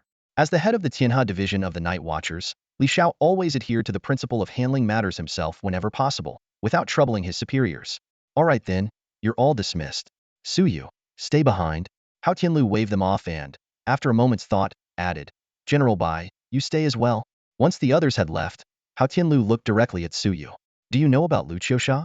I do. So, someone's already informed you? You should also be aware that Lu Qiusha will stop at nothing to obtain the 7-kill steal, correct? I understand, Suyu replied, waiting for him to continue. The Night Watchers operate by rules, Hao Tianlu said solemnly. On the surface, as long as I'm here, Lu Qiusha can't act openly or recklessly. However, if he resorts to underhanded tactics, I won't be able to stop him. Do you understand what you may have to face? I understand, Suyu said firmly. Then how do you plan to handle it? I'll deal with whatever comes my way, Suyu replied with a grin. You're not considering handing over the 7-kill steal? Hao Tianlu asked curiously. You do realize the saying, a treasure invites trouble, don't you? I understand the logic, but this isn't about whether I want to hand it over. The 7-kill steal has gone dormant within my inner world, and I have no control over it. Suyu let out a bitter laugh. To be honest, even if I wanted to hand it over, I couldn't. Of course, no one would believe me, not even Lu Qiusha. Has it gone dormant? Hao Tianlu frowned thoughtfully upon hearing this. It's possible. Such treasures, When their essence is too depleted, do tend to go dormant until they recover. Rubbing his temples, he sighed with a trace of weariness in his voice. This is troublesome. My position is really not an easy one. If I had known, I wouldn't have pushed so hard. After a brief pause, Hao Tianlu straightened up and said seriously, I've received word that Lu Qiu has sent Lu Qiutang, and he's already on his way to Tianhe City. He turned to General Bai. There aren't many pressing matters in the next few days. General Bai, perhaps you could stay in Tianhe City for a while to protect Suyu, in case Lu Qiu acts in secret. I'll head to Lu Qiu's domain myself to speak with him directly. Understood, General Bai replied succinctly. Before leaving, Hao Tianlu gave Suyu a reassuring pat on the shoulder. Do your best. I have high hopes for you. With that, he left in a hurry. The emergence of the 7-kill monument had already stirred the higher-ups of the Night Watchers in East District 1. If not handled properly, it could lead to internal chaos, something Hao Tianlu, as the leader of the district, was determined to avoid. General Bai turned to Suyu.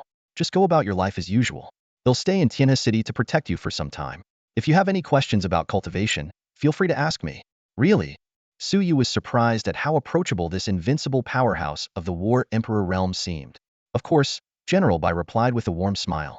Gathering his courage, Suyu asked, I've always been curious historically. Wuanjuan Bai Qi was known as the god of slaughter, but he was just a mortal. You, General Bai, are clearly not an ordinary person. Can you enlighten me? General Bai fell silent for a moment before replying, What you know of history is but a trivial part of my life. As for the rest, I'm afraid I can't tell you. His tone carried an air of reluctance to elaborate further. Any other questions? Feel free to ask about cultivation, but nothing else, General Bai said, maintaining his gentle smile. Not for now, Suyu shook his head. All right then, carry on with your tasks. I'll be at the branch office. If there's any danger, just call out, I'll hear you. Before he finished speaking, General Bai's figure had already disappeared. Suyu thought to himself, even with General Bai's protection, Lu Qiu's strength is overwhelming. Not even Hao Tianlu can fully counter him. I still need to rely on myself. Oh, right. I remember I have a treasure map that might lead to a sealed sanctus. He quickly found the treasure map. Just as he was about to head out, he heard Li Xiao's voice behind him. Suyu, give me back the ring. It's not yours. Hearing this, Suyu ran even faster. That guy Suyu, trying to keep the storage ring for himself. Li Xiao muttered with a laugh, making no effort to chase after him. A few minutes later, Suyu arrived at his destination and carefully examined the treasure map. This time, the clue had changed. A sanctus is sealed here. If you can withstand 3 moves from her without being defeated, she might become your Dao companion. Even if not a Dao companion, she could still become your ally. Suyu's breathing quickened. The last clue had warned that he might die under her sword, but now that threat seemed to have vanished. I have to dig. Suyu's heart burned with determination. I'm not doing this to find a Dao companion, but to gain another ally, another trump card. Hearing from Hao Tianlu that Lu Qiu had already sent someone, no one could predict what would happen next. Suyu knew that being more prepared meant having a better chance of success, so he decided to start digging at the spot indicated on the treasure map. However, just then, he noticed a middle-aged man, around 40 or 50 years old, a few meters away, also digging at a location marked by a treasure map. Suyu stopped what he was doing and cautiously observed. As a night watchman, he had to be ready to handle any dangerous situation that might arise. Before long, the middle-aged man activated his treasure map and a spatial portal appeared. Moments later, a woman in ancient attire, with skin as fair as snow, emerged from it. Did my savior awaken me? The woman asked softly. Yes, yes. The middle-aged man nodded enthusiastically. The woman gave a slight bow. Your great kindness is beyond my ability to repay. In my next life, I shall serve you faithfully, even as a beast of burden. The man froze upon hearing this, then erupted in anger. I dug you out. Shouldn't you marry me and become my wife? Seeing the woman retreat in fear, the man lunged toward her. Suyu immediately stepped in to stop him. Enough. If you've unearthed a living person, you must report it to the Night Watchman Division. Why? I found her, so she should be my wife. The man shouted angrily. Whether she agrees or not is not for you to decide. We'll settle this at the division, Suyu warned. Stay put here. If you try to run, you'll be wanted nationwide, and that won't end well for you. After ensuring the two were under control, Suyu returned to his own treasure map location. When he activated it, another spatial portal opened, revealing a stunningly beautiful woman in deep slumber. Her slender waist, long legs, and perfect proportions left nothing to be desired. Suddenly, the woman opened her eyes. Before Suyu could react, a celestial sword shot toward him. He quickly raised the battle blade given to him by Lin Zi to block it, but the blade shattered instantly. You're human? The saintess emerged from the portal, scrutinizing Suyu with a puzzled expression. Of course, I'm human, Suyu shouted angrily. If not for his strength, he would have been killed on the spot. The saintess frowned and murmured to herself. Wasn't I already dead? She looked up at the unfamiliar skyscrapers around her, confusion flickering in her eyes. Clearly, this strange world left her utterly bewildered. Finally, her gaze fell upon Suyu. With a hint of curiosity in her eyes, she softly asked, "Was it you who saved me?" "I don't know. I only know that you were dug out," Suyu answered honestly, though inwardly astonished. This saintess had clearly been dead, yet somehow, she had come back to life. "Dug me out?" The saintess frowned slightly and turned to look back. The space she had just emerged from was disintegrating at a visible speed. She turned back, a flicker of gratitude in her eyes. "Then it was you who saved me. Thank you, kind benefactor, for saving my life. I have nothing to repay you with, so I shall offer myself in marriage." As soon as she finished speaking, a middle-aged man nearby let out a wail. "Why am I being treated like this?" Meanwhile, the ancient dressed woman he had unearthed quietly muttered, "If it were me, I'd also be willing to offer myself in marriage." Her words only made the middle-aged man more dejected. Hearing the saintess' words, Suyu was momentarily stunned but quickly sensed her immense power. He immediately nodded with enthusiasm. Sure, sure."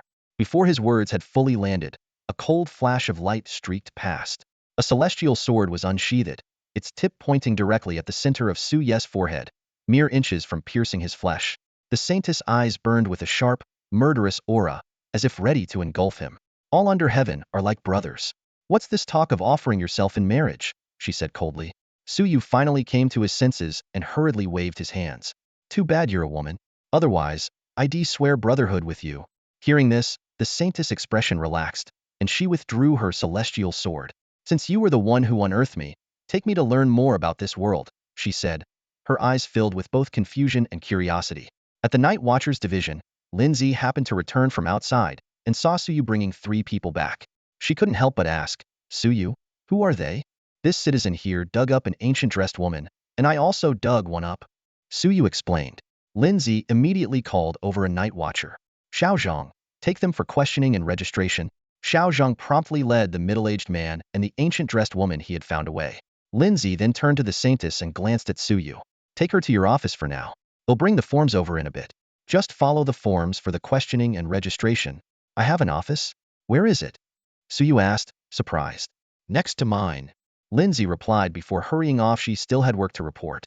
In a clean yet clearly long unused office, the saintess broke the silence. "What are the Night Watchers?"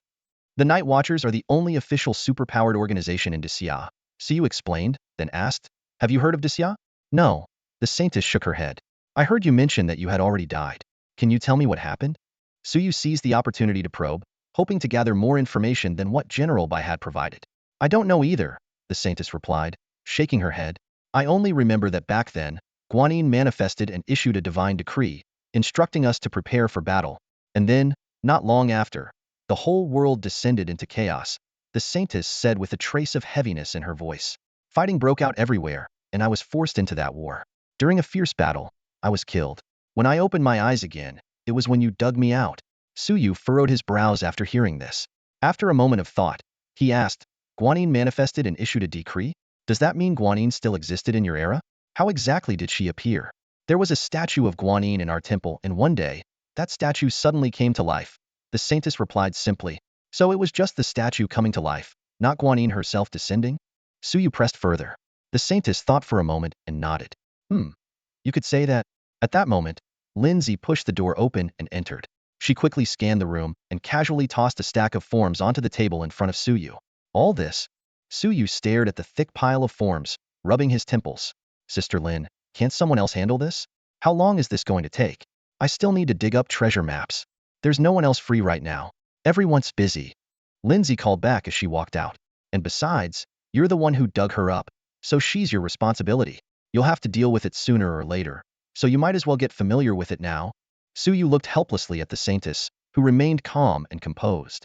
Picking up the first form, he said, "I'll ask, you answer. I need to fill out some records, and later, we'll need to get you an ID card." "What's an ID card?" the saintess asked curiously. "It's a document used to prove your identity," Suyu explained. "Can I not get one?" she asked hesitantly, seeming a bit resistant. "Nope. Even if the Buddha himself showed up, he'd still need an ID card. You got that?" Suyu replied impatiently, thinking about all the treasure maps he hadn't had time to dig up yet. If had known this would happen, he might have left the Saintess buried a little longer. The registration process dragged on for over an hour. When Suyu found out that the Saintess was actually 18,000 years old, he couldn't help but silently think of her as an ancient fairy, even though she looked no older than her early 20s.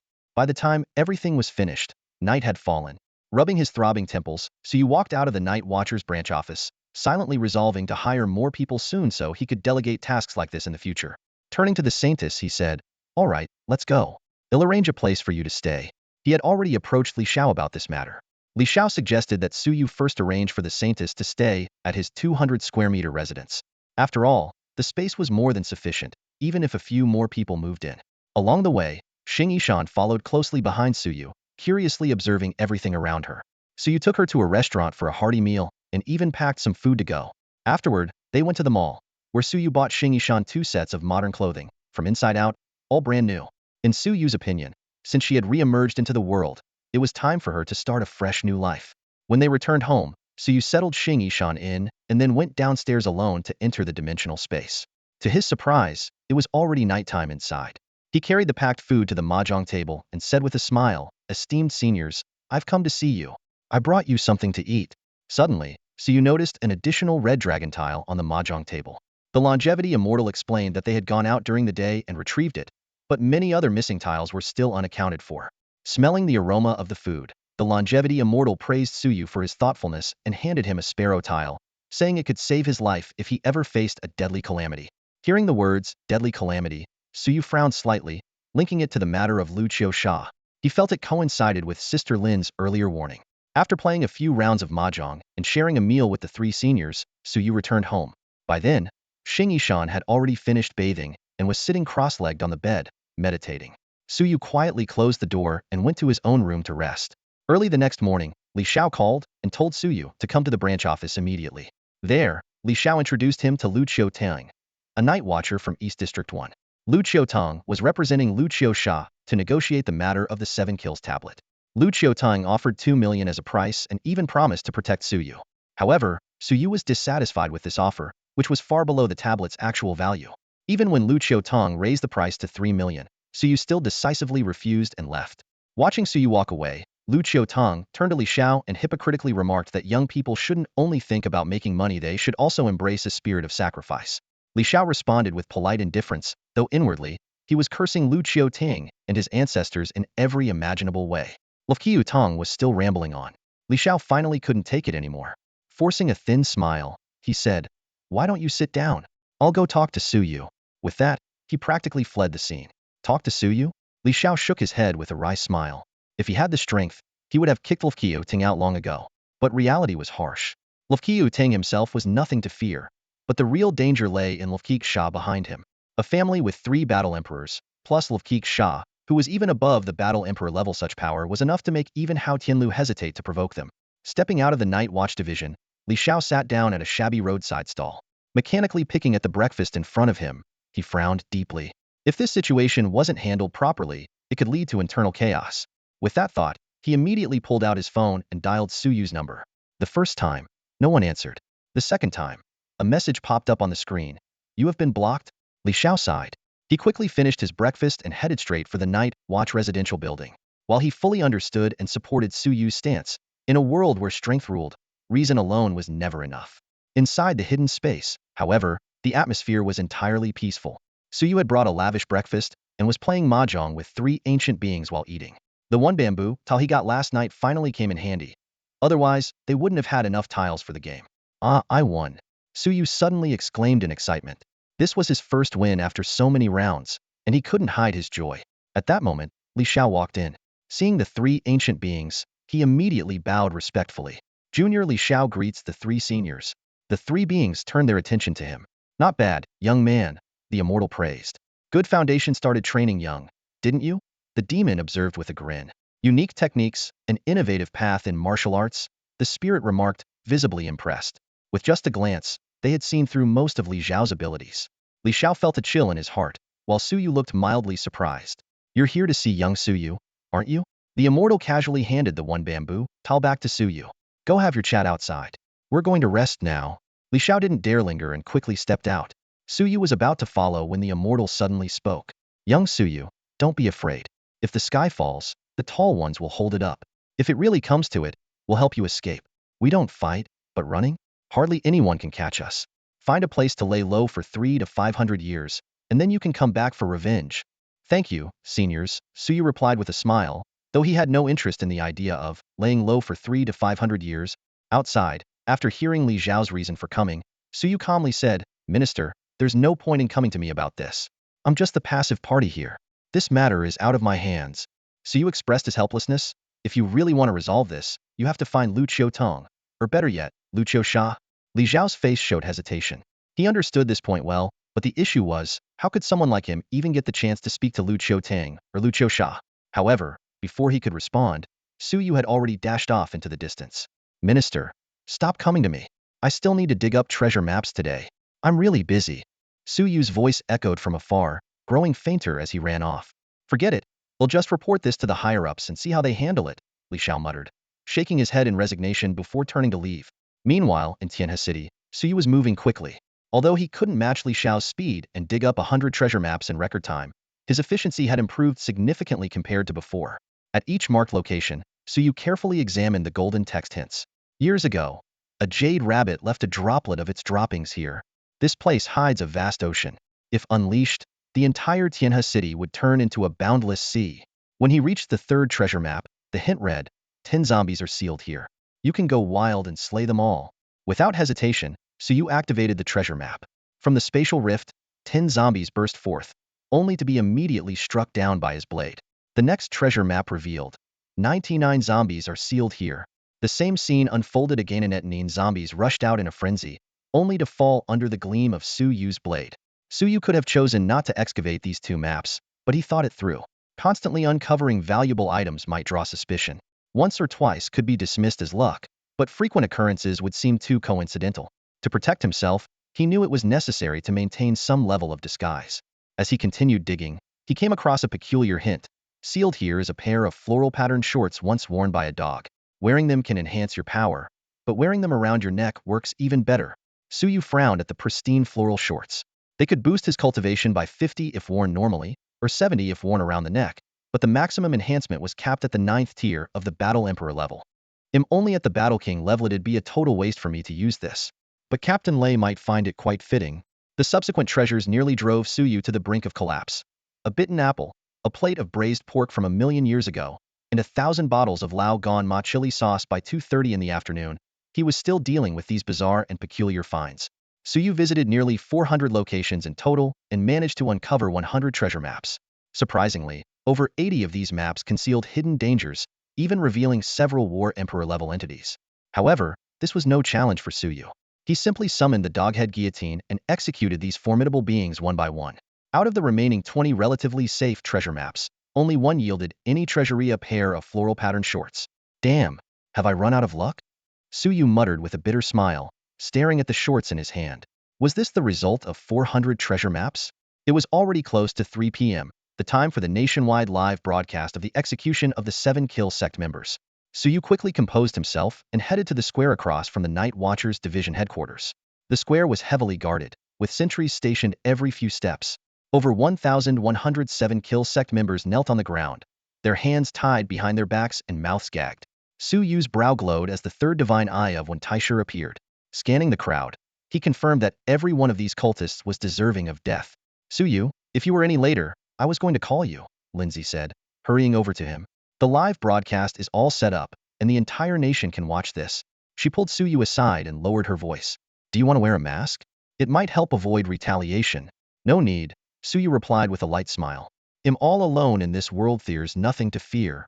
After acquiring the Killing Sutra and condensing the divine script for kill, Suyu understood that to grow stronger, killing was inevitable.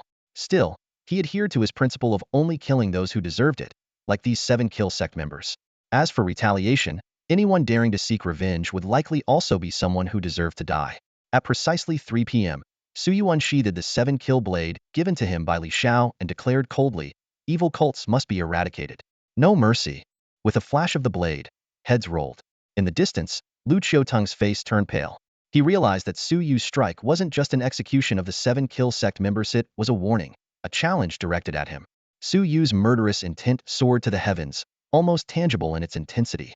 His cold, piercing gaze was fixed on the 7 Kills sect followers, and even more so on Lu Qiutang, the War Emperor. As a War Emperor, Lu Qiutang naturally sensed the overwhelming killing intent. Li Xiao, standing nearby, turned pale, thinking that such a direct provocation toward Lu Qiutang was unwise. However, before he could speak, Suyu let out a cold laugh and swung his long blade once more. The blade's light flashed like lightning, and another set of heads rolled to the ground. Offend Lu Qiutang? Suyu's eyes gleamed with icy determination. When the 7 Kills steel fell silent, when it stopped responding to me, when Lu Qiutang offered only 3 million, the offense was already committed.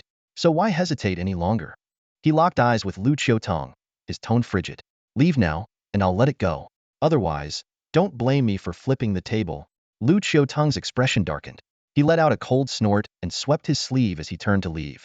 At this moment, every television station in the entire Great Xia was broadcasting live. Although many regions had adopted iron-fisted measures in the past 3 years, there had never been a live broadcast of this nature. Tianhe City, or rather, Suyu, had pioneered this approach. Without his suggestion, even if Li Xiao had agreed to the executions, they would not have opted for such a provocative method as live streaming to confront the 7 Kills sect. But Suyu cared little for such concerns. In his view, no era should tolerate the existence of cults. If someone was evil, they deserved to die. Even if it provoked the cult, incited retaliation, or led to more sacrifices, he deemed it worth the cost. He vowed to kill until no cults remained in the world, until no one dared to commit evil again. News of the executions spread rapidly. In a certain island nation, the leader of the 7 Kills sect was seething with rage.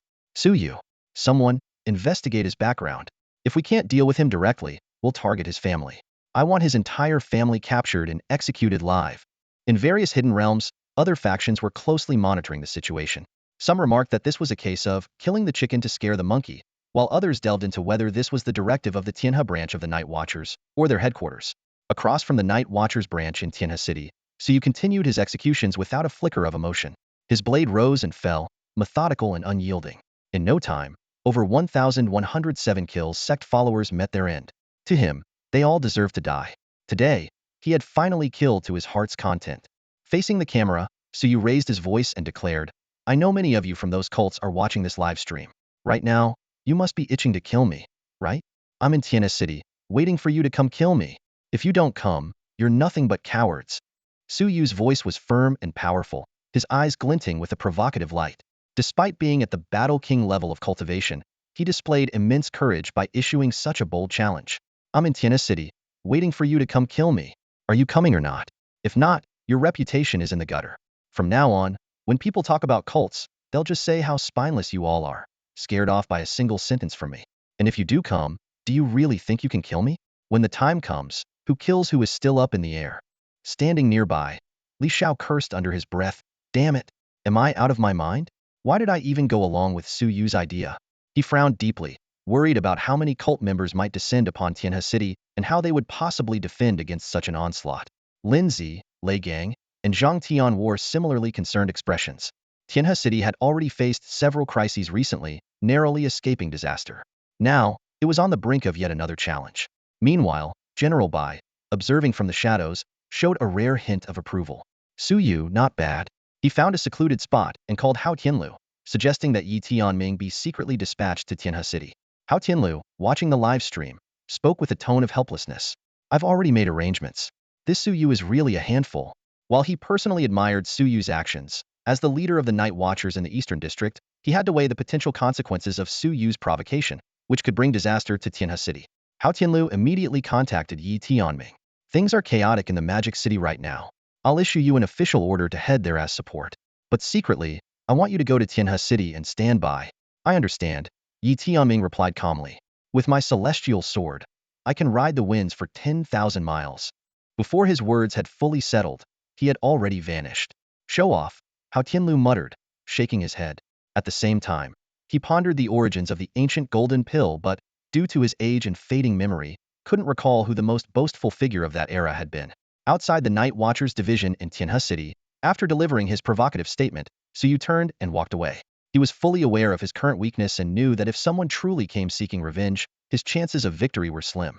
However, he could feel the kill, divine script in his inner world pulsating intensely. This is my tribulation, but it's also my opportunity. Earlier today, he had slain over 1,100 members of the 7-kill cult, and the kill divine script seemed to grow even more powerful as a result. Returning home, Suyu noticed the window slightly ajar. The saintess Xing slipped in through the window. Xing, you're back just in time. I'm going to focus on improving my cultivation. Keep watch for me, and make sure no one disturbs me. With that, Suyu strode into his bedroom. Today, the number of lives taken was overwhelming. Suyu gazed at the killed character within his inner world, a flicker of delight flashing in his eyes. In such a short span of time, the killed divine script had ascended to the 7th tier. This rapid progress was undoubtedly due to the numerous monsters he had slain while excavating treasure maps today. Indeed, the accumulation of quantity had led to a qualitative change. He quickly shut the door to his room and focused intently on observing the changes in the divine script. Though the battle and blade scripts remained stagnant, the growth of the kill script was nothing short of astonishing. It validated the age-old saying, "The path of slaughter is the ultimate route to power. Slay 10,000, and one can become a king." While regulating his breathing to enhance his cultivation, Suyu pondered the true meaning of king. This title clearly represented something far beyond the simplicity of a battle king. In the endless stretch of time that had passed, what kind of supreme existence could truly be called a king? Outside the door, Xing stood with a conflicted expression. She had finally confirmed her suspicion from the day before Suyu had chosen the path of slaughter. Those who embarked on this path were destined to live alongside carnage for the rest of their lives. Yet it was undeniable that every person who walked this road ultimately became a formidable force, their names instilling fear in children and striking terror into enemies for millennia. Earlier that day, she had visited the library, poring over countless texts, yet she found not a single trace of her own era. Perhaps that time had long been buried in the river of history. Even so, some myths and legends had endured, offering her a small measure of solace. Back in her room, Xing carefully placed a newly purchased statue of Guanyin and bowed respectfully. Disciple Xing greets Guanyin. If Guanyin is present, please reveal your divine will. However, after waiting for a long time without any sign, her face betrayed a hint of disappointment. 30 minutes later, Suyu emerged from his room, feeling refreshed. By now, his kill divine script had reached the 9th tier of the Battle King level, just one step away from ascending to the Battle Emperor realm. In contrast, the battle script remained stuck at the 2nd tier, while the blade script lingered at the 1st. This disparity, however, sparked an idea in him. By concealing the kill script and only displaying the battle script, he could disguise himself as a 2nd-tier Battle King. When revealing the kill script, he could unleash the power of a 9th-tier Battle King. This gap in perceived strength would be perfect for deceiving his adversaries. Glancing at the time, he saw it was already past 4. It was time to dig up treasure maps. Before leaving, he remembered that Xing was still unfamiliar with modern life. Taking the time to teach her how to use a computer and watch videos, he spent half an hour helping her grasp the basics, hoping it would aid her in adapting to this era. After stepping out the door, Suyu headed straight for his destination. The morning's events had left him slightly frustrated after visiting 400 locations and digging up 400 treasure maps. All he had gained was a pair of floral shorts. Just then, he suddenly sensed something. With a wave of his left hand, 10 treasure maps materialized out of thin air. Today, I unearthed quite a few dangers and took care of all of them. Is this my reward? Suyu glanced at the newly acquired treasure map in his hand, a hint of excitement flashing in his eyes. The settlement had come faster than he expected. He initially thought he'd have to wait another 2 days. Suddenly, a thought popped into his mind. If he dug up dangers and eliminated them, the heavens would reward him with new treasure maps. This back-and-forth exchange seemed like there was no real loss. However, he quickly noticed a flaw in this logic.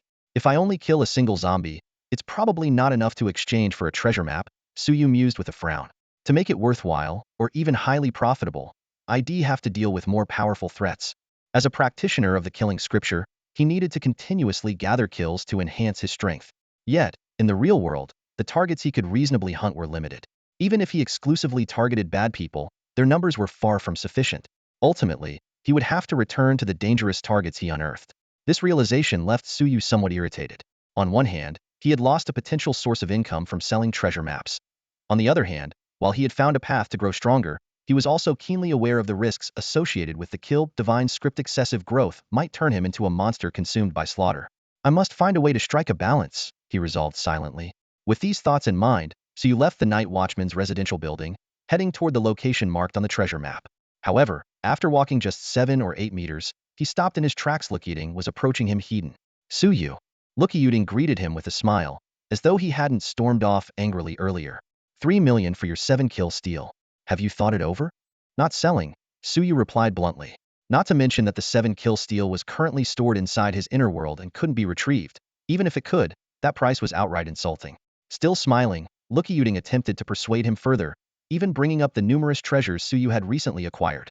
The fragment of the Rui Jiangu Bang, the blood-stained shard of the white robe Guanyin, the doghead guillotine, the Xianhuang flame, and that ominous dark cloud. He implied that with so many treasures, Suyu wouldn't miss a single 7-kill steal. When Suyu continued to refuse, Lukiyuting's tone gradually turned colder, claiming he was only trying to help Suyu by taking on the burden of the steal's potential dangers. Uninterested in arguing further, Suyu turned to leave, but Lukiyuting followed closely behind, raising his offer to 4 million. I'll say it one more time. 4 million is far too low. Suyu finally lost his patience and turned back, enunciating each word clearly. Lukiyuting's expression darkened completely. Why are you modern people so stingy? Learn to be more generous. Taking a loss is a blessing. Taking a loss is a blessing? Then I wish you blessings as vast as the East Sea. Suyu's eyes flashed with killing intent as he swung his blade in one swift strike. The blade slashed through the air with lightning speed. Yet, instead of fear, a sly, triumphant smirk flashed across Lukiyuting's face. This was exactly what he had hoped for. If Suyu agreed to sell, it would be ideal. If not, he had a plan to provoke Suyu into striking first. As a high-ranking member of the Night Watchers, he could justify killing Suyu on the spot as an act of self-defense. As long as this blade leaves a wound on me, he'll have every reason to kill you in retaliation, Lukiyuting calculated silently. By then, not just the 7-kill steal, but everything you own will be mine and I won't have to spend a single penny. However, to his surprise, Suyu's blade stopped abruptly, just an inch away from his chest. Lukiyuting, get lost. Suyu withdrew his blade, his gaze icy cold. Don't humiliate me again. Not for 4 million. Not even for 40 million. I'm not selling. With that, he turned and walked away. Lukiyuting wanted to chase after him, but ultimately restrained himself. It was clear that Suyu had made up his mind would not part with the 7-kill steal. Damn it. Lukiyuting gritted his teeth. I offered 4 million, and you still want sell? Fine. I could even go up to 10 million. At least I'd still save 90 million. Suyu, don't blame me for being ruthless. I've already shown you enough mercy. After ensuring no one was around, Lukiyuting retreated to a secluded spot and made a phone call. It took a while before the call was answered. Have you secured the 7-kill steal? Came Lukiyuting's voice from the other end. Patriarch, I regret to inform you that Suyu has rejected our offer. Even a billion wasn't enough? Lukiyuting frowned. The 7-kill steal is indeed priceless. It seems someone must have advised him. What's his asking price? He said he wouldn't sell it, not even for 100 billion. Then he told me to get lost. Lukiyuting replied furiously. How arrogant! Lukiyuting let out a cold laugh, his anger evident. After a brief pause, he added, come back for now. I'll handle the matter with the 7-kill steal myself. Patriarch, why don't I stay and just take it by force? Not for the time being, Lukiyuting rejected the idea. This is no longer our era. We must abide by the rules. Besides, Hao Tianlu has already warned me if he catches me breaking the rules, he'll kill me on the spot. Lukiyuting fell silent. Even as the most powerful faction among the Night Watchers in Eastern District 1, the Lucio clan had to tread carefully in the face of Hao Tianlu's overwhelming strength. Hao Tianlu's ability to suppress others and become the leader of East District 1 was a testament to his terrifying strength. Even those around him had never been able to uncover the depths of his true power or the resources he held. I got it. I'll be back right away. Lukiyuting hung up the phone and stormed out of Tianhe City 10 minutes later. Along the way, he deliberately released an overwhelming aura, as if to announce to the world that he was leaving. On the rooftop of the newly constructed Tianshang Renjian building in Tianhe City, Suyu quietly watched Lukiyuting's departing figure, his brows gradually furrowing. Such a high-profile departure clearly had ulterior motives. It was a calculated attempt to establish an alibi. So, the Lucio clan is planning to come after me? Suyu narrowed his eyes before a murderous smile spread across his face. The killing intent radiating from him surged skyward, causing the guests in Tianshang Renjian to shiver involuntarily. Fine, let's see how you plan to deal with me. Suyu pulled out a treasure map and carefully verified its details. The location was correct right here on the rooftop of Tianshang Renjian. The golden text inscribed on it read, here lies a sealed dragon. It enjoys eating humans, but if you try hard enough, you might be able to kill it. So, I'm finally about to unearth a dragon? Suyu activated the treasure map with excitement. A space opened up, revealing a massive dragon lying within, surrounded by towering piles of bones that sent chills down the spine. With a thunderous roar, an oppressive aura spread outward, forcing even Suyu to take a few steps back. The dragon awakened, its colossal body emerging from the space and stretching across the sky. Haha, this dragon is finally free, and am going to eat. Before the dragon could finish its sentence, the sky suddenly darkened. A gigantic, blood-red maw extended rapidly from outside Tianhe City, swallowing the newly emerged dragon in one swift motion. It was none other than the ancient Mank, which had fled previously and been lurking outside the city. Unable to contain itself any longer, it finally made its move. That was my dragon. Suyu roared in fury. To him, the dragon was worth the equivalent of 10 treasure maps and was a 9th-tier battle emperor-level existence. You're welcome. The ancient Mank's smug voice echoed from outside the city. If you find another dragon, they'll kill it for free next time. Faced with the Mank, which was clearly stronger than before, Suyu had no choice but to swallow his anger for now. When I become powerful enough, I'll make you my mount, he vowed silently. Given the imminent threat from the Lucio clan, Suyu decided not to waste energy on the ancient Mank for the time being. He continued excavating treasure maps until nightfall. By then, he had used up 20 maps but had gained nothing aside from the dragon that had been devoured. One last map before heading home. Suyu's eyes were bloodshot. His luck today had been abysmal, but Lucio Tung's unusual behavior had triggered a sense of urgency. He needed to keep searching for opportunities. Before long, he arrived at the target location and focused his gaze. The golden text read, "Here lies half of the Rui Jiangu Bang cloud-walking shoes once worn by the great sage, equal of heaven. They retain a minuscule trace of the great sage's power. To you, they pose no danger whatsoever." Staring at the golden characters, Suyu was momentarily stunned, his heart trembling with excitement. The lotus silk cloud-walking shoes. The shoes of the Monkey King. A legendary treasure. Without hesitation, he activated the treasure map, and a spatial image appeared before him. A single, broken shoe came into view. Suyu reached out to retrieve it, only to find it was merely the back half of the lotus silk cloud-walking shoes, heavily damaged, with its surface riddled with cracks and stains far from the divine artifact of the Monkey King described in legends. As he gazed at the damaged shoe in his hand, Suyu furrowed his brows, a series of questions swirling in his mind. What exactly happened back then? The Rui Jiangu Bang shattered, the lotus silk cloud-walking shoes left in ruins, and even one of Guanyin Bodhisattva's 33 incarnations, the white-clad Guanyin, likely met with misfortune after all. He had already unearthed fragments of the white robe, not to mention the netherworld, which was similarly in shambles. At that moment, Suyu felt a strange, inexplicable connection forming between himself and the broken piece of the lotus silk cloud-walking shoes, as if it was meant to be. This newfound bond filled him with confidence. It was another powerful card up his sleeve. If Lucio dared to strike, his chances of countering and prevailing were now significantly higher. Suddenly, a question flashed through Suyu's mind. Why did an anomaly occur when he unearthed the fragments of the white-clad Guanyin? Yet there was no reaction when he found the pieces of the Rui Jiangu Bang and this half of the lotus silk cloud-walking shoes? Unable to find an answer after some thought, Suyu turned and headed toward the Night Watcher's residential building. Once there, he visited the pocket dimension to deliver food to the 3 immortal beings, and spent some time playing mahjong with them. As he was about to leave, the immortal being stopped him with a grave expression. "Little Suyu, this blood calamity of yours is no ordinary trouble. When I last saw you, you had 2 days left to live, but now, within a single day, you face a catastrophe with no chance of survival. Why not join us in retreating for 300 years? Wait for the storm to pass, and then return. If that's not feasible, 500 years will do." "Exactly," the demon being chimed in. "Once he's old and feeble, well, strike decisively." The spirit being also tried to persuade him, "The outside world is far too dangerous." Standing up, Suyu flashed a confident smile. "Thank you for your concern, seniors, but this time, I'm certain it'll win." His confidence stemmed not only from the many cards he held, but also from his ability to glean insights from the lotus silk cloud-walking shoes, an advantage the 3 immortal beings were unaware of. In that case, the immortal being, reluctant to interfere, hesitated before finally saying, "Let me take a look at your future."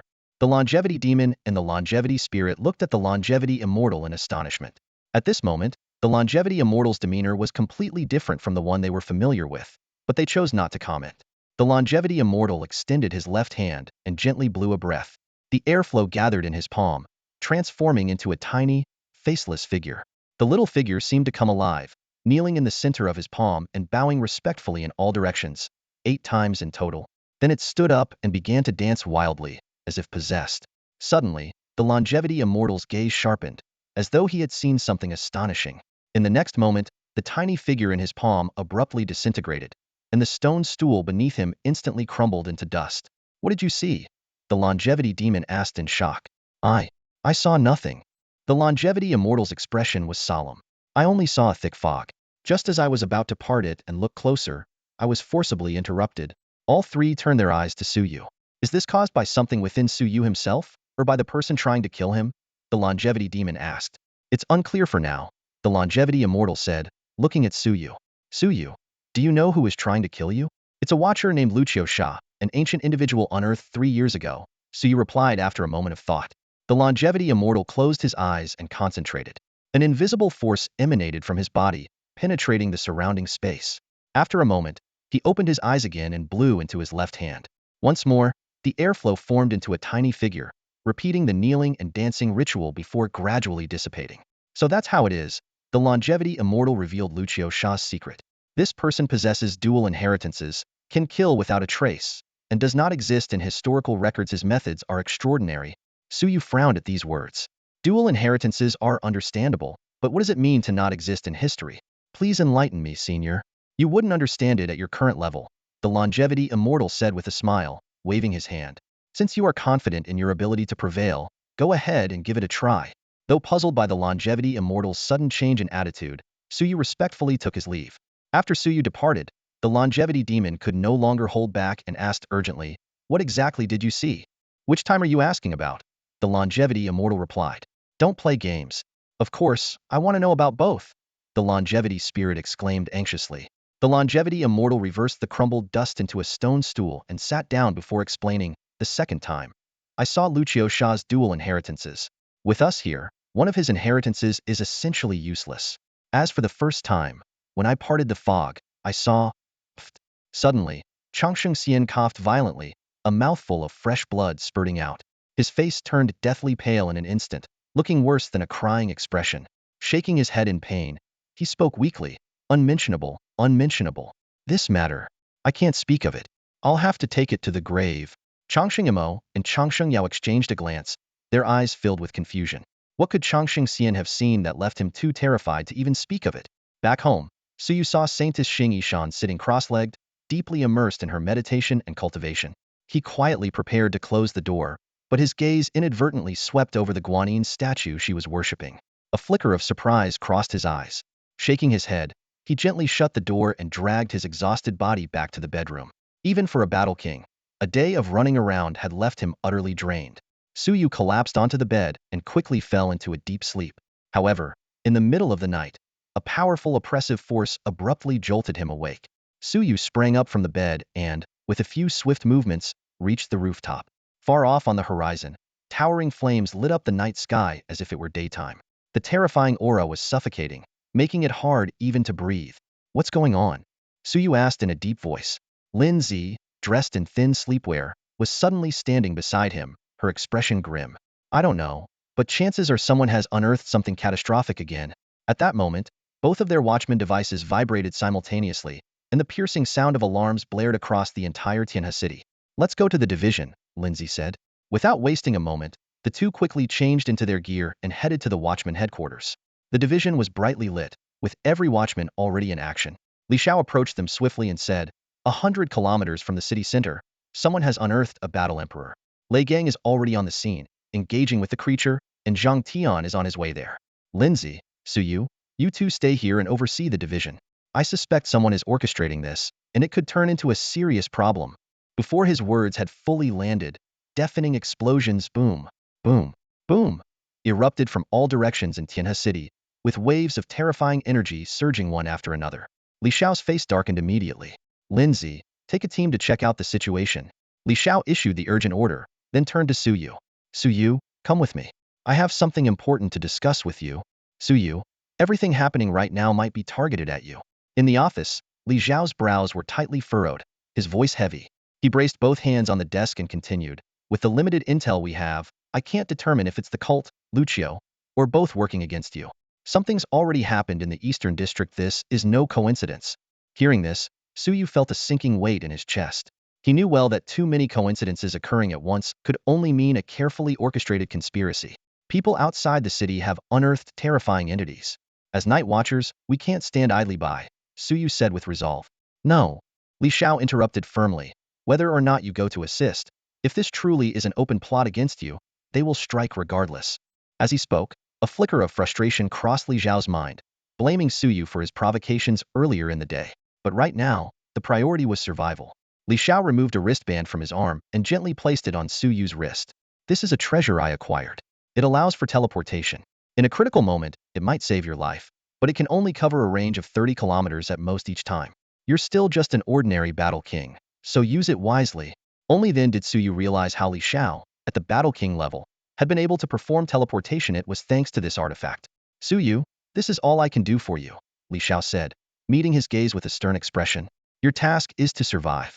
The Eastern District is busy, but if necessary, we'll send reinforcements. As Suyu exited the office, Li Xiao raised his voice and commanded, Suyu, immediately take your team south. Though he knew this was a trap set by their enemies, as night watchers, they could not ignore the danger. Lei Gang, Zhang Tian, and Lindsay were already out on missions, but the threats outside the city were far from over. Suyu had to take action. Explosions echoed continuously, as more and more areas were unearthed, releasing horrifying entities one after another. Meanwhile, the city center remained eerily calm, as though the chaos of unearthing treasures had nothing to do with it. Li Xiao quickly made a phone call, and soon, several figures began moving toward the outskirts to provide support. A burly figure carrying a speaker, a young man accompanied by a woman in traditional attire, and a strange chessboard floating into the distance. At that moment, a deafening boom erupted from the north. A massive humanoid creature emerged, its terrifying aura blanketing the heavens and earth. With a sigh, Li Xiao unleashed his Battle Emperor-level aura, extending it toward the north. The clash of auras in the air instantly turned the surrounding vegetation to dust. What being dares to descend upon my great Xia? Li Xiao called out as he advanced northward. If you wish to avoid enmity with my great Xia, leave at once. He knew that if he engaged, he might become entangled and unable to support Suyu in time. When that moment came, Suyu would have to rely on himself. Boom! The humanoid creature unleashed a terrifying force that swept across the land. Instead of retreating, it charged forward, heading south to meet Li Xiao, who was advancing north, in a fierce battle. Meanwhile, Suyu was racing southward. He had just emerged from a fight with the Seven Kill sect, and was now bracing for a new confrontation. Suddenly, he sensed something amiss. Turning to look back, he saw that the night watchers traveling with him had barely left the city center before being ambushed, and a battle had already erupted. So this was all set up for me, huh? But do you really think I'm that easy to take down? He sneered coldly, quickening his pace. Before long, a chilling scene unfolded before him. A beast resembling a sheep, but with 4 horns was feasting, blood dripping scarlet from its mouth. Suyu's pupils contracted. It was devouring human flesh. He immediately recognized the creature, Tu Lu, also known as the 4-horned sheep, a fierce beast recorded in the ancient text Shan Hai Jing. Tu Lu abruptly stopped chewing, its dark gaze locking onto Suyu. In the next instant, it tossed aside the bloody flesh in its mouth and released an aura of terror equivalent to an early-stage battle sovereign, lunging straight at Suyu. Bring in the doghead guillotine. Suyu roared. The doghead guillotine shot through the air, accompanied by 4 shadowy figures. 2 of them aimed directly at the Tu Lu. Fear flickered in the beast's eyes, but it was too late. The shadows immobilized it and dragged it toward the guillotine. I surrender. Spare me. Tu Lu suddenly pleaded. You've eaten humans, and you still think you deserve to live? Suyu's eyes burned with killing intent. Execute. The guillotine blade rose high, then came crashing down with a thunderous roar. The Tu Lu, an early-stage battle sovereign, met its end. Just as Suyu was about to turn and provide backup, he suddenly sidestepped, narrowly avoiding a surprise attack from a long spear. Following the spear's trajectory, he saw a figure approaching step by step, holding a blood-stained spear and exuding the terrifying aura of a battle sovereign. The figure stopped several dozen meters away, pointing the spear at Suyu. Suyu, didn't you say you'd wait for us in Tianhe City to kill you? Well, here I am. How do you want to die? I'm just afraid you're not qualified to kill me. Suyu sneered, shouting again, bring in the doghead guillotine. But this time, there was no response. It wasn't a matter of insufficient power. The doghead guillotine simply didn't react. Surprised that the doghead guillotine doesn't work on me? The figure sneered, the tip of the spear glinting coldly. You're a night watcher. Suyu's eyes narrowed as he finally realized the intruder's identity. The doghead guillotine was originally designed to execute commoners guilty of capital crimes. Although its form had changed from what Suyu once knew, its essence remained unchanged. It could only execute those without official status, whether they were ordinary civilians or the earth demon that had just been executed. When the doghead guillotine failed against the night watchman for the first time, the intruder sneered coldly, Night watchman? If you say so. It doesn't matter. His tone was laced with disdain. Even if you figured out my identity, so what? Among so many night watchmen, without solid evidence, What can you possibly do to me? Without the doghead guillotine, what else can you rely on? The Rui Jingu Bang? Before the words were fully spoken, a long spear in the intruder's hand pierced through the air, its sharp tip aimed directly at Suyu's chest. Suyu quickly drew his blade to counter, but under the immense power of his opponent, his grip throbbed with pain, and he was forced to retreat repeatedly. The mere Battle King dares to challenge a Battle Emperor? The intruder mocked. Even though this is just an incarnation of my divine script, you're no match for me. Be smart and accept your death obediently. I might even let you die painlessly. Suddenly, the intruder looked up into the distance, his tone tinged with surprise. That Li Shao is something else. He dealt with a Battle Emperor so quickly and is now rushing to save you. He chuckled softly. Too bad he won't make it. If he dares to interfere, Tianhe City will become history today. With a deafening roar, a terrifying entity appeared behind Li Shao. Forced to abandon his rescue, Li Shao turned to face the new threat. The safety of the citizens takes priority, Li Shao roared. When I find out who's behind this, I won't stop until you're utterly destroyed. Now, no one can save you. Let's continue, the intruder said, striking once more. His spear thrust forward, and the overwhelming power filled Suyu with despair. At this critical moment, Suyu unleashed a fragment of the Rui Jingu Bang. In a flash of golden light, a dazzling golden rod streaked across the sky, striking the intruder with immense force. The figure shattered instantly, dissolving into divine script and dissipating. I have plenty of divine script incarnations. Kill as many as you like. A massive hand appeared out of thin air, flipping its palm to summon 3 more divine script incarnations. Suyu's mind raced. Who could this night watchman be? How could they possess so many divine scripts? Even the leader of the 7 Kill sect wouldn't have such power. This person's identity was becoming increasingly enigmatic. Could it be Lucio Ting or Lucio Sha? The 3 divine script incarnations were all at the Battle Emperor level. Only those who reached the Battle Emperor realm could manifest divine scripts capable of independent action. Suyu attempted to activate the doghead guillotine once more, but it remained unresponsive, further confirming the intruder's identity as a night watchman. Boom. Suyu once again unleashed a fragment of the Rui Jingu Bang, facing the coordinated assault of 3 divine incarnations that spread out to encircle him. His gaze was as sharp as lightning as he quickly assessed the situation. With a decisive strike, one divine incarnation was shattered instantly, its fragmented divine script dissipating into the air. However, the other 2 had already closed in on him like phantoms. Coin falls, heads roll. Suyu remained composed as he flicked his fingers. A copper coin shot through the air, heading straight for one of the divine incarnation's heads. Simultaneously, he directed Nie Xiaoqian's 3,000 strands of hair to weave like a spider's web toward the other incarnation. The proximity left the 2 divine incarnations with no room to evade. The moment the copper coin struck the ground, the power of rules erupted. One divine incarnation froze in place, its head severed and disintegrating into scattered energy that vanished into the heavens. The other was ensnared by the strands of hair, immobilized and unable to resist. Seeing this, the remaining divine incarnation visibly trembled, clearly unprepared for the terrifying power hidden within what seemed to be an ordinary copper coin. Suyu gave it no chance to recover. With a flick of his fingers, another copper coin flew out. The ensnared divine incarnation dared not move, but Suyu had already leaped forward, blade in hand, and decapitated it with a single stroke. Divine incarnations are nothing special. Suyu's voice echoed across Tianhe City. Today, I, Suyu, have slain a war emperor's lackey and destroyed 4 divine incarnations. Whoever you are, they'll be right here, waiting for you to try and kill me. His bold declaration resounded far and wide, drawing the attention of countless powerful figures. Li Shao, Lei Gang, Zhang Tian, Lin Zi, and others, engaged in their own battles, couldn't help but marvel at Suyu's strength. However, the danger was far from over. In the sky, a massive hand appeared once more, releasing 10 divine scripts that all transformed into even stronger divine incarnations. Damn it! Suyu couldn't help but curse. These new incarnations were clearly more formidable than the previous ones, and his strength was already greatly depleted. Just then, General Bai appeared in the nick of time, his sword light shielding Suyu. One of General Bai's divine incarnations carried Suyu into the sky, but the pursuers were relentless. In an instant, General Bai's divine incarnation was destroyed. Suyu was now in grave danger. Someone made a move again.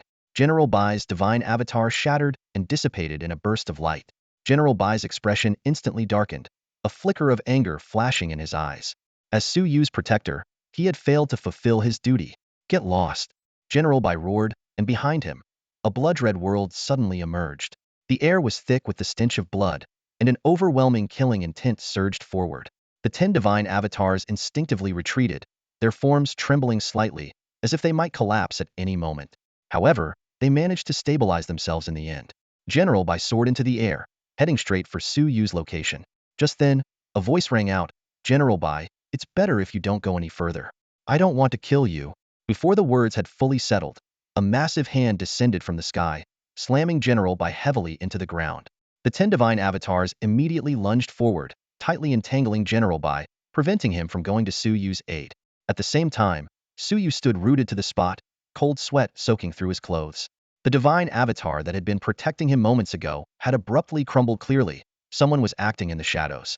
A masked figure approached him slowly, exuding a presence far more powerful than the earlier divine avatars. Suyu's mind raced. If it was just one opponent, with the many cards he had up his sleeve, defeating them shouldn't be too difficult. The heavens did not bring forth Yi Tianming. The great Xia would have been lost for eternity. Suddenly, a head came plummeting from the sky, wielding a humming immortal sword. The masked man interrupted coldly, "Yi Tianming, you shouldn't be here. This matter is none of your concern."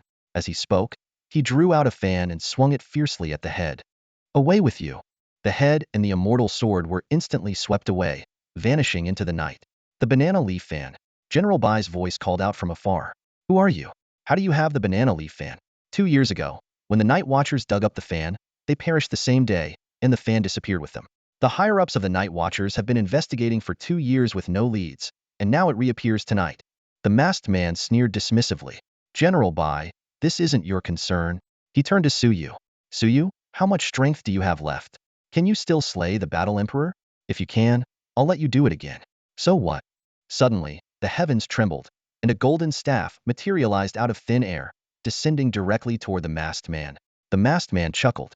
"You truly think you can slay the Battle Emperor again? Unfortunately, in front of me, you won't succeed." A massive tortoise shell flew out from within his body, rising to shield him. The Rui Jingu Bang struck the shell with tremendous force, yet it left not the slightest mark. Instead, the staff dissolved into specks of golden light and vanished. Suyu's eyes narrowed slightly, realizing that this was merely a fragment of its former power, far from what it had once been. "Did you really think I came to kill you tonight without any preparation?" The masked man's voice was chilling, each step forward making the air grow heavier. The power surging within him was like a volcano on the verge of eruption, ready to explode at any moment. Suyu stood his ground, unyielding. He immediately summoned the Xinhuang flame. Blazing flames shot into the air, their heat so intense it seemed as though they could ignite the surrounding atmosphere. However, with a casual wave of a plantain fan, the masked man caused the flames to flicker erratically, nearly extinguishing them. In the end, the fire had no choice but to retreat into Suyu's inner world as mere embers. Suyu's expression darkened instantly. The Xinhuang flame was suppressed, General Bai was being held up, and the back of his head still throbbed from an earlier blow whose source remained unclear. Though he had other trump cards, he couldn't use them recklessly unless it was a matter of life and death. After all, no divine incarnations, no matter how powerful, could compare to Lu Qiu, who stood above even the battle emperors. If he couldn't overcome these obstacles, how could he hope to face Lu Qiu? The situation was dire. Suyu decisively deployed a teleportation technique, instantly appearing 30 kilometers away. He swiftly pulled out a treasure map, one of many he had yet to explore, located south of Tianhe City. Confirming the location, he immediately set off. "I didn't expect Li Xiao to actually give you the teleportation wristband," the masked man sneered as he pursued. "But with your battle emperor level speed, I'll only buy you a few extra moments of life. Dream on if you think you can kill me." Suyu retorted coldly, glancing down at the treasure map. Golden characters emerged. "Here lies a lake inhabited by hundreds of fish-headed beings.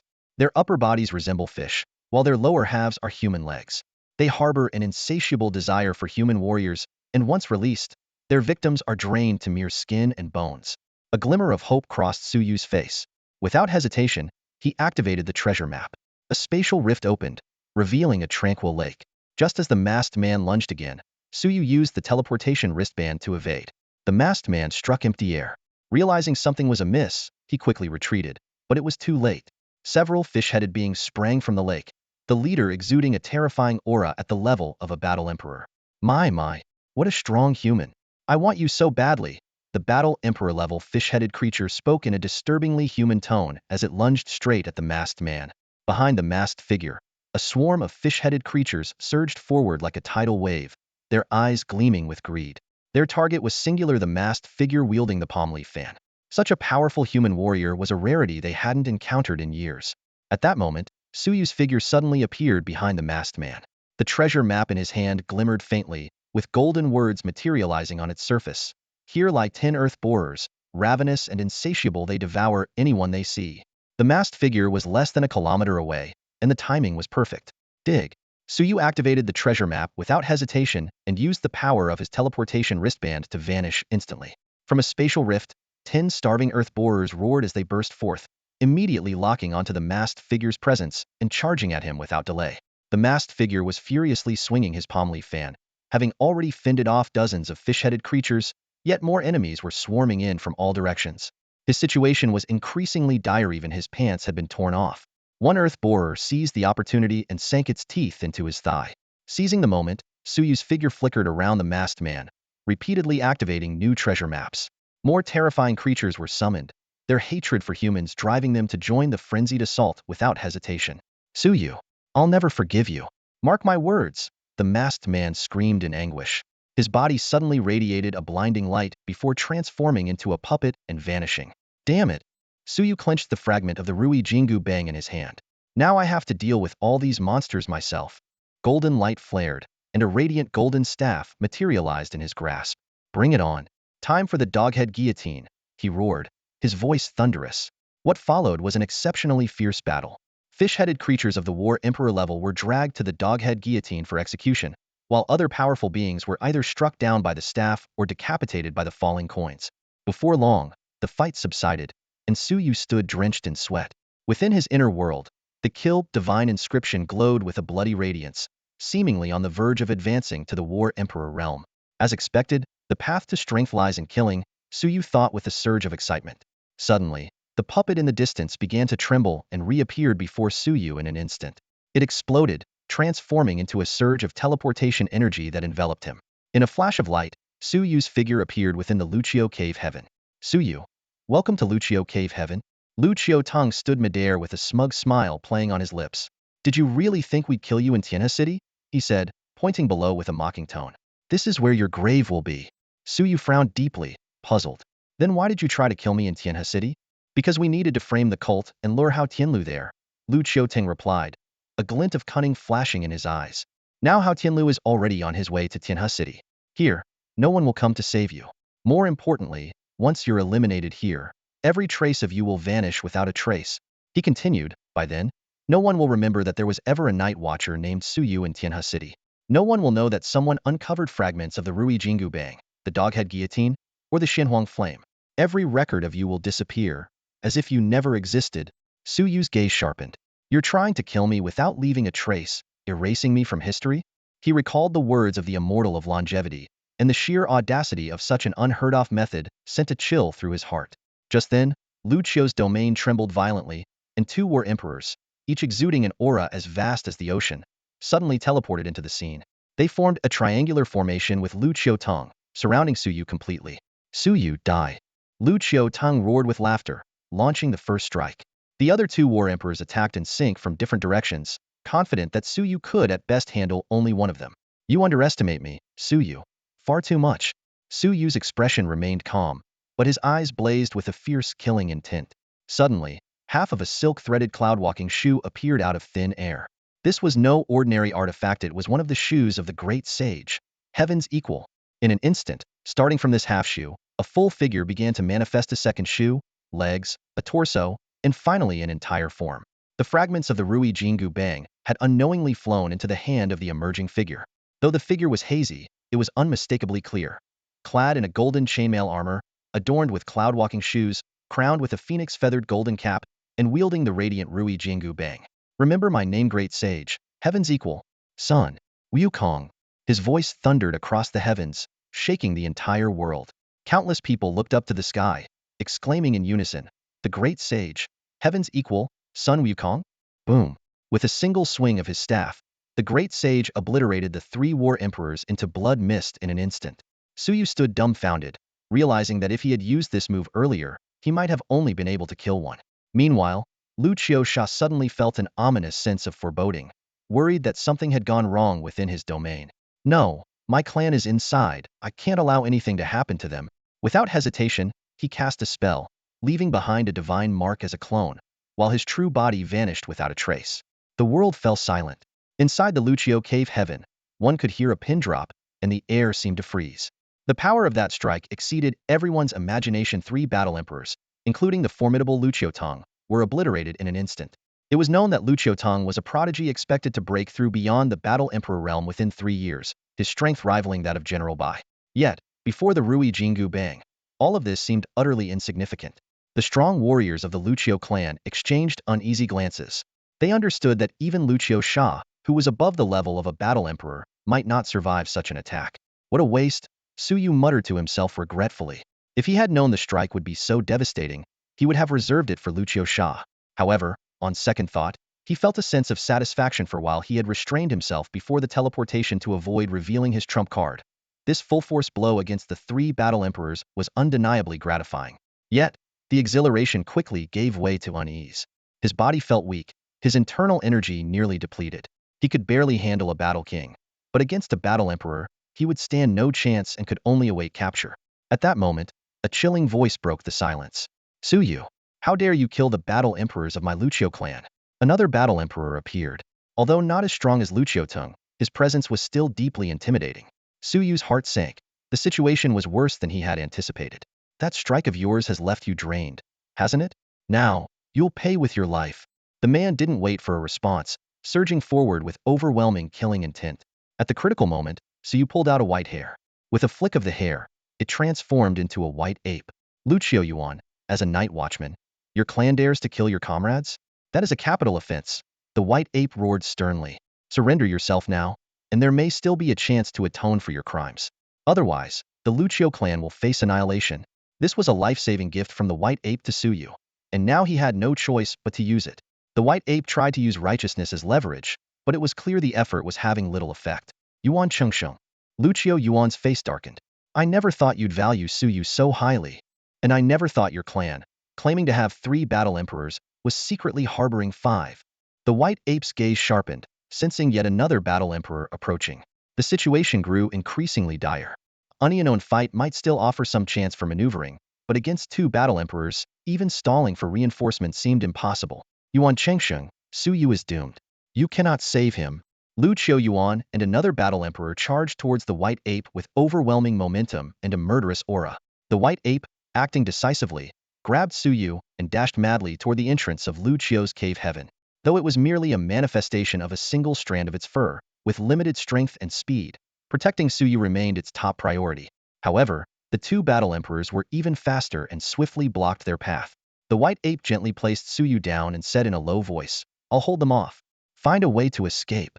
Before the words had fully left its mouth, it had already conjured a phantom iron staff in midair and charged fearlessly toward the 2 battle emperors. Deafening booms reverberated as the entire Lu Qiu cave heaven trembled violently. Rocks shattered, and the sky grew dark. Seizing the opportunity, Suyu sprinted toward the entrance. But soon, he was forced to halt. Ahead of him, a dense crowd blocked the way, and their numbers were still growing. Their eyes glinted with malice, making it clear they were no allies. Activating his 3rd divine eye, Suyu scanned his surroundings and was startled to discover that every single one of these people was a villain. What was even more shocking was that among the more than 30,000 individuals, over 100 were at the Battle King level. This number filled Suyu with rage. In Tianhe City, there were only 8 active Battle Kings, including 3 captains stationed to guard the cave heaven Lin Zi, Lei Gang, and Zhang Tian alongside the city defenders and the minister, Li Xiao, as well as himself. We've given you the highest privileges, welcomed you into the Night Watchers, and yet you've hidden such a vast force. Suyu roared in fury. If even 10 Battle Kings had been dispatched to assist in defense, how many lives in East District 1 could have been spared? Every single one of you deserves death. With a wave of his right hand, the 7-kill blade appeared in Suyu's grasp. Never before had he felt such intense killing intent. The anger he had suppressed for 3 years erupted at this moment. With a single slash, the blade's light streaked like a rainbow, carving a bloody path through the crowd. Though he had already expended a significant amount of strength and was no match for the Battle Emperors, he still unleashed a storm of bloodshed among the masses. Despite being surrounded by the War Kings, Suyu stood tall and unyielding. As the blade flashed, several War Kings fell, their heads severed cleanly. In their final moments, their eyes were filled with confusion. How could they have lost when they held such an overwhelming advantage? Suyu, stop resisting, someone from the Lucio clan shouted. Kneel and beg for mercy now, and perhaps we might spare your life. They attempted to shake Suyu's resolve with their taunts, hoping to find an opening for a fatal strike. Get lost. Suyu roared, his long blade sweeping out again, felling several more war kings. Yet the relentless battle was quickly draining his energy, and if it continued, it was only a matter of time before he exposed a fatal weakness. At that moment, the entire Lucio domain shook violently. A figure strode in from the entrance seat was Lucio Sha. The aura he exuded, surpassing even that of a war emperor, instantly engulfed the space. The oppressive force was like the wrath of the heavens, sending chills down the spines of everyone present. Good. Very good. Lucio Sha surveyed the scene with a dark, iron-like expression. You've killed 3 of my Lucio clan's war emperors. Suyu, I truly underestimated you. Then, turning to Yuan Changsheng, he demanded, and why are you interfering in this matter? With a flash of his figure, Lucio Sha charged straight for Suyu. Just then, a voice rang out. It was the white ape. Lucio Sha, you cannot kill Suyu. Hao Tianlu and I are on our way. Do not act recklessly.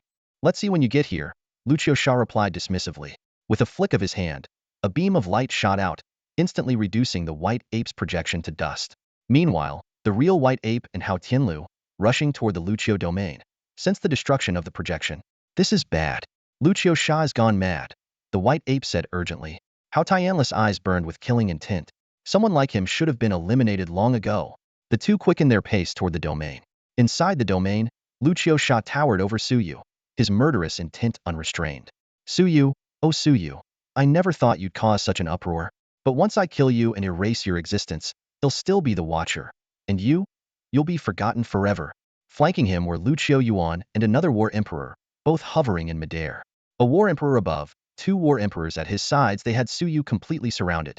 Lufkeek Sha arrived at the scene with over 100 battle kings and countless warriors, creating an overwhelmingly unfavorable situation for Suyu. Calling it certain death was already an understatement. Yet, Suyu suddenly broke into a maniacal grin, resembling a fearless madman unafraid of death. This unsettling smile caused an inexplicable unease to rise in Lufkeek Sha's heart. Yaoji, come out. Suyu pulled out the mahjong tile lent to him by the longevity immortal. Though this was a gamble, either he or Lufkeek Sha had to die today. With a thunderous roar, the moment Yaoji emerged, a fully grown vermilion bird, exuding an aura as deep as an abyss, appeared before everyone. Even Lufkeek Sha couldn't help but pale in shock. You call this Yaoji? Suyu was stunned, then burst into ecstatic laughter. Kill him. The vermilion bird spread its wings, soaring into the sky and engulfing the battlefield in a sea of flames as it dived toward Lufkeek Sha. The two clashed instantly in a fierce battle. At the same time, Lufkeek Yuan and another battle emperor charged towards Suyu. In this critical moment, Suyu's body radiated a brilliant light, and the figure of Xing Yishan emerged. I can only handle one of them, she said, striding toward one of the battle emperors. With each step, her aura grew more formidable. However, Lufkeek Yuan and over 100 battle kings continued to close in. Just then, Suyu sensed something and stretched out his left hand, causing 30 treasure maps to materialize in his palm. All the coordinates on these maps pointed to Lufkeek Dongtian.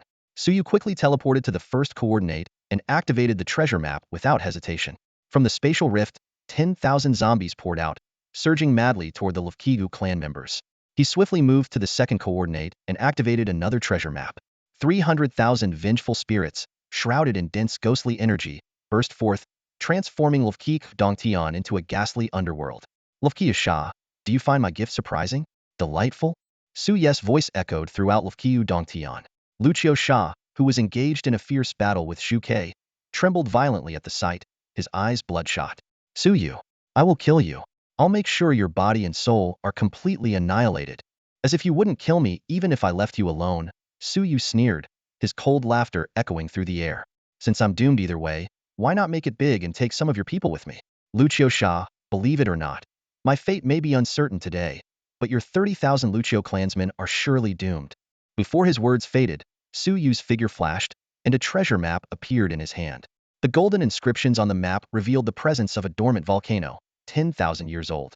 Awakening it would trigger an eruption, turning this realm into scorched earth. With a burst of laughter, Suyu activated the treasure map. A rift tore through the space, and a massive volcano materialized out of nowhere. As if provoked, the volcano erupted instantly, spewing rivers of molten lava in all directions.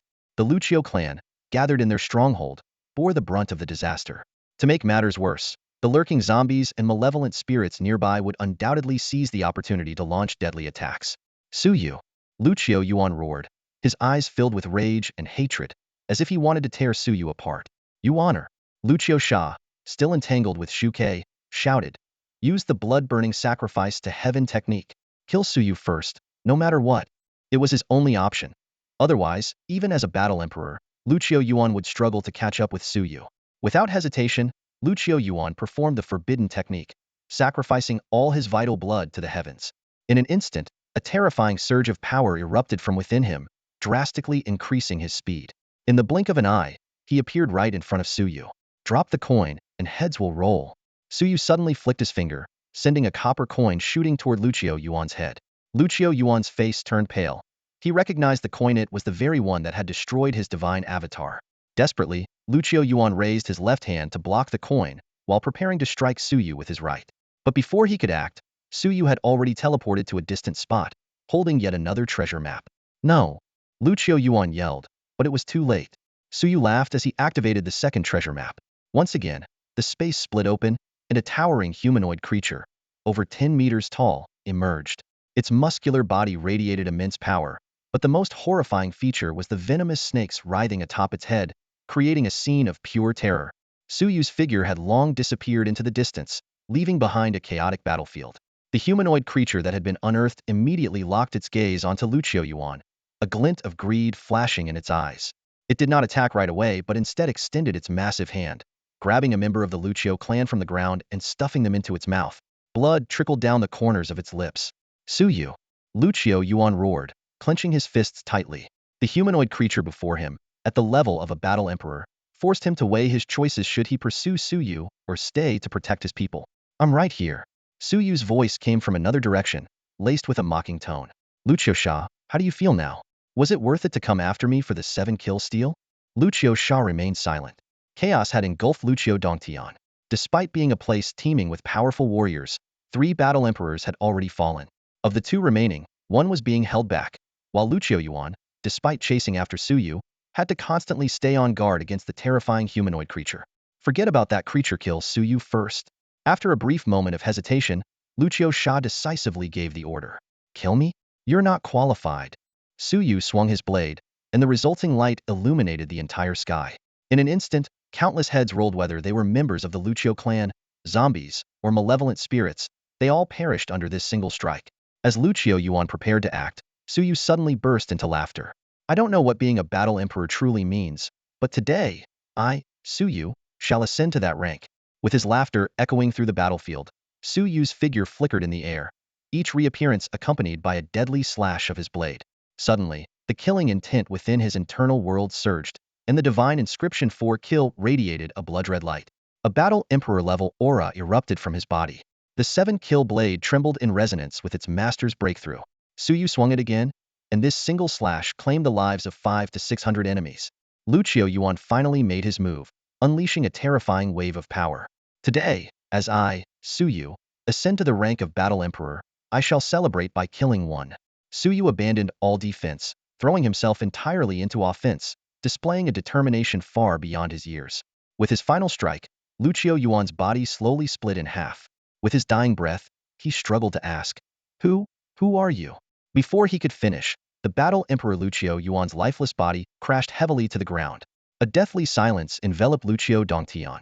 Every being human, zombie, or malevolent spirit turned to look at the young battle emperor. In that moment, the entire world seemed to hold its breath. All eyes, filled with shock and disbelief, turned toward Suyu. Even the mindless zombies, driven solely by their remaining instincts, unconsciously directed their gaze toward him. Lucio Yuan, a true battle emperor, had gone so far as to use the blood sacrifice to heaven technique to multiply his strength several times over. Yet, he still fell to the blade of someone who had only just entered the realm of battle emperor. The outcome was beyond everyone's comprehension. Lucio Sha's body trembled with fury as he witnessed the scene. His eyes turned blood-red, radiating a suffocating killing intent.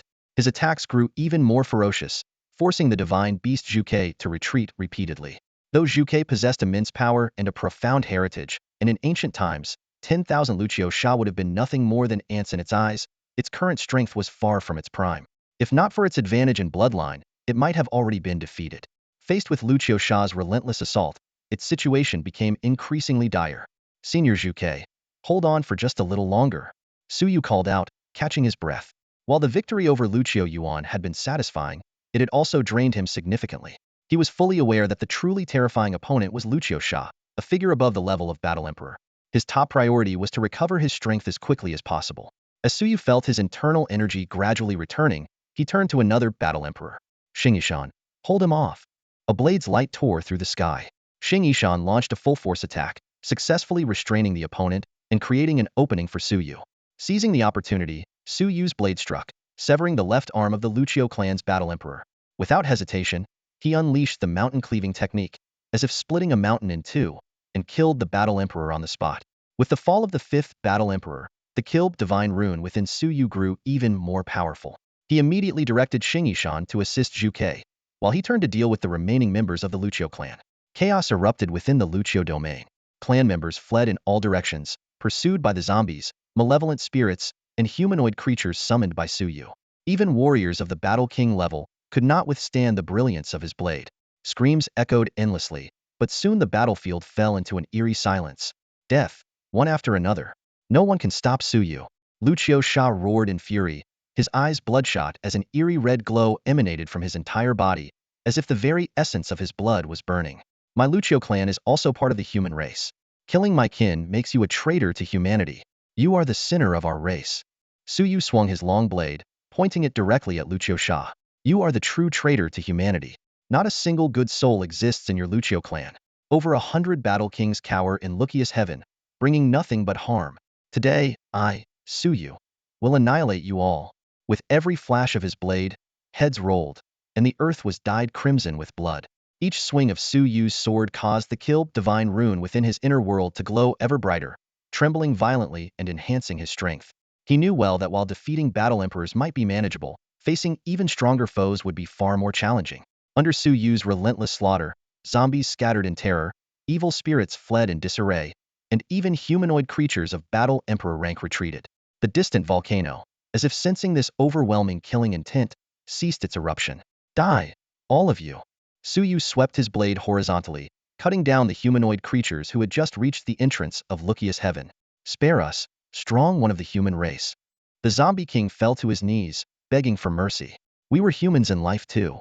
Those who harm humanity shall die. Suyu showed no mercy. As his blade fell, the remaining zombies collapsed into pools of blood. Witnessing this, the evil spirits retreated into the ghost abyssa realm of the dead, forbidden to the living. Suyu gazed coldly at the retreating spirits and warned, if you dare to emerge again, I will invade the ghost abyss and eradicate every last one of you.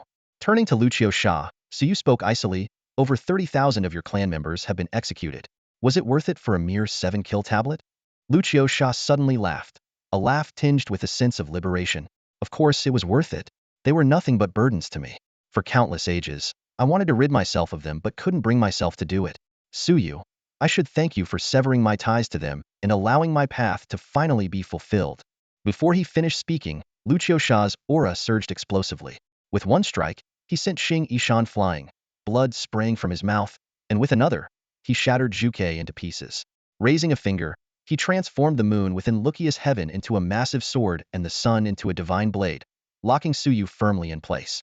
In 3 minutes, Hao Tianlu will arrive, but he'll never make it. Lucio Sha sneered viciously. I will sever your fate and erase your existence. From this moment on, no one in this world will remember Suyu. Boom. Lucio Sha raised his blade and struck down. This strike was overwhelmingly powerful. Lucio Sha unleashed his full strength, a force that had already surpassed the realm of the Battle Emperor. At this moment, his power erupted completely, so formidable that even Hao Tianlu would have been shaken if he were present. In this critical moment, half of a lotus silk cloud-walking shoe suddenly appeared in front of Suyu. Was one of the shoes belonging to the great sage equal to heaven, Sun Wukong. Following that, a fragment of the Rui Jingu Bang flew out as well. The remnants of Dao energy imbued in these relics were instantly activated, and an imposing phantom manifested. Clad in golden chainmail armor, stepping on the lotus silk cloud-walking shoes, and crowned with the phoenix feather purple gold cap the great sage equal to heaven himself. The phantom, wielding the Rui Jingu Bang, swung it fiercely toward Lucio Sha. Lucio Sha's pupils contracted as he quickly adjusted his move, slashing his blade toward the staff. This strike, which should have been lethal. Suyu had once used it to instantly kill 3 Battle Emperor level powerhouses before even becoming a Battle Emperor himself. Now faced an entirely different outcome. Elixir's strength far exceeded expectations. With one slash, the Rui Jingu Bang was sent flying backward. The phantom of the great sage trembled violently, nearly dissipating.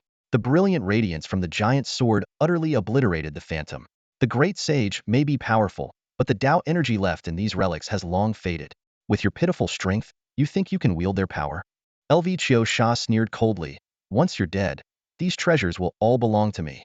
Only I am worthy of them. Despair sank into Suyu's heart. He had thought he was well prepared to face Elixir, even confident he could turn the tables and defeat him. But now, in the presence of a true powerhouse, all his preparations seemed laughably futile. You think you can kill me? You're not there yet. Suyu suddenly shouted as Elixir's deadly blade came down. Someone bring out the tiger head guillotine. The entire cave dimension trembled violently. The tiger head guillotine flew out from Suyu's body, and 4 phantoms materialized instantly. One held the guillotine, another carried a basin and placed it before the blade, while the remaining 2 charged directly at Elixir. The tiger head guillotine? So you were the one who unearthed it? Elixir's expression changed drastically, clearly not expecting this legendary artifact to appear in Suyu's possession. However, he quickly regained his composure, slashing his blade repeatedly. Each strike contained destructive power, forcing the 2 phantoms to retreat step by step. The tiger head guillotine was already incomplete, and its wielder was no longer that eternal sovereign of justice. Its power was far from its former glory, making it nearly impossible to use it to kill Elixir. Suddenly, Elixir's gaze turned toward the entrance of the cave dimension, a flicker of unease flashing in his eyes. Hao Tianlu was pushing himself to the brink, burning his essence blood to rush to this place. A cold glint flashed in Elixir's eyes as he looked at Suyu and said icily, "For someone like Suyu, is it really worth it?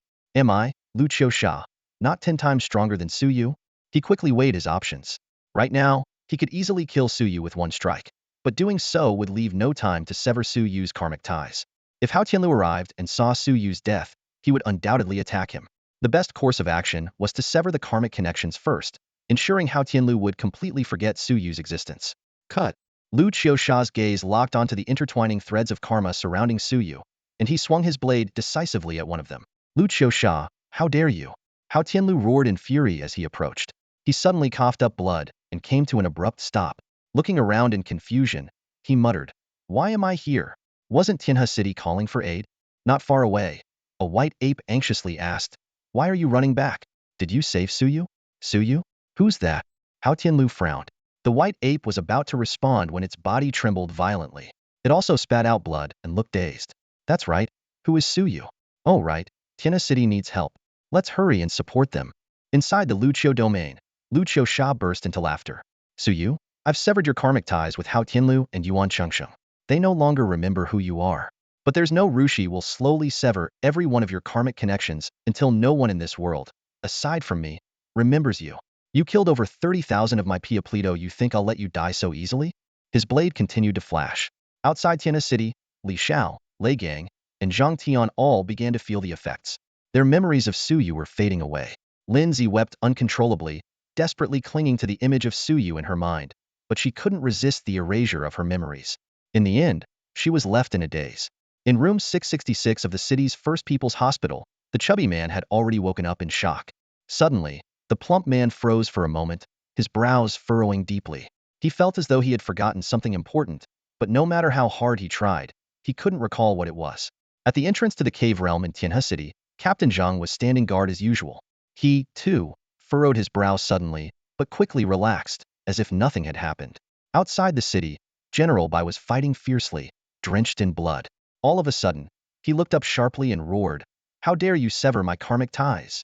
Whoever you are, when I remember, I will annihilate your entire clan." His furious voice echoed across the battlefield. But then, his expression turned confused. "Suyu? Suyu? Suyu?" He muttered the name repeatedly, bewildered. "Who is Suyu? Why do I keep saying this name? Could it be that someone has cut off my karmic ties?" In Lucio Cave Realm, Elixir was swinging his blade relentlessly. With every strike he delivered, fewer and fewer people remembered Suyu. Suyu could feel it clearly. He was being erased from the memories of those who knew him. "Suyu, you certainly have many acquaintances," Elixir sneered as he unleashed dozens of strikes in quick succession. "But none of them will remember you anymore." 3 of the strikes were aimed directly at the cave realm beneath the residential building of Tianhe City's Night Watchers. However, just as those 3 strikes arrived, they encountered immense resistance. A mere ant dares to sever my karmic ties? The longevity immortal raised his head disdainfully. Be gone. The longevity demon spat out a single word. If I choose to remember someone, not even Guanyin herself could sever it. The longevity fiend snorted coldly. The 3 strikes shattered instantly. Lucio Sha's body trembled violently, his face turned pale, and blood dripped from the corner of his mouth. The power of these 3 figures far exceeded his imagination. With just a few words, they had gravely injured him. In the endless wilderness, a massive black dog was racing at full speed. When Lucio Sha's blade intent arrived to sever its karmic ties with Suyu, the black dog howled at the sky, its voice shaking heaven and earth, shattering the blade intent instantly. Its spectral form then appeared in Lucio Cave Realm. The one I remember, you dare to sever his karmic ties? Mark my words, I will come for you. Turning to Suyu, it said, Suyu, hang in there. I'll come to save you. In the demon city, an old Daoist priest was unleashing carnage when he suddenly paused. His 3 grotesque heads simultaneously let out chilling laughter. You think you can erase the memories of this old Daoist? A strange power surged from within him. Back in Lucio Cave Realm, Lucio Sha coughed up blood in terror. His shoulders suddenly split open, and 2 grotesque, nauseating heads emerged. These heads, with mouths full of yellowed teeth, snarled and lunged toward his original face. Child, I've come to save you. Panicking, Lucio Sha hastily swung his blade and sword in rapid succession. The 2 hideous heads that suddenly sprouted were instantly severed, rolling to the ground. Lucio Sha took a breath of relief but immediately narrowed his eyes. While he was distracted by his repeated failures to sever karmic ties and the unexpected arrival of the old Daoist, Suyu seized the opportunity. He swiftly pulled out a pair of floral-patterned shorts and slipped them over his neck. This unearthed treasure, when worn, could boost cultivation by 50, and when draped around the neck, it could enhance it by an impressive 70. Today, I, Suyu, will risk everything, even my cultivation as a battle emperor, to kill you. Suyu's eyes burned with ferocity. Within his inner world, the blood-red Kilb character radiated a terrifying power, though its light had dimmed. In an instant, the figure of a great saint appeared, wielding a radiant golden staff, which came crashing down with overwhelming force. Boom! Lucio Sha barely managed to block the attack, but his body trembled violently. Already severely injured and weakened from continuous backlash, he coughed up blood, his complexion ghastly pale. His body was riddled with cracks, as if it might explode into a mist of blood at any moment. I refuse to believe you can survive this. Suyu roared madly. The dim Kilb character within his inner world vibrated once more, unleashing a terrifying surge of power. Bring the tiger head guillotine. The tiger head guillotine emitted a supreme radiance. 2 figures swiftly dragged the struggling Lucio Sha beneath the blade. Execute. With Suyu's command, the guillotine fell with a thunderous crash. Lucio Sha's head rolled to the ground, his eyes wide open in death, filled with unwillingness and disbelief. At the same time, Hao Tianlu, White Ape, and others, who were on their way to Tianhe City, suddenly regained their memories of Suyu. They were furious upon realizing that Lucio Sha not only sought to kill Suyu, but also attempted to erase their memories of him. Li Xiao, Lei Gang, Zhang Tian, Lin Zi, and others also remembered Suyu. Their emotions a complex mix of guilt, regret, and sorrow. Inside Lucio's cave heaven, a weakened Suyu stood holding his long blade, intimidating the restless crowd of 300,000 malevolent spirits. He picked up a mahjong tile marked with the number 1 and confirmed that the Vermilion bird elder was still alive. Then, he approached the heavily injured Saintess Xing Yishan. Sensing someone nearby, Xing Yishan transformed into a beam of light and entered Suyu's body. At that moment, the furious Hao Tianlu and White Ape stormed into Lucio's cave heaven. However, they froze in shock at the sight of the carnage corpses strewn everywhere and rivers of blood flowing. What happened here? White Ape asked blankly. Hao Tianlu and the White Ape stood frozen in place, their eyes taking in a scene of utter devastation. The vast territory of Lucio Cave Heaven was strewn with over 30,000 corpses. Rivers of blood flowed amidst mountains of bodies, and in the distance stood a solitary figure Suyu, aloof and unyielding. Their pupils contracted sharply. Among the dead were not just 3 battle emperors, but a total of 5, along with over 100 battle kings. The Lucio clan deserves annihilation, Hao Tianlu declared firmly. As the head of the Eastern District, he had only now realized the terrifying power the Lucio clan had concealed.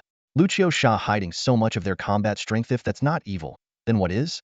In an instant, Hao Tianlu appeared in front of Suyu, his concern evident. Suyu, how are you feeling?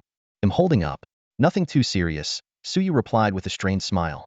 Although he had ascended to the rank of Battle Emperor today and unleashed a massacre, the effort to kill Lucio Sha had caused him to fall from the Battle Emperor realm. Moreover, using the Tiger Head guillotine had further degraded his strength, leaving him at the first tier of the Battle King level. The White Ape carefully examined Suyu's injuries and reported to Hao Tianlu, "The injuries are severe, but his life isn't in danger. However, he won't be able to fight again anytime soon." Hearing this, Hao Tianlu felt slightly relieved and immediately ordered, "Yuan Chengsheng, take Suyu back to Tianhe City." The White Ape shot a worried glance at Suyu. "But what about the situation here? This is a mess." Hao Tianlu rubbed his temples in frustration. Although Lucio Sha was in the wrong, Suyu did kill over 30,000 people. Once the news spreads, it'll shake the entire nation. And let's not forget, over the past 3 years, other ancient clans have been unearthed besides the Lucio clan. We'll need to provide an explanation to everyone. 30,000 lives. Hao Tianlu sighed deeply. If it were just a few dozen, it might be manageable. But this many? How am I supposed to report this to the higher-ups? Still, it's not your fault Lucio Sha brought this upon themselves. The White Ape hoisted Suyu onto its back, nodded to Hao Tianlu, and quickly left the cave, heading straight for Tianhe City. Once they were gone, Hao Tianlu kicked Lucio Sha's severed head, cursing loudly, clean up, how am I supposed to clean this up? Should I just quit? Go plead with Elder Jiang? But I don't even have that kind of relationship with him." Meanwhile, a large black dog, sprinting at full speed, suddenly halted and barked into the distance. The White Ape, carrying Suyu, arrived shortly after. "What are you barking about?" the White Ape asked, puzzled. The black dog stood on its hind legs, confirmed that Suyu was safe, and without a word, strode past the White Ape and continued ahead. "Ridiculous," the White Ape muttered, shaking its head as it carried Suyu onward to Tianhe City. Back in Lucio Cave Heaven, Hao Tianlu was still racking his brain over how to deal with the aftermath. Suddenly, a large black dog strolled into view, its gaze sweeping over the field of corpses and the sea of blood. To everyone's astonishment, it spoke in a human voice. "This Suyu is truly ruthless. He actually killed them all. No wonder the 7-kill steal chose him." It turned to Hao Tianlu, addressing him directly. "Hao Tianlu, what are you planning to do about this?" Hao Tianlu shook his head with a bitter smile. "How should I know?" He looked at the creature, which was clearly not an ordinary dog, with a hopeful expression. "Xiao Tianquan, you've got some wild idea show about giving me some advice? I've been racking my brain for ages and still can't figure it out." Xiao Tianquan wandered around the cave while speaking. "Advice? I've got nothing. I just came to take a look, just to look around. This Suyu, though, he's something else. Only a few days as a night watchman, and he's already wiped out an entire cave. His methods, they're just like someone from the 7-kill lineage."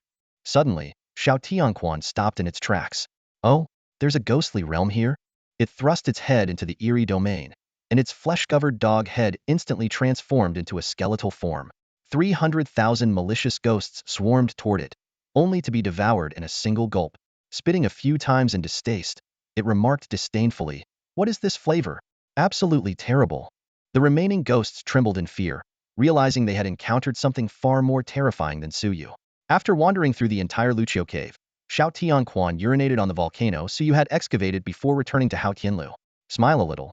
Don't keep that long face. You were dug up by me, so you should inherit my cheerful disposition." Xiao Tianquan displayed a gleaming set of white teeth. Hao Tianlu forced a smile but couldn't hide his worry. "This isn't actually that complicated," Xiao Tianquan said. "I'll go talk to some old friends. As for you," it paused to think, "you need to eliminate the threat completely. Everyone from the Lucio clan who's out on missions must be killed.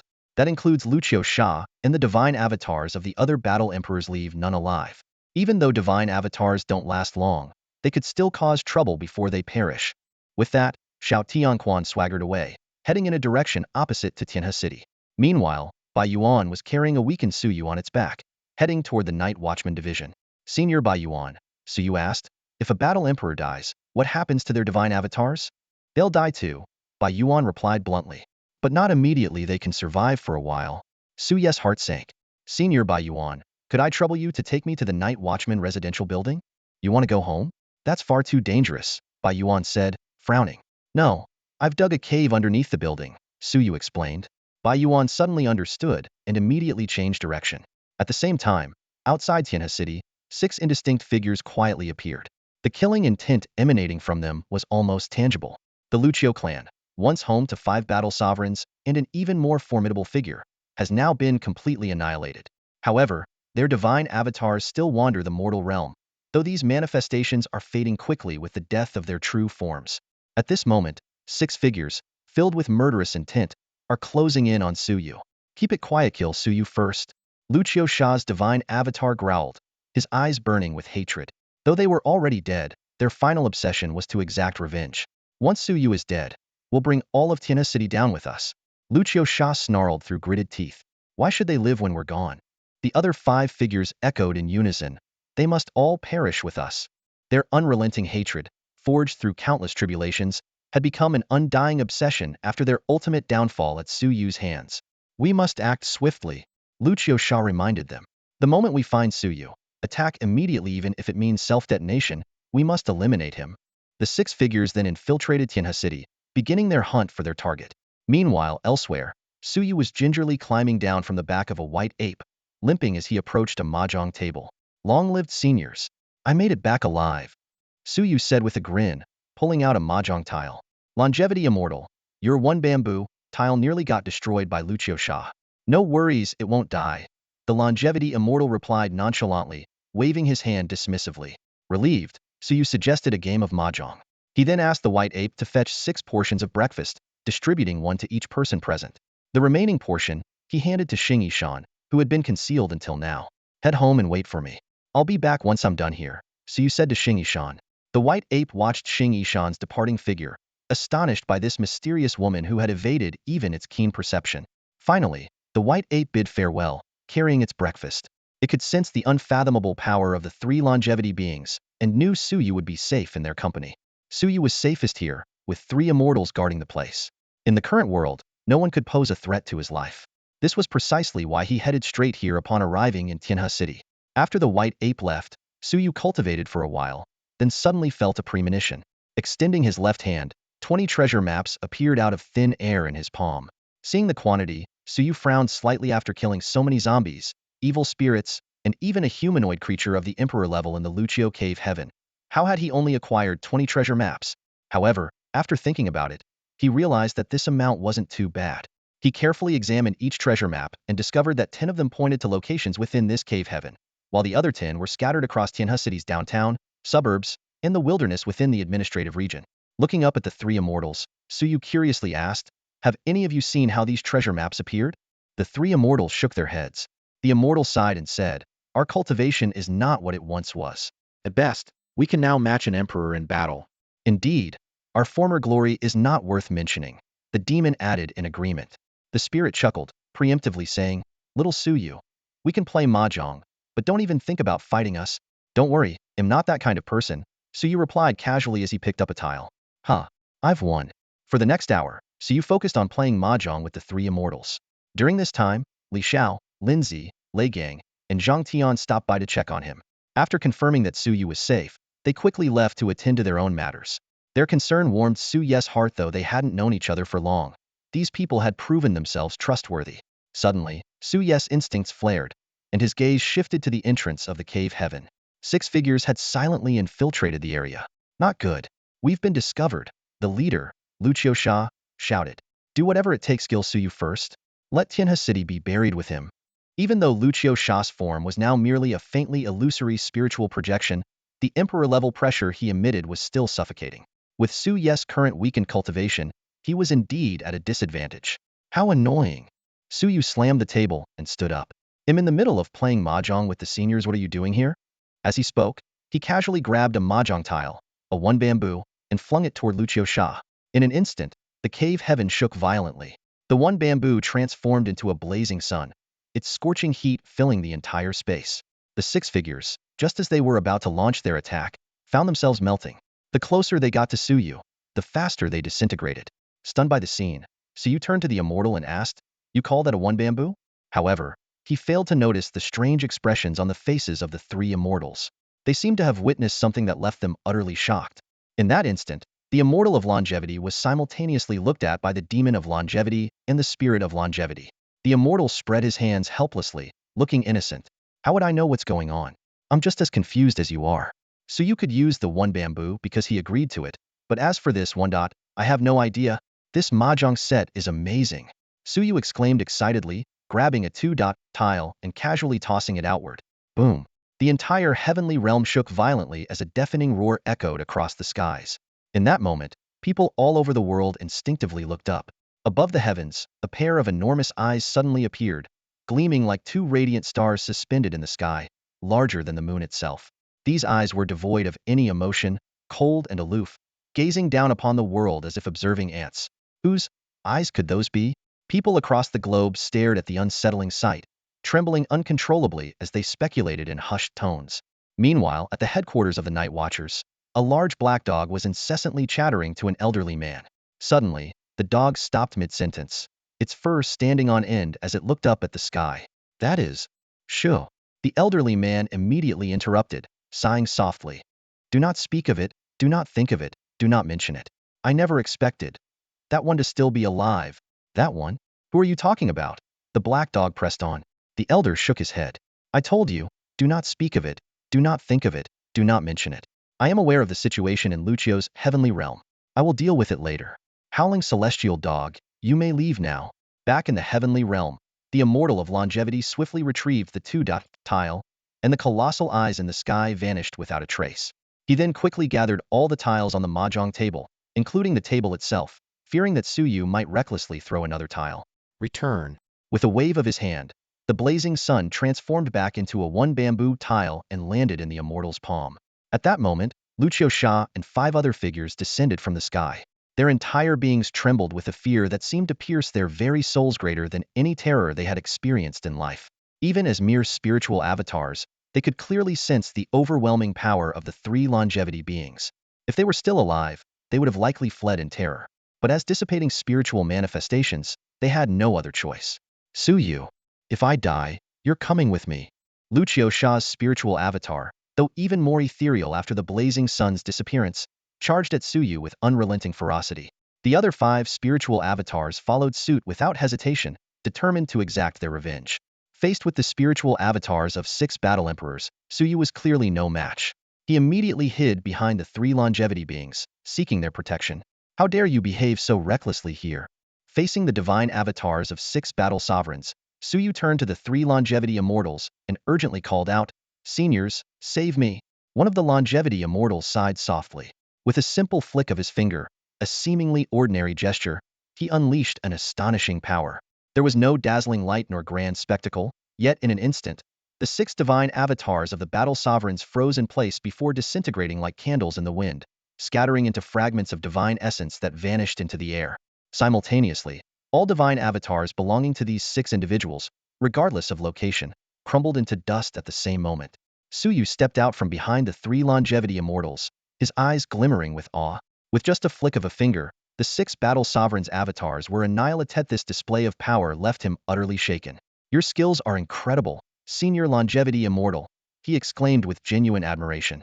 Suddenly, the longevity immortal coughed up a mouthful of blood, his face turning as pale as paper. Weakly, he said, I thought I could match the battle sovereigns evenly, but now it seems the best I can manage is a 4060 split me at 40, them at 60. Indeed, the rules of the world have changed, he continued. We were formidable in the past, but now, we've grown weak. Very weak. The longevity demon chimed in. If I were to face a battle sovereign of this era, I fear it would be a 3070 split. Them at 70, me at 30. Their divine avatars alone are this terrifying. If their true selves were here, it would be even worse. The longevity spirit patted his chest in a show of relief and said, I think my odds would be 2080. Them at 80, me at 20. Suyu looked at the 3 skeptically. Do you even believe yourselves? You could at least make your act more convincing. A 50-50 split, fine, but 2080? Are you kidding me? Little Suyu, I'm injured. The longevity immortal replied. Let's skip playing mahjong today. Suyu chuckled as he bid farewell. All right, they'll come back another time to play mahjong with you, seniors. After Suyu left, the mahjong table reappeared. The 3 longevity beings sat around it once more. The longevity immortal sighed. We've been asleep for countless eons, almost got exposed there. Thankfully, I reacted quickly and pretended to be injured. Fooling little Suyu. Are you sure you fooled him? The longevity demon questioned. Probably? The longevity immortal's tone was less than confident. The longevity spirit raised a crucial point. I think the bigger question is, why can little Suyu use your mahjong set? How many people can actually control it? Or did you grant him permission? The longevity demon also looked over inquisitively. The longevity immortal frowned and replied, Not many. At most, only the three of us can control it in this world. Then what just happened? The longevity spirit pondered for a moment. I remember you once stayed in the mortal realm for 10,000 years, marrying a new concubine every decade. Could little Suyu be one of your descendants? Ridiculous. The longevity immortal immediately retorted. I only spent 100 years in the mortal realm and married a total of 3 concubines during that time. He paused before adding, as for descendants, that's nonsense. All of my bloodline descendants died off long ago. Besides, I don't sense any trace of my bloodline in little Suyu. This statement left the longevity demon and longevity spirit deep in thought, their brows furrowed in contemplation. That's strange. Suyu frowned in thought. Why can I control the 1 bamboo and the 2 bamboo? It seems like I might be able to control all the mahjong tiles. Covered in wounds, Suyu limped back home. As he pushed the door open, he saw the saintess Xing Yishan sitting cross-legged in meditation before a guanyin statue. The food on the plate had been completely eaten. He was about to leave, but suddenly noticed something, prompting him to step back inside. Am I seeing things? Suyu stared intently at the guanyin statue. For a brief moment, he thought he saw it move slightly. Filled with curiosity, he moved closer to examine it. What's wrong? Xing Yishan asked, opening her eyes. Where did you get this guanyin statue? From a roadside stall, Xing Yishan replied hesitantly. Is there something wrong with it? Nothing. Suyu shook his head and then asked with concern, how are your injuries? I'm fine. I should recover in a few more days, she replied. Suyu was about to leave but suddenly turned back, asking, your name? It sounds a bit unique. How did you get it? It was given to me after Guanyin revealed herself. Xing Yishan furrowed her brow slightly. Why are you asking about this all of a sudden? Nothing. Nothing. Take good care and rest, Suyu said, closing the door for her before heading to take a shower. In the mirror, his battered and bruised body reflected back at him, making Suyu grimace. The pain during the shower was sharp and unrelenting. He dialed Lindsay's number, and soon after, he went next door, taking off his shirt to reveal his injuries. Sister Lin, could you use some of that magical ointment of yours on me? You looked so energetic playing mahjong this morning. Lindsay teased while carefully applying the ointment to his wounds. The cool sensation brought Suyu a much-needed sigh of relief, and in just a few minutes, his injuries had scabbed over completely. After getting dressed and expressing his gratitude, Suyu asked for some extra ointment, which he brought back to give to Xing Yishan before heading out again. He was calculating in his mind. Within his inner world, there were 3 divine inscriptions. His battle inscription had reached the 2nd tier of Battle King. The kill inscription, though once at the Battle Emperor level, had now fallen back to the 1st tier of Battle King. And the blade inscription remained at the 1st tier of Battle King. I need to hurry and dig up those treasure maps to see if I can find something to enhance my strength, Suyu thought to himself, feeling a deep sense of insecurity. I wonder if Lucio Sha and the others still have their divine inscription manifestations out there. If they come after me again, that would be trouble. A treasure map appeared in Suyu's hand. He glanced at the coordinates and couldn't help but grin. At the First People's Hospital of the city? Looks like Fatty and I are really tied by fate. Perfect timing to dig up the treasure and check out this newly crowned Battle King. Arriving at the hospital's designated spot, Suyu carefully confirmed the location and began digging. Golden characters revealed that a jar of fetal displacement spring water was buried here, which had no other effect than causing miscarriages. Fetal displacement spring water? Suyu almost burst out laughing, but on second thought, he realized it was a decent cover. After all, he couldn't always dig up precious treasures. Occasionally uncovering useless or even dangerous items could mislead those with ulterior motives and avoid suspicion. Using the treasure map, a dimensional rift revealed a jar of spring water. Suyu collected it and headed straight for room 666. Before he even reached the door, an angry voice erupted from inside. Away is already dead. Do you understand? The child is definitely gone. Even Jesus can't save it. Rushing into the room, Suyu froze at the sight before him. Fatty was lying on the hospital bed, his belly visibly swollen, while an elderly woman stood by the bedside, wiping her tears. What's going on here? Suyu asked. Fatty turned red the moment he saw Suyu, and hastily covered his swollen belly with a blanket. At Suyu's suggestion, the elderly woman was escorted out of the room first. Only then did she explain the situation. She had previously dug up a jar of water, thinking it was some kind of divine nectar, and gave it to Away to drink. Unexpectedly, after drinking it, Away became pregnant. Can you help me persuade him? The old lady pleaded. After arranging for a night watcher to escort the elderly woman home, Suyu returned to the room. The moment Fatty saw him, he blurted out, "Don't ask, I won't say anything." After a pause, he hesitated and then asked if Suyu could help him change his name from Chen Xiaowei to Chen Weiwei. Without saying a word, Suyu placed the jar of fetal displacement spring water he had just dug up on the bedside table. I just found this. It's yours. As Suyu left the hospital, ready to head to the next treasure location, his phone suddenly buzzed. The headline news read, "A newly discovered realm has been unearthed in Shanghai, teeming with countless life forms and powerful beings." Another notification quickly followed. The Night Watcher headquarters has concluded an emergency meeting. Night Watchers from across the country are being deployed to Shanghai to assist in exploring this new world. Unearthed a new world? Suyu frowned, pondering deeply. He understood the concept of heaven and earth, but he had never witnessed its true form. A surge of intense curiosity made him almost want to fly to Magic City immediately to see it for himself. However, reason quickly took over. The fact that Night Watchers from across the country were converging on Magic City was enough to indicate the severity of the situation. With Magic City's strength, such large-scale support wouldn't be necessary unless the crisis was dire. Damn Luqiosha! Suyu cursed under his breath. If not for Luqiosha, with his status as a battle emperor, he should have been among the support troops by now. Just as he was about to continue searching for the next treasure location, his phone suddenly rang. It was Li Xiao calling. His tone was brief and direct. "Suyu, come to the branch. Meeting." Then he hung up. Another meeting. Suyu muttered irritably, scratching his head. He would have preferred to focus on excavating treasures, but recalling the vast resources of treasure maps provided by the Night Watchers, he decided to head to the branch immediately. In the meeting room, four people were already seated. Suyu entered and sat down without a word. Once everyone was present, Li Xiao wasted no time and got straight to the point. "I believe you've all seen the news about the heaven and earth unearthed in Magic City. Now I'm going to share some internal information." After a brief pause, he continued, "The unearthed realm is as vast as 3 or 4 territories of the Great Xia Kingdom. It follows the model of a round heaven and square earth, with humans and demon clans inhabiting it. Within just half an hour of exploration by our higher-ups, they encountered 7 beings at the Battle Emperor level. Although they managed to avoid detection for now, exposure could potentially trigger a war between 2 worlds. This information is classifido, not share it beyond this room." Suyu's expression darkened upon hearing this. This was clearly another civilization, and the clash of civilizations inevitably followed the Dark Forest theory. Li Xiao proceeded with the assignments. "Linzi, Zhang Tian, and I will head to Magic City to support. Lei Gang and Suyu, you'll stay in Tianhe City. Any questions?" "Minister, I want to go and support," Lei Gang said urgently, rubbing his shiny bald head. "Tianhe City only has 2 battle emperors. Someone has to stay behind and hold the fort," Li Xiao replied firmly. Suyu couldn't hold back either. "Minister, let me go." Not only was he eager to witness this new world, but he also intended to use the opportunity to dig for treasure maps in Magic City.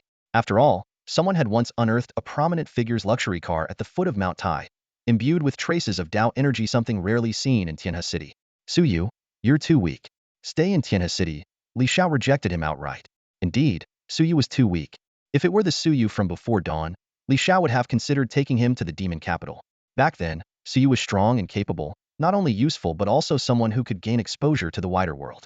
However, the current situation made Li Xiao change his mind. Taking Suyu now would only make him a burden.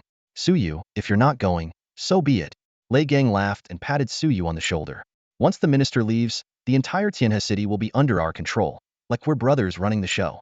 Then, I'll take you to Tian Shangrenjian. We'll dig up a dragon, eat dragon meat, and drink dragon blood." Suyu merely curled his lips and didn't respond. "All right, Linzi, Zhang Tian, go get ready immediately. We leave in 30 minutes, Li Xiao said before turning to Lei Gang. "Lei Gang, you patrol the city and make sure no one causes trouble at this critical moment." Once the others had left, Li Xiao gestured for Suyu to come over. "Sit down. I have something to discuss with you." With a hint of confusion, Suyu sat across from him. "Lei Gang is strong, but he doesn't have your brains, nor your ruthlessness," Li Xiao said with a smile. "I've heard all about what happened at Lucio Cave. You handled it well. So, before I leave, I've decided to entrust you with certain matters as a test. If I make it back alive from the demon capital, chances are you'll be reassigned. By then, as long as you reach the War Emperor level, I'll recommend you to take over as the minister of the Tianhe division." Li Xiao pulled 3 forms out of a drawer and handed them to Suyu. "These 3 night watchmen appear to be on our side, but in reality, they're spies planted by the 7 Kills sect. What do you think should be done about them?" Glancing at the documents, Suyu saw unfamiliar faces but asked directly, "Why not just kill them? If we kill them, the 7 Kills sect will just plant new spies. It would be harder to identify the moles next time," Li Xiao explained. "Keeping them around is actually more valuable. At least we know who they are, and at critical moments, we can use them to pass false information. The benefits outweigh the risks, don't you think?" "That makes sense," Suyu nodded in agreement. "I've been personally monitoring these 3, but I don't know when I'll return from the demon capital. So, I'm leaving this task to you," Li Xiao continued. As for how you handle it, whether you kill them or keep them, I only care about the results and the benefits. What do you think? Suyu fell into thought. After 2 minutes, he nodded. All right, they'll handle it. Good. Li Xiao smiled with satisfaction and took out a palm-sized map from his pocket, handing it to Suyu. Since you've agreed, they'll temporarily entrust you with this Tianhe map as well. It was crafted based on the Shanhe seal. If any danger arises in Tianhe City, it will be displayed on the map. For example, as he spoke, Li Xiao picked up his phone and issued a brief command. Dig. Boom. Suddenly, the earth shook violently, and an overwhelming aura surged forth. Someone had unearthed a terrifying presence. Suyu gazed at the Tianhe map, and suddenly, a bright red number 2 flashed at a specific location on the map. This unexpected discovery sent a wave of shock through him. Standing beside him, Li Xiao patiently explained the mysteries of the Tianhe map. This is why we can arrive at excavation sites so quickly. The number 1 represents the warrior realm, 2 stands for the battle king realm, and 3 signifies the battle emperor realm. If multiple red 2s appear, it means there are several battle king level presences in that area. His tone turned grave. And if you see a large number of 3s or even higher numbers, you must immediately request reinforcements from East District 1. He added, of course, the Tianhe map isn't flawless. For instance, when the fragments of the Rui Jiangu Bang and 3 longevity level beings were unearthed earlier, it showed no reaction whatsoever. Suyu took the Tianhe map in his hands, and the moment he touched it, a strange sensation surged through him. It felt as though he had been lifted into the air, standing high above the sky, with the entire Tianhe city laid out clearly before his eyes. This clarity was far beyond what the map could convey. Li Xiao smiled faintly and continued. There's one more thing, and it's quite simple. As the newly appointed captain, you now have the authority to release news. When significant discoveries are made, you need to publish updates promptly. The timing and content of the release, however, are up to your judgment. Sometimes, delaying the announcement by 10 minutes or even 2 days can make a huge difference. After finishing, Li Xiao stood up and asked, any other questions? Suyu immediately asked. Sister Lin said she'd arrange a car for me. When is that happening? There's been no news. Lin Zi is so unreliable. Li Xiao chuckled. Things have been hectic lately. The car is already on its way. Once it arrives, they'll let you pick first.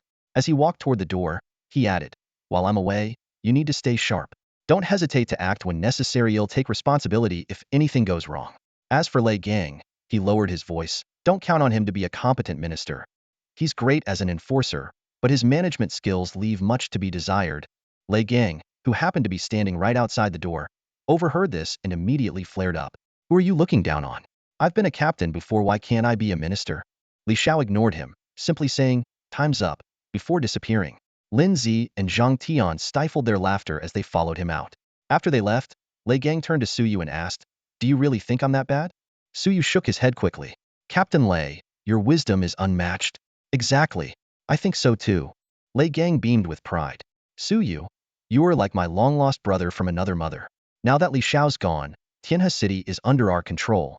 Suyu's eyes lit up, and he pulled Lei Gang into the meeting room. Lowering his voice, he asked, Captain Lei, are you up for something big? What kind of big? Lei Gang's eyes sparkled with excitement. I want to take this opportunity to destroy the 7 Killers sect, Suyu said with determination in his eyes. He explained further, last time, I killed so many of their people, they must hate me to the core. Instead of waiting for them to come after me, it's better to strike first.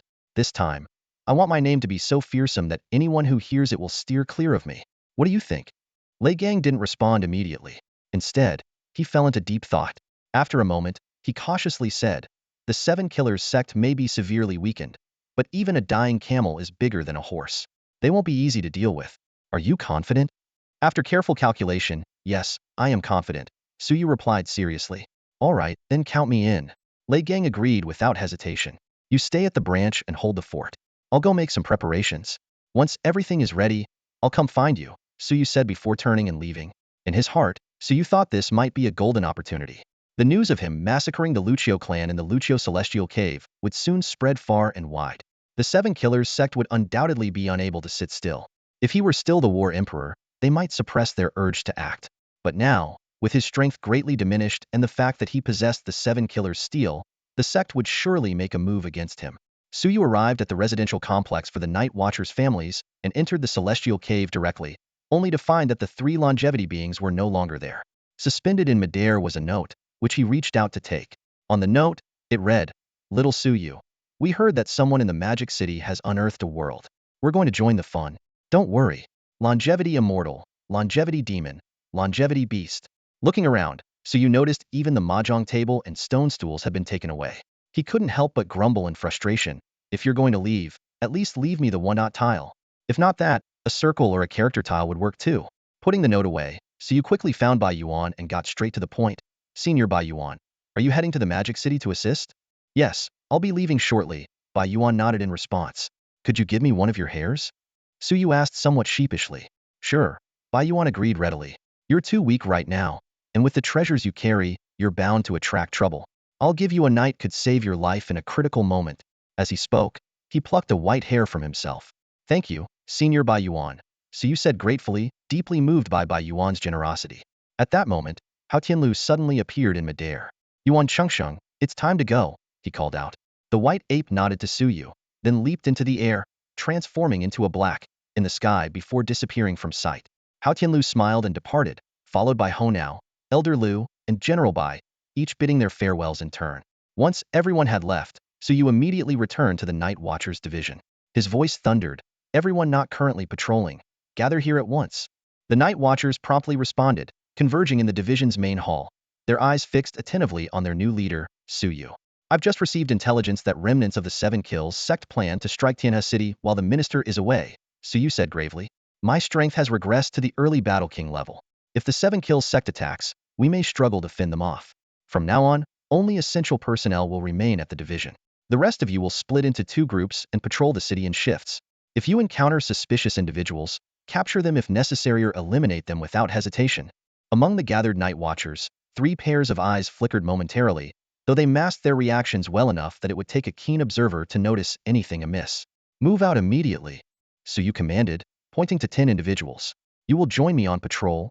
Among these 10 were 2 names from the list provided by Li Xiao. The 2 infiltrators felt a surge of secret satisfaction, but maintained their composed demeanor. Leading the group, Suyu set out on patrol, casually fiddling with a few treasure maps as they moved.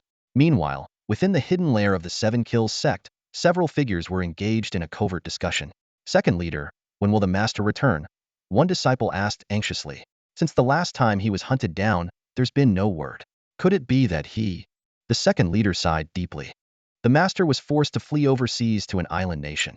The seas are currently guarded by high-ranking Night Watchers, so he cannot return just yet. But rest assured, the master will come back and it won't be long. A faint smile appeared on his face. You must have seen the news, right? A new realm has emerged near the magic capital, drawing Night Watchers from all over to assist. This has weakened the defenses at sea, a perfect opportunity for the master to return. The group seemed somewhat reassured by this. As long as their leader remained, the Seven Kills sect held hope for a resurgence. However, the real reason I've gathered you here is for another matter. The second leader continued, shifting the conversation. Tianhe City is now defended only by Battle Emperor Lei Gang and Battle King Suyu. With Li Xiao leading reinforcements to the magic capital, this is the perfect chance for us to strike back. But second leader, someone voiced their concern. It's said that Suyu once single-handedly annihilated the entire Lucio cave. With our limited forces, Suyu had annihilated the entire Lucio Dongtian, even killing Lucio Sha. This shocking news caused an uproar within the Qisha sect. The second leader sneered coldly, but Suyu paid a heavy price. His cultivation level has dropped to the early stage of the Battle King realm, barely a tenth of his former strength. He paused for a moment, then continued. I've already sent someone to probe his true strength. Once it's confirmed that he's only at the Battle King level, it will be the perfect opportunity for us to invade Tianhe City. As soon as he finished speaking, the entire hall erupted into chaos. Kill him! A disciple, his eyes bloodshot and voice trembling, shouted. Suyu not only slaughtered countless members of our sect, but also killed my nephew. This time, we'll make sure the entire Tianhe City is buried with him. Exactly. Wipe out Tianhe City, and all their treasure maps will belong to us. Another person chimed in. A senior member, his voice filled with murderous intent, said, the last defeat in Tianhe City was a humiliation for the Qisha sect. This time, we must redeem ourselves. More importantly, our sect's sacred artifact, the Seven Kill Steel, is still in Suyu's possession. We must reclaim it. Meanwhile, in Tianhe City, Suyu was leading a patrol, personally dealing with the dangerous creatures unearthed during their operations. His strength as a battle king was evident, and it was clear that this power had fallen from the level of a battle sovereign. 2 undercover spies within the team exchanged a knowing glance, further confirming their assessment of Suyu's current state. After half a day of patrol, Suyu glanced at the time. That's it for today. Everyone, take a break. We'll resume patrol for another 2 hours after dinner. Dismissed. Once the group dispersed, Suyu began to calculate in his mind. Time was running out. He needed to uncover the treasure marked on the map as quickly as possible to prepare for the Chisha sect's imminent attack. This time, he was determined to utterly destroy them except for that sect leader. Finding a secluded spot, Suyu activated his teleportation wristband and instantly arrived at the location marked on the treasure map. Golden text appeared before him. Years ago, an immortal of longevity crafted 144 mahjong tiles. Among them, a special tile, Zhu Bamboo, landed here. Though damaged and its power significantly diminished, it can still be of use to you. Reading these words, Suyu could barely contain his excitement. He had already identified this location during the patrol and had been eagerly waiting for this moment. This mahjong tile, crafted by the immortal of longevity, must be extraordinary. How would it compare to other tiles like Yaoji 1 of characters, Idong 1 of circles, or Ertong 2 of circles? With anticipation, he immediately utilized the treasure map. A spatial rift appeared, within which lay a single mahjong tile Zhu Bamboo. It was just an ordinary-looking mahjong tile, yet Suyu treated it as a priceless treasure. His eyes sparkled with excitement after witnessing the incredible power displayed by the 1 bamboo, 1 circle, and 2 circles tiles of the longevity immortal. He was convinced that this bamboo flower tile must also hold extraordinary power. At that moment, in the Magic City, the longevity immortal suddenly furrowed his brow. Someone's dug up one of my mahjong tiles again, he said thoughtfully. And it's in the direction of Tianhe City. Could it be Suyu who found it? No way. No way. The longevity demon interjected. Is Suyu really that connected to us? The longevity immortal cast him a cold glance. It's mahjong they dug up that's a connection to me, not you. What does it have to do with you? Sooner or later, Suyu will end up finding more of my things. If Suyu can find our stuff, it shows his luck isn't bad. The longevity demon retorted, pouting. He'll definitely dig up one of my treasures too. Just wait and see if you don't believe me. Then Suyu can surely find something of mine too. The longevity spirit chimed in with a grin. The longevity immortal shook his head. If Suyu ever digs up anything of yours, I'll write the word immortal backward. Meanwhile, in Tianhe City, Suyu carefully stored the mahjong tile and activated his teleportation wristband, disappearing instantly. With this artifact, his efficiency had increased several times over. He silently vowed to dig up all the treasure maps before Li Xiao returned. After all, the teleportation wristband would have to be returned to its rightful owner by then, and treasure hunting would mean traveling on foot again.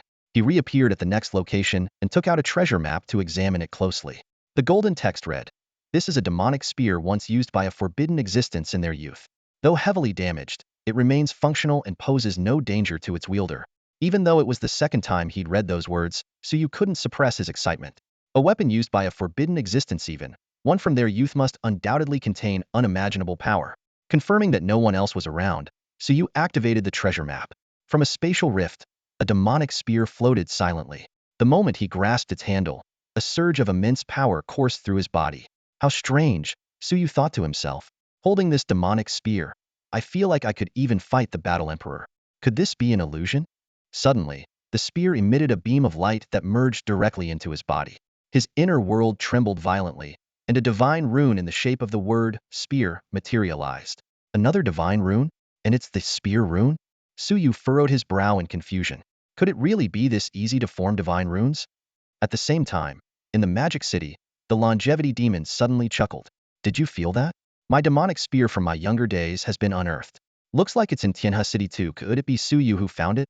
The longevity immortal couldn't help but roll his eyes. Younger days? You were over 1,000,000 years old back then, and you call that young? Both the longevity immortal and the longevity spirit shot him disdainful looks simultaneously. At over 1,000,000 years old, you could practically be someone's ancestor. There's nothing youthful about that, the longevity demon sneered, tilting his head back with a hint of disdain in his gaze. In my clan, being over 1,000,000 years old is still considered young, he declared firmly. Indeed, given his immeasurably long lifespan, 1,000,000 years was merely a fleeting moment, almost akin to childhood. Hearing this, the longevity immortal chuckled softly, the scorn in his eyes growing even more pronounced. Suddenly, the longevity fiend shuddered, his eyes flashing with astonishment. Someone has unearthed one of the demon cores I formed back when I was just a young beast. It's in the direction of Tianhe City. His voice carried disbelief. I refined countless demon cores in those days, so many that even I can't remember where they all ended up. And now, after endless ages, someone has actually discovered one. The three exchanged a meaningful glance. The longevity immortal frowned and said, all three of our items have been dug up in Tianhe City. Could it be Suyu behind this? If it really is him, His fortune is beyond extraordinary. He paused, then continued, don't forget. Suyu also unearthed fragments of the Dao weapon belonging to that unruly monkey and he managed to wield it. This isn't just about luck. It means he's earned the recognition of both the Dao weapon and the monkey. There's something deeper at play here. Once we return, we must investigate this thoroughly. Meanwhile, in Tianhe City, Suyu was holding a newly excavated demon core. It was formed during the youth of a forbidden-level demon from the ancient past.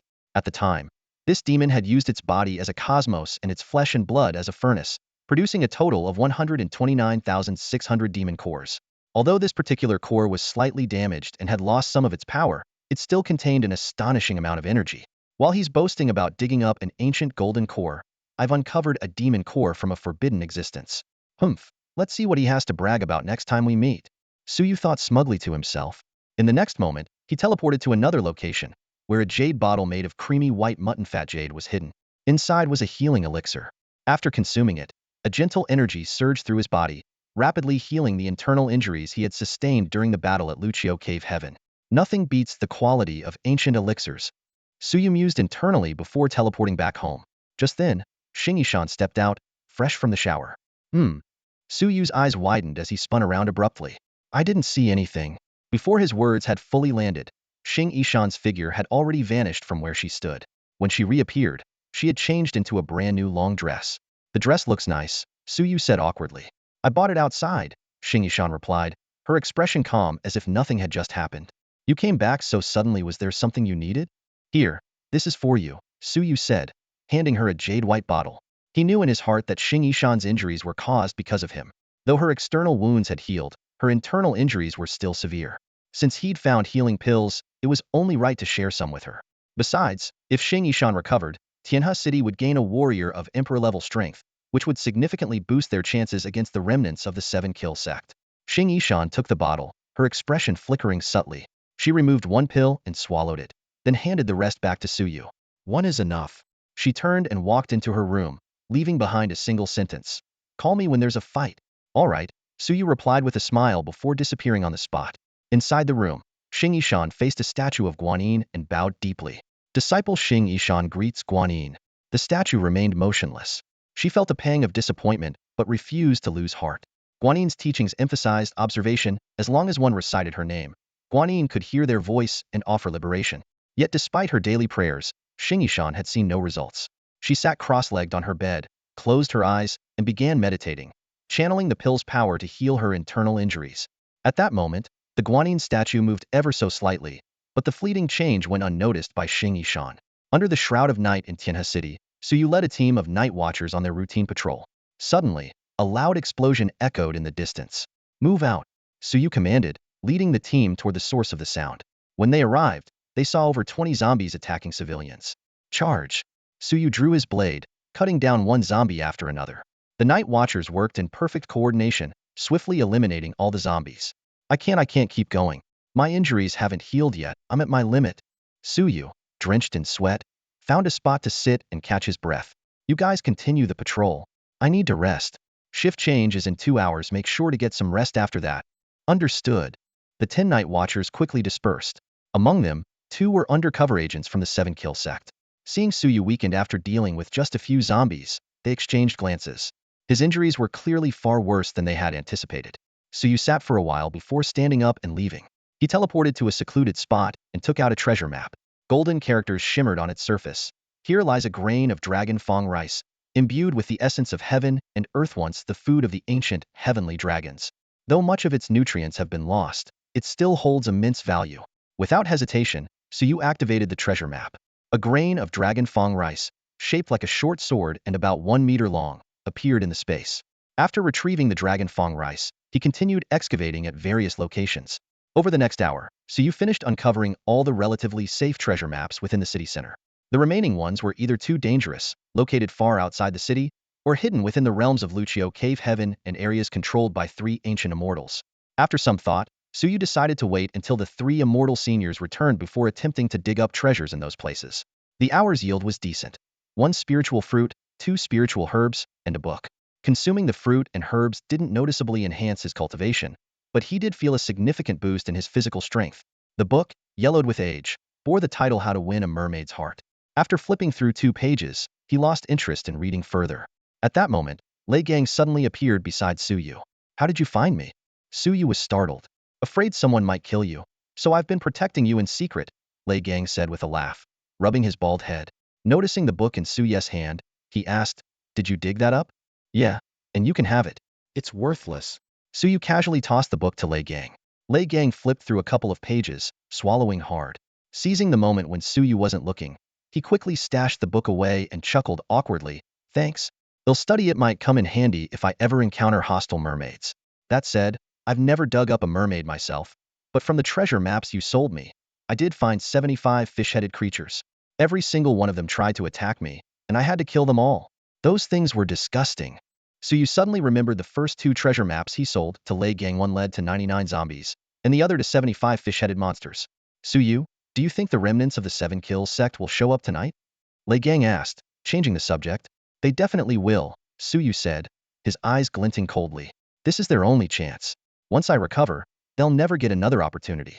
The events at Lucio Cave Heaven have already spread, and the 7 Kills sect's leadership must know. Killing me now is their best shot. With their leader overseas and the 3rd master dead, the remaining 2nd master and other high-ranking members will surely try to seize this chance to rise. They're key to that ambition. They'll come and gamble on this. If they win, they'll stand on equal footing with their leader. Gamblers never believe they'll lose. Just then, a violent tremor erupted from outside Tianhe City. Terrifying waves of energy surged from all directions, and a massive hand, large enough to blot out the sky, descended fiercely toward the Night Watchers Division building.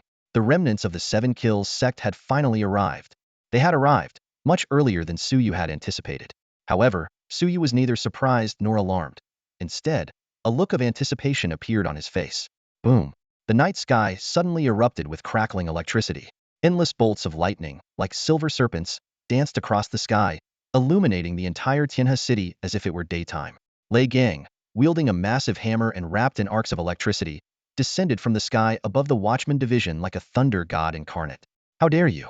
Who are you, insolent fools, to attack the Watchman Division? Lei Gang roared, slamming his giant hammer into the air. A colossal hand that had emerged from the void shattered instantly under the lightning strike. His eyes flashed, and with another swing of his hammer, he struck a figure, sending them plummeting from the night sky. You've just stepped into the ranks of Battle Emperor. How can you be this strong? The figure crashed to the ground, their eyes filled with envy and disbelief. Lei Gang, though a newcomer among Battle Emperors, displayed terrifying strength that left his opponent reeling. I'm a genius, Ancien Millennium kind of genius. What's wrong with being a bit stronger? Lei Gang bellowed, raising his hammer once more. A storm of lightning descended with his swing, as though he were an enforcer of divine justice. Lei Gang, you're still too weak. Another figure suddenly joined the fray, and now 2 Battle Emperors were attacking Lei Gang together. Yet, despite being outnumbered, Lei Gang fought with unmatched ferocity, holding his ground against both opponents. At that moment, Suyu's figure flickered into view, appearing above the Watchman Division. So, you've come here to kill me? He asked calmly, a faint smile playing on his lips. Let me tell you something, you've underestimated the Watchman. Lei Gang, the captain of the Tianhe Division, is unparalleled. He alone could annihilate your 7 Kill sect, leaving you running for your lives. Kill me? Don't even think about it. Besides, I've already set up an inescapable trap across Tianhe City. No matter how many of you come, none of you will leave alive. Suyu, what makes you so confident?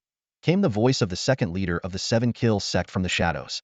Outside Tianhe City, someone has unearthed a great threat. Aren't you going to send your people to stop it? All watchmen, hear my command. Suyu's voice echoed in all directions. Defend Tianhe City. No one is to leave without orders. If any danger approaches, eliminate it on the spot. Immediately, countless watchmen surged out of the division, rushing to various defensive positions. Even those who had been resting at home sprang into action, dashing toward the front lines. Through the Tianhe map, Suyu had already identified over 30 dangerous entities appearing around the city. Among them, only one was at the level of a Battle Emperor, while the rest were at the Battle King level. Though the situation was indeed perilous, Suyu was confident he could eliminate them swiftly if they dared to approach. The threat you've unearthed hasn't arrived yet, so I'm not too worried, Suyu said to the 2nd leader of the 7 Kill sect. In my eyes, those entities aren't true dangers.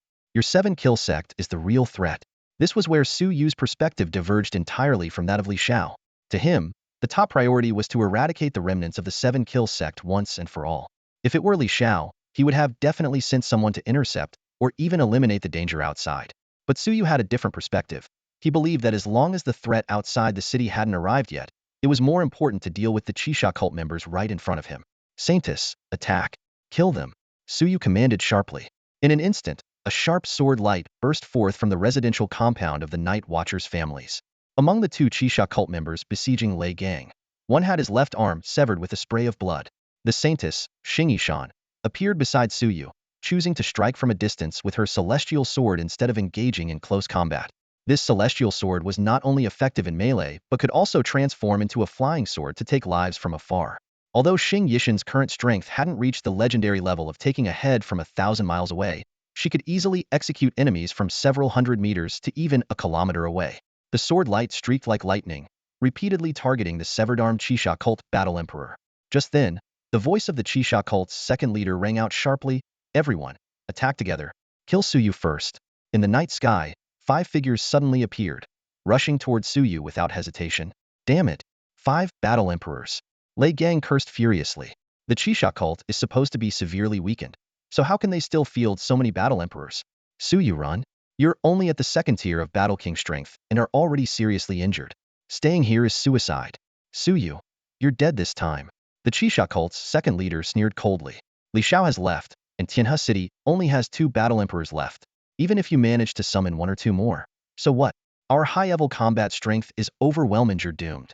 The 5 Battle Emperors accelerated their approach, determined to end the fight swiftly.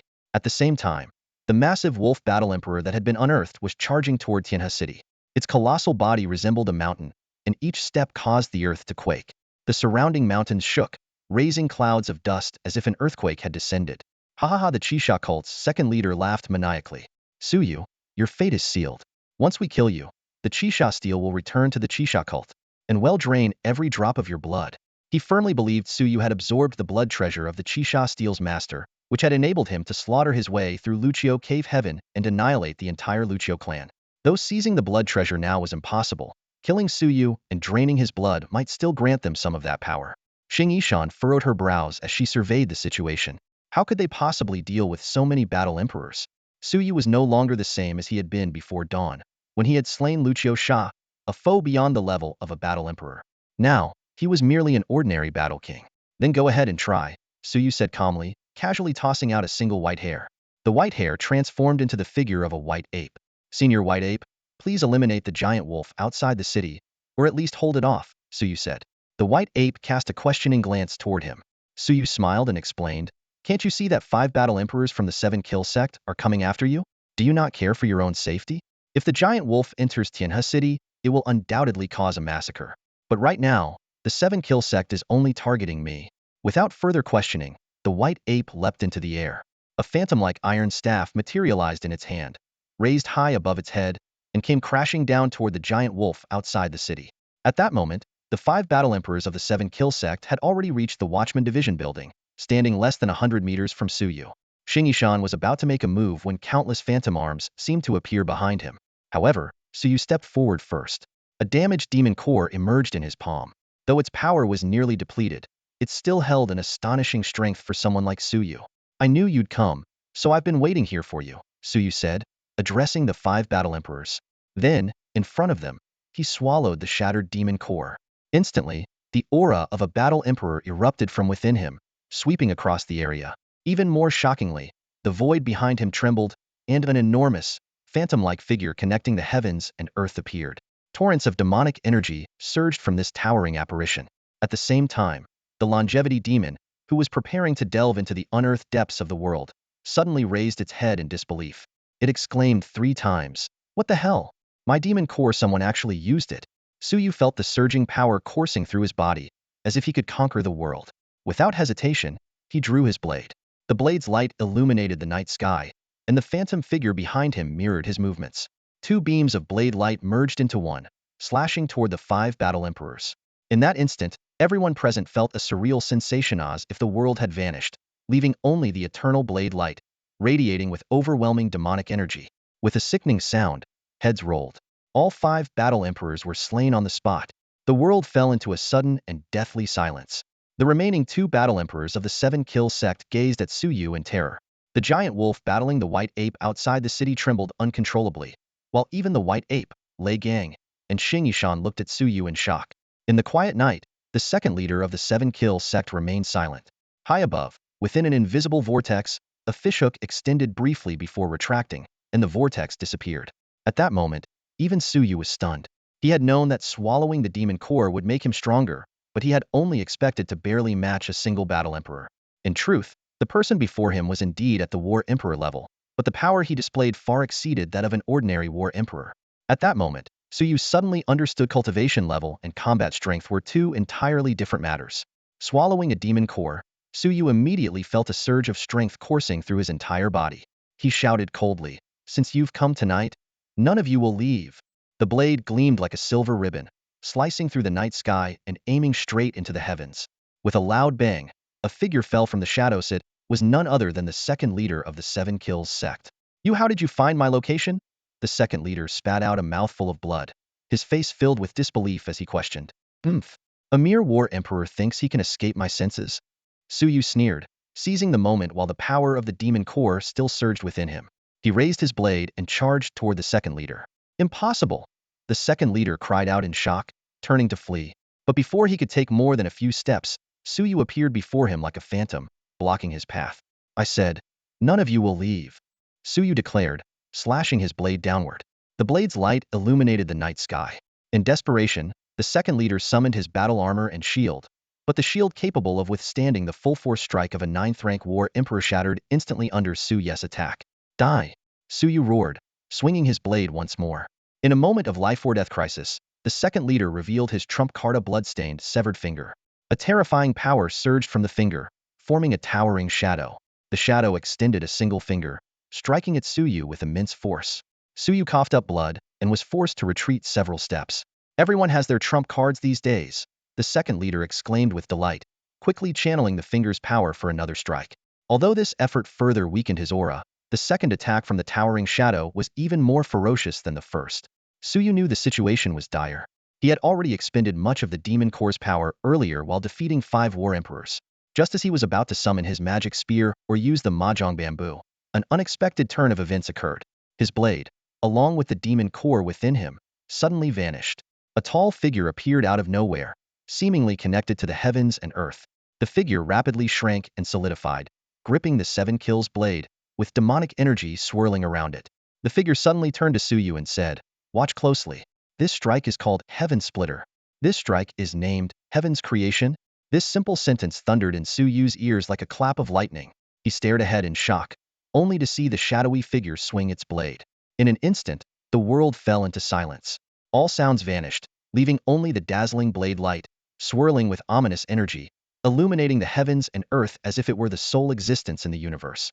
Through the shadow, Suyu seemed to glimpse another towering figure, splitting the heavens and earth apart. 3,000 demonic gods surged forward in an attempt to stop it, only to be cut down one by one.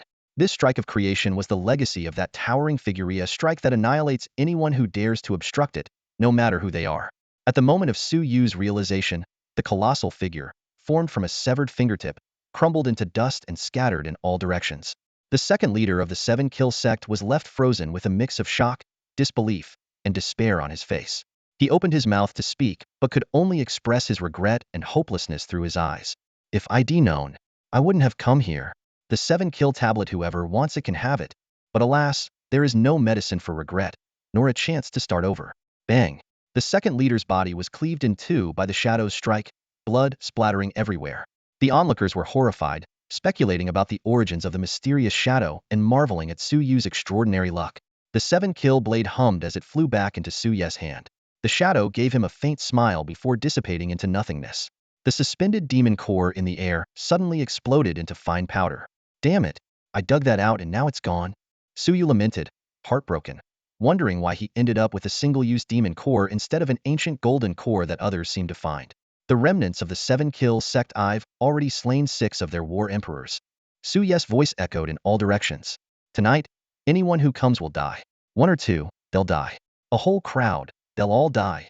When Suyu inquired about the identity of the person he had just slain, Lei Gang hesitated to answer. However, the white ape, still battling the giant wolf, immediately informed him that it was the second leader of the 7-kill sect. Upon hearing this, Suyu's eyes lit up, and he declared loudly, the second leader of the 7-kill sect has been eliminated. If there are any remnants left, surrender now, and you may be dealt with leniently. The 7-kill sect had 3 leaders. The third leader had perished during a prior attack, and now the second leader had met his end in Tianhe City. As for the strongest, the great leader, he was currently trapped in a foreign island overseas and unable to return. While the sect might still have some remnants, their strength had been severely diminished after losing so many war emperors, leaving them incapable of posing a significant threat. Suddenly, Suyu's figure appeared like a phantom beside Xing Yishan. With a slight flick of his finger, a copper coin shot through the air. At this moment, Xing Yishan was engaged in a fierce battle with another high-ranking war emperor from the 7-kill sect. This war emperor had previously lost his left arm to Xing Yishan, significantly weakening his strength, and he was now completely suppressed. Just as he was retreating step by step, the glinting copper coin streaked through the air with lightning speed and struck his crown with pinpoint precision. What was that? The war emperor jerked his head in shock as the copper coin clattered to the ground. With a sickening sound, his head suddenly separated from his body and rolled to the ground. The bizarre scene left everyone baffled, unable to discern what had just happened. The only certainty was that whenever the copper coin hit the ground, a head would surely fall. Even Xing Yishan displayed a look of astonishment, clearly realizing that the copper coin was no ordinary object. Suyu felt a wave of exhaustion wash over him. Controlling the copper coin to kill the enemy had drained most of his internal energy. Although his injuries had healed, his cultivation remained at the second rank of War King, and using such a technique once had nearly depleted all his strength. Nevertheless, Suyu maintained a calm demeanor and flicked the copper coin again, this time targeting another war emperor from the 7-kill sect who was battling Lei Gang.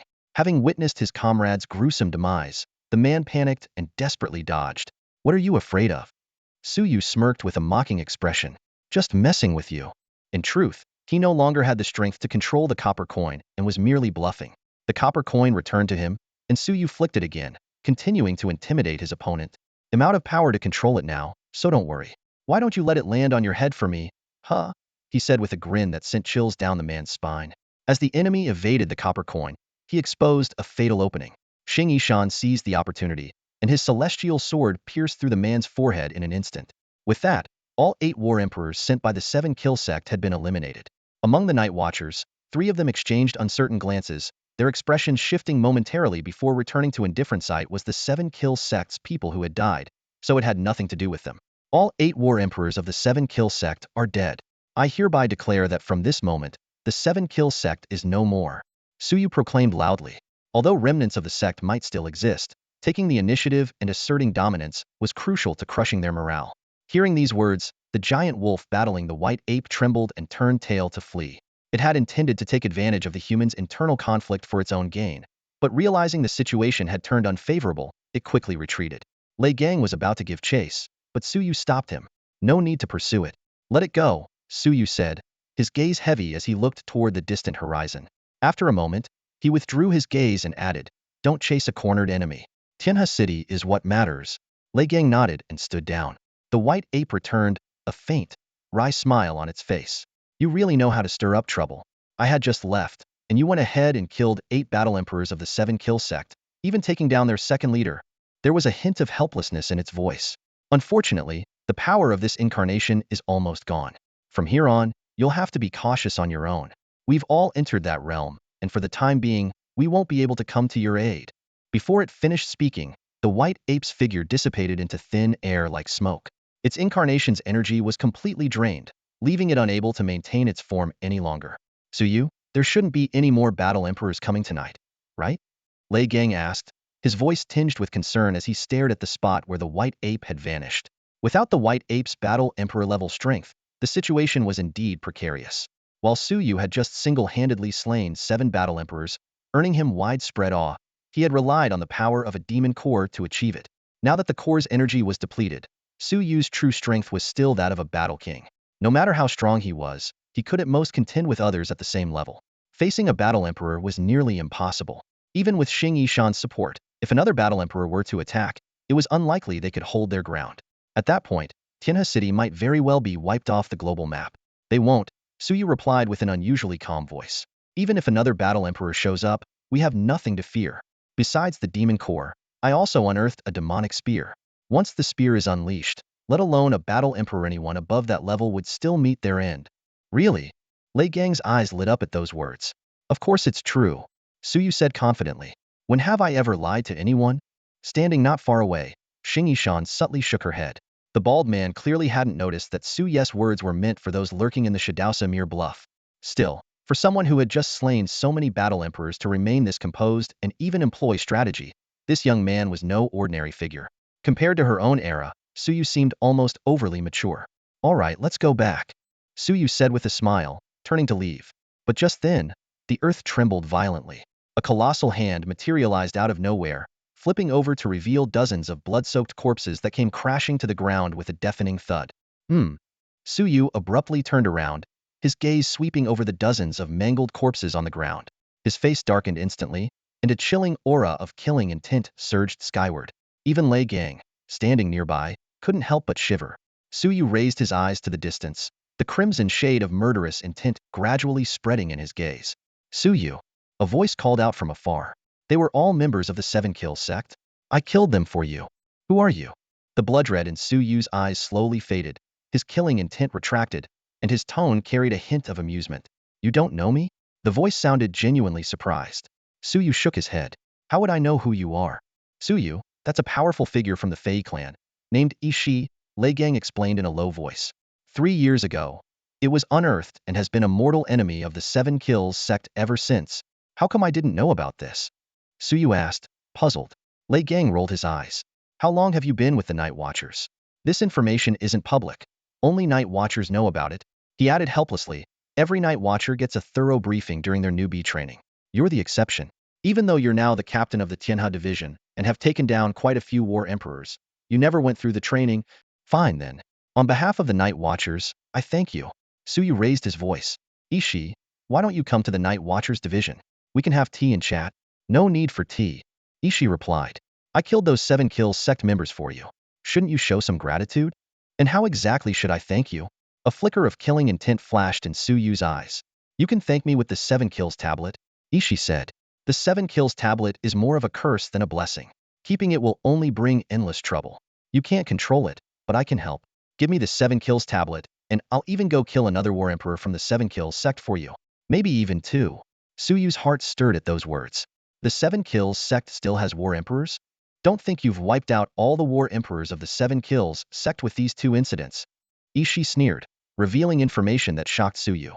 As far as I know, the Seven Kills sect still has at least 10 war emperors, and they're all incredibly strong, just a step away from surpassing the level of war emperor. The only reason they haven't come after you is that they're either busy breaking through or watching from the shadows.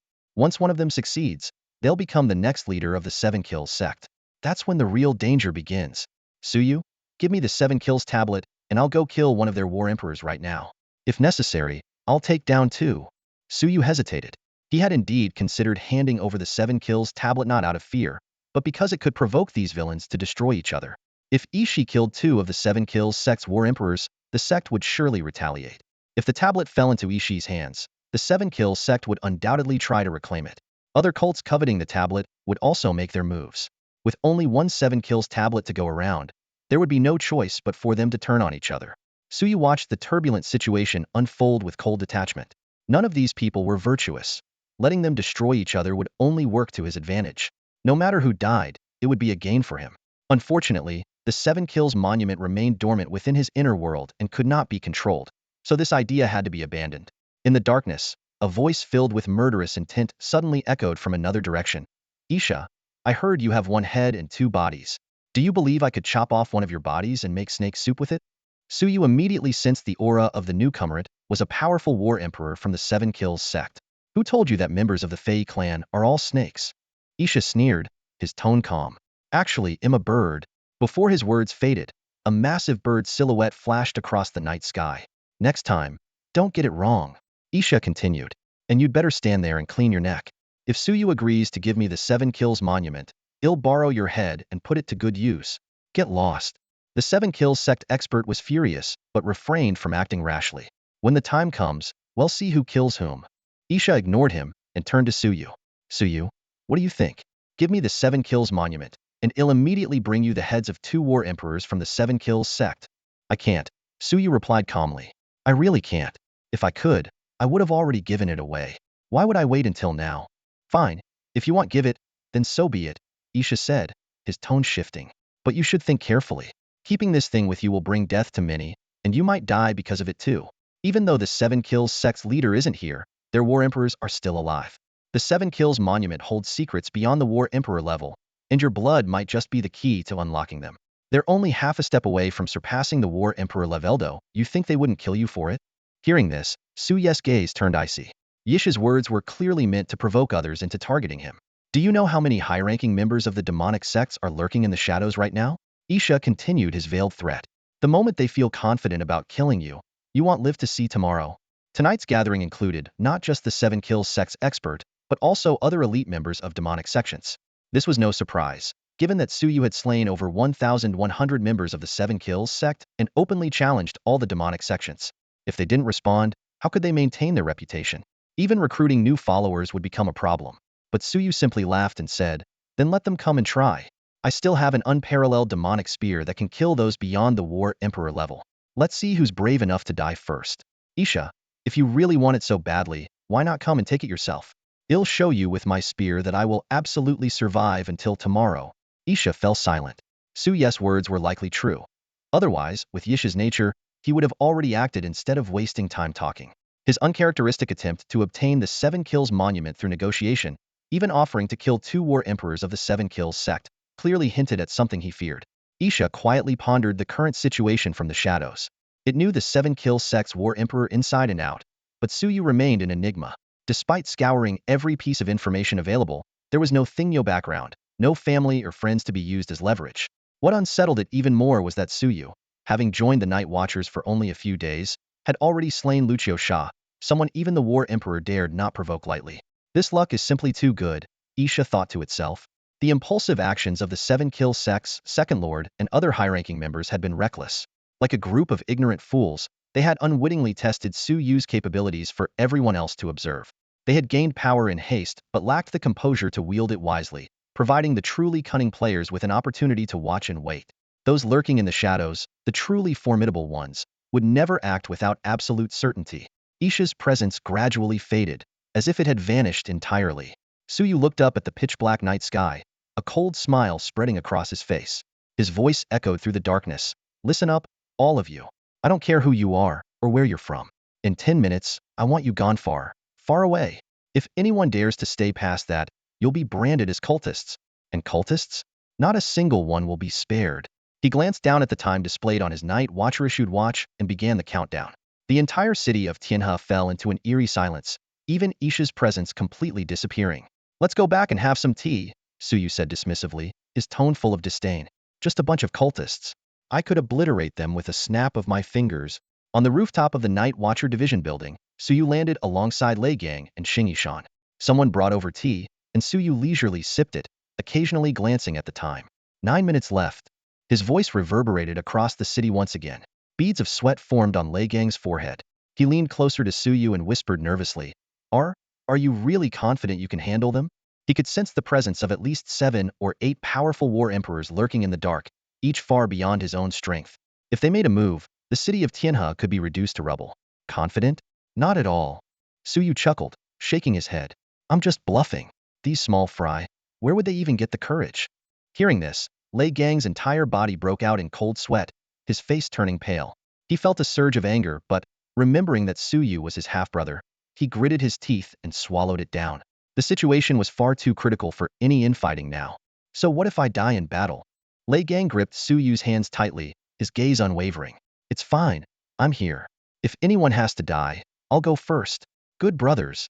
At that moment, Suyu pulled out a pair of floral-patterned shorts from his coat and handed them to Lei Gang. For the sake of our brotherhood, I'll sell this to you for $1 million. I know you're broke right now, so just pay me later. He had been waiting for an opportunity to sell these shorts to Lei Gang, and now it had finally come. Wearing them boosts your cultivation by 50, and if you wear them around your neck, it goes up to 70. Lei Gang took the shorts and examined them closely, a look of astonishment crossing his face. Just as he was about to speak, he caught Suyu's gesture for silence and immediately understood. He slipped the shorts around his neck. Now, if I face those battle emperors, I might have a 3,070 chance 30 for me, 70 for them. His tone carried newfound confidence. Suyu took a sip of tea and calmly said, 5 more minutes? This 10-minute countdown was actually a buffer Suyu had set to strengthen his kill divine script. After the battle at Lucio Cave, His cultivation had plummeted, and the kill divine script had dropped to the first rank of Battle King. Tonight, he had personally slain 7 battle emperors, though the last one was killed by Xing Yishan, which slowed the script's progress. Now, within his inner world, the kill divine script was pulsating intensely, rising steadily from the first rank of Battle King to the 8th rank and still climbing.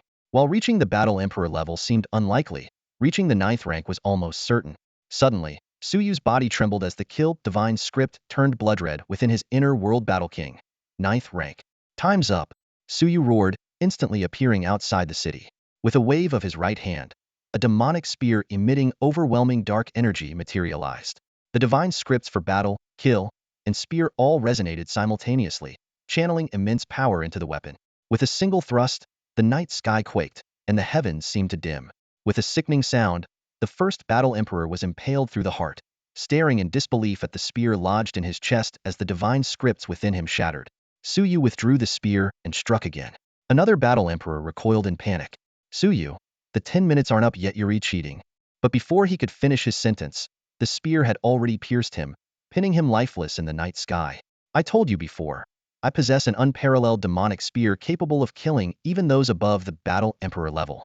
I gave you a chance to leave, but you stayed now. None of you are leaving, Suyu declared, his voice brimming with killing intent. In the shadows, the onlookers, many powerful figures, watched in shock. Suddenly, a tall figure emerged, a woman in peculiar attire. She spoke from a distance, her voice sharp and mocking. Such bold claims. In my era, no one at the same level could stop me. Even after countless years, I still dare to say this. If I want to leave, no one can stop me.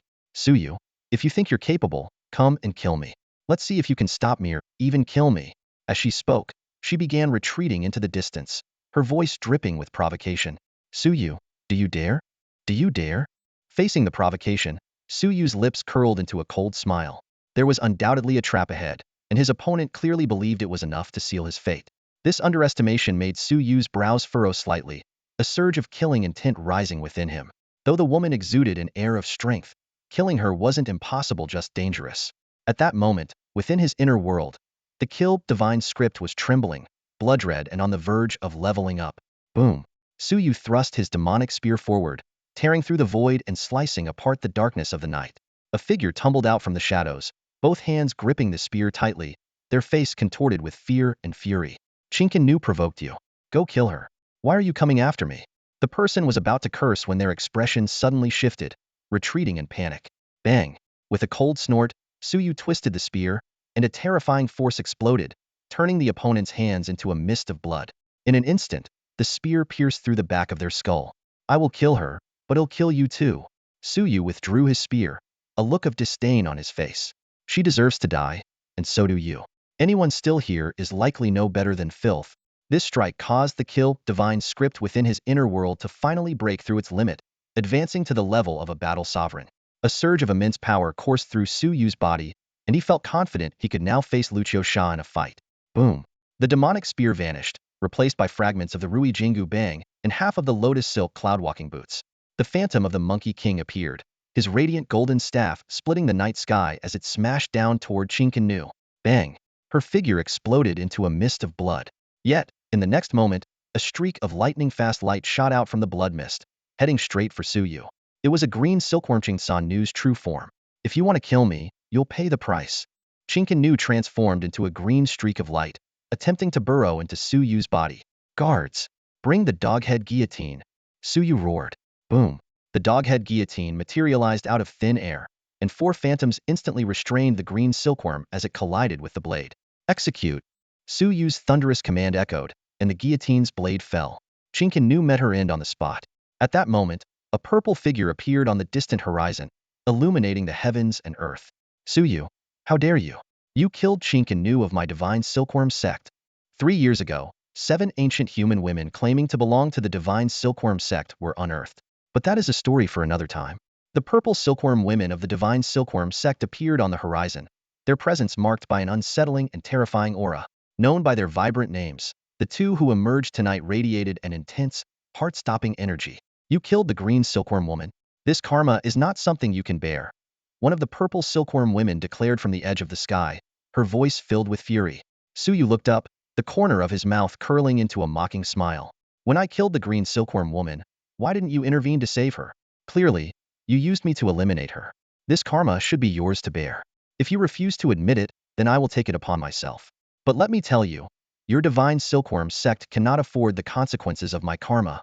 Even before stepping into the War Emperor realm, Suyu was infamous for his arrogance.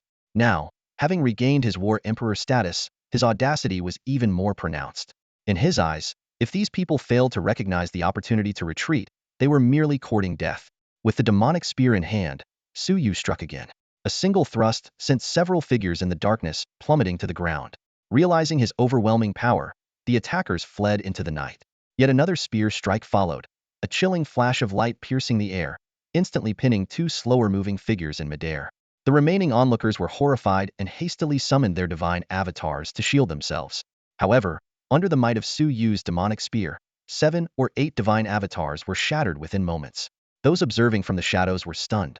They had assumed Suyu's cultivation had declined, but he now displayed strength akin to a war emperor. Everyone, if we don't join forces, we'll be defeated one by one. Let's unite to eliminate Suyu first. The 7 kills monument can then go to the most deserving among us, a voice suddenly suggested. The purple silkworm woman immediately supported the proposal. Tonight may be our only chance. If we wait for the higher-ups of the Night Watchers to return, it will be even harder to act.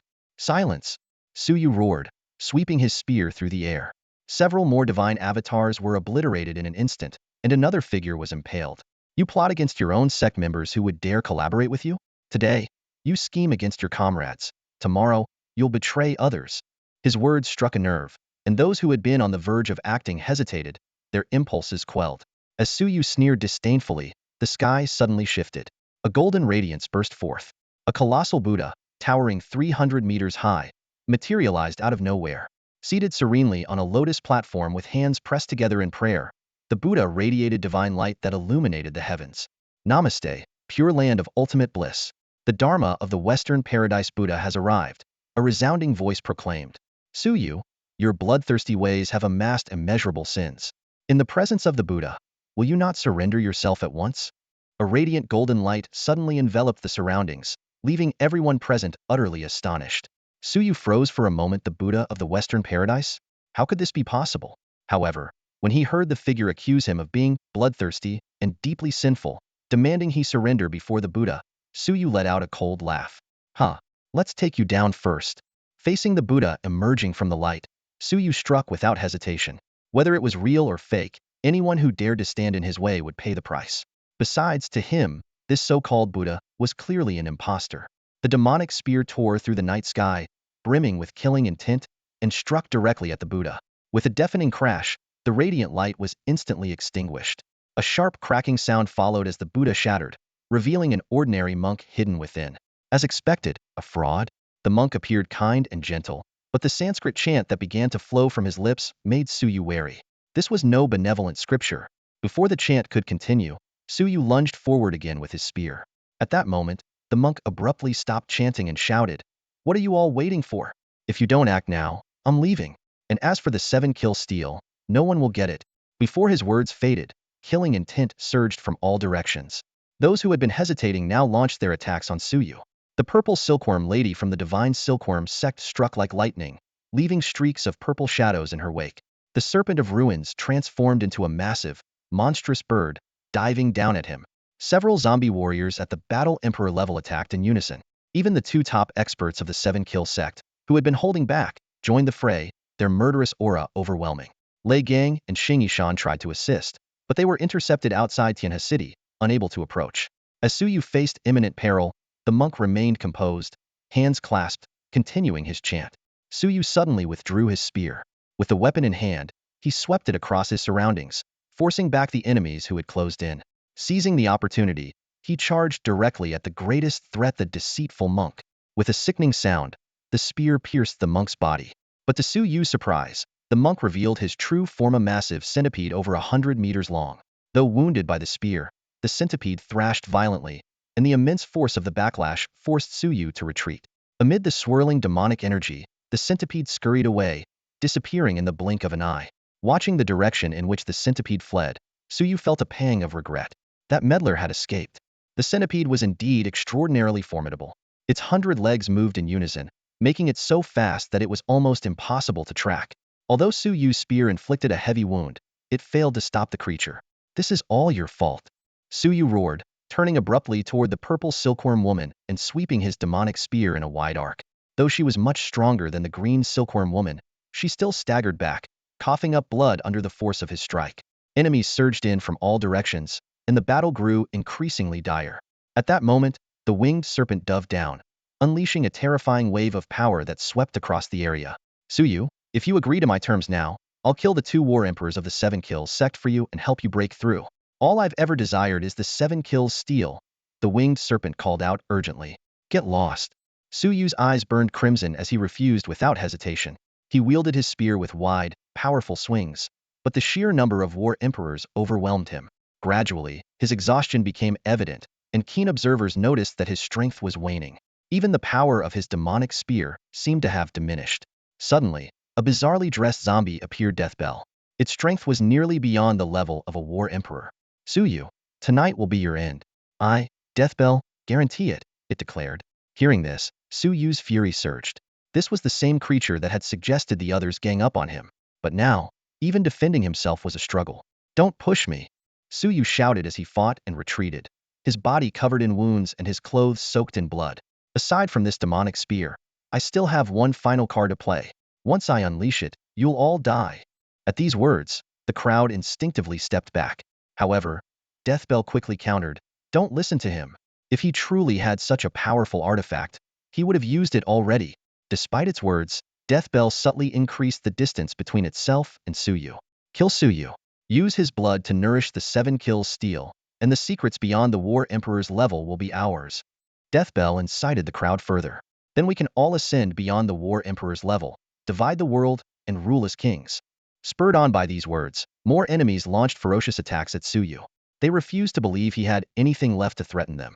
The demonic spear swept across the battlefield, forcing back wave after wave of attackers, but Suyu's injuries multiplied. Seeing more enemies joining the fray, he knew he couldn't hold out much longer. With a burst of energy, Suyu swung his spear in all directions, creating a temporary opening to leap into the sky.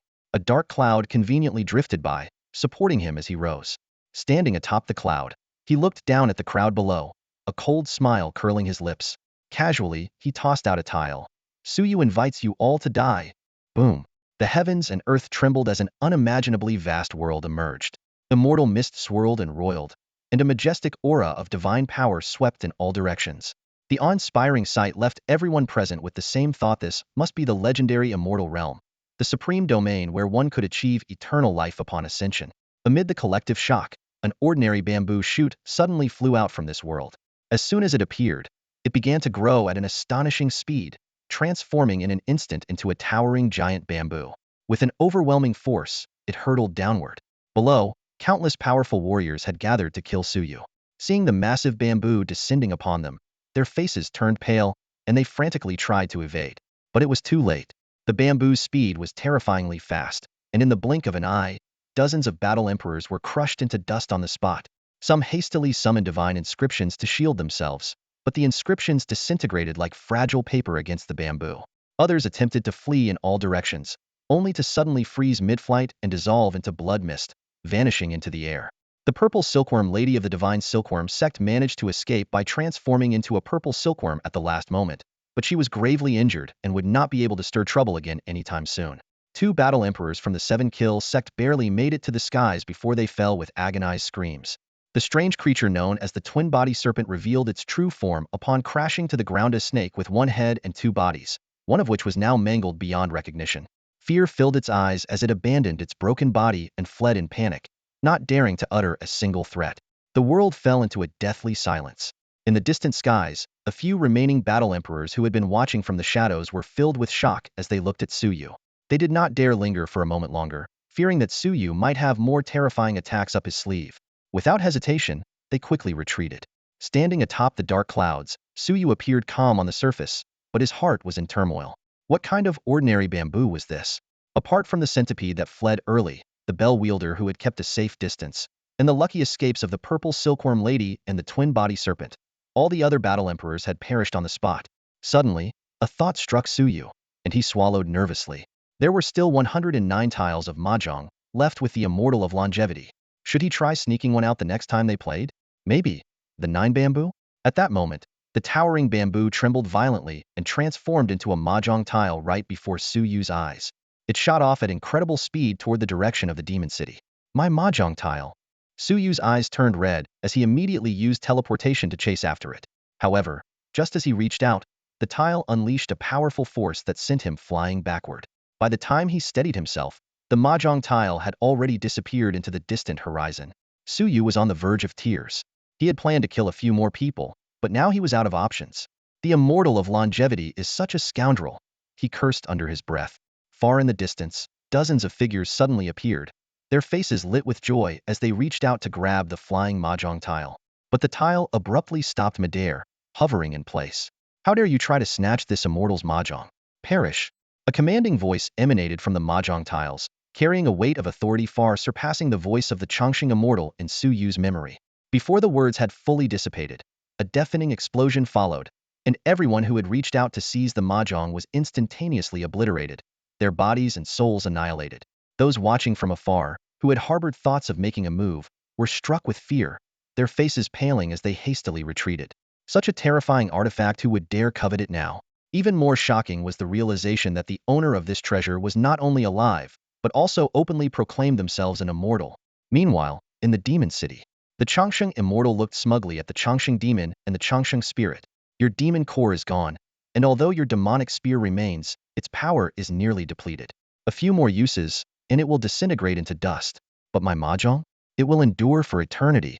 The Chongqing demon and Chongqing spirit scowled but remained silent, unable to refute. The demon core was indeed lost, and the demonic spear was critically damaged, unlikely to last more than a handful of uses. You summoned the mahjong back. What about little Suyu? The Chongqing demon asked. By now, they had confirmed that the demon core, the demonic spear, and even the mahjong bamboo were all creations of Suyu. Little Suyu won't die, the Chongqing immortal replied, shaking his head. Even if everyone else perishes, he'll survive. Do you really think he's that simple? Outside Tianhe City, Suyu stood once more atop the dark clouds, gazing into the distance. You just left like that? I dug you out, and this is how heartless you are. Suyu muttered, a hint of regret in his tone. But soon, a smile appeared on his face. I already told you all to get lost, but you wouldn't listen. Now you're all dead. Aren't you? If you're smart, leave now. I'm tired tonight and want to sleep. If you want to fight, come back tomorrow. Or, if you're feeling brave, you can try me now. With that, Suyu hefted the demonic spear over his shoulder and flew toward the city atop the clouds. The surroundings fell into an eerie silence, but suddenly, the heavens and earth trembled as countless divine inscriptions materialized from all directions. No one dared confront Suyu directly, but testing him using avatars formed from divine inscriptions was a safer alternative after all. Losing a divine inscription was a minor cost. Suyu paused mid-flight, smirking coldly. With a sweep of his spear, dozens of divine inscription avatars were obliterated on the spot. Do you think I'm powerless now? Suyu said coldly. I still have an immortal's decree left behind. Killing you all would be effortless. Don't believe me? Try again. Just as he was about to leave, Suyu suddenly remembered something and descended to the ground to search. After killing so many, there were bound to be spoils of war. He collected storage rings and various weapons, damaged or intact, and pocketed them all. Once he had cleaned up, Suyu rode his cloud back to the watchman's division.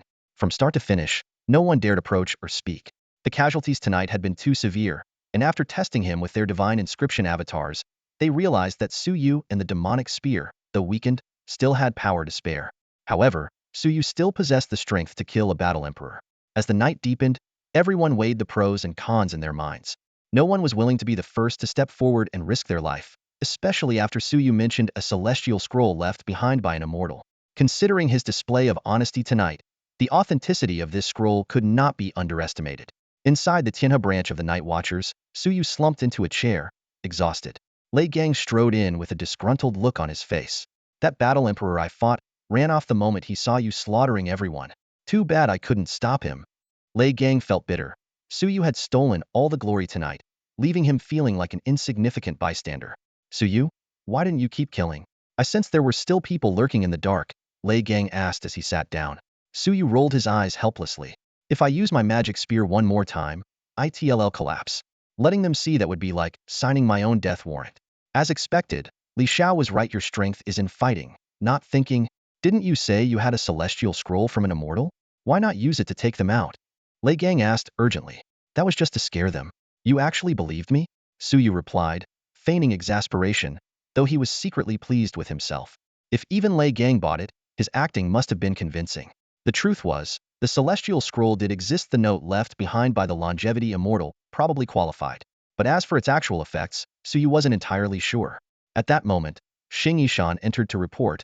They've started retreating, but a few are still lingering in the shadows. Let them be. If they dare to come back, they'll kill them again. Suyu sneered. In his inner world, the killed divine script no longer glowed blood red. It seemed satiated, digesting the slaughter from tonight. Meanwhile, the battle divine script had surged from the second tier of Battle King to the 9th tier. Suddenly, Suyu understood why he had been so eager for combat and bloodshed these past 2 days. It was partly the influence of the divine scripts, and partly his subconscious desire to grow stronger. Unfortunately, the battle divine script had yet to reach the battle emperor level. Tonight, I, Suyu, have slain 300 battle emperors. Until 9 a.m. tomorrow, anyone who dares excavate treasure maps will be executed without mercy. Citizens of Tianhe, you may sleep peacefully tonight. Suyu's voice echoed throughout the city. Did you really kill 300? Lei Gang asked, bewildered.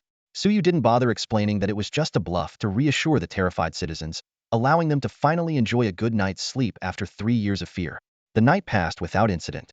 At dawn, Suyu patrolled the outskirts of the city, confirming that the enemies had fully retreated. He felt a twinge of regret, had hoped to kill a few more battle emperors to push the battle divine script to the battle emperor level. After several teleportations, Suyu arrived at a towering mountain.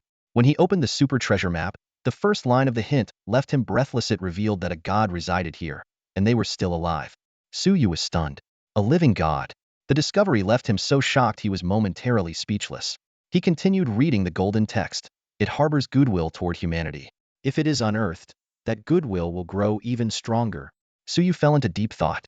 A god still alive, yet seemingly with little power left. Should he unearth it or not? Suyu weighed the pros and cons. During last night's battle, he had already revealed all his trump cards. Though his treasures were powerful, their potency relied on the lingering Dao resonance left by their original owners. For instance, the blood-stained fragment of the white robe without the Dao resonance of the white-robed Guanyin. No matter how extraordinary the material was, it could hardly exhibit much power. He glanced at the treasures in his hands, the fragment of the Rui Jiangu Bang, half of the lotus silk cloud-walking shoes, the doghead guillotine, the tiger head guillotine, and the demon spear. After 2 or 3 more uses, their Dao resonance would completely dissipate. The 7-kill monument. What a curse. Suyu sighed. If not for the 7-kill monument, he could have chosen to hand over these treasures, bide his time, and develop his strength in peace. By now, he might have already been invincible. But now, even a weakened god was still a god.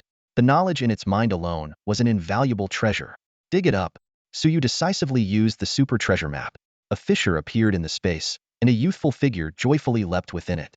The moment it became aware of the outside world, it instantly flashed out with a speed so fast that even Suyu couldn't track it. Suyu's pupils contracted. This was no feeble remnant, it was brimming with vitality.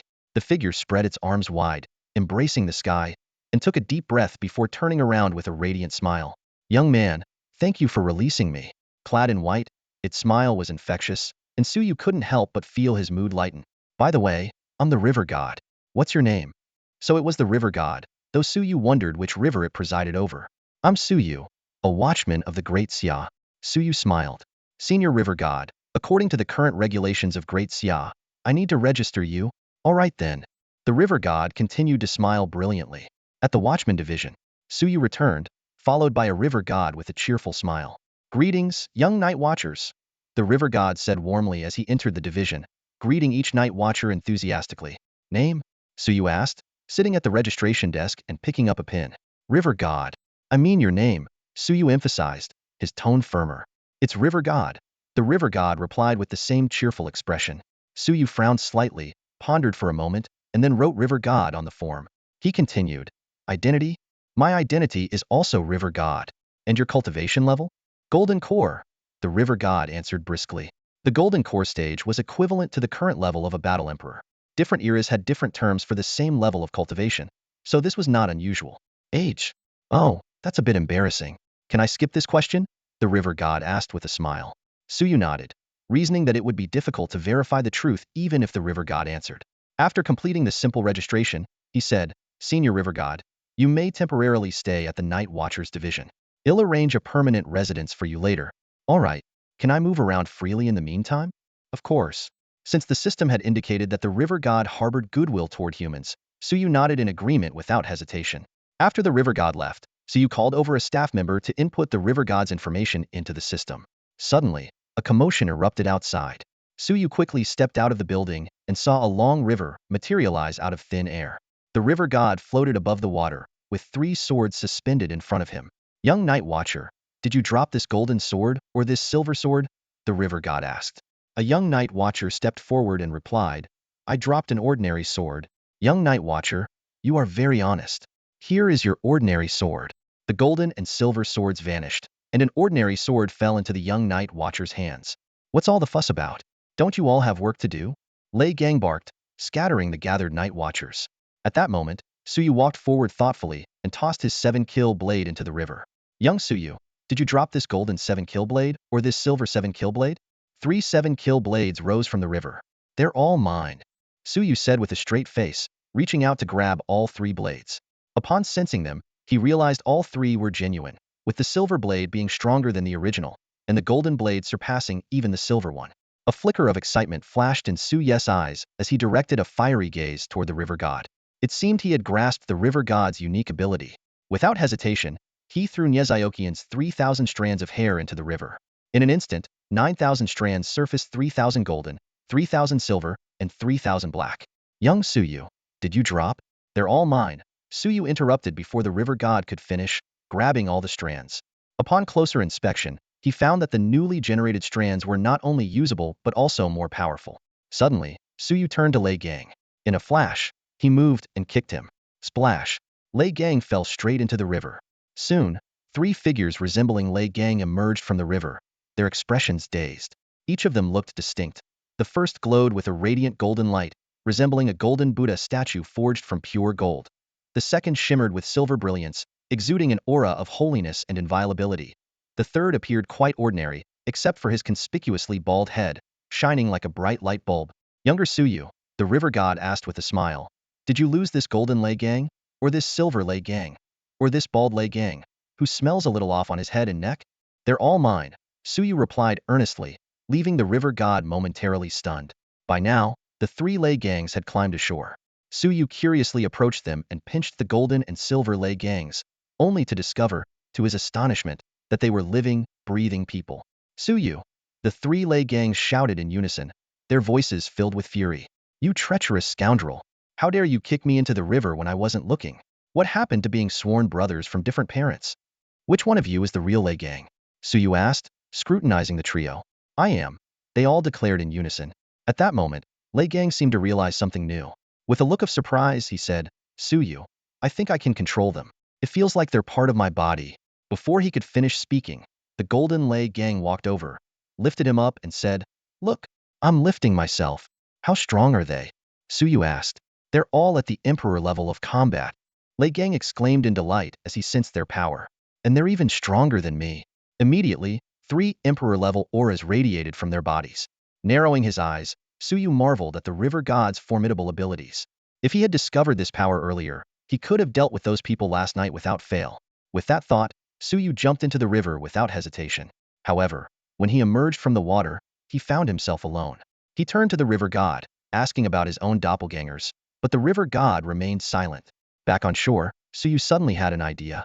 He turned to Lei Gang and said, Lei Gang, about what happened earlier, want to get even? As he spoke, he stood on the riverbank, inviting them to act. The 3 Lei Gangs seized the opportunity and simultaneously kicked him into the water. Unfortunately, when Suyu surfaced again, he was still just one person. Deep in thought, he glanced at the river god floating on the surface of the water, as if he had begun to understand something.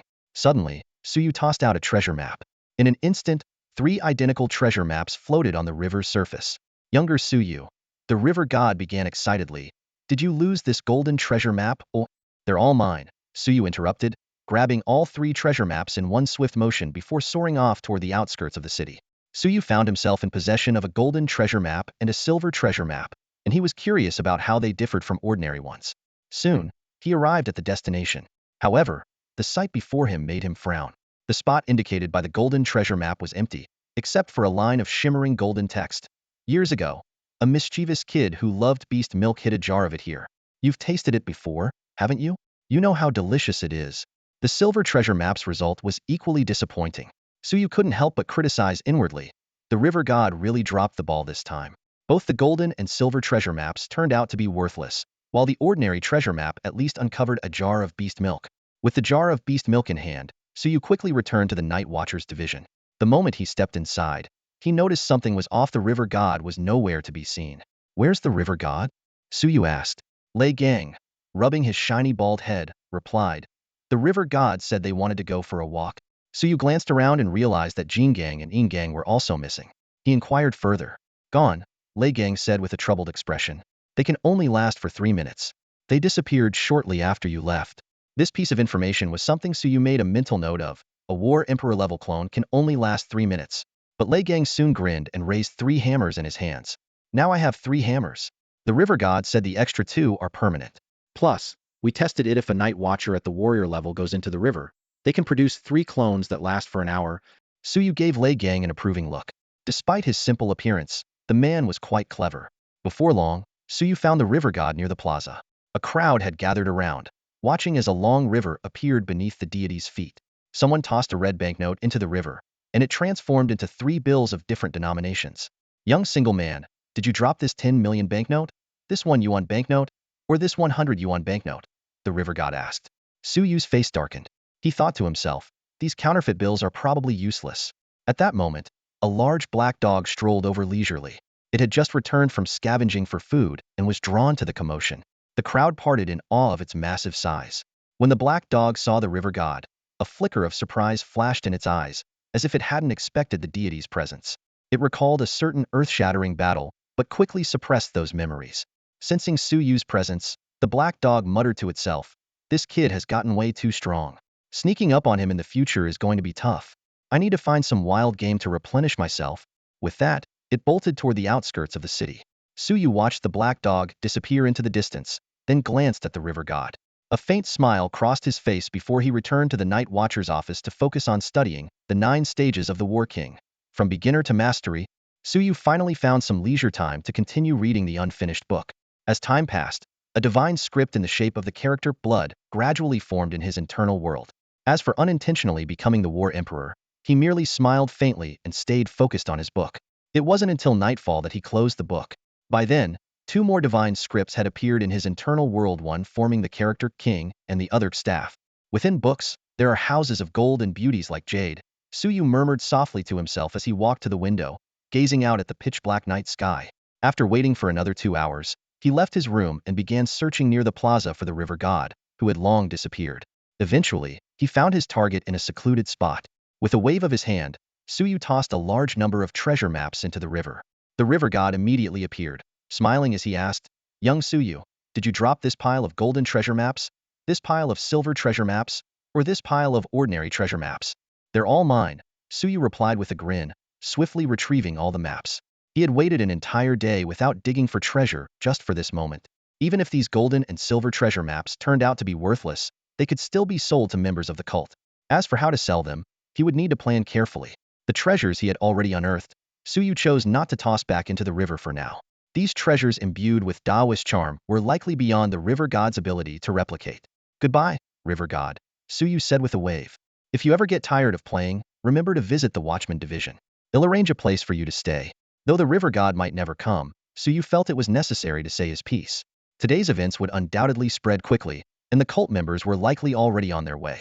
The river god, like the 7-kill steal, could attract countless people vying for it. Preparations had to be made to avoid another chaotic gathering of war emperors like last night.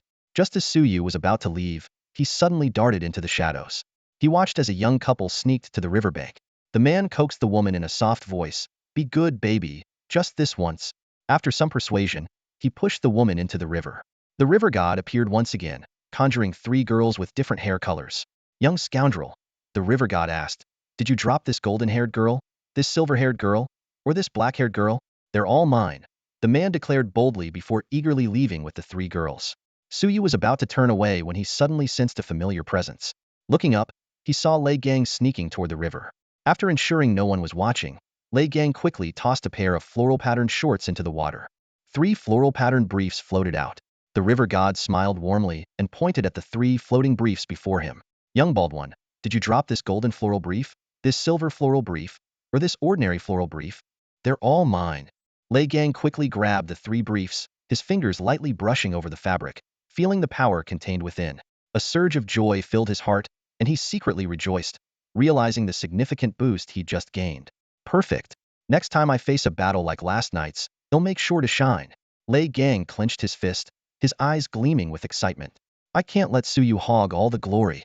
With a satisfied smile, Lei Gang turned and walked away. In his mind, he calculated, this is my trump card. Next time, he'll make sure to take down a battle emperor and show everyone what I'm capable of. Suyu quietly watched Lei Gang's departing figure, a faint smile tugging at the corner of his lips. Then, with a flash, his figure vanished from sight. Lei Gang suddenly turned back, his brows furrowing. Strange. It felt like someone was watching me just now. He scanned his surroundings but found nothing, so he shook his head and walked away briskly. As the night deepened, Suyu left the city and arrived at the outskirts of Tianhe City. He contemplated his next move. Now that he had obtained the golden treasure map and the silver treasure map, it was time to deal with the remaining maps. With no other trump cards at hand, this was the perfect opportunity to dig up more treasures. Upon reaching his destination, Suyu retrieved a high-level treasure map. Although he had already dug up numerous ordinary treasure maps and even 2 super treasure maps, this was the first time he attempted a high-level one. Golden text slowly emerged on the treasure map. Throughout history, evil has persisted. Wicked people in life become malevolent spirits in death, plaguing the world and leaving a legacy of infamy. Long ago, a humble cultivator with great ambition took it upon himself, with just a sword, to slay malevolent spirits for 1,296,000 years. Every 10 years, he crafted a ghost banner, accumulating 129,600 banners in total. One of these banners lies here, though it now holds only a single malevolent spirit, as the others have all dissipated. With your current cultivation, you can suppress it and make it your own. Suyu was astonished as he read the text. The sheer determination required to persist in a single task for nearly 1.3 million years was beyond comprehension. He activated the treasure map, and a unique space unfolded before him. In the center, a worn ghost banner swayed gently. Suyu reached out and grasped it. At that moment, a malevolent spirit seized the opportunity to escape from the banner, baring its fangs and claws as it lunged at Suyu. Courting death. Suyu snorted coldly, unleashing the power of the kill divine script. A terrifying killing intent enveloped the area, and a golden 7-kill blade materialized, slicing down in an instant. Slash. The malevolent spirit was cleaved in 2. Though it quickly reformed, it no longer dared to act recklessly.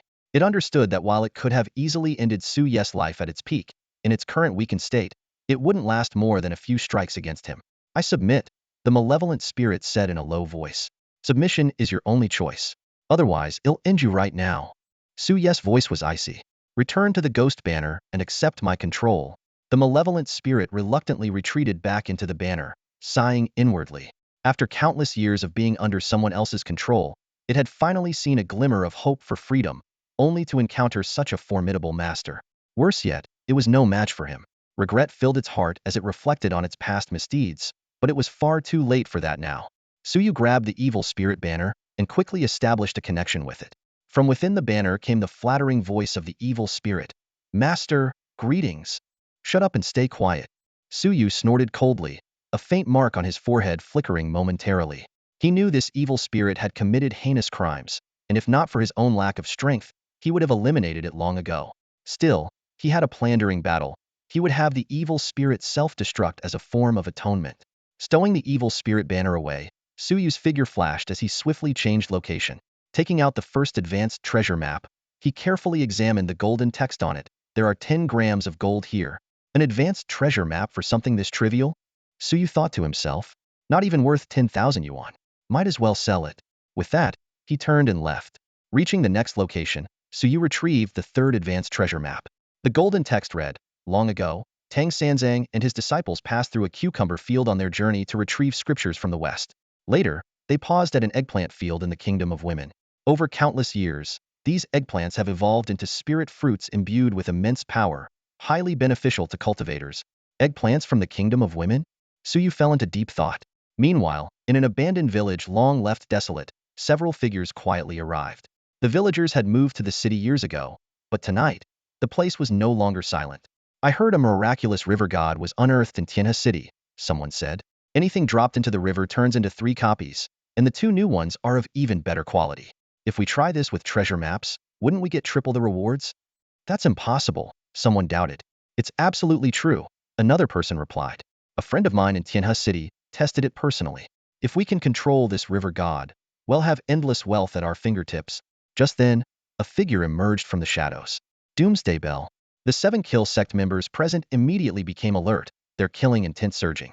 The man known as Doomsday Bell seemed unfazed, instead flashing a smile. Friends from the 7 Kill sect, we need not be enemies. You want the 7 Kill tablet and the river god.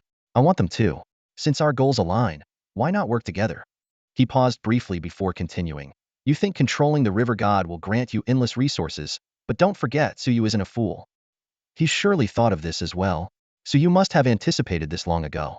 He might have already set up an inescapable trap, just waiting for you to walk right into it.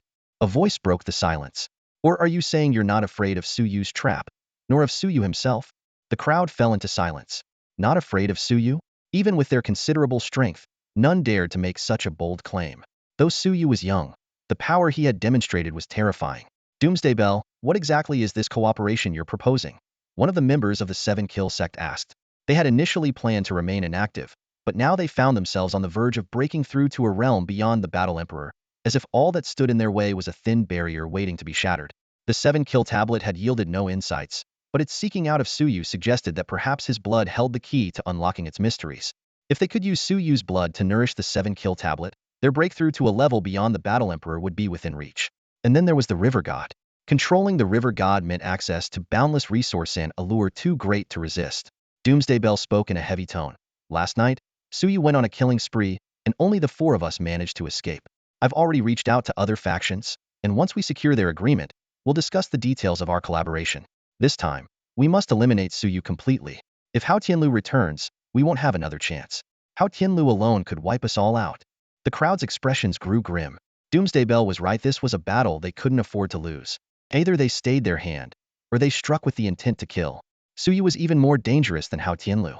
While Hao Tianlu was already a powerhouse beyond the Battle Emperor, Suyu had just stepped into the Battle Emperor realm and already displayed unparalleled dominance. Allowing him to grow further would lead to unimaginable consequences. To ensure absolute success, we must bring out our sect's most powerful treasures. Doomsday Bell continued. The 7 Kill sect must have other sacred relics besides the 7 Kill tablet, correct? Bring them all. I refuse to believe that, with the combined power of all our faction's treasures, we can't kill Suyu. The members of the 7 Kill sect trembled inwardly. They did indeed possess other sacred relics, but they had always hesitated to use them lightly. Yet now, they realized that without going all out, killing Suyu would be nearly impossible. Similar secret plots were unfolding elsewhere. The Serpent of Ruin was contacting allies from within a secluded cave.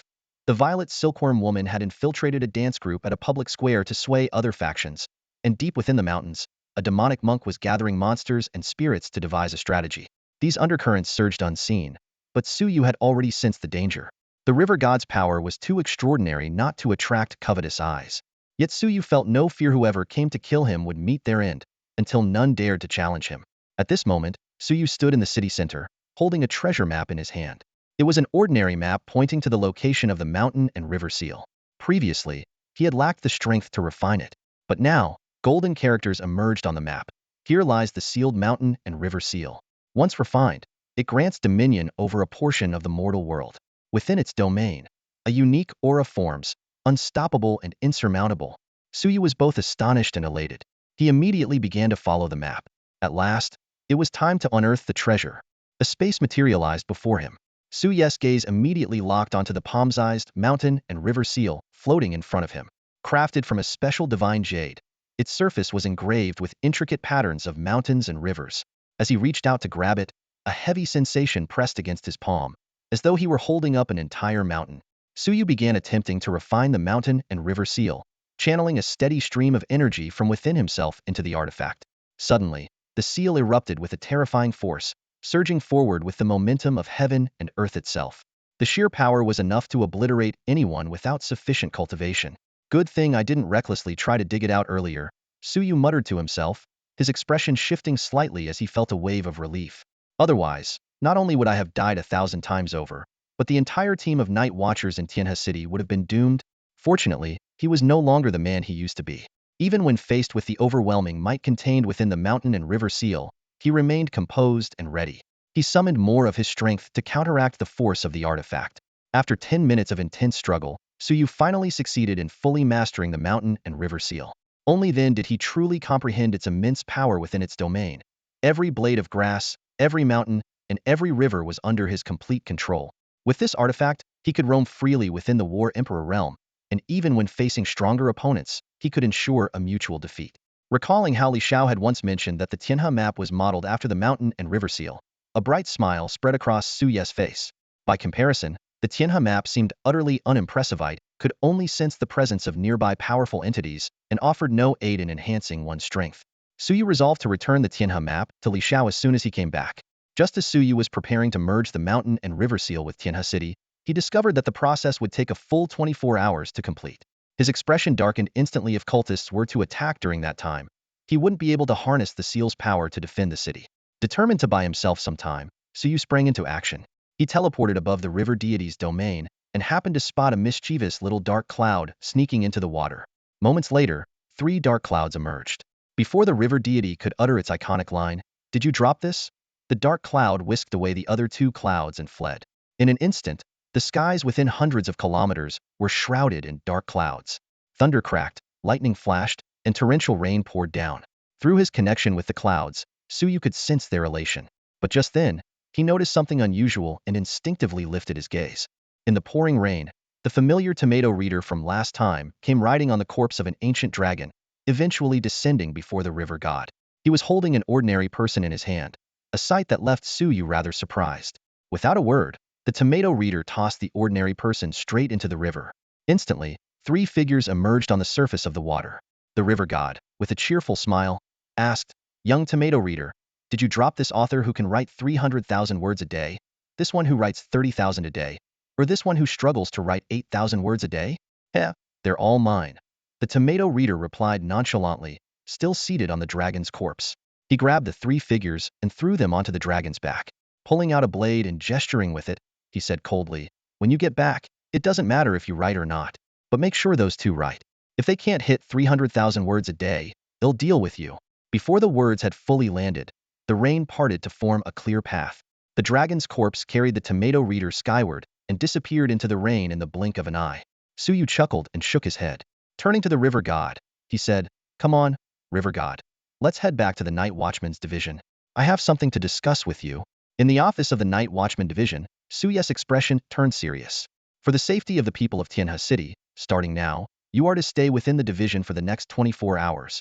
"Young Suyu, why is that?" the river god asked with a sly glint in his eyes. Suyu sighed, his mind calculating. The 7-kill steal has already drawn countless powerful figures, and now with the addition of the river god, even more covetous individuals are bound to appear. Over the past 3 years, people have noticed a pattern with treasure maps.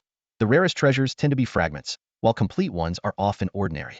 But the 7-kill steal is an exception. Not only is it nearly complete, but it's also a truly priceless artifact. No wonder the 7-kill sect is relentless in its pursuit despite heavy losses. And the river god's value far surpasses that of the steal. If it were me, I'd probably be tempted too. "Don't ask. It's better not to say too much." Suyu waved his hand dismissively. "Anyway, just stay here for 24 hours. By the way, about your river, since you're free, let's test it. I want to see what you can create and what you can't." Hearing this, the river god floated into the air, and beneath his feet appeared a long river, flowing from an unknown origin to an unknown destination. Suyu threw a fragment of the Rui Jingu Bang into the river, and in an instant, 3 identical fragments emerged. Before the river god could speak, Suyu snatched them up. Damn it! Despite being prepared, he couldn't help but curse when he sensed that 2 of the fragments were fakes. The counterfeits were indistinguishable from the real one on the surface. If he weren't so familiar with the fragment of the Rui Jingu Bang, he might not have been able to tell the difference. That is the Rui Jingu Bang, imbued with the Daoist essence of the great sage, the river god explained with a squint, his tone tinged with helplessness. "With my current strength, not even 1 in a billion remains. I simply can't replicate it." Suyu's eyes flickered upon hearing this. He had heard of 1 in 10, but never 1 in a billion. This statement made him realize that the river god's former power must have been unimaginably immense. Unwilling to give up, Suyu tossed the doghead guillotine and tigerhead guillotine into the river. Soon enough, 3 doghead guillotines and 3 tigerhead guillotines emerged in succession, but all of them were fakes. You can't even replicate these? Suyu fixed his gaze on the river god, his tone full of doubt. The river god looked at him innocently and explained, "These artifacts not only carry extraordinary Daoist essence, but also harbor an incredibly fearsome killing aura. Their owners must have executed countless evildoers in the past." Suyu didn't press further, knowing it would be futile.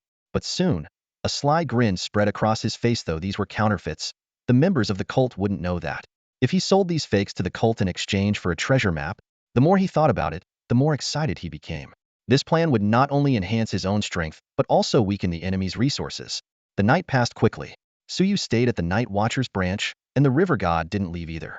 The entire branch was bustling throughout the night. Many Night Watchers took the opportunity to leap into the river while Suyu rested, sending out their avatars to patrol while they themselves caught some sleep. The next morning, Suyu enjoyed breakfast while browsing the news. He had been so busy lately that he hadn't had time to stay updated on current events. The headlines were more shocking than the last. Someone had excavated an 80-meter-tall, tube 000-ton crimson mech from the Pacific Ocean, claiming it to be invincible within the War Emperor realm. An expert had unearthed over 1 billion ancient demonic mosquitoes, declaring they would fill the void of winter without mosquitoes. And most startling of all, the much-discussed Zhu Shoujua had single-handedly cleared 78 forbidden zones that even war emperors couldn't handle and was now preparing to head to a new forbidden zone in the Magic City. Suyu's expression shifted unpredictably as he read the news. When he saw the story about the demonic mosquitoes, his killing intent surged. He silently vowed that if he ever encountered that so-called expert, he would make it his first priority to eliminate him. Even beings more powerful than the War Emperor would struggle to deal with such a situation. Otherwise, the so-called forbidden zones would not exist. Suyu stared at his phone screen, his brows furrowed as he pondered the reason behind Zhu Shizuo's sudden trip to the Magic City. Could it be that something unexpected had happened to the unearthed realm of heaven and earth? He continued scrolling through the latest news. One shocking headline after another appeared before him. A citizen named Yun reportedly dug up a red-capped mushroom with a white stalk, ate it, and claimed to be the reincarnation of the immortal Lord Nanxian. They were immediately rushed to the hospital. Meanwhile, another citizen, Zhang, unearthed 1,000 grains of ancient dragooth rice, with 1 grain being offered for sale at a price of millions. Suyu lifted his left hand, revealing a single dragooth grain in his palm. Staring at this solitary grain, he couldn't help but feel a bit frustrated. Others found 1,000, while he had only 1. What was even more shocking was that a citizen named Wu had uncovered a severed arm of an evil god, causing pollution to spread across a 100-mile radius. The authorities had sealed off the entire area and issued a bounty. Anyone who could provide a purification item would be rewarded with 1,000 treasure maps. Suyu calculated his own abilities, but, unfortunately, had no purification skills to offer. As he focused on browsing the news, he suddenly felt a strange sensation. In a flash, his figure appeared in the sky above the Night Watcher's division. There, a massive vortex materialized out of thin air, and a golden decree descended from it, radiating an overwhelming pressure that could make even someone as powerful as Hao Tianlu bow in submission. The contents of the decree stunned the entire city. Li Xiao was removed from his position as the Night Watcher's head of the Tianhe division, and Suyu was appointed to take over, with full authority over all Tianhe affairs. Immediately after, a series of rewards followed: 1,000 ordinary treasure maps, 10 advanced treasure maps, and 1 supreme treasure map all gently floated down in front of Suyu. At first, Suyu was overjoyed by the sheer number of treasure maps, but his expression quickly darkened. Receiving such a vast reward in full public view, this was clearly a setup. Sure enough, he could already sense hostile gazes from the surrounding area. It wouldn't be long before this news reached the ears of the cultists. Damn it! Suyu couldn't help but curse under his breath, worry creeping into his mind. Was this all he was going to get? Nothing else at all? Suyu quickly pocketed all the treasure maps, his eyes gleaming with excitement. This haul had put him in an excellent mood. Just the 1,000 ordinary treasure maps alone already made him feel like he had hit the jackpot, not to mention the other higher-level maps. What thrilled him the most was being appointed as the head of the Tianhe division. He clearly remembered Lindsay mentioning that the benefits of a division head were 5 times that of a team captain. As a Night Watcher captain, he earned an annual salary of 12 million plus 60 treasure maps. That meant as a division head received 60 million and 300 treasure maps. Moreover, the Night Watchers allowed salaries and treasure maps to be advanced, which meant that, in addition to this reward, he could immediately get 60 million in cash and 300 treasure maps. If he used all that money to buy treasure maps, he could get a total of 600 maps.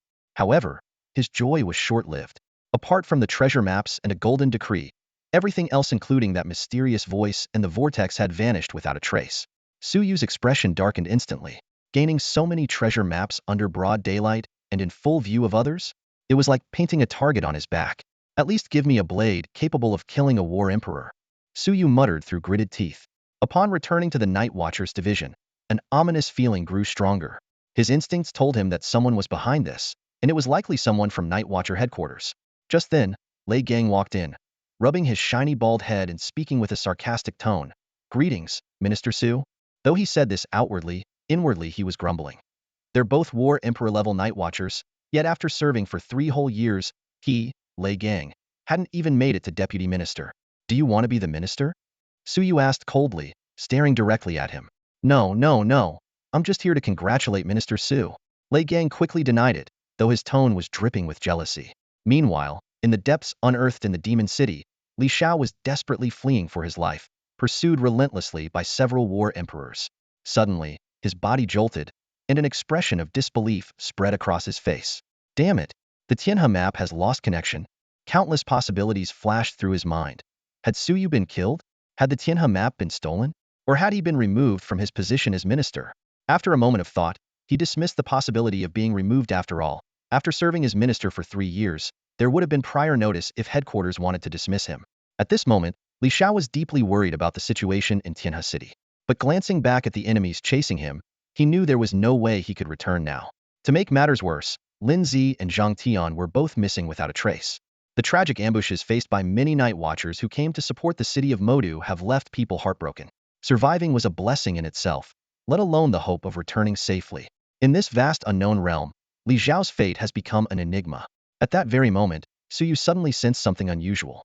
The Tianhe diagram trembled violently, and his control over it surged dramatically. Originally, Li Xiao had the highest authority, with Suyu second in command. However, the situation had unexpectedly reversed. Li Xiao's authority had vanished, while Suyu's had been significantly elevated. Damn! Suyu's heart tightened. Could something have gone wrong with the expedition Li Xiao led to excavate that realm in Modu? Although Li Xiao had his share of scheming, his contributions to Tianhe City over the past 3 years were undeniable. The thought filled Suyu with a deep sense of unease. Just then, an unusual aura caught his attention. Raising his eyes, he saw a sea of blood surging like a tide, coalescing into the form of a middle-aged man clad in a crimson cloak. This enigmatic figure had once come to Tianhe's aid during a crisis but had vanished as quickly as he appeared. To this day, Suyu didn't know his name, only that he hailed from the Eastern District 1. Minister Su, congratulations. The middle-aged man sat down boldly. We didn't get to talk last time, so let me introduce myself this time. Eastern District 1. Unwudi. Unwudi? That's right, he replied with a smile. I changed my name after obtaining some fortuitous opportunities. My original name was unpleasant, so I won't mention it. This one sounds much more impressive, doesn't it? Whether I'm truly invincible or not doesn't matter, just the name alone has a nice ring to it. Nice to meet you. Suyu quickly responded. What brings you here unannounced? On orders, and I made sure not to disturb anyone, Unwudi said, raising a finger. I have 3 matters to address. First, you must have already received the reward from headquarters, correct? That's just the official portion. As he spoke, he waved his hand, summoning a puppet. This is a 9th-tier Battle Emperor puppet, specially sent to you by headquarters. Suyu's eyes lit up. Is there anything else? Nope, Unwudi chuckled. You might not realize it, but the value of this puppet is beyond measure. Not even 10 supreme treasure maps could exchange for it. Interestingly, this time, headquarters bypassed Eastern District 1 to reward you directly, which surprised quite a few people. And the second matter? I was sent to deliver a letter from headquarters, Unwudi said, handing over what appeared to be an ordinary envelope.